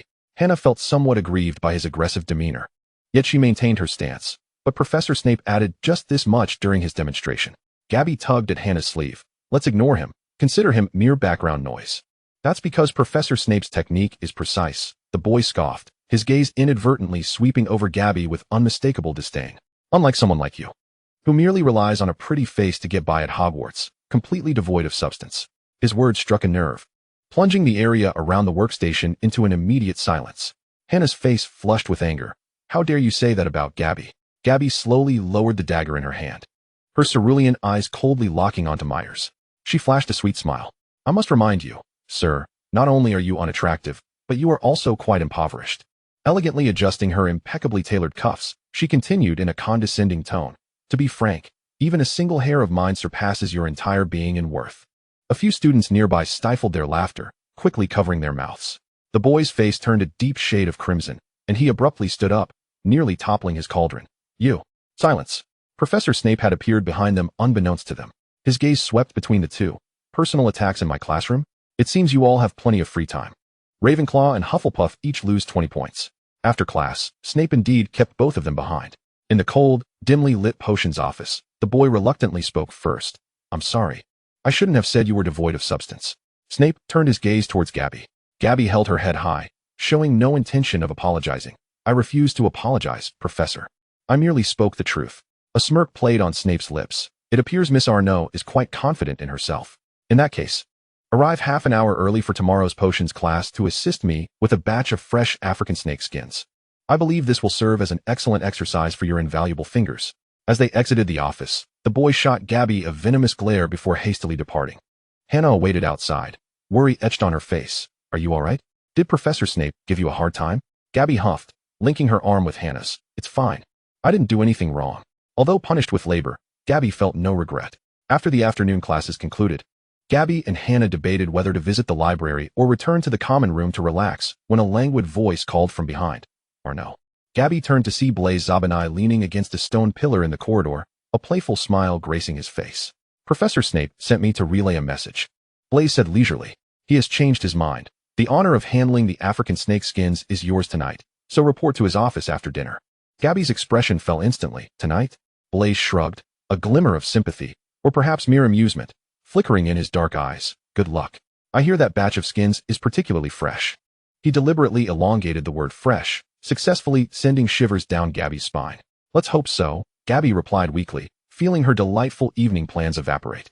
During dinner, she found herself unable to savor the food, consuming only half a piece of spicy chicken wing.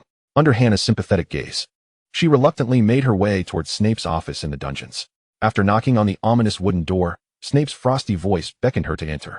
Gabby pushed the door open, and a pungent aroma of bizarre ingredients assaulted her senses. The office was dimly lit, illuminated only by a few green glowing wall lamps. Professor Snape stood behind a long table, which was strewn with a grotesque assortment of dark, damp materials exuding a fishy smell. Undoubtedly, it was the exceptionally fresh African snake skins. To Gabby's further surprise, at the opposite end of the table stood a familiar figure, trembling and pale, Neville Longbottom. Upon seeing Gabby, Neville resembled a lost soul, nearly on the verge of tears. Quietly murmuring, "Gee, good evening, Arnaud." Snape lifted his gaze, surveying the two students. Excellent, you are both here. He gestured towards the repulsive pile on the table with his wand. Your task is to clean these snake skins before curfew. Remove the mucus, scrape off any residual tissue, and categorize them by size. I do not wish to see any waste. His gaze lingering particularly on Neville, or any catastrophic errors. Neville, startled, trembled at Snape's words, his face reflecting sheer fear. Begin, Snape commanded, turning away to grade papers, dismissing the two students and the repugnant snake skins as though they were inconsequential.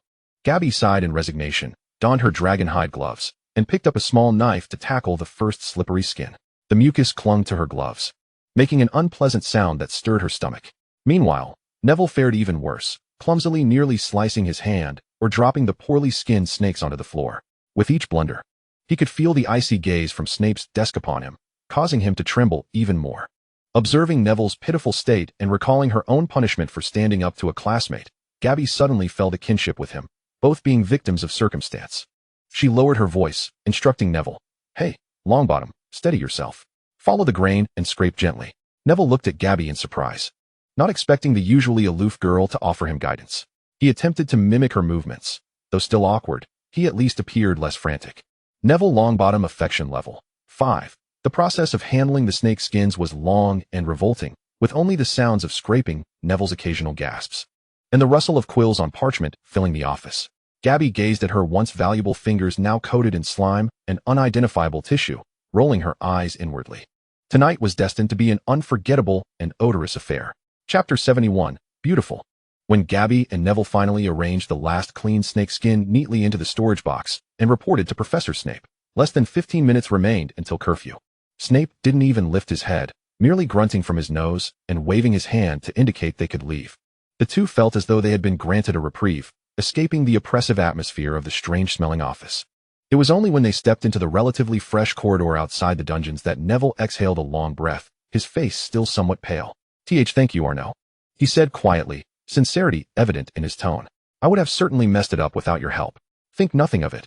Gabby waved her hand dismissively, still feeling a lingering slickness on her fingertips. "After all, we endured this together." She glanced at Neville's anxious expression and added, "You should head back. Curfew is approaching." Neville nodded and hurriedly made his way towards the Gryffindor Tower. Gabriella also turned towards the path leading to the Hufflepuff common room, feeling utterly exhausted. All she wanted was to return swiftly, indulge in an entire bottle of fragrant shower gel, and rid herself of the wretched scent of snake skin. Just as she rounded a quiet corner, she caught sight of a familiar figure leaning against the window. Blaise Zabinai was admiring the moonlight outside, and upon hearing her footsteps, he turned his head. "Good evening, Arnaud." His gaze swept over her, detecting the lingering scent of potion ingredients on her. "How was your special labor service this evening?" Gabriella halted, letting out a sigh. She raised her hand to inspect her fingers, which, despite having been washed, still felt unclean. To be honest, it was rather unpleasant. The snake skins were slimy and foul, truly revolting to deal with. She paused, reflecting on the unpleasant experience, yet feeling a sense of relief that she had managed to endure it and, unexpectedly, garnered a bit more fondness from Neville, though the system had not indicated as much. She shrugged, her tone lightening somewhat. "But it's all right. It's all in the past now." Blaise raised an eyebrow, somewhat surprised by her blunt admission of discomfort, yet impressed by her ability to move on so swiftly. He chuckled softly. "Your adaptability is commendable." "Indeed," Gabriella replied, her chin slightly lifted. "It's just a bit of snake skin." Though she said this, she still felt a twinge of nausea at the thought. Blaise observed her proud demeanor, despite the evident suffering, and his amusement deepened. Standing upright, he made a graceful gesture. "Would you like me to escort you back to the Hufflepuff common room, my dear lady who has just wrestled with snake skins? After all, curfew is fast approaching." Ding. Blaise Zabinai's affection level 2. Current affection 20. Gabriella glanced at him and did not decline. The two walked side by side down the gradually quieting corridor. Blaise suddenly broke the silence, his tone laced with a hint of jest. "By the way, Arnaud, don't you think Hogwarts has been a bit peculiar lately?" Gabriella paused, momentarily taken aback, then recalled the uproar from the previous semester regarding the Chamber of Secrets and the petrification incidents. "Peculiar? Are you referring to the chamber? ISNT that already resolved?" Blaise chuckled lightly, the sound carrying a deeper meaning in the empty corridor. "Resolved? Perhaps." He turned his head, his striking eyes fixating on Gabriella. "In any case, be cautious." He deliberately slowed his pace, his gaze resting on her delicate profile and golden hair, his tone a mix of warning and playful teasing. "A beautiful girl like you is often the most susceptible to attention." While his words seemed to convey concern, the detached and whimsical tone with which Blaise delivered them left an ambiguous impression. Gabriella felt a slight tightening in her chest. She turned her head, mustering a natural smile for Blaise. "All right, I understand. Thank you for the warning, my friend." She emphasized the word friend, mingling her tone with a hint of testing and a touch of gratitude for his earlier gesture. Blaise immediately distanced himself, stopping in his tracks, tilting his chin, and correcting her in an aloof manner. "Let me clarify once more, Arnaud." His lips curled into a smirk, yet his gaze held no warmth. "You and I are not friends. It would be a pity if an intriguing subject of observation were to exit prematurely, that is all."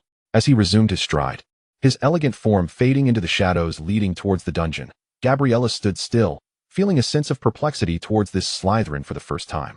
His fondness had begun as a positive number, even prompting him to caution her about her safety moments ago, yet the instant she tried to bridge the gap, he erected an invisible barrier, firmly delineating their boundaries. This individual oscillated between emitting faint kindness and pushing others away with his indifference and arrogance. "I truly cannot fathom him," Gabriella murmured, watching his retreating figure before hastening to catch up. Blaise Zabinai's affection level, 0, current affection, 20. Relationship status, an interesting acquaintance worthy of occasional regard, but by no means a friend. Clear boundaries established. The remainder of the journey was marked by silence. It was not until they reached the large barrels at the entrance of the Hufflepuff common room that Blaise nodded, a silent farewell, before disappearing into the shadows leading to the dungeon. Gabriella gazed at the empty corridor.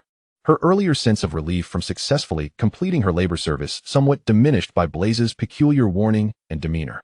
Upon returning to the Hufflepuff common room, the warm light and familiar black and yellow decor offered her a measure of comfort. Hannah was nestled in a chair by the fireplace, engrossed in some knitting, and upon seeing Gabriella enter, she immediately looked up. "Merlin, you're finally back." Hannah set her yarn aside. "Did Professor Snape give you a hard time? Were the snake skins truly dreadful?" Gabriella flopped down onto the sofa beside Hannah, briefly recounting her experience while intentionally omitting Blaise's unsettling warning. She did not wish to cause Hannah unnecessary worry. At least Neville did quite well in the end, she concluded, though he was incredibly nervous at first. Hannah regarded her sympathetically. "You must take a good bath tomorrow. But seriously, you've been getting a bit too close to Slytherins lately. You should be cautious, as they may not be the friendliest." This remark took Gabriella by surprise. She had indeed failed to notice that, unbeknownst to her, she had formed complex connections with those few Slytherin boys, all thanks to that troublesome system. "I don't quite understand. Each of them is like a riddle." Chapter 72, Talent. In the ensuing days, Gabriella found herself preoccupied with Blaise's warning, feeling as though every corridor in Hogwarts harbored hidden mysteries. The affection levels of her targets seemed frozen, unyielding. Yet, Gabriella resolved not to dwell on it any longer. As dusk deepened, she found herself alone in the Quidditch pitch, riding the school's old clean sweep 7, hovering at the center of the field, taking a deep breath. She decided to thoroughly test the utility of her intermediate Quidditch skills. Initially, her movements were somewhat clumsy, as she had always kept her distance from a sport that required exposure to the elements and risked tooling her hair. However, it was not long before a strange sensation coursed through her, her broom becoming an extension of her body. Each minute adjustment in her center of gravity met with precise responsiveness. She tentatively accelerated, the wind whistling past her ears, her golden hair streaming behind her, and she felt an unprecedented sense of balance. "Oh," she couldn't help but exclaim in surprise. "This sensation is rather delightful." Gabriella began to experiment with more complex maneuvers. A steep dive followed by a sharp stop caused the broom beneath her to creak under pressure, yet she remained steady. She then attempted to mimic the zigzag motion of chasing the golden snitch, instinctively leaning and correcting her body in sync with the broom. "Merlin," she murmured to herself. "This system reward is indeed quite useful." As she reveled in the newfound joy of flight, emulating the ball seeker's movements she had observed during the match, she executed a steep dive from an exceedingly precarious angle, just as her fingers were about to graze the grass. A thunderous roar erupted from the edge of the pitch. "Hey, up there! Who permitted you to use the field at this hour? This is Gryffindor's reserved training time." Gabriella was startled by the sudden outburst, nearly toppling from her broom. She hastily ascended, looking in the direction of the voice, which belonged to Oliver Wood, the captain of Gryffindor's Quidditch team. He stood with his hands on his hips, his countenance darkened, as though someone had sullied his most treasured possession. "Captain Wood." Gabriella quickly descended before him, eager to avoid a confrontation with the notoriously zealous trainer. Wood did not immediately reprimand her to leave. Instead, his gaze fixated upon her, his earlier ire supplanted by an intense curiosity. "Wait." He halted her as she prepared to turn away, circling around her and scrutinizing both her and her rickety broom. "Who taught you that dive and the maneuver you executed earlier?" Gabriella hesitated, pondering whether to confess that it was a gift from the system. "I haven't learned anything," she replied, which was the truth. Wood's expression conveyed skepticism, as if he were questioning her intelligence. "Your rhythm is remarkably perfect. This is not characteristic of a novice." Gabriella could only respond awkwardly. "Perhaps I'm just lucky. I might be a natural Quidditch queen." Wood chuckled softly. "What is your name? Which house are you in? What year? Why did you not participate in the selections before?" "Gabriella Arnaud, Hufflepuff, 2nd year," she answered candidly, her heart racing slightly. She added, "We met by the pitch last semester, and I spoke to you in the Great Hall. You even told me to leave." She reminded him, attempting to jog his memory that she was not a complete stranger. Wood waved a hand dismissively, his brow furrowing as he struggled to recall. "Arnaud, Hufflepuff?" Then, he glimpsed her golden hair, which glimmered even in the dusk, as if finally placing her. "Ah, I remember now. The young lady who attended the match dressed as if for a tea party." Gabriella's face flushed with embarrassment, both at his blunt assessment and her own indignation. However, before she could retort, Wood's subsequent words rendered her speechless. His tone shifted to one of utmost seriousness, tinged with a fervor reminiscent of a Muggle missionary. Your flying talent is exceptionally rare. Your instinct with the broom and bodily coordination surpasses that of many who have trained for years. Although your broom resembles a mere bundle of twigs, your foundation is, to put it mildly, astonishing. He inhaled deeply, arriving at a momentous decision. Hufflepuff's team this year, has room for improvement. But if you are willing, I could recommend you to your house captain. You must not squander such talent. Gabriella was taken aback by his unexpected, fervent words. She gazed into Wood's eyes, ablaze with pure Quidditch passion, and suddenly found the usually stern and rigid upperclassman endearingly innocent when discussing the sport. A thought impulsively crossed her mind.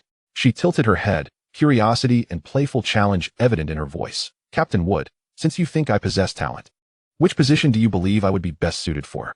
Seeker? Chaser? Or beater? This question seemed to trigger something within Wood. The exuberance on his face instantly waned, replaced by a competitor's wariness. He crossed his arms and tilted his chin, regarding Gabriella with an expression that suggested she was rather naive. Miss Arnaud. His voice regained its usual composure, laced with a hint of admonition. I am the captain of Gryffindor. My duty is to analyze and defeat the teams of other houses, not to cultivate players for my rivals, nor to provide them with free tactical analyses. To tell you the position you are best suited for? That would be tantamount to crafting a future threat for Gryffindor. Gabriella couldn't help but be amused by his unabashedly competitive honesty. She realized that conversing with Wood required no deciphering of hidden meanings. Wood, she chuckled, her azure eyes curving into crescents. You are quite an adorable yet pragmatic Quidditch captain. This is not cuteness. It is the nature of competitive sports. Wood corrected her with utmost seriousness, though his ears flushed slightly. Seemingly unaccustomed to being described in such a manner. Your talent is undeniable, but your house determines that we are rivals. I can acknowledge your potential, but I will not aid the enemy. He reiterated, seek out your house captain, or figure it out yourself. With your instinct, finding a suitable position should not be difficult. Just ensure you do not squander this talent. With that, as if he had completed a significant mission, he turned away from her, striding purposefully towards the center of the pitch to arrange the training bludgears, muttering about Gryffindor's new strategies. Gabriella stood rooted in place, watching Wood immerse himself in training, feeling an odd sensation in her chest. This Oliver Wood, stubborn, realistic, with eyes solely fixated on Quidditch, and somewhat lacking in social grace, possessed a purity and directness that was strangely endearing. Ding. Oliver Wood's favorability rating, 5. Current favorability, 0. Highly acknowledges the Quidditch talent displayed by the host. Although unable to provide concrete assistance due to house rivalry, he appreciates her potential and officially regards her as a noteworthy opponent. 0 is acceptable, although still neutral. It is a far cry from negative. Furthermore, being labeled as a noteworthy opponent instilled in Gabriella a curious sense of excitement. She clenched her fist, feeling the control over flight coursing through her body. Perhaps she should indeed try out for the Hufflepuff Quidditch team as selections? Chapter 73. Challenging. Upon returning from her broom ride, Gabriella felt quite dashing, yet her body was utterly fatigued. That evening, she sprawled atop the cushions in the Hufflepuff common room, gazing at the stagnant numbers on the system interface, unable to suppress her inner complaints. System, the rewards in that grand wheel of yours seem quite intriguing. Can't you let me spin it one more time? Perhaps that mind-reading ability would come in handy right now, or even the lucky aura. System, rewards must be earned through effort. Should the host wish to utilize the ability wheel again, designated tasks must be completed. Could you not make an exception and gift me one? Gabriella attempted to charm the system. Look at how hard I've been working to navigate those troublesome fellows. System, detected the host's attempt to take shortcuts. Request denied. Gabriella pouted, fully aware that this cold, unyielding system was not easily swayed. What is the task? It better not be too difficult. System, task generation in progress. Task name, the Riddler's greeting. Task content, say a seemingly illogical phrase designated by the system to 3 activated targets. Task requirement, must be spoken within audible range of the recipient, and the meaning cannot be explained. Task reward, 1 use of the ability roulette. Failure penalty, randomly seal 1 acquired ability for 24 hours, an apparently nonsensical statement? Gabriella straightened her posture, her curiosity piqued. For instance, system, example 1, can I have your empty plate? I'll sell it for money. Example 2, I encountered a waltzing turtle at the library yesterday. Example 3, your book smells delightful, may I take a whiff? Gabriella, what on earth is this? Isn't this just providing Draco with irrefutable evidence of my insanity? This is utterly embarrassing, she protested. Could we perhaps exchange this task for something else? Perhaps delivering gifts? System, task locked. Accept or abandon. Gabriella bit her lip in distress. On one hand, the rewards were indeed enticing. On the other, this task was a blatant challenge to her dignity. She recalled Draco's inexplicably rising affection for her and suddenly realized that perhaps, at Hogwarts, adhering to conventional wisdom was futile. Very well, she steeled herself. I accept. System, task accepted. Now generating exclusive riddles for each target. Gabriella waited anxiously, uncertain of the peculiar lines the system would assign her. For the sake of that fleeting ability to read minds, even if just for a minute, she resolved to give it her all. Tomorrow, Hogwarts would witness one of the most absurd undertakings in history. During History of Magic class, Professor Bin's voice echoed through the classroom, but Gabriella found herself utterly unable to concentrate. Her gaze occasionally drifted toward Theodore Knott, who was quietly engrossed in his reading. Her palms slightly sweaty. System, please recite the designated line to Theodore Knott. Your book smells delightful. May I take a whiff? Could it really compel her to say that? Gabriella inwardly lamented. As the class neared its end, she took a deep breath. Seizing the moment when Professor Binns turned to write on the board, gently poking Theodore's arm with her quill, Theodore lifted his gaze from the pages, his eyes questioning her. Gabriella's face flushed crimson. Mustering her courage, she quickly uttered in a barely audible whisper, Your book smells delightful. May I take a whiff? Theodore visibly stiffened. A clear, unmasked astonishment, even tinged with a hint of fear, spread across his face. He instinctively recoiled his book, as if Gabriella were some bizarre deviant. Ding. Theodore Knott's affection level decreased by 1. Current affection level, 9. Seeing the affection drop, Gabriella panicked, disregarding her embarrassment, and blurted out. It's perfectly fine if you refuse. This statement seemed to strike a chord with Theodore. He stared at Gabriella for several seconds, a flicker of intense confusion passing through his usually indifferent eyes, as he attempted to comprehend the logic behind her bizarre behavior. To Gabriella's astonishment, Theodore slowly extended his long, slender hand, palm down on the table between them. He then opened his book. His movements were cautious and exploratory, as if he were studying a rare magical phenomenon. Gabriella gazed at his clean, neatly trimmed nails, utterly bewildered. She had anticipated Theodore would actually comply, leaving her in a precarious situation. Under his focused and puzzled gaze, Gabriella's face felt as though it might bleed from the heat. She could only muster the courage to lean toward his book, taking a quick sniff from a small distance, then recoiling instantly, her voice barely a whisper, Thank you. It's quite fragrant. Theodore gradually withdrew his book, the astonishment on his face replaced by a deeper, inscrutable contemplation. Ding. Theodore Knott's affection level increased by 3. Current affection level, 12. Experiencing an intense curiosity regarding the host's exceedingly peculiar and perplexing behavior. Ding. The riddle task for Theodore Knott has been partially completed. Gabriella hastily turned away, burying her flushed face in her book, her heart racing. Goodness, this task is mortifying. Yet, it seems to have yielded some positive results. Theodore's affection had surprisingly increased by 2 points. She stole a glance at Theodore, who had once again lowered his head but whose ears appeared slightly flushed. Her heart a tumult of emotions. Chapter 74, The Broomstick. With no time constraints on the remaining tasks, Gabriella decided to first explore broomsticks before taking action. Ever since experiencing the wonders of intermediate talent on the Quidditch pitch, her interest in flying had soared. However, Gabriella deemed the school's antiquated shooting star broomstick unworthy of her increasingly refined skills. She fantasized about acquiring a Firebolt 2001 or at least a Firebolt 2000. That evening, in the Hufflepuff common room, Gabriella absent-mindedly fiddled with a magical music box while casually inquiring of her assembled housemates. Hey, what do you think I would need to do to use my own new broomstick at school? Susan looked up from her history of magic notes. I recall that younger students need special permission from the headmaster if they wish to bring their own broomsticks. That's right, Hannah added. It's mainly for safety reasons, to prevent us from sneaking out of school or flying dangerously with our own brooms. You must apply to the headmaster. State your reasons, and only then will he grant permission. Megan chimed in quietly, and it seems you can only use models approved by the Ministry of Magic. Permission from the headmaster? Gabriella blinked. This sounded a bit cumbersome, yet not entirely impossible. The next morning, Gabriella found herself at the door of Professor Sprout's office. The room was filled with the fresh scent of earth and plants, various exotic magical flora thriving in the corners. Professor Sprout, clad in thick dragonhide gloves, was feeding a sneezing umbrella plant. Miss Arnaud? Professor Sprout smiled warmly at her as she entered. What brings you here? Are you interested in our greenhouse again? Good morning. Professor. Gabriella endeavored to sound both obedient and eager. I would like to apply to bring a broomstick to school.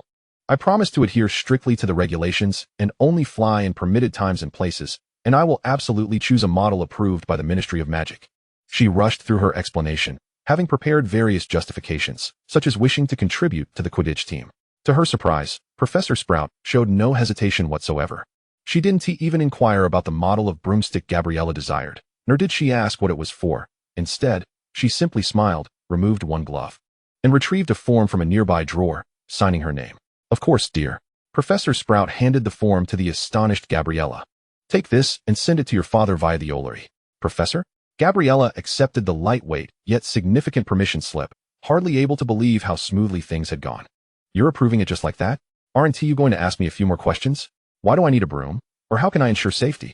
Professor Sprout gently patted Gabriella on the shoulder, her smile warm and reassuring. Why question further? You are a Hufflepuff, and that is sufficient. She gazed at Gabriella, her eyes brimming with unconditional trust, and continued, You are one of our Hufflepuff students. I am aware that you may possess a slight temper and some spoiled little habits. She winked at Gabriella. But at heart, you are a good child. You would never misuse a broomstick for nefarious purposes. I trust you understand boundaries. Gabriella felt a comforting warmth spread within her at these words. Thank you, Professor, she replied, her gratitude particularly sincere this time. I will not let you down. Off you go, my child. Professor Sprout donned her gloves again and turned towards the sneezing plant. I look forward to seeing you on the Quidditch pitch. And do remember to stay safe. Gabriella, clutching the permission slip, exited the office with a spring in her step. Being trusted so purely felt more exhilarating than acquiring 10 Nimbus 2001s. With the signed permission slip in hand, Gabriella skipped joyfully to the Ollery. She carefully selected a sheet of letter paper and began to write in her neatest handwriting. Dear Dad, you will scarcely believe it. I have successfully obtained special permission from our headmistress, Professor Sprout, to bring my own broomstick. Upon reaching this point, she paused, a proud smile illuminating her face. She could envision her father's astonished yet delighted expression upon reading this letter. He had always hoped for her to truly find her place within the magical world. Heiress the situation. I have recently discovered a slight talent for Quidditch, and the school's brooms are far too outdated to allow me to realize my potential. Thus, I mustered the courage to apply for permission. Professor Sprout has immense faith in me. She asserts that Hufflepuff students are trustworthy. So, dear Dad, could you please help me order the latest Nimbus 2001? I will practice diligently, and in the future, I can bring glory to Hufflepuff Academy. This is undoubtedly a worthy investment. Wouldn't you agree? I believe you will be proud of me for securing this permission on my own. Love, Gabriella P.S. Please make sure to choose the Nimbus 2001. She carefully rolled the letter and permission slip together, tying them to the leg of her owl, Chanel. Chanel, please deliver this letter to Dad as swiftly as possible, she murmured, gently stroking the owl's pristine feathers. Chanel spread her wings, and, like a flash of white lightning, soared out of the Ollery, disappearing into the azure sky. Gabriella gazed at the heavens, her heart soaring. She was certain that, given her father's decisive nature and affection for her, she would receive a brand new, gleaming Nimbus 2001 within 3 days at most.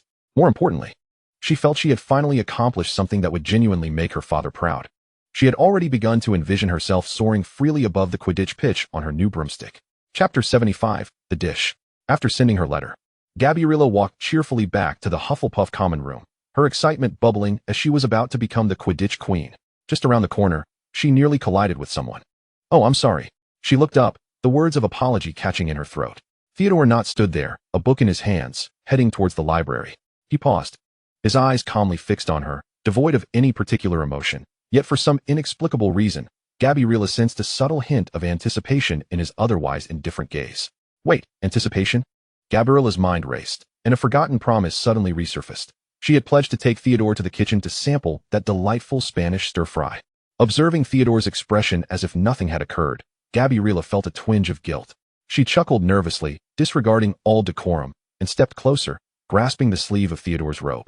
Hey, Theodore, what a coincidence running into you, she said cheerfully, attempting to mask her lapse in memory. Come on, let's go to the kitchen and try that stir-fry right now. Theodore was momentarily taken aback by her sudden action, his gaze shifting to where she had grasped his sleeve, then back to her face, which radiated sincerity. He did not pull away nor respond. He merely allowed Gabriella to lead him towards the kitchen, just a few steps away. A voice laced with mockery and discontent rang out from behind them. Well, look who it is. Gabriella's heart sank. She recognized that voice all too well. Turning around, she indeed spotted Draco Malfoy and Blaise Zabinai standing a short distance away. Draco, arms crossed, wore his usual haughty expression. Yet there was an unmistakable displeasure in his eyes as they flicked between her and Theodore, particularly lingering on her hand gripping Theodore's sleeve. Blaise leaned casually against the wall, a smirk playing on his lips, clearly enjoying the spectacle. Draco tilted his chin slightly, his tone questioning. Where are you two off to? Notification, Draco Malfoy's favorability level, 3. Current favorability, 610. Gabriella regarded Draco's expression, which resembled that of someone who had just caught a thief, and felt the temperature around Theodore drop a few degrees. She sighed internally, exasperated by the unfortunate timing of encountering these two troublesome individuals, especially with one who relished in watching drama unfold. Taking a deep breath, she resolved to speak truthfully, as there was nothing to conceal. We are heading to the kitchen. I promised Theodore I would take him to try the new Spanish stir-fry. She gestured with the hand still clutching Theodore's sleeve to indicate the reason. Stir-fry? Draco furrowed his brow, incredulity evident on his face. You dragged Theodore to the kitchen for a meal? Arnaud, when did your taste become so pedestrian? Blaise chimed in, laughter escaping his lips, his tone laced with mischief. It sounds rather entertaining. Why don't we join you and see what kind of delicacy this is? Draco snorted in disdain, although he did not explicitly agree. It was clear he was not opposed either. Gabriella stared at this bizarre assembly before her, a reluctant ice king, a disgruntled peacock, and a troublemaker relishing the drama. Her scalp prickled with anxiety. All she wanted was a simple bowl of noodles. Now, what should have been a straightforward culinary adventure was poised to transform into a rather awkward gathering of Slytherins, along with a Hufflepuff. The kitchen was warm and bustling, and the house elves appeared noticeably tense and flustered upon seeing Gabriella accompanied by 3 Slytherins. However, under Gabriella's adept soothing and ordering, 4 plates of fragrant and generously portioned Spanish chorizo stir-fry were quickly brought to the long wooden table. Draco frowned, disapprovingly poking at the vibrantly colored food on his plate with a fork, clearly displeased with dining in such a commonplace setting. Theodore quietly picked up his utensils, gracefully commencing to savor his meal. His expression remained neutral, yet his pace of eating was anything but slow. Blaise, on the other hand, appeared quite at ease, observing his surroundings and the food before him with keen interest. Gabriella, feeling ravenous herself, was poised to indulge heartily when the cold, unwelcome chime of a notification echoed in her mind. Ding! The remaining part of the Riddler's greeting has been triggered. Please utter the designated phrase to target Draco Malfoy. May I have your empty plate to sell for money? Please utter the designated phrase to target Blaise Zabinai. There is a dancing frog in the library. Gabriella's hand, which held the fork, froze in midair. Merlin. Of all times, in this particular situation, to these two individuals, she cast a furtive glance at Theodore, who was elegantly wiping his mouth, feeling a slight sense of balance restored. Thankfully, he had completed his part. Otherwise, she would have genuinely wished to disappear into a crack in the floor. Taking a deep breath, she resolved to begin with the seemingly more manageable Draco. She turned her head, facing Draco, who was disdainfully consuming his fried noodles. Though his body was honest enough to have devoured more than half, she forced a natural smile. Malfoy. She endeavored to make her voice sound casual. May I have your empty plate to sell for money? Coughing erupted from Blaise, who sat opposite her, unable to contain himself as he choked on his drink, his shoulders shaking violently. Draco's chewing came to a complete halt as he slowly turned his head, disbelief etched across his face, his eyes widening as if Gabriella had just proposed mortgaging the Malfoy estate for cash. What did you just say? His voice quivered with astonishment. Arnaud, have you truly lost your mind? Ding. Draco Malfoy's affinity level, 5, current affinity, 615.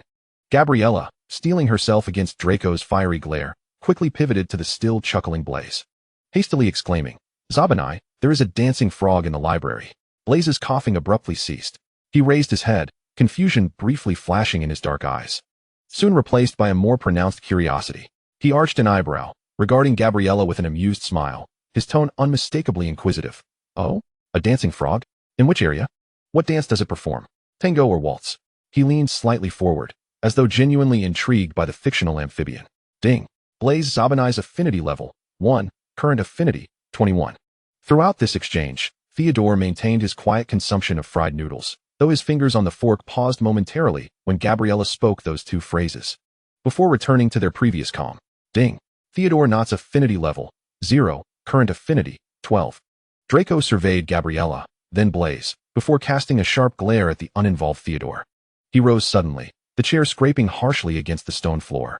I see you have truly lost your mind, Arnaud, he shouted in fury, abandoning the remainder of his fried noodles as he turned to leave, his golden hair almost standing on end. Blaise watched Draco's departing figure, chuckling lightly, and rose with equal elegance. In the blink of an eye, the once bustling dining table was left with only Gabriella and the quietly eating Theodore. Ding. The Riddler's greeting, all, has been completed. Reward. 1 usage of the ability will has been granted.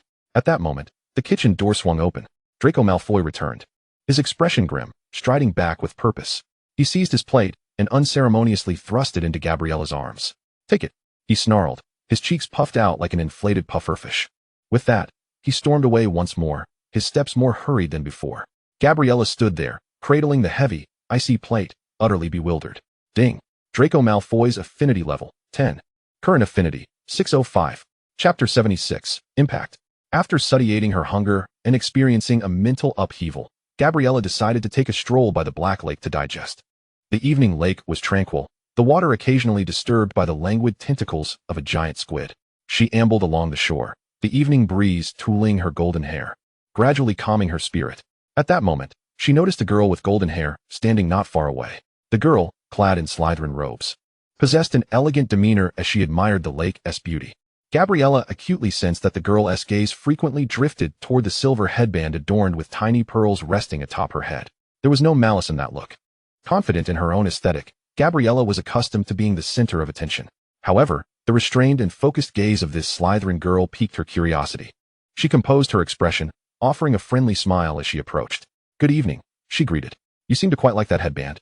The girl, taken aback by Gabriella's initiative, paused momentarily before returning a somewhat reserved smile and nodding. It's exquisite. The luster of the pearls is beautiful and suits you well. Her voice was gentle, her tone refined. Thank you, Gabriella replied with a smile, taking the opportunity to inquire further. I am Gabriella Arnaud, a second-year Hufflepuff. And you? Daphne, the girl replied, her tone calm.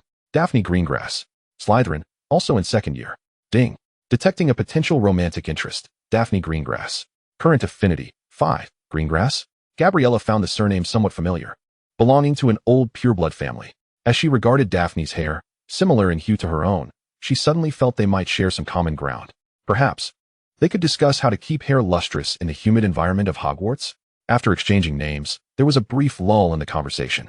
Daphne Greengrass seemed poised to say something. Her lips moved, yet ultimately, she maintained a polite smile. Her gaze once again respectfully skimmed over Gabriella's headband before shifting to the serene surface of the lake. Gabriella sensed that this Slytherin girl was not uninterested in conversing. Rather, there was a subtle, suppressed desire to engage. It was as if she longed to inquire about where the headband was purchased or to compliment Gabriella on the cut of her robes, yet an invisible rule restrained her, preventing her from expressing her admiration as freely as Hufflepuff's Hannah might. That looks lovely. Where did you get it? Gabriella silently critiqued the Slytherins in her mind, finding them exceedingly peculiar. Draco was duplicitous, Blaise was distinctly bound by boundaries, Theodore was enigmatic, and now there was Daphne, who seemed eager to converse, yet was desperately suppressing that urge. Nevertheless, despite their oddities, Gabriella found herself quite fond of Daphne. There was a serene elegance about her, along with a shared appreciation for the finer things in life, that made Gabriella feel at ease. Thus, she took the initiative to break the silence, pointing to the ribbon that adorned Daphne's hair.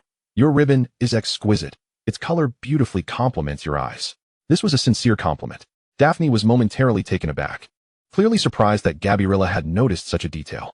The carefully maintained facade of aloofness momentarily faltered, and the curve of her lips became more genuine. Thank you. This was brought back from France by my family. See, we can indeed converse. Gabriella thought to herself, stifling a chuckle. Just as she was about to inquire about other charming accessory shops, she noticed Daphne suddenly recalling something, swiftly retracting her expression and reverting to her distant smile. It's getting late. I must take my leave, Daphne said with a slight nod. It was a pleasure to meet you, Arnaud. Likewise, Greengrass, Gabriella replied amiably, adopting the surname in her response. Watching Daphne elegantly turn and stroll along the lakeshore towards the castle, Gabriella shook her head. Truly, she was a peculiar Slytherin. Yet, she found herself rather amused by this sensation. Ding. Daphne Greengrass's affinity level, 3. Current affinity level, 8. Gabriella felt that she had added yet another enigma to her list of those she could not decipher at Hogwarts. Upon returning to the Hufflepuff common room and settling into her favorite plush armchair by the window, Gabriella finally had the opportunity to utilize the ability she had worked so hard to acquire. System, activate the ability wheel, she silently intoned, filled with anticipation and trepidation. The familiar virtual wheel reappeared, its colorful segments spinning rapidly. Gabriella fixated on the pointer, inwardly praying to Merlin, the founder of Hufflepuff, and all the deities she knew. The pointer gradually slowed, gliding past mind reading, basic, Quidditch talent, advanced, and finally trembling to a stop at top-tier beauty potion, weekly.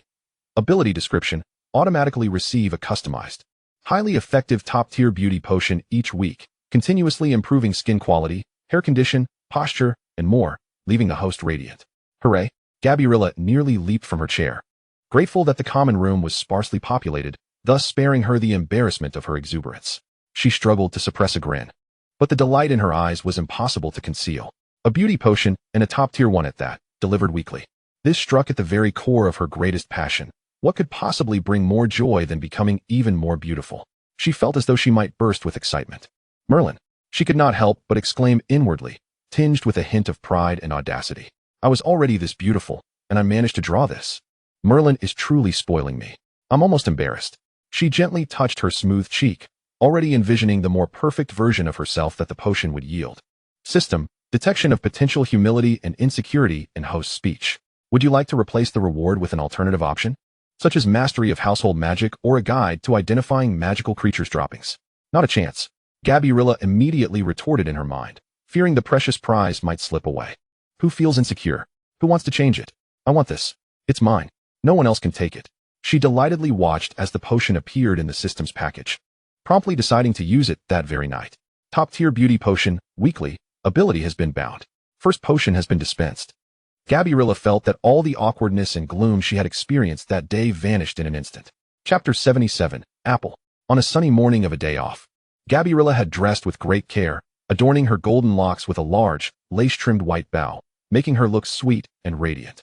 In high spirits, she decided to take a stroll outside the castle to savor the rare leisure. Unbeknownst to her, she wandered to the very spot where Draco Malfoy had once led her in stalking Harry Potter, only to be caught and lose points by Professor McGonagall. Recalling that unfortunate experience, she couldn't help but wrinkle her nose. Just then, her peripheral vision caught sight of a familiar figure. Harry Potter was sneaking behind a few bushes, peering suspiciously toward Hagrid's hut. Gabriella immediately halted, her internal alarm bells ringing. She had no desire to be embroiled in any peculiar events again, especially while looking so splendid. She resolutely decided to act as though she hadn't seen him, preparing to turn and walk in another direction. Harry! A booming voice rang out as Hagrid's massive figure emerged from the hut. He spotted Harry hiding in the bushes at once. Harry jumped, straightening up with embarrassment etched on his face. Hagrid's gaze then fell upon Gabriella, who was attempting to slip away. Who might this be? Hagrid's thick eyebrows arched in curiosity as he surveyed the girl adorned with the extravagant bow, resembling a little princess. Harry followed Hagrid's gaze and noticed Gabriella. He quickly exclaimed, "Oh, Hagrid, this is Gabriella Arnaud. She is my friend." Harry winked at Gabriella, urging her to cooperate. She looked into Harry's pleading eyes, then at Hagrid's immense yet friendly form, and sighed inwardly. Very well, she thought, let this be an act of kindness. She turned, donning an impeccable smile that matched her sweet attire, and stepped forward, greeting politely, "Hello, Professor Hagrid. I am Gabriella Arnaud, a second-year Hufflepuff." "Professor?" "Haha." Hagrid let out a hearty laugh, causing the nearby leaves to rustle. "Just call me Hagrid, little girl. Friends of Harry are friends of mine." He bent down to scrutinize Gabriella, particularly her striking bow. He grinned widely, saying, "What a lovely little sprite." Ding! Established a friendly relationship with Rubius Hagrid. Hagrid's impression of the host, friend of Harry, beautifully dressed, polite young girl, being referred to as a little sprite left Gabriella bemused. Yet she appreciated the compliment of being called beautiful. She maintained her smile. "Thank you for the kind words, Hagrid. Would you care to come in for a cup of tea?" Hagrid warmly invited, shaking the basket in his hand. "I just baked some rock cakes." Harry desperately gestured to Gabriella, signaling her to decline. Gabriella took the hint. She had no desire to sample those reportedly tooth-cracking rock cakes. "Thank you, Hagrid. But I just finished breakfast and was about to take a walk. Perhaps another time," she politely declined. Very well, then you youngsters enjoy yourselves." Hagrid acquiesced, humming a tune as he walked away. Once Hagrid departed, Harry visibly relaxed, awkwardly thanking Gabriella. "Thank you, Arnaud. That was a bit awkward." Gabriella raised her hand, signaling him to stop. "I saw nothing, know nothing, and wish to be involved in nothing. Enjoy your adventure," she declared, elegantly turning away to continue her stroll, leaving Harry standing there, his expression complex. Gabriella touched her large bow, her spirits brightening once more. She had assumed that her encounters with Harry had come to an end, but to her surprise, as she stepped away, Harry swiftly caught up with her. "Gabriella, wait." His voice bore a hint of urgency, tinged with a touch of embarrassment. Gabriella halted, glancing back in confusion. Harry ran a hand through his already tousled black hair, his green eyes reflecting genuine remorse. "Thank you for helping me earlier. I actually grabbed some food from the kitchen." He shook a nondescript cloth bag in his hand, suggesting it as a token of gratitude, or perhaps a bribe. "Would you like to share a bite? The scenery here is quite lovely."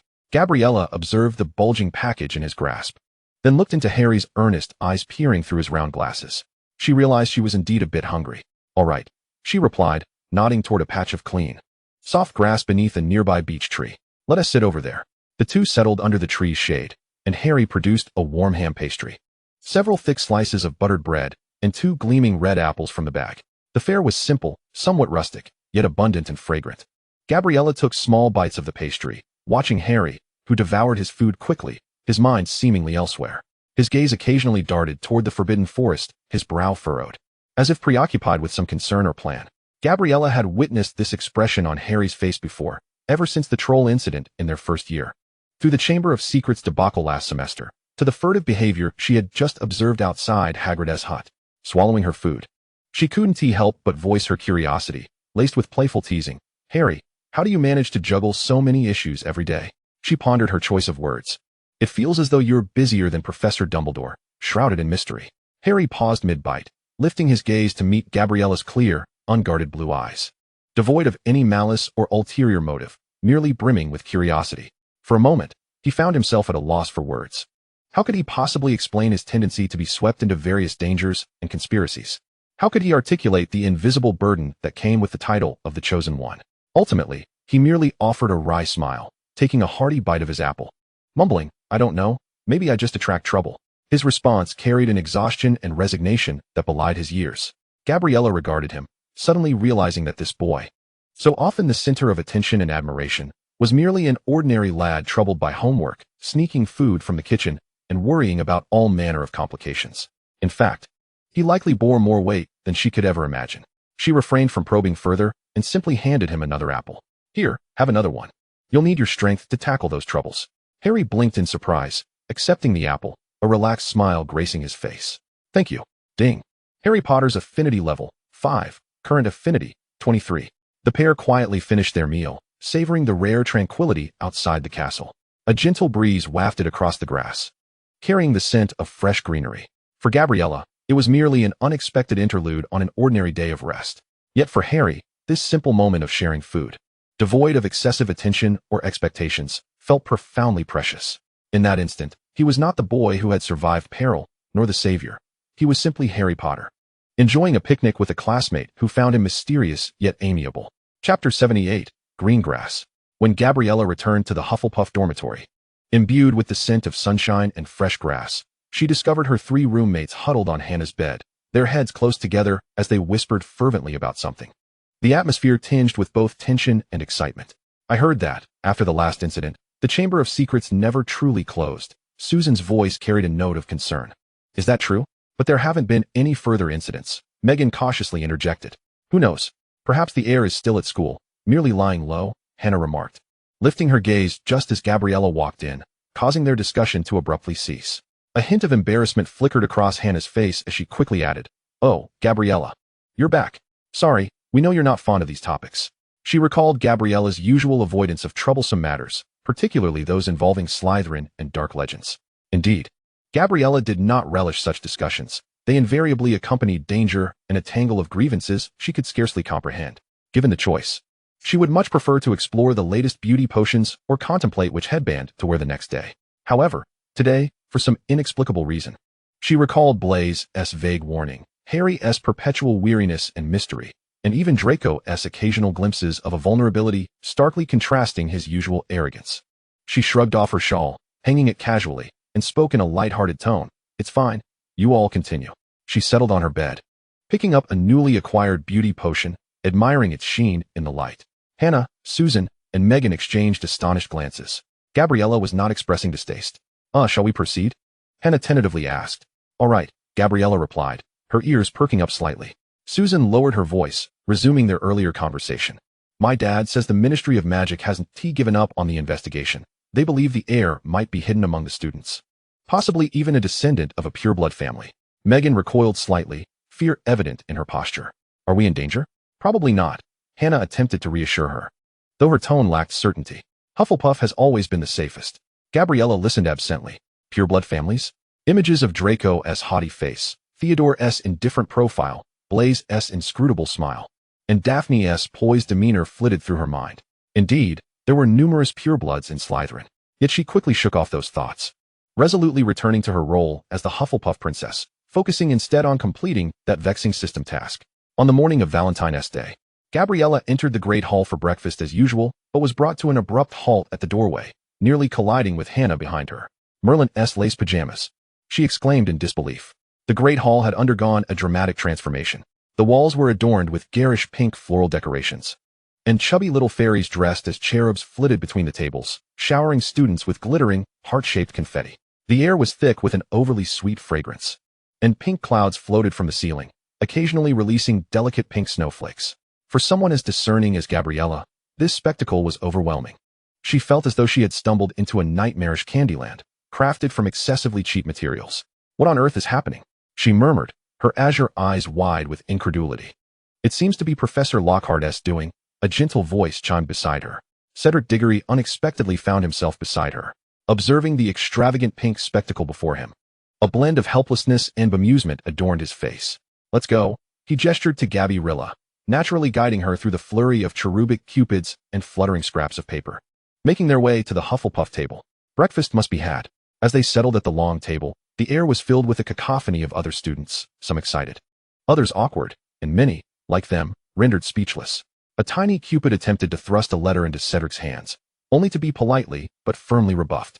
Cedric picked up a slice of bread, surveyed the overly vibrant surroundings, leaned closer to Gabriella, and with a tone tinged with playful empathy, remarked, "This is rather awkward."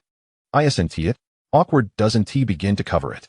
Gabriella exclaimed, watching a flurry of heart-shaped confetti drift onto the rim of her milk cup. Another cupid was attempting to pin a glimmering pink bow into her hair. She scrunched her nose and exaggeratedly declared to Cedric, "Goodness, this is beyond awkward. It's downright terrifying. Look at all these flowers plastered on the walls and the swarm of little sprites. My eyes are nearly stinging from this onslaught of pink. And the scent, so cloyingly sweet. Has Professor Lockhart's sense of aesthetics been trampled by a troll?" She angrily sliced into her fried egg, as if attempting to sever Lockhart's ostentatious taste. Cedric, amused by her adorably exaggerated demeanor, as if confronting some horrific apparition, smiled gently, his gray eyes brimming with warmth.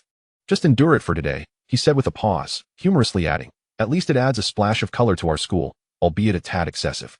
Ding. Cedric Diggory's affection level, 2. Current affection level, 44. Gabriella gazed at Cedric's smile, then at the suffocating sea of pink around her, and sighed in resignation. Well, in light of having this kind-hearted upperclassman suffering alongside her, she would begrudgingly finish her breakfast amidst this aesthetic catastrophe. However, she resolved to avoid the common areas for the entirety of the day to spare her eyes and nose from further torment. What a memorable start to this Valentine's Day. Chapter 79, Valentine's Day.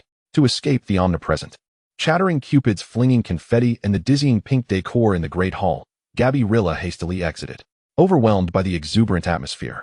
She absent-mindedly clutched a few hefty tomes and wandered into the history of magic classroom.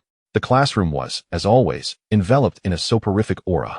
Professor Binns droned on in his monotonous tone about the history of magic, causing most students to doze off or stealthily engage in their own activities beneath their textbooks. Gabriella breathed a sigh of relief, finding a seat towards the back, placing her books on the desk, and succumbing to the drowsiness that followed her startling morning. Resting her head on the desk to catch some sleep, Professor Binns' voice became the perfect white noise.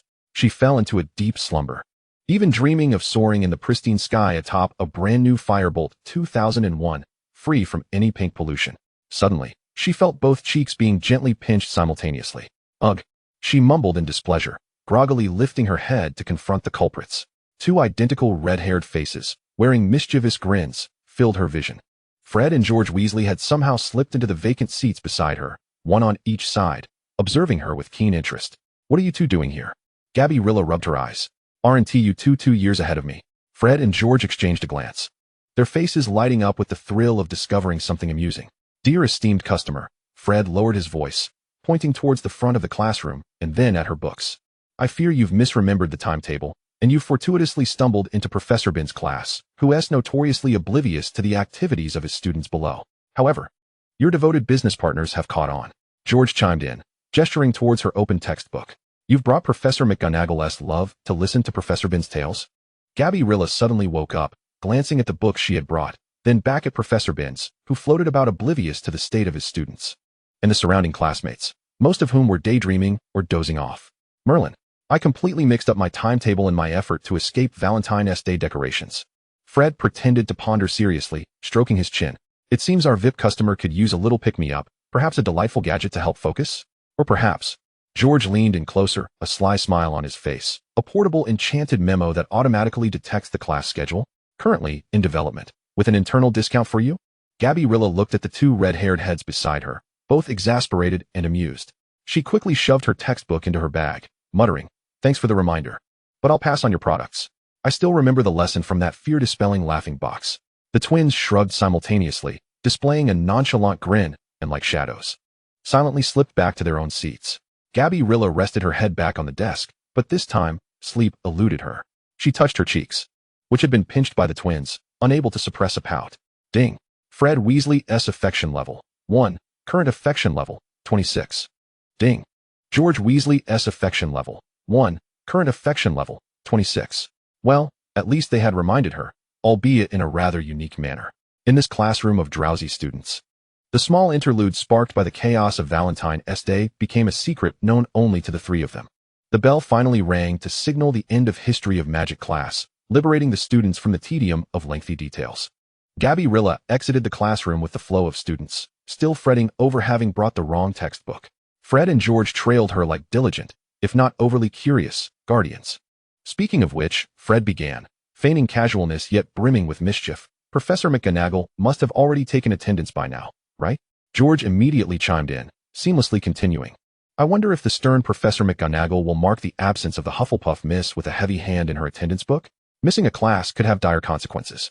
Fred elongated his tone, adopting an exaggerated, concerned expression. Gabriella's heart sank, and her footsteps abruptly halted. If Professor McGonagall, known for her strictness and fairness, noted her absence, Gabriella could almost envision the piercing gaze of McGonagall through her spectacles, her face drained of color, her blue eyes filled with genuine panic. She instinctively grasped Fred's sleeve. Merlin, I completely forgot about that.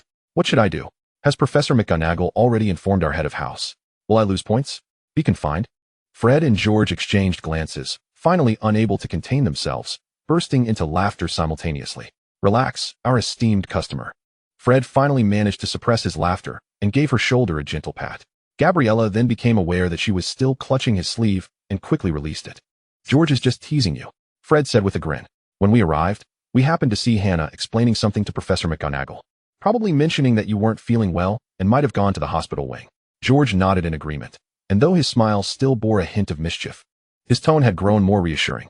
Indeed, with a model Hufflepuff student covering for you, Professor McGonagall is unlikely to delve too deeply. However, would you be interested in purchasing our latest products? It was at this point that Gabriella realized she had once again fallen victim to the antics of the mischievous twins. In frustration, she stamped her foot, exclaiming, "You two nearly scared me to death."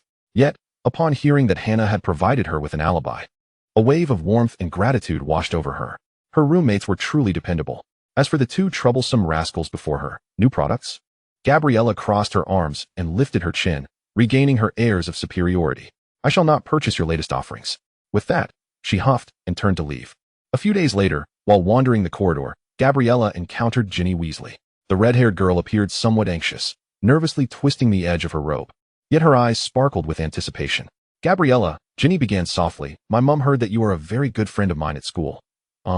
She wanted to ask if you would like to come over to our house for a few days after the holidays. She quickly added, though it may not be as large or luxurious as your home, it's quite fun. We can play in the orchard and even visit the goblins. If you wouldn't mind. Gabriella was momentarily taken aback. A house that supposedly swayed, filled with wondrous things? It sounded like an entirely different world compared to her accustomed Arnaud manner. Yet, gazing into Ginny's hopeful eyes and sensing her careful sincerity, she found it difficult to decline.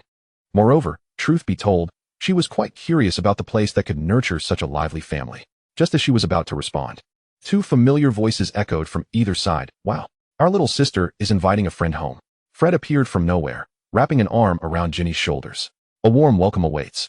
My lady. George materialized on the other side, theatrically bowing to Gabriella. The burrow shall always open its doors to such esteemed guests. Ginny's face flushed deeper with embarrassment as she shot them an annoyed glare. Fred, George, stop messing around. Chapter 80, Protest. Ignoring his sister's protests, Fred winked at Gabriella. It will undoubtedly be an unprecedented delight. This household is filled with the most fascinating individuals on the planet. And there are many mysterious little gadgets, George added, wearing a sly grin. Not to mention our newest invention, a completely safe flying product testing ground. Ginny, exasperated, stepped on Fred's foot and quickly apologized to Gabriella. Don't listen to their exaggerations. It's not that grand.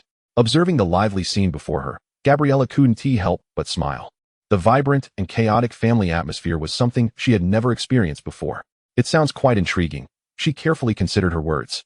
And amidst Ginny's anxious gaze and the twins' eager expressions, she smiled and said, I would be delighted to come, Ginny.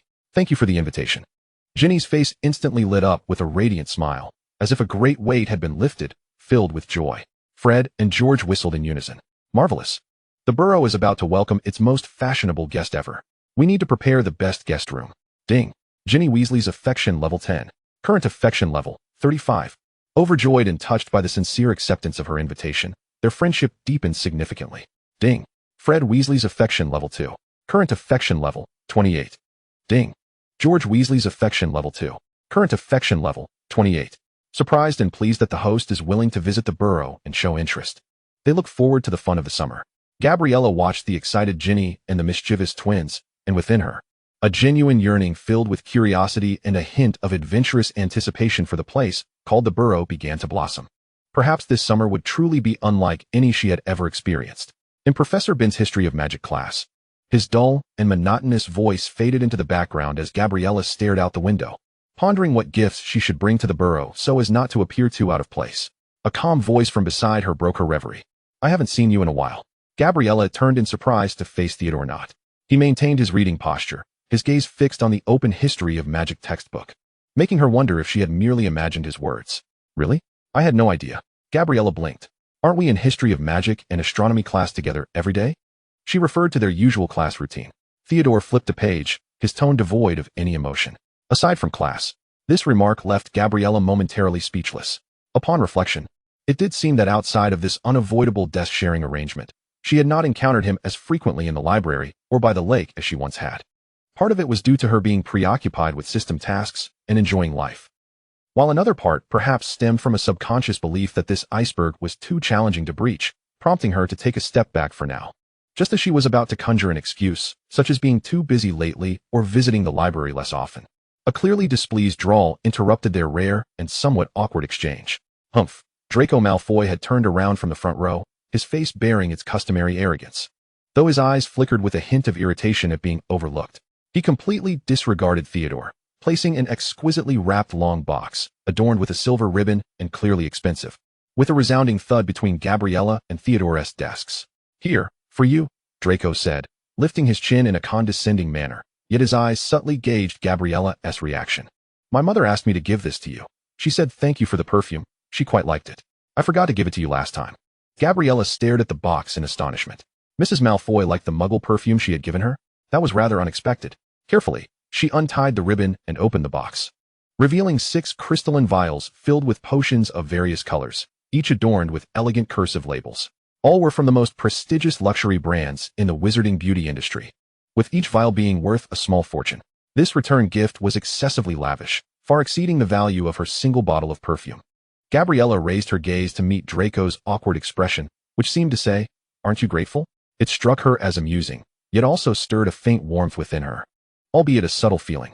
She picked up one of the seemingly extravagant potions, inspecting it against the light, then turned to Draco with a playful smile. Wow, Malfoy. To repay me for a small bottle of perfume with such an extravagant set of potions. She placed the potion back into its box, propping her chin on her hands, her eyes sparkling as she gazed at Draco. In that infuriatingly cheerful tone, she continued, By that logic, if I were to gift you, say, a dose of rat poison next time, would you feel compelled to return the favor with a custom-made piece of jewelry crafted by fairies? Draco's face flushed a vivid crimson at an alarming rate, nearly leaping from his seat, his voice strained with indignation. Arnaud, how dare you? Who would want your rat poison? Ding. Draco Malfoy's affection level 8. Current affection level 597. My apologies, Gabriella shrugged, cautiously stowing the potion box into her backpack. Nonetheless, thank you. And please extend my gratitude to Mrs. Malfoy. I truly appreciate this return gift. That last statement was sincere. No girl could resist the allure of a top-tier beauty potion. Draco shot her a fierce glare, casting a quick glance at the indifferent Theodore beside him before huffily turning back, leaving only an irate view of the back of his head. It was only then that Theodore slowly lifted his eyelids, his gray-blue gaze lightly sweeping over Gabriella. Then glancing at Draco's rigid posture in front of him, he said nothing, merely redirecting his attention back to his book. Ding. Theodore not S affection level, 0. Current affection level, 12. Gabriella observed the inexplicably rising affection level for Draco in the system prompt, and then looked over at the ever-stoic iceberg beside her, inwardly lamenting. Indeed, the boys of Slytherin are all but inscrutable. Particularly Draco Malfoy. His affection system is undoubtedly malfunctioning. Chapter 81. Intrusion. After the history of magic class concluded, Gabriella leisurely packed her belongings, catching a glimpse of Theodore not closing his book, preparing to depart alone, as usual. For some reason, perhaps due to a recent realization that she had somewhat neglected her desk partner, or perhaps simply not wishing to dine alone, Gabriella impulsively quickened her pace to catch up with Theodore's somewhat slender, solitary figure. Hey, Theodore, she called out from a position slightly behind him. Theodore did not halt his stride, but merely turned his head slightly, casting a faint glance in her direction as a form of acknowledgement. Gabriella took a deep breath, striving to keep her tone casual and effortless. How about we have lunch together today? Finally, Theodore came to a stop, turning to face her.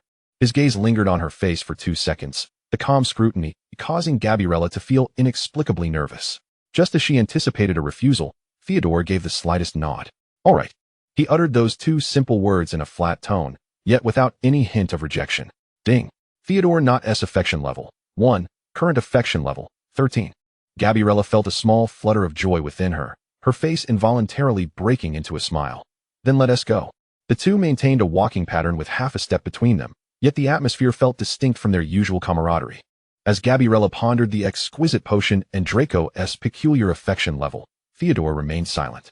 As soon as they sat down at the Slytherin long table, before they could even grasp their utensils, a figure unceremoniously squeezed into the empty seat beside Gabriella. It was Draco Malfoy, flanked as ever by Crabbe and Goyle. Move over. Arnaud, Draco commanded, taking a portion of roast beef for himself. I'm hungry too. Gabriella looked at the suddenly crowded space, and then at Theodore, who remained unperturbed, feeling a wave of exasperation wash over her. Why was he sticking to her again? And with such an air of entitlement. Lunch proceeded in a subtly charged atmosphere. After a few bites, Draco's gaze swept across the Gryffindor table, quickly locking onto his target. There was Harry Potter, animatedly discussing something with Ron and Hermione. A familiar malicious smirk appeared on Draco's face, one Gabriella recognized all too well. Look over there. Draco pointed his fork in Harry's direction, his voice low yet clear enough for those at the table to hear. Our illustrious savior, Potter, is once again scheming something nonsensical with that Popper Weasley and the know-it-all Miss Granger, always causing trouble. I truly don't understand why he is still allowed to attend this school. It's utterly infuriating. He launched into his customary tirade against Harry, his tone laced with mockery. Gabriella furrowed her brow. Though she kept a respectful distance from Harry's troubles, after several encounters, particularly following their picnic, she had indeed categorized Harry as a friend. Hearing Draco disparage her friend so openly made her uncomfortable. She set down her watermelon juice and interrupted Draco's rant, her tone earnest. Malfoy, your mockery of Harry is your own business, and I can't control it. However, he is my friend. Please refrain from speaking of him like that in my presence.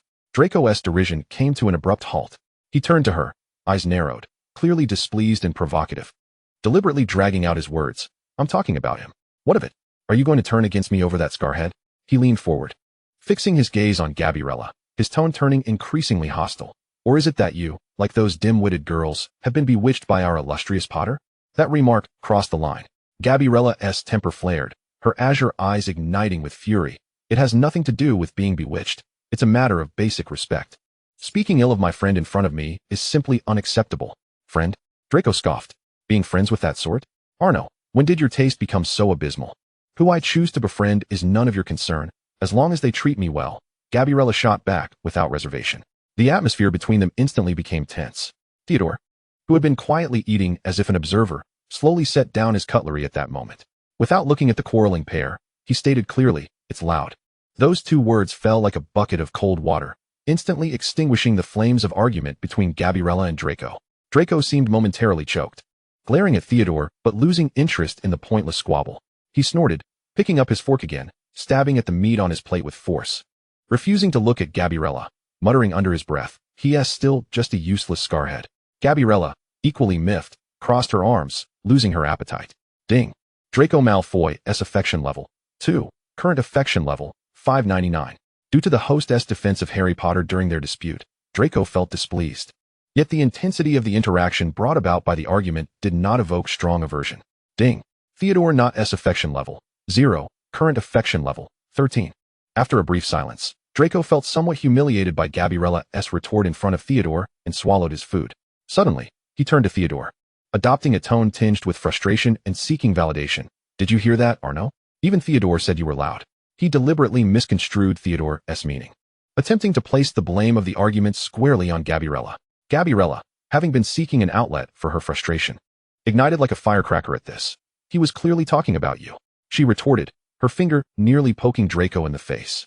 She turned her head, casting a glance at the indifferent Theodore across the table, and with a tone imbued with a hint of seeking validation and grievance, she inquired, "Theodore, do you think he started the quarrel?"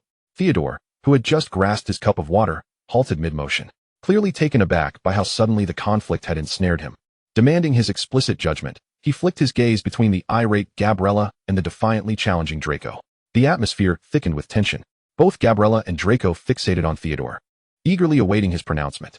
After a moment of silent contemplation, Theodore took a sip of water and gently set the cup back on the table. He neither met Gabriella's gaze nor Draco's, his attention fixed on his own plate as he succinctly articulated, "Both are to blame. Gabriella, Draco." This decidedly balanced response left both Gabriella and Draco momentarily speechless, caught off guard and unsure of how to retort. Draco was the first to regain his composure. Seizing the opportunity, he raised his chin toward Gabriella, declaring, "Did you hear that? He said you're at fault too. The word both includes you." Gabriella refused to back down.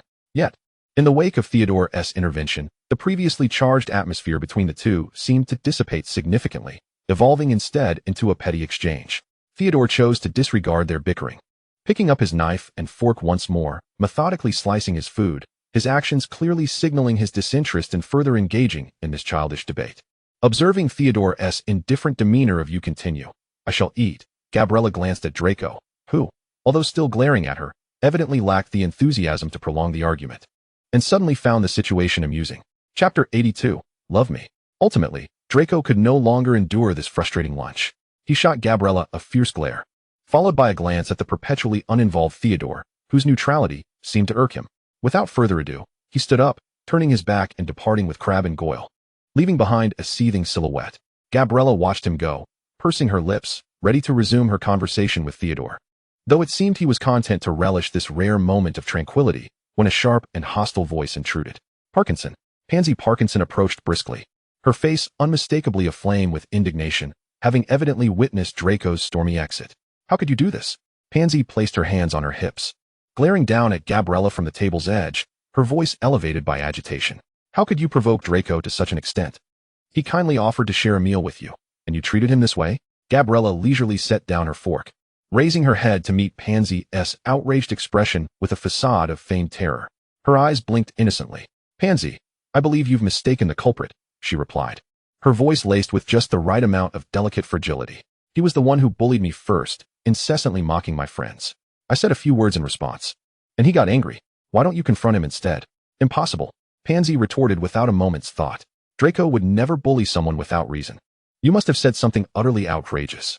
Gabriella observed Pansy's unwavering conviction and suddenly felt a playful urge. Tilting her head slightly, she propped her chin delicately on her hand, allowing a sweet smile to bloom on her face.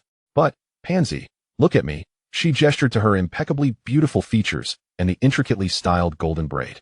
"I am so adorable, so lovely. I look like someone who could be bullied, don't I? Deep down, you wish to believe me, don't you?"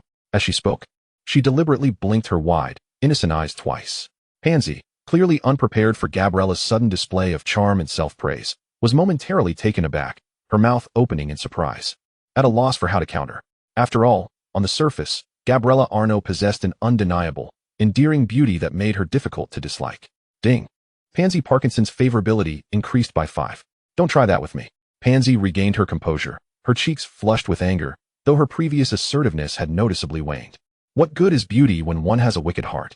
Whether my heart is good or not is not for you to determine, Gabriella retorted, her faux adorable demeanor vanishing as she resumed her meal with a tone that returned to its usual calmness. Pansy, infuriated by Gabriella's impenetrable attitude and her own inability to find a more potent rebuttal, could only stomp her foot in frustration. She had initially considered seeking Theodore's support, but she felt that he had recently been thoroughly brainwashed by Gabriella. Theodore, who had remained as silent as a shadow, subtly shook his head after Pansy's departure, whether in resignation to the absurdity of this farce or in disbelief at Gabriella's self-aggrandizing remarks remained unclear. Ding. Theodore Knott's favorability decreased by 0. Current favorability, 13. Gabriella, meanwhile, continued to savor her lunch with a buoyant spirit. The meal concluded amidst a peculiar atmosphere, one that only Gabriella seemed to appreciate. Just as she stood to leave the hall, she spotted Hannah Abbott hastily approaching from the Hufflepuff table, her round face marked with evident concern. Gabriella. Hannah rushed toward her, lowering her voice as she linked arms with her, pulling her toward the exit while urgently inquiring. Are you all right? I just saw Parkinson storming toward you. Is she troubling you again? Merlin S. Beard, why does she dislike you so much? As they navigated through the bustling crowd on their way to the Hufflepuff common room, Gabriella, far from displaying any sign of distress at Hannah's words, appeared rather amused by the situation. She gently patted Hannah's hand, her tone light and enigmatic. Dislike me? No, dear Hannah, I believe you are mistaken. Misunderstanding? Hannah blinked in confusion.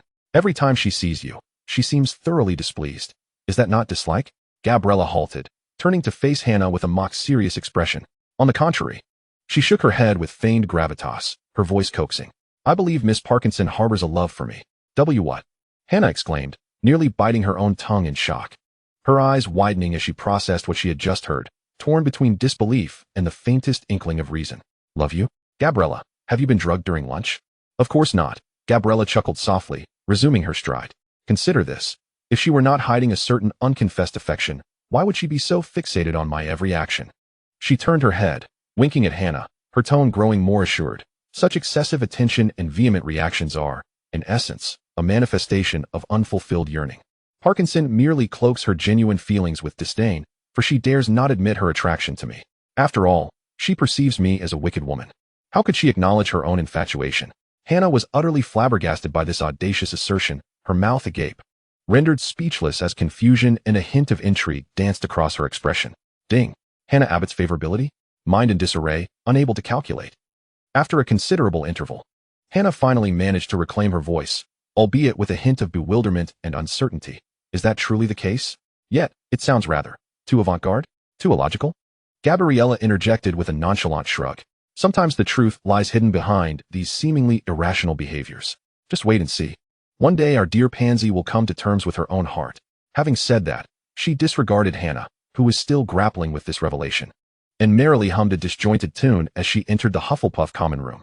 The warm sunlight streamed through the round window, filling the air with a subtle fragrance of earth and greenery, rendering her particularly comfortable. Did Pansy truly love her? Who cares?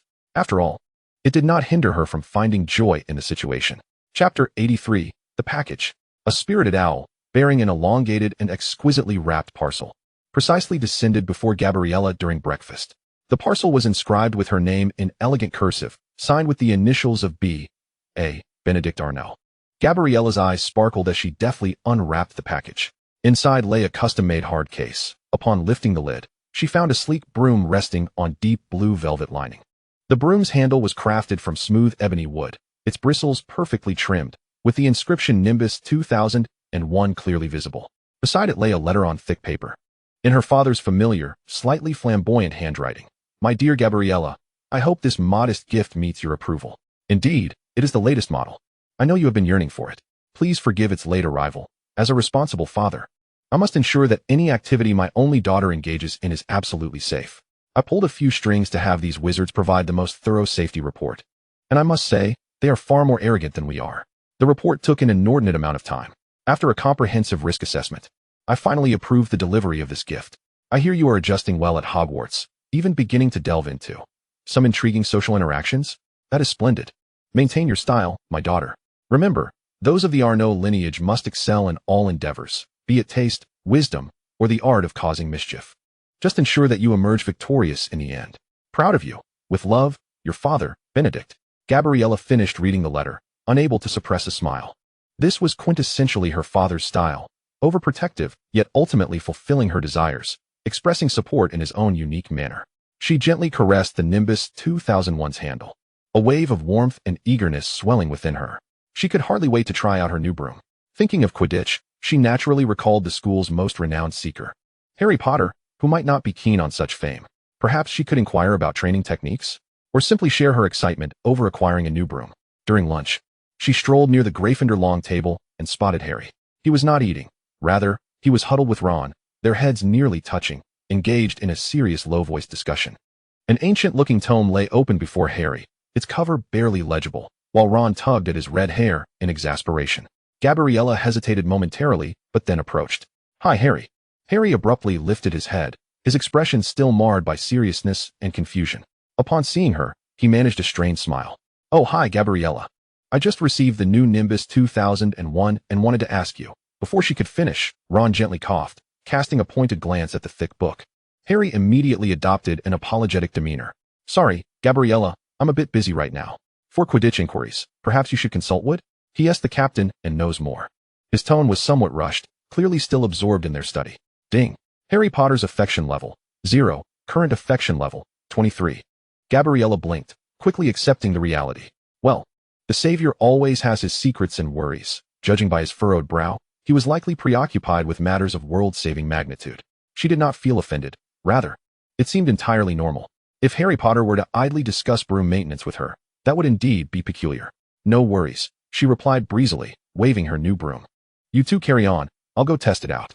With that, she turned and left, leaving the hushed murmurs of the Gryffindor trio behind.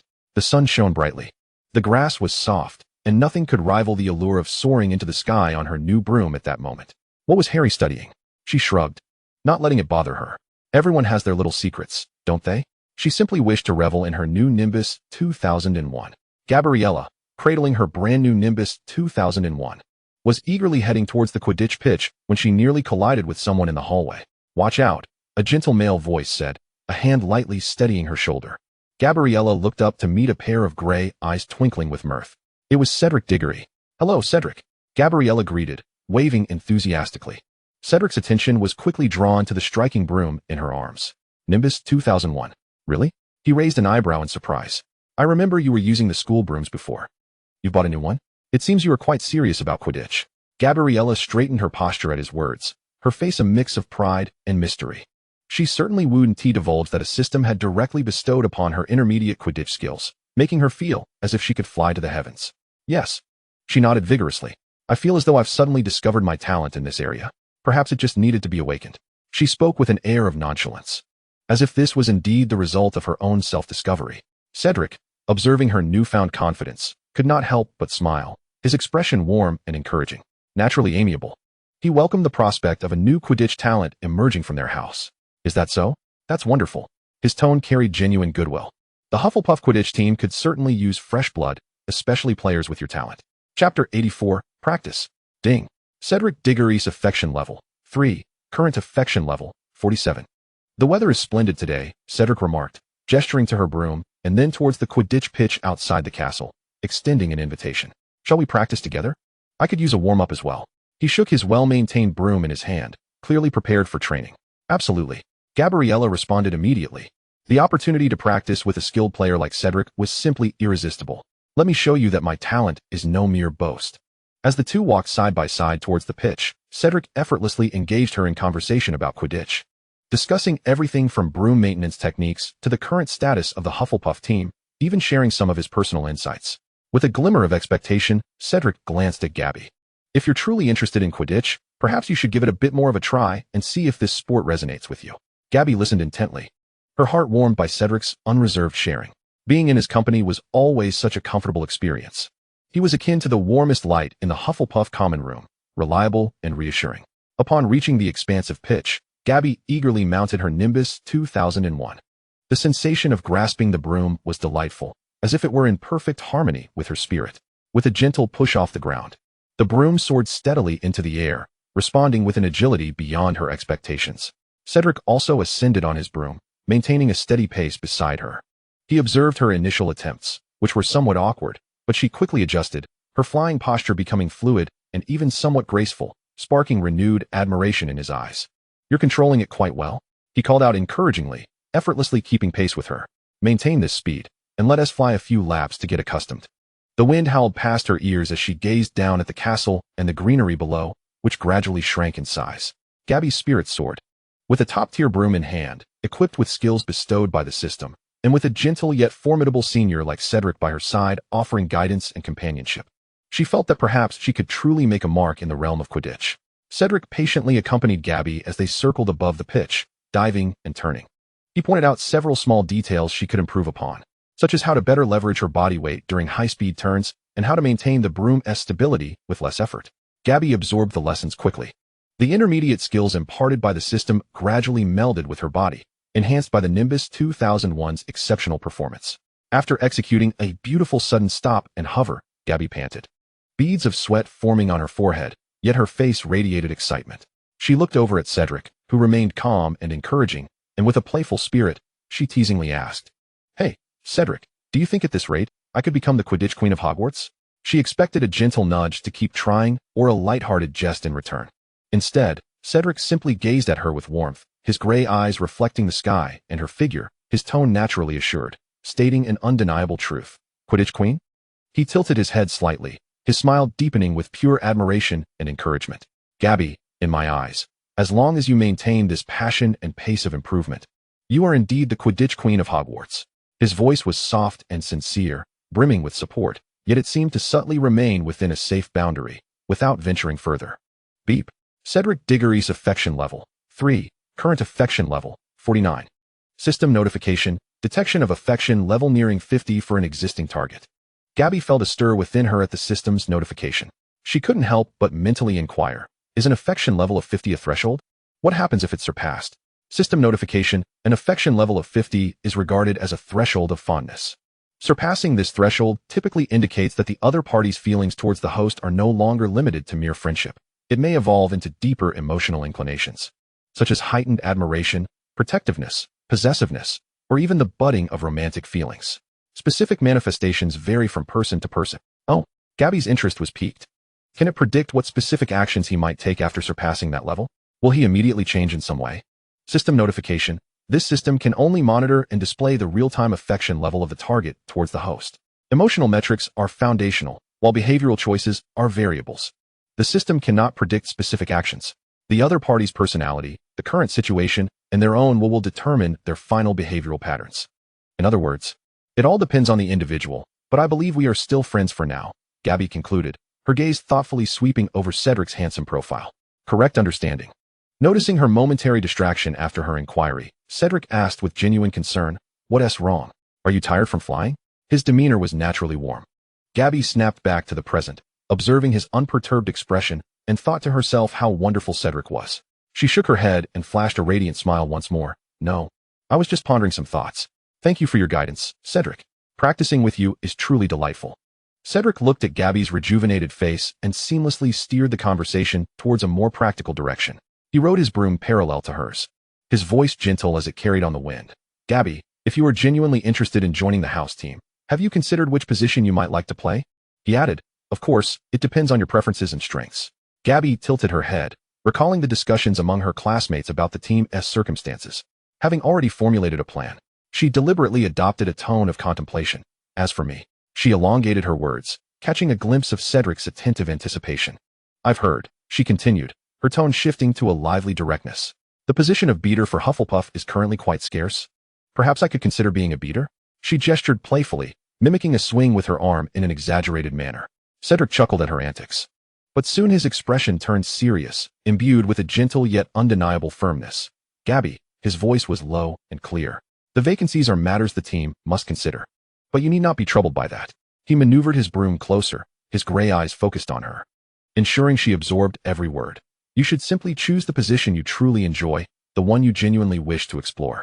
Whether it be seeker, chaser, beater, or any other position, as long as you love it, wish to fly, and strive for it, then go for it. Leave the rest to us."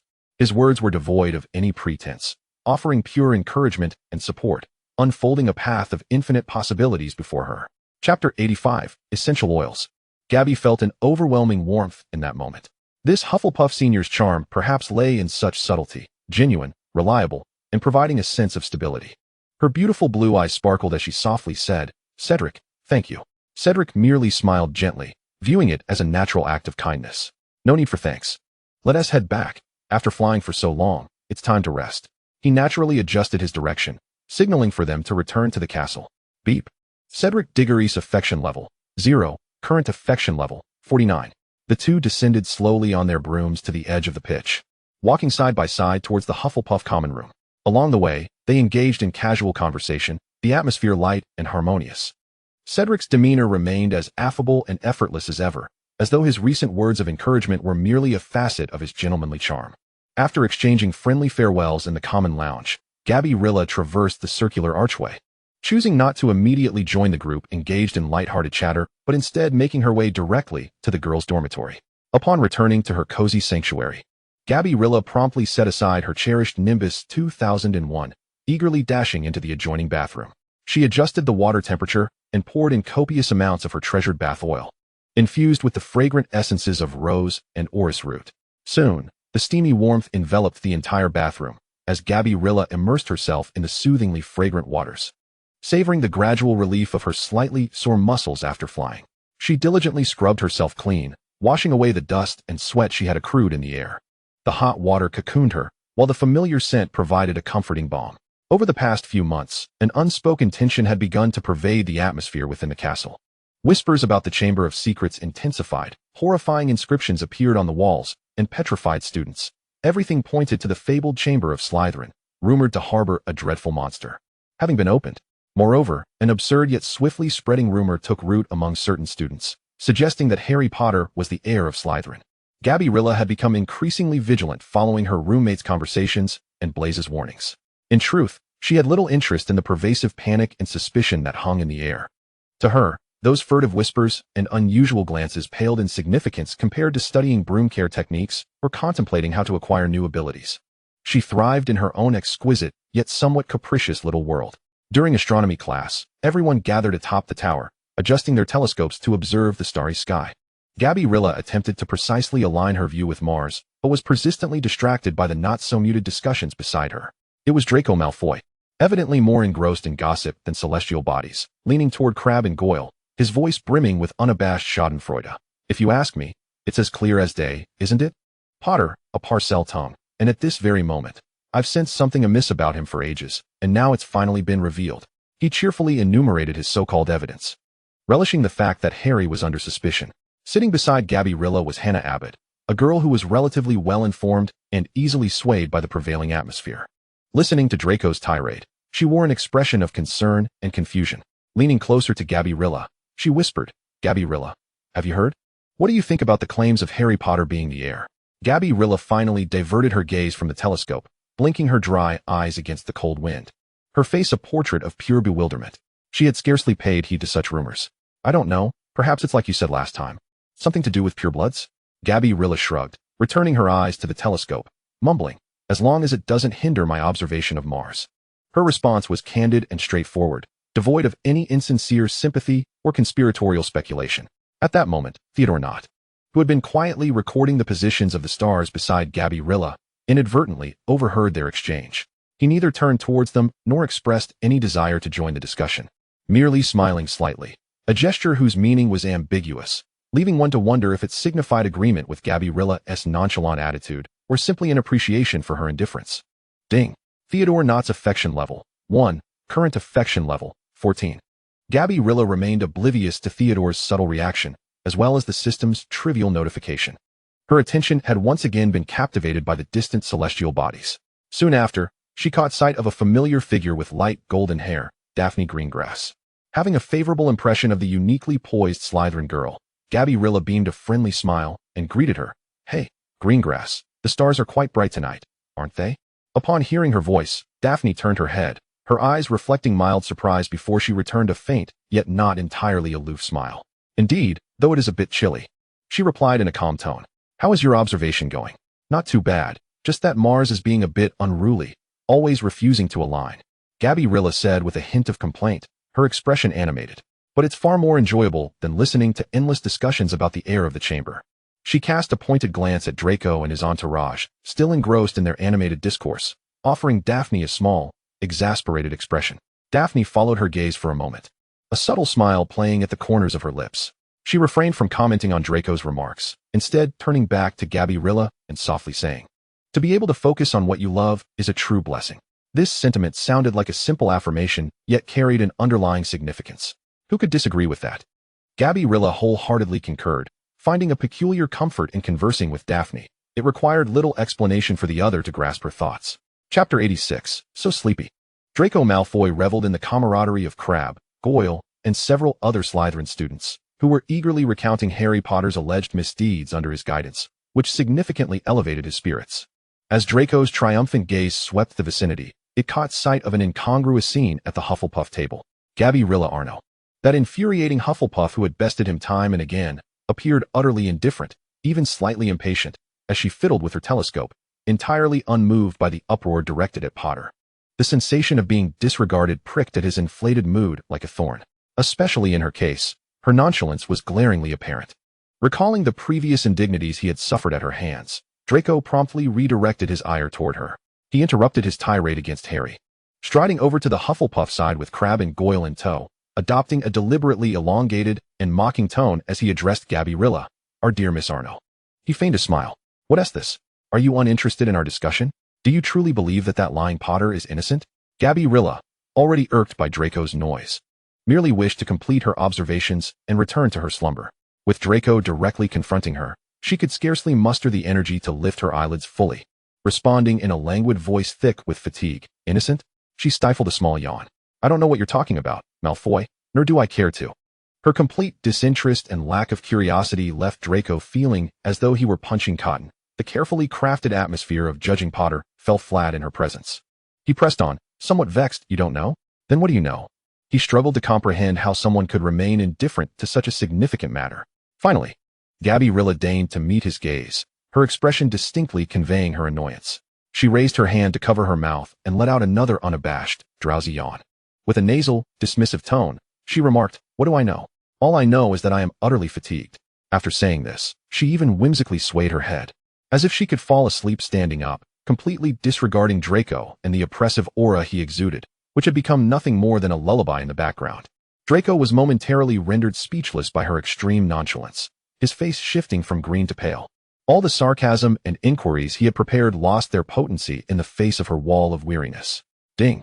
Draco Malfoy's favorability. 1. Current favorability, 600. He stared at Gabby, his chest heaving, struggling to find the right words to continue this one-sided confrontation. Gabby, observing his speechlessness, found her patience completely exhausted. Rubbing her eyes, she asked in a thickly drowsy tone, "Malfoy, are you going to keep arguing with me? If not, I'm going back." As she spoke, she had already turned halfway, adopting a posture that indicated her readiness to leave. This blunt question unexpectedly extinguished the anger that had just flared up in Draco, prompting him to respond thoughtlessly, "If you're tired, just go back. Let us not argue." His tone even carried a hint of submission that he was unaware of. Ding. Draco Malfoy's favorability. 10. Current favorability. 590. Gabby registered the system prompt, a flicker of surprise crossing her fatigued mind. This young master's thought process was indeed peculiar. He could gain favorability by not arguing? However, she was far too tired to delve deeper, merely mumbling a vague acknowledgement. Gabby felt her eyelids growing heavier, nearly impossible to lift, her head bobbing slightly. In a daze, she gathered her belongings and staggered toward the door. As she passed Theodore's seat, she instinctively reached out with her cold fingers and gently tugged at the sleeve of his dark robe. Her voice was thick with sleepiness and unclear. "Shall we head back together? I'm so tired I might faint." Theodore, calmly organizing his star charts, was momentarily halted by her unexpected touch and request. He turned to look at Gabby.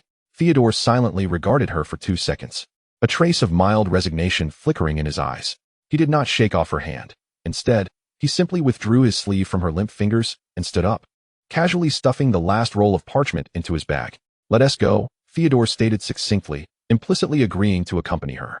It was only when Gabby's figure disappeared from sight, and the cold night wind swept through the tower, that Draco suddenly jolted back to reality. What had he just said? "If you're tired, just go back. Let us not argue." The words echoed in his mind, along with the serene tone he had just used. Merlin, oh? Draco was engulfed by an overwhelming sense of incredulity and self-doubt. He, Draco Malfoy, the noble heir of the Malfoy lineage, had spoken to a Hufflepuff, a half-blood. And that Gabriella Arnaud, who had repeatedly humiliated him, in such a tone of concession, even submission. Not only had he failed to provoke her, but it felt as though she had led him by the nose. Crabbe and Goyle stood nearby, staring at him in confusion, equally mystified by what had just transpired. Draco's face flushed crimson, not from anger, but from an acute embarrassment and shock at his own behavior. How could he be so compliant towards her? Damn it, he muttered under his breath. Even if it was just for a fleeting moment, it was enough to instill panic and profound irritation within him. Draco, what is wrong with you? Goyle, completely bewildered, approached to inquire about the situation. Draco scoffed. What else would I do besides ask what is wrong with me? Gabby stumbled slightly, and Theodore had to decelerate as they descended the spiraling staircase. The castle corridors were silent and desolate at night, with only their soft footsteps and Gabby's occasional sleepy murmurs breaking the stillness. Upon reaching a fork in the path, one side leading to the Slytherin dungeon and the other towards the Hufflepuff common room, Theodore continued effortlessly towards the Hufflepuff direction. Gabby, in her drowsy haze, felt no sense of unease, instinctively following the figure beside her, who could lead her back to her dormitory. It wasn't until they stood before the Hufflepuff common room that she began to awaken slightly, realizing it was Theodore who had escorted her back. She stifled a great yawn, rubbed her eyes, and offered a drowsy smile to Theodore's expressionless face, waving her hand. Thank you for bringing me back. Sweet dreams, Theodore. Without waiting for a response, she drunkenly stumbled into the warm common room, vanishing from Theodore's sight. He remained where he was, gazing at the now-closed door, his expression unperturbed. After a moment, he turned and walked alone towards the Slytherin dungeon. Ding. Theodore not S favorability. 2. Current favorability. 16. Chapter 87. Dreaming. Gabby returned to the Hufflepuff common room with a light heart. The comfort of a hot shower lulled her into a deep sleep as soon as her head hit the pillow. However, her night was far from peaceful. In her dreams, she found herself wandering alone in a dimly lit, deserted corridor of Hogwarts, the silence around her eerie and oppressive. Suddenly, she felt a chilling gaze fixed upon her back. She whipped around to see Theodore not standing in the shadows not far away. He was entirely different from the quiet, inconspicuous Theodore she knew. He was not reading nor lost in thought. He simply stood there, motionless, his eyes appearing unusually deep in the dim light, fixed intently upon her without blinking. There was no emotion in his gaze, no anger, no curiosity, not even the faint hint of resignation he usually bore, only a chilling, dispassionate scrutiny. Like a serpent concealed in the dark, silently locking onto its prey. The air around her thickened with the weight of his sinister stare, turning frigid. Gabby felt an inexplicable panic in her dream. She wanted to ask him why he was looking at her, yet found herself unable to produce any sound. Meanwhile, Theodore continued to observe her in silence, as if attempting to see through her very soul. It was terrifying. Gabby bolted upright in bed, cold sweat dotting her forehead, her heart racing within her chest. Morning sunlight streamed through the gaps in the curtains, and she could faintly hear the whispers of early rising classmates in the common room. Everything felt warm and normal. Yet, the image of Theodore's eerie eyes lingered vividly in her mind, refusing to fade. Something was amiss, she murmured to herself, rubbing her temples. The sensation of being scrutinized so coldly felt disturbingly real, sending shivers down her spine. Theodore not. Why had he left her with such a bizarre dream? Suddenly, she recalled the opportunity she had gained to inquire about the corruption value. She promptly called upon the system in her mind. System, check Theodore not as corruption value. System notification, querying for the host. Theodore Not's dark value. 50. Results for other related characters' dark values. Draco Malfoy. Cedric Diggory. 2. Harry Potter. 5. Fred Weasley. 0. George Weasley. 0. Blaise Zabinai. 25. Gabriella inhaled sharply at the data displayed on the system panel, instantly dispelling her drowsiness. 50. The dark value of Theodore Not had reached an astonishing 50, far exceeding Gabriella's expectations. In comparison, Draco's trivial score of 10, Blaise's slightly intriguing 25, and even Harry's burdened 5 seemed rather inconspicuous. She reflected on her interactions with Theodore. He was always quiet, rarely revealing his emotions, and occasionally, her actions would earn him a minuscule increase in affection. Gabriella had always believed him to be a contemplative yet harmless Slytherin. However, now, this alarming dark value of 50, coupled with the peculiar dream from the previous night, sent her heart racing. So it wasn't he merely a dream? Gabriella murmured, a chill creeping up her spine. She realized that the seemingly inconspicuous and detached Theodore Not might indeed be the most unstable and unpredictable variable in her vicinity. My goodness, what kind of place is this? Gabriella felt as though she had stumbled into a den of wolves, with a sense of unease regarding the ominous 50 dark value and the bizarre dream. Gabriella could not help but subtly probe her companion, Hannah, as they made their way to History of Magic class. Hannah, she casually initiated, my desk mate, Theodore Knott. He always seems so quiet. Do you know what he has been through? She endeavored to sound as if her curiosity stemmed from the innocent inquisitiveness of a fellow student. Hannah, clutching a hefty tome on History of Magic, pondered for a moment before whispering, aren't you two quite close? The Knott family is an ancient pureblood lineage. Rather secluded, it seems. I must tell you not to share this, but my father mentioned that his mother has passed away, and his father, the elder Mr. Knott, is said to be a staunch advocate of pureblood ideologies, and her voice dropped further. He is reputed to be quite grim and severe. It seems Theodore tends to keep to himself in Slytherin. With the knowledge that his mother had died young, his father was stern and an advocate of pureblood supremacy. In the family's seclusion, Gabriella silently registered this information, which seemed to partially elucidate Theodore's overly quiet and aloof demeanor. Yet, the 50 dark value remained glaringly conspicuous. As she mulled over this, an inexplicable chill suddenly surged from behind, causing her to shiver involuntarily, as though an invisible gaze were fixed upon her back. She spun around abruptly, only to find the corridor filled with other students hastily heading to their classrooms. Nothing amiss. What's wrong, Gabriella? Hannah inquired, puzzled. Nothing. Nothing at all. Gabriella quickly averted her gaze, suppressing her unease. It might just be a bit chilly. Throughout the entire History of Magic lesson, Professor Bin's monotonous voice failed to dissipate the lingering chill that had settled in Gabriella's heart. She could even distinctly sense the tranquil gaze from the seat beside her occasionally resting upon her, yet she lacked the courage to turn and confirm it. As the class bell rang, Gabriella hurriedly gathered her belongings, eager to blend into the crowd and escape. However, upon reaching the classroom door, her steps faltered. Theodore Knott leaned quietly against the wall outside, calmly observing the stream of students exiting, clearly waiting for someone. Gabriella's heart skipped a beat, and she instinctively sought to merge with the throng.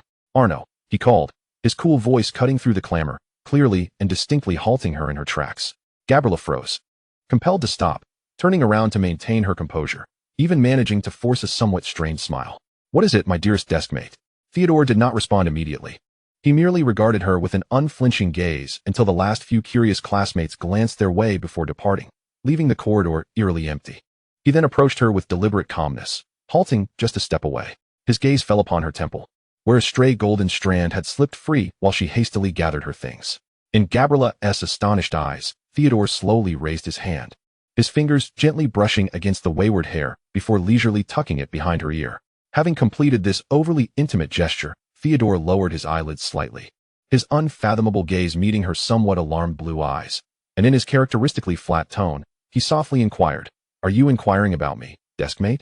His voice was calm, even gentle, yet combined with his recent actions and the 50 dark value, the question bore an inexplicable weight of pressure and danger to Gabriella's ears. Beep. Theodore Knott's affection level, 5. Current affection level, 21. Beep. Theodore Knott's dark value, 2. Current dark value, 52. Gabriella stood frozen, feeling her blood run cold. Chapter 88. Warning. As Theodore's words hung in the air, his eyes remained tranquil, observing Gabriella as if merely stating an ordinary fact. The chilling aura surrounding him, coupled with the system notification of his rising dark value, sent shivers down Gabriella's spine. What did he mean by that? Was it a warning? Or was he genuinely offering information? Gabriella's mind raced, her face swiftly shifting to an expression of embarrassment and urgency. She instinctively took half a step back, one hand clutching her abdomen, her brow furrowed as she hastily spoke in a tone laced with apology and discomfort. Okay, thank you, dear. I understand. Next time, for sure. She nodded repeatedly, her expression contorting in further distress. But I'm sorry, I really need to use the restroom right now. It's quite urgent. Without daring to glance back at Theodore's expression, she fled, clutching her stomach, her hurried steps leading her towards the girls' lavatory. She did not pause until she rounded the corner of the corridor, completely out of Theodore's line of sight, whereupon she leaned against the cold wall, exhaling deeply, her heart racing. Merlin's beard, she gasped softly, recalling the icy touch of Theodore's fingers as he tucked her hair and his calm, unwavering gaze. Along with that inquiry, "Are you inquiring about me?" A strong intuition warned her that Theodore Knott was far more dangerous and complex than she had previously imagined. Meanwhile, Theodore stood still, observing Gabriella's retreating figure, his expression betraying no obvious emotion. He slowly withdrew his fingers, still tinged with the sensation of the golden strand of hair. Gently rubbing his fingertips, Beep. Theodore Knott's affection level, 3. Current affection level, 24. Beep. Theodore Knott's dark value, 1. Current dark value, 53. He appeared not to despise her flustered response, laced with a hint of cleverness and evident deceit. In fact, he found it somewhat intriguing. The greenhouse exuded the earthy scent of moist soil and the fresh aroma unique to the plants. Yet this did little to dissipate the subtle tension that lingered among the students. Professor Sprout was patiently elucidating the intricacies of fertilizing a luminescent plant. But many eyes were inadvertently drawn to a solitary figure standing by a pot of bubituber, Harry Potter. An invisible vacuum seemed to envelop him, causing even the normally amiable Hufflepuffs to appear hesitant and distant. Hannah Abbott gently tugged at the drowsy Gabriella, leaning closer to her ear. Her voice laced with concern and trepidation. Gabriella, we'd best not get too close to Potter. Her gaze indicated Harry's isolated position. Gabriella followed her glance. Observing Harry bowing his head, awkwardly attempting to don dragonhide gloves while contending with the viscous pus oozing from the bubituber. An endeavor weighed down by an incongruous heaviness for his age. The surrounding whispers and evaded glances rendered him somewhat embarrassed. Ordinarily, Gabriella might have heeded Hannah's advice, opting to avoid unnecessary trouble. However, at that moment, an entirely different notion surfaced in her mind. She recalled the main storyline task: win over the Hogwarts boys. Failure meant obliteration. Death was inevitable regardless. She cast another glance at Harry's lonely silhouette, and a rather absurd thought crossed her mind. If, by merely approaching him, he truly turned out to be the heir of Slytherin, and she were to meet her demise at his hands, wouldn't that be a more dramatic end than being quietly erased by the system for failing the task? After all, sacrificing herself in pursuit of the target sounded quite heroic, fitting her flair for the dramatic. With this thought, the faint anxieties instigated by the gossip dissipated. She shrugged nonchalantly at Hannah, even managing to conjure a carefree smile. It's all right, Hannah. I don't mind. She patted Hannah's hand reassuringly. Then, under the astonished gaze of Hannah and the curious stares of several classmates, Gabriella Arnaud strode directly into that vacuous space, with an innocent boldness adorning her face. She approached Harry and the pot emitting a pungent odor. Need a hand, Harry? She inquired naturally, seemingly oblivious to the unnerving silence that had suddenly enveloped the area and the scrutinizing gazes upon her. This looks rather sticky. I imagine it could be a bit troublesome to handle alone. She pointed at the bubituber, scrunching her nose in a mix of disgust and eagerness.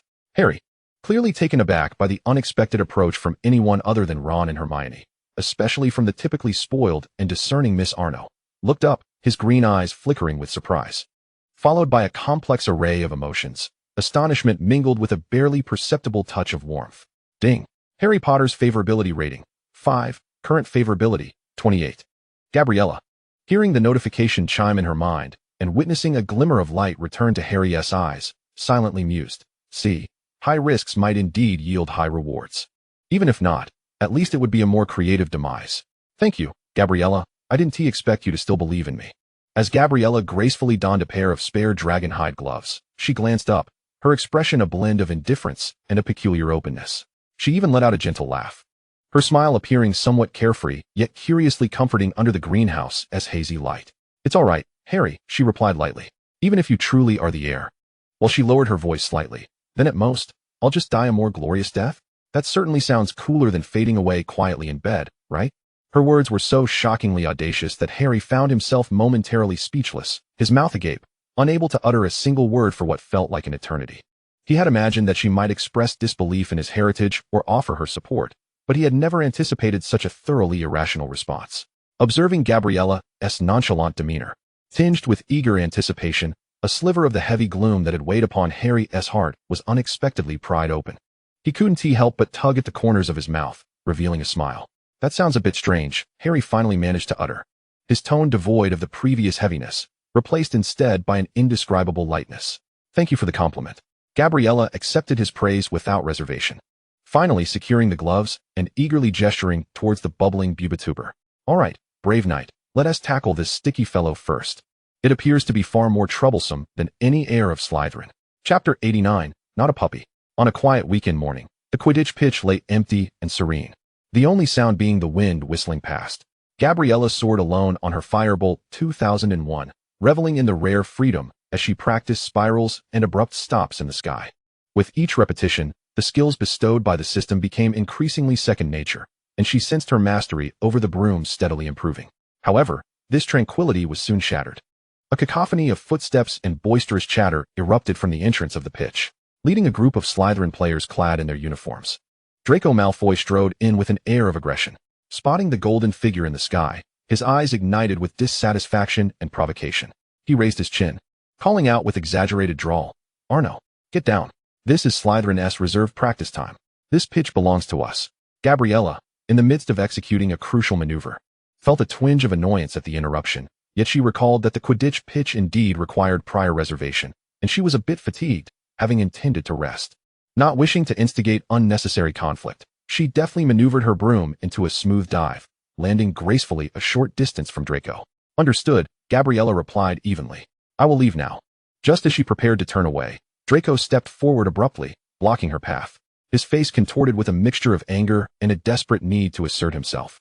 His voice sharp with agitation. "Don't think I'll let you have your way like last time," he nearly shouted. "I want to relinquish the pitch to you, understand? Gabriella Arnaud, I am not your puppy. I want to obey your commands." Taken aback by his sudden and vehement reaction, Gabriella blinked in surprise. Instinctively opening her mouth to explain, "I was planning to leave anyway, and I never called you my puppy." Draco brusquely interrupted her, as if fearing the continuation of her words, eager to unleash his pent-up emotions. "Just wait and see. I absolutely despise you. Very, very much. Remember that." He resembled a peacock whose tail had been stepped on, posturing fiercely, baring his teeth in an exaggerated show of ferocity. Gabriella, observing his antics, swallowed her explanation. Blinking her striking blue eyes, she adopted a demeanor of faux enlightenment, tinged with a hint of dismissal, and calmly nodded. "Oh, understood." She added politely, "Thank you." Upon concluding her remarks, she ceased to regard Draco, who was momentarily frozen in astonishment. With a deft motion, she hoisted her Nimbus 2001 and navigated past the astonished Slytherin players, departing the pitch without a backward glance. Draco remained rooted in place, his chest heaving with agitation as he observed Gabby's graceful retreat, the word "thank you" reverberating in his mind. Ding. Draco Malfoy's favorability level, 15. Current favorability, 575. Listening to the notifications echoing in her mind, Gabby could only roll her eyes in exasperation. The mind of a peacock was indeed not something ordinary individuals could comprehend. How could disliking her somehow increase favorability? Whatever, the pitch was lost, a nap would suffice. After Gabby's silhouette vanished at the corridor's entrance, Draco remained rigid, a tempest of suppressed rage simmering within him, igniting a flush upon his cheeks. He turned, seeking affirmation and camaraderie from his companions. "How about that?" He raised his chin, striving to project an air of smugness, his gaze sweeping over Crabbe and Goyle, then glancing at the other Slytherin members. "Wasn't I exceptionally impressive just now?" I left her speechless. Draco desperately needed to validate that his fierce display had been effective, re-establishing his dominance. Crabbe, as usual, remained oblivious, merely nodding vaguely. However, Goyle, typically not the sharpest tool in the shed, scratched his robust neck and, with genuine bewilderment, remarked, "But Draco, you didn't seem to dislike her that much." This statement struck Draco like a thunderbolt, shattering the facade of his triumphant demeanor. His voice escalated, tinged with panic and indignation at being so unceremoniously exposed. "What nonsense are you spouting? Have you been trampled by a troll, Goyle?" Draco's face, flushed with rage, turned pale as he pointed towards Gabby's departing figure, vehemently rebutting Goyle. "There is no way, I assure you, absolutely not. I detest her. I, Draco Malfoy, loathe that pretentious, self-righteous Hufflepuff. Just seeing her vexes me." His vehement denial echoed across the desolate pitch, only serving to highlight his evident inner turmoil. The other players exchanged glances, hesitant to speak. Goyle, shrinking back under Draco's ire, murmured, "But you did talk to her quite a bit. That was a warning. A declaration of war. What do you understand?" Draco shot Goyle a fierce glare, snatching up his broom in a fit of rage as he stormed towards the center of the pitch. "We'll begin training. No one is to mention that Arnaud again." He mounted his broom, forcefully kicking off the ground, soaring into the sky, desperately attempting to shake off the image of the golden-haired girl's serene expression as she said "thank you," alongside Goyle's infuriating remark that echoed in his mind, suggesting she was not so unbearable after all. Ding. Draco Malfoy's favorability level, 5. Current favorability, 570.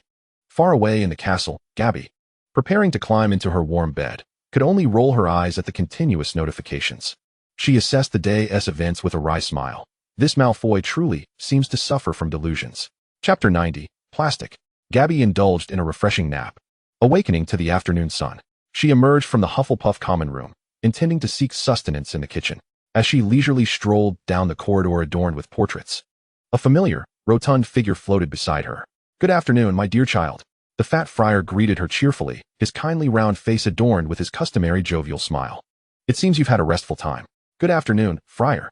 Gabby expressed her fondness for the resident Hufflepuff ghost, who was perpetually so amiable. "Indeed. I just enjoyed a lovely nap. I feel splendid." The two walked side by side, if one could consider a ghost floating alongside as walking, engaging in delightful conversation. The fat friar animatedly recounted amusing anecdotes from his time studying at Hufflepuff, sharing how his love for fine food and drink earned him the moniker of the Fat Friar. Gabby listened with rapt attention, finding him far more captivating than many living individuals. As their conversation meandered, it inadvertently shifted to the friar's past.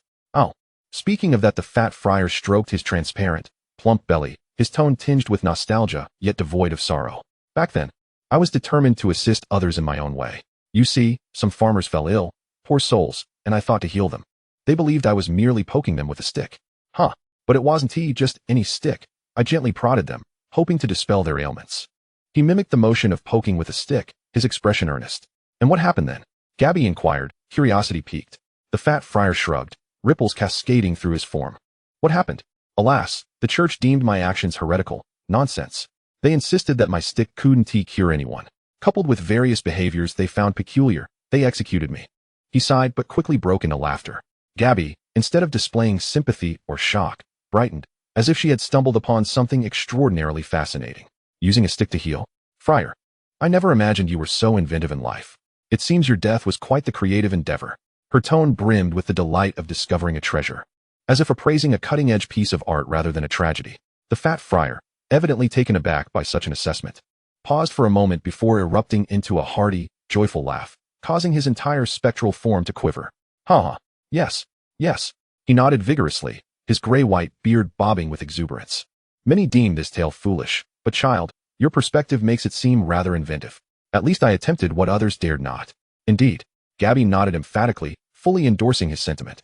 "Such a spirit of innovation deserves admiration. It is far more intriguing than mere conformity." An old man and a young girl, one living and one a ghost, thus engaged fervently in their conversation in the sunlit corridor, the atmosphere brimming with camaraderie. The Fat Friar felt he had found a rare kindred spirit, while Gabby discovered that the ghosts of Hogwarts were indeed far more captivating than she had anticipated. As Gabby and the Fat Friar's delightful exchange reached a natural conclusion, the friar cheerfully floated through a wall, claiming he was off to hear the latest gossip from other portraits. Gabby, in high spirits, continued her journey towards the kitchen. Just as she turned a corner, a languid voice interrupted her thoughts. "Using a stick to heal? Your social circle and topics of conversation are becoming increasingly eclectic." Blaise Zabinai, leaning casually against the corridor wall, arms crossed, wore a playful smile that suggested he had overheard part of their dialogue. Gabby cast a glance at him, unfazed by his presence. This Blaise fellow always seemed to appear at the most opportune moments.